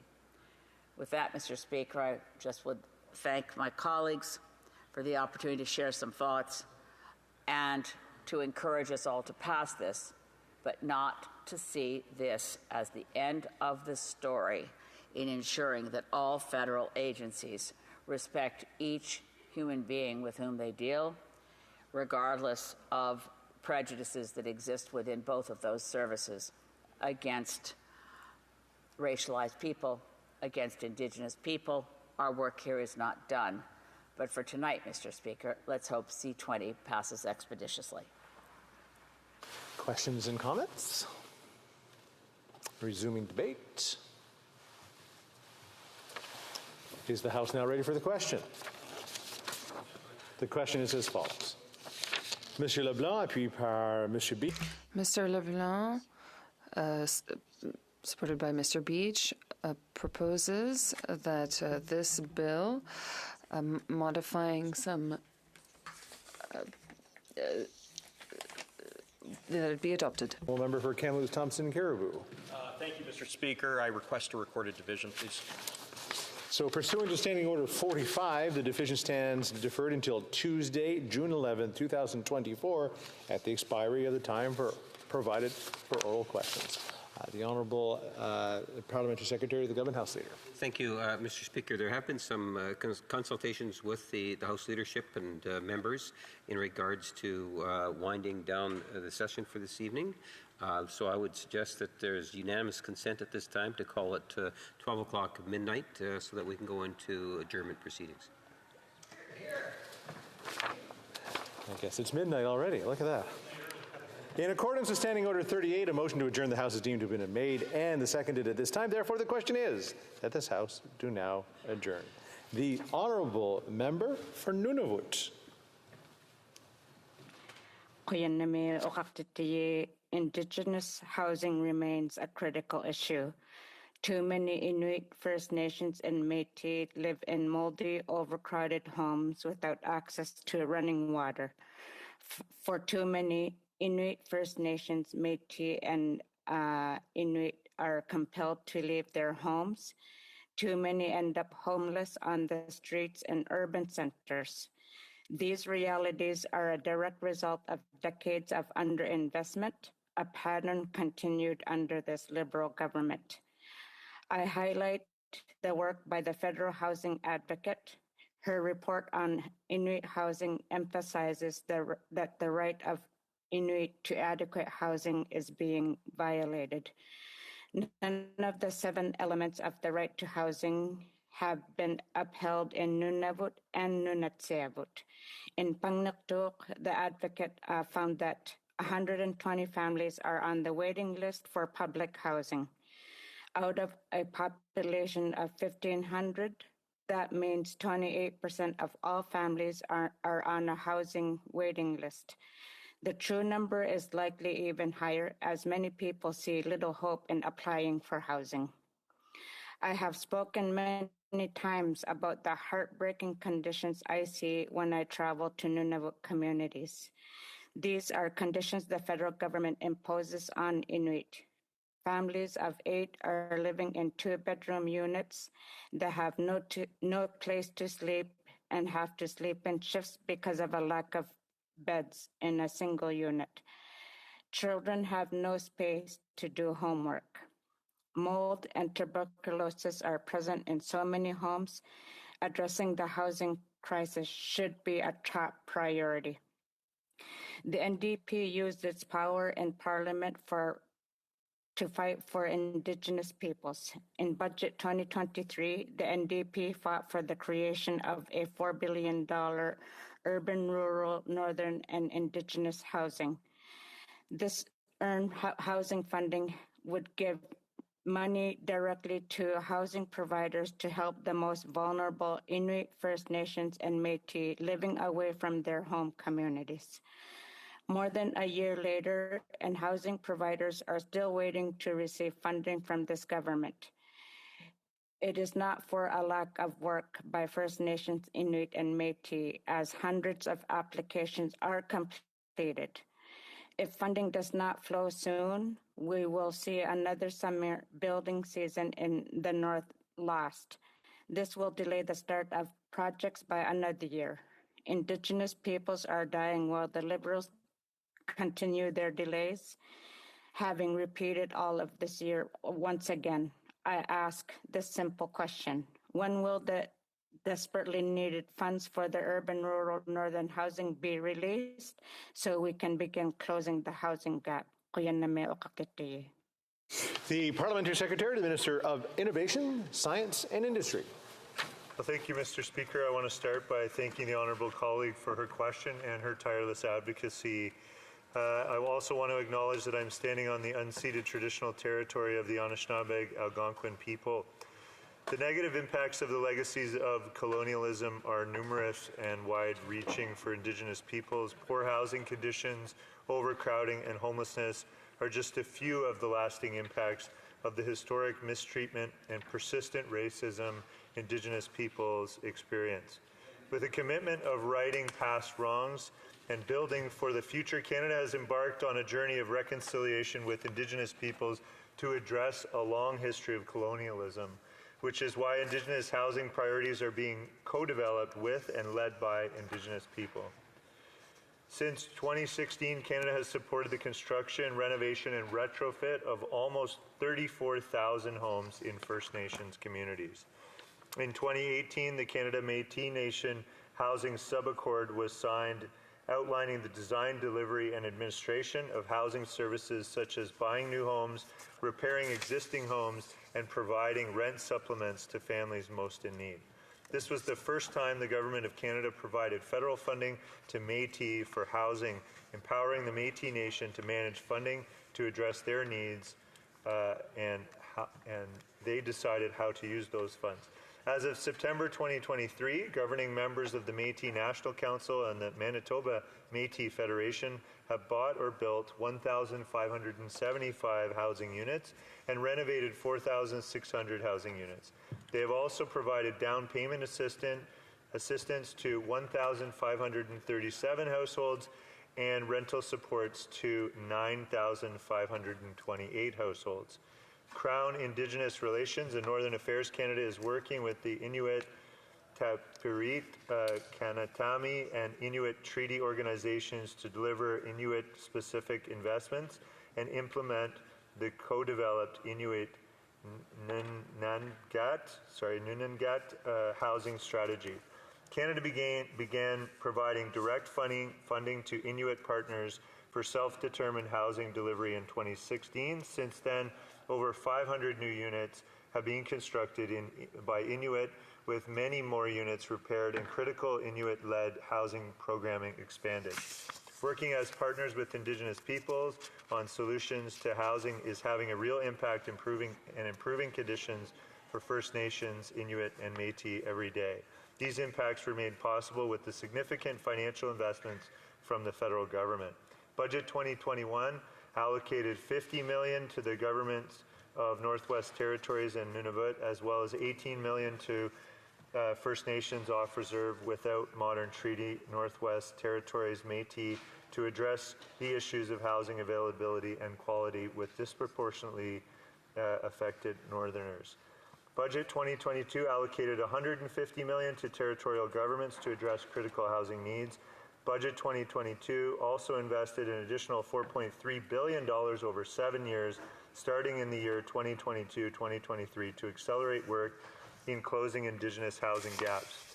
There's more in that budget, $2.4 billion over 5 years to support First Nations housing on reserve, 565 million over 5 years to support housing in self-governing and modern treaty holder First Nations communities, 845 million over 7 years to support housing in Inuit communities, 190 million for housing in Métis communities, and 300 million over 5 years for the urban, rural, and northern Indigenous housing strategy. Thank you, Mr. Speaker.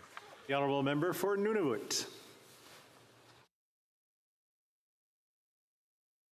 You're on, still on mute there. Start from scratch.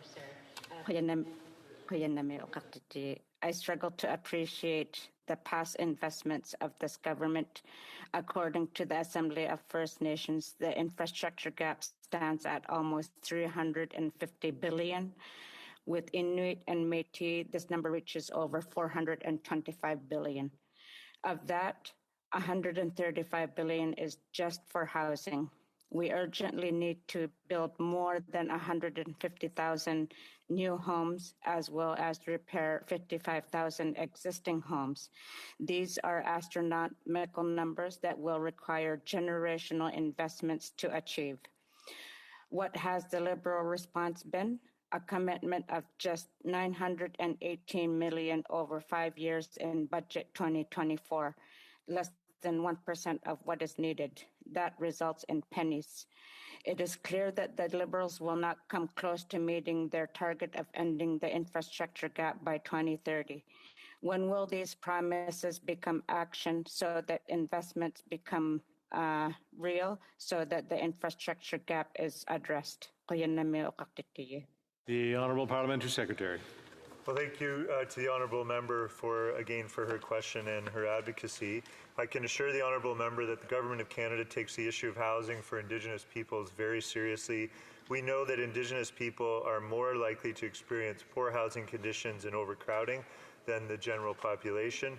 That is why housing in First Nations, Inuit, and Métis communities is backed by significant funding from the federal government, which I've outlined in my speech. By working hand in hand with Indigenous partners to co-develop and implement strategies and policies, we can come up with practical solutions that will work best for their communities. Through this approach, we are seeing results. All Canadians should have access to safe and affordable housing, which is why the government has been taking concrete action with partners, building more homes and improving the housing situation for Indigenous people across the country.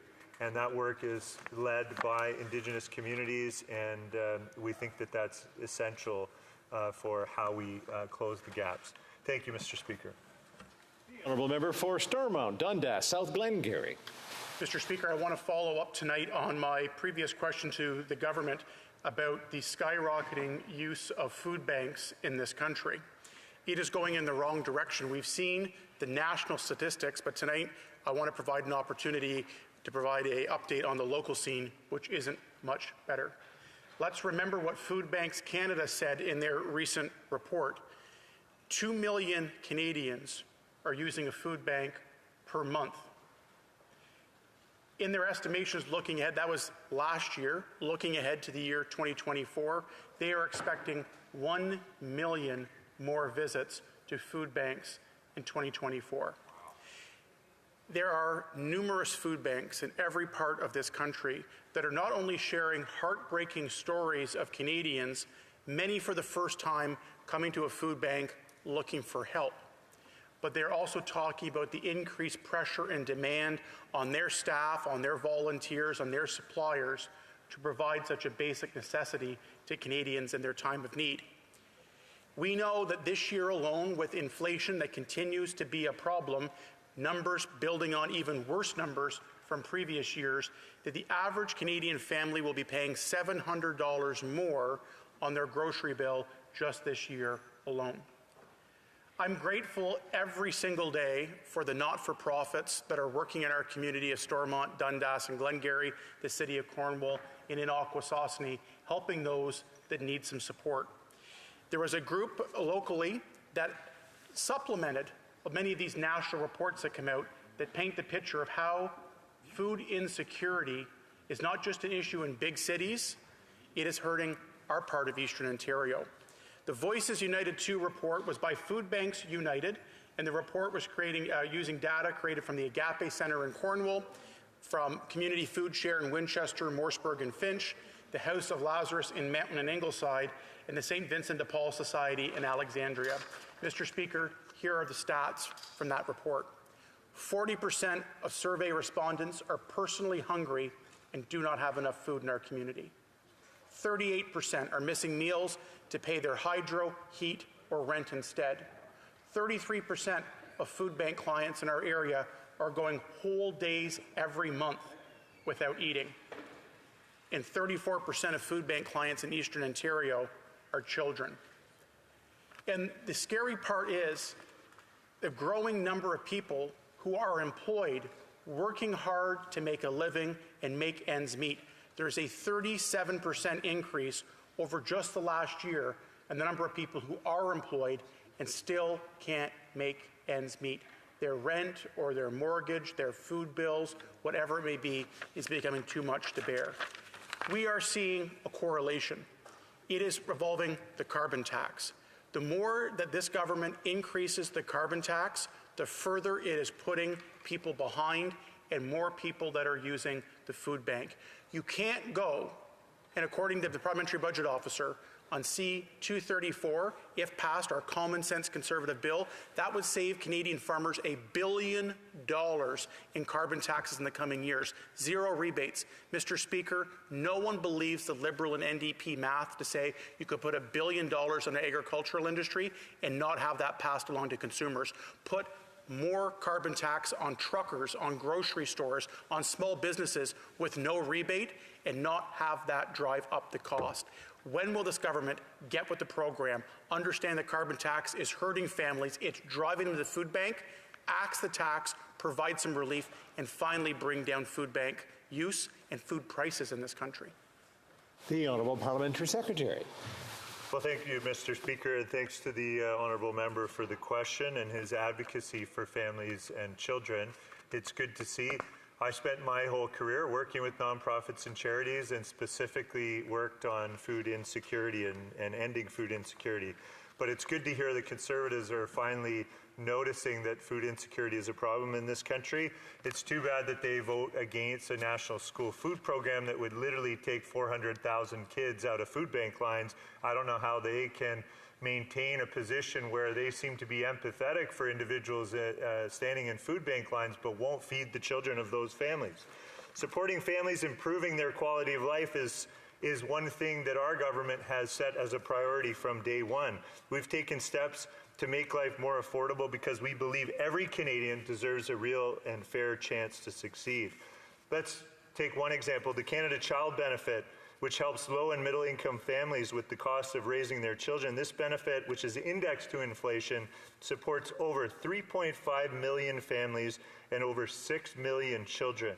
That's thousands of families in my riding of Whitby who receive upwards of $91 million a year across my riding to support their families, which far outweighs the costs that the member opposite had mentioned in terms of what families are bearing today on their bottom line. That's close to $25 billion tax-free in the hands of families each year from the Canada Child Benefit. In 2021, the Government of Canada made a transformative investment to create a Canada-wide early learning and childcare system, which we knew would give children a strong start in life. Tens of thousands of families and children are already benefiting from reduced childcare fees, and it's enabling mothers to rejoin the workforce, which builds family incomes. Since 2022 and until June 30th, 2024, families with children under 12 have benefited from the Canada Dental Benefit.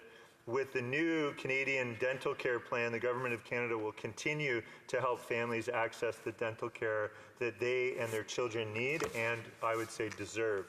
Mr. Speaker, there is no question food insecurity affects many Canadians. No child should go to school on an empty stomach.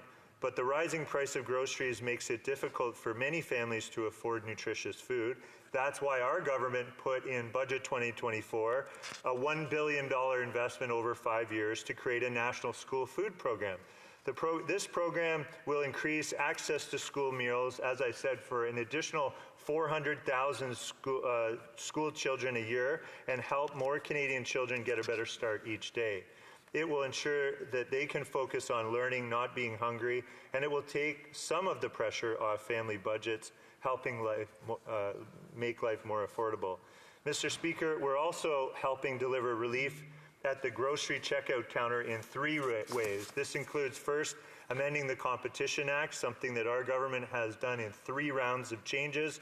I've been a part of that process and seen lots of collaboration with parties opposite, and it's great to see us strengthening competition, which ultimately will lower and stabilize prices.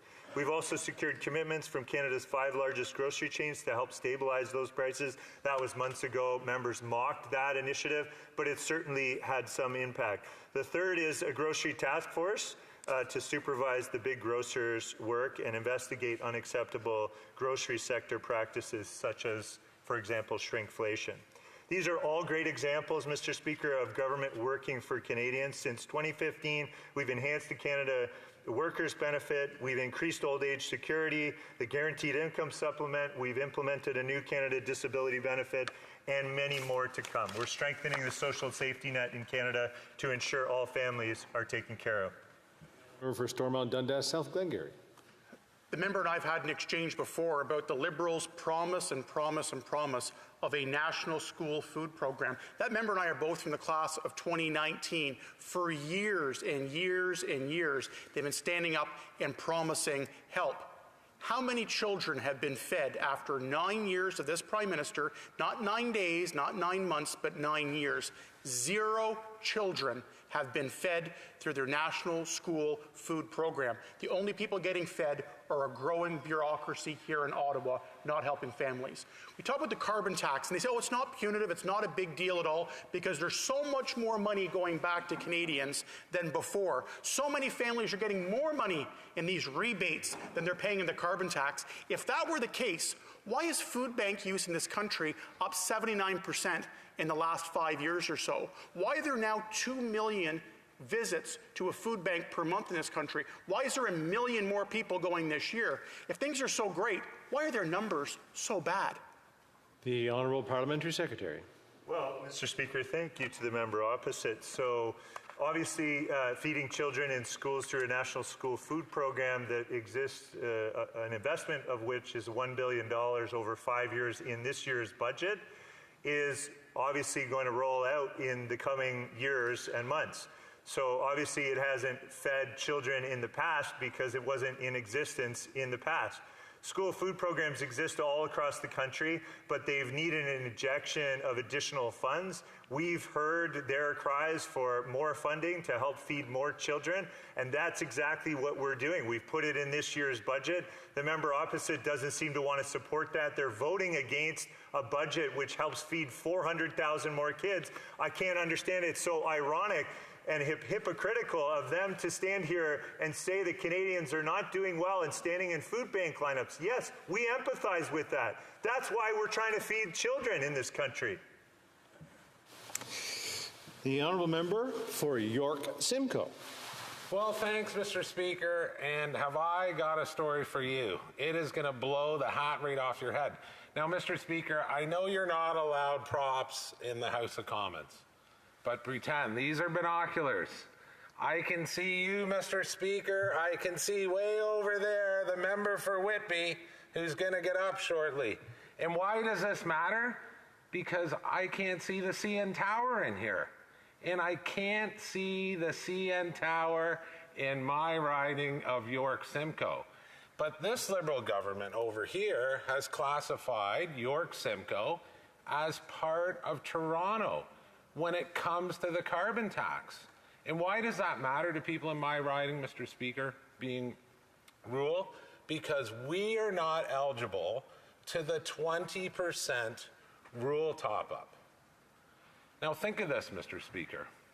The Chippewas of Georgina Island, 70 miles from Toronto, in the middle of Lake Simcoe, that you have to take a ferry to. It's the only way you can get home. In the middle of winter, you have to take a scoot for kids to get to school. they are not eligible to receive the 20% rural top-up under this carbon tax that we have now. Now think about that, Mr. Speaker. People in downtown Toronto, as the Deputy Prime Minister said, I can just go out of my house, walk out and get on the subway. I can get on a streetcar. We in rural Ontario, where my riding is, have none of those options. We don't have a subway. We don't have a streetcar. The closest hospital is 45 minutes to drive and over an hour if you want to take the ferry from the Chippewas of Georgina Island. And, you know, when I was coming here tonight, Mr. Speaker, I ran into a gentleman coming up the stairs. He had his hard hat on, he had his lunchbox, and he said, "Excuse me, do you work in Parliament?" And I said, "Yes, I do, sir." He says, "I got to tell you, I'm just beside myself. I'm making $1,000 a week, $4,000 a month." And he goes, "My fixed expenses now are $3,800 a month. I have $200 to spare." This is the plight of many Canadians now.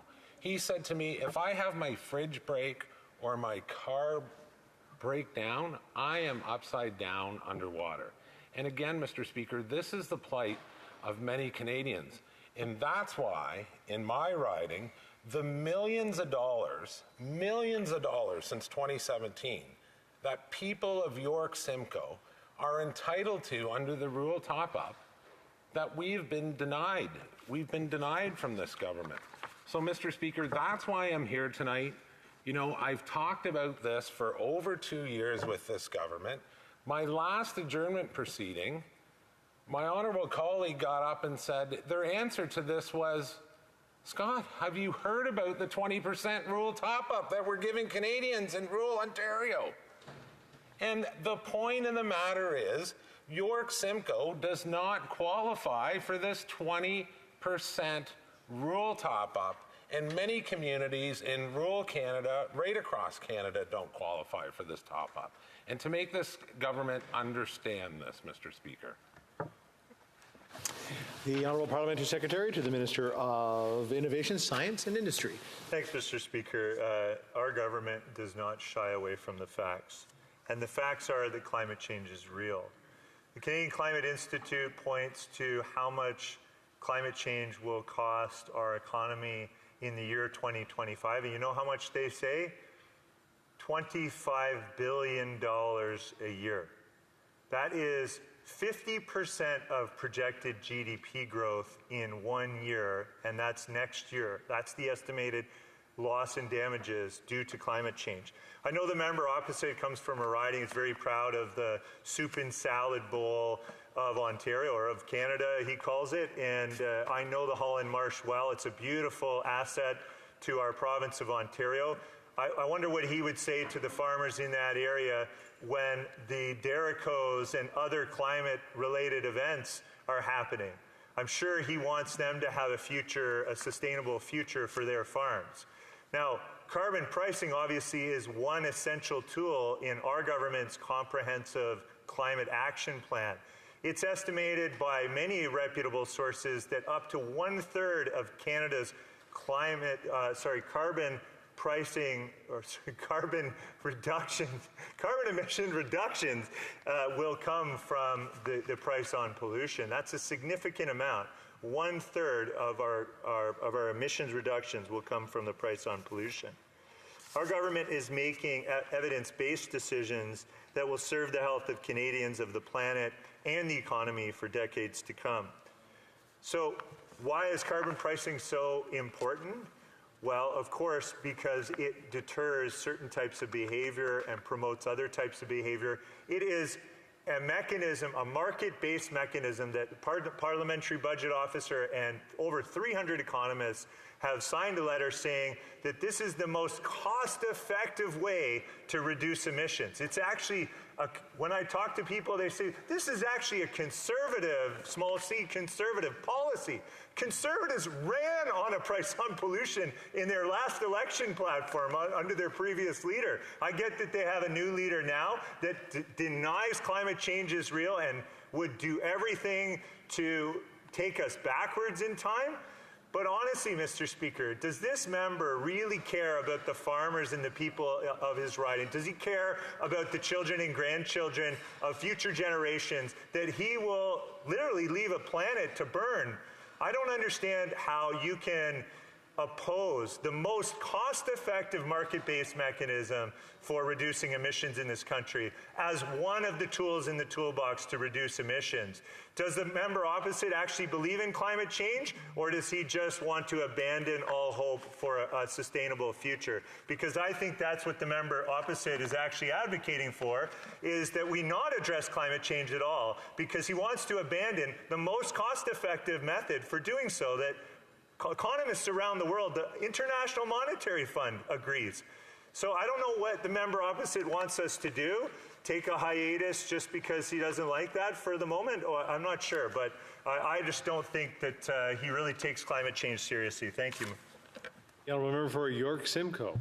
Well, Mr. Speaker, what I can say to the member opposite is I've stood in this House of Commons in hip waders. I've stood in Lake Simcoe in hip waders, calling this government out, because guess what, Mr. Speaker? Who canceled the Lake Simcoe Cleanup Fund? This Liberal government. This is a government that actually doesn't care about common sense climate change initiatives. Who voted against my bill, C-204, to stop the export of plastic waste for final disposal to developing countries? This NDP Liberal government did, Mr. Speaker. And I can tell you right now, I will fight for every nickel that is owed to my constituents in York Simcoe. And with more than 2 million people going to food banks right now, housing prices have doubled, rents doubled, Canadians are out of money, and I will fight for every nickel that's owed to them.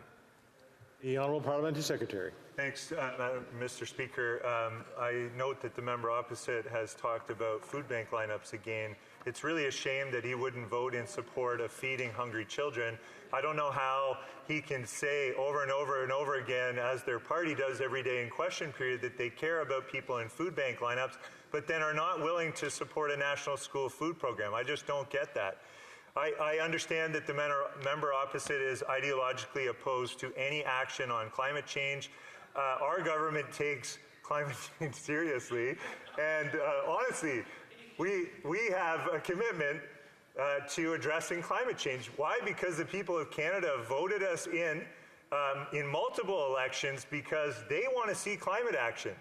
Statistics have shown that Canadian public cares about addressing climate change. The member opposite makes it sound like we're trying to make life unaffordable. We've done things, and I've listed many things that we've done to make life more affordable for Canadians, address inflation, and invest in building a sustainable future. Thank you. Thank you.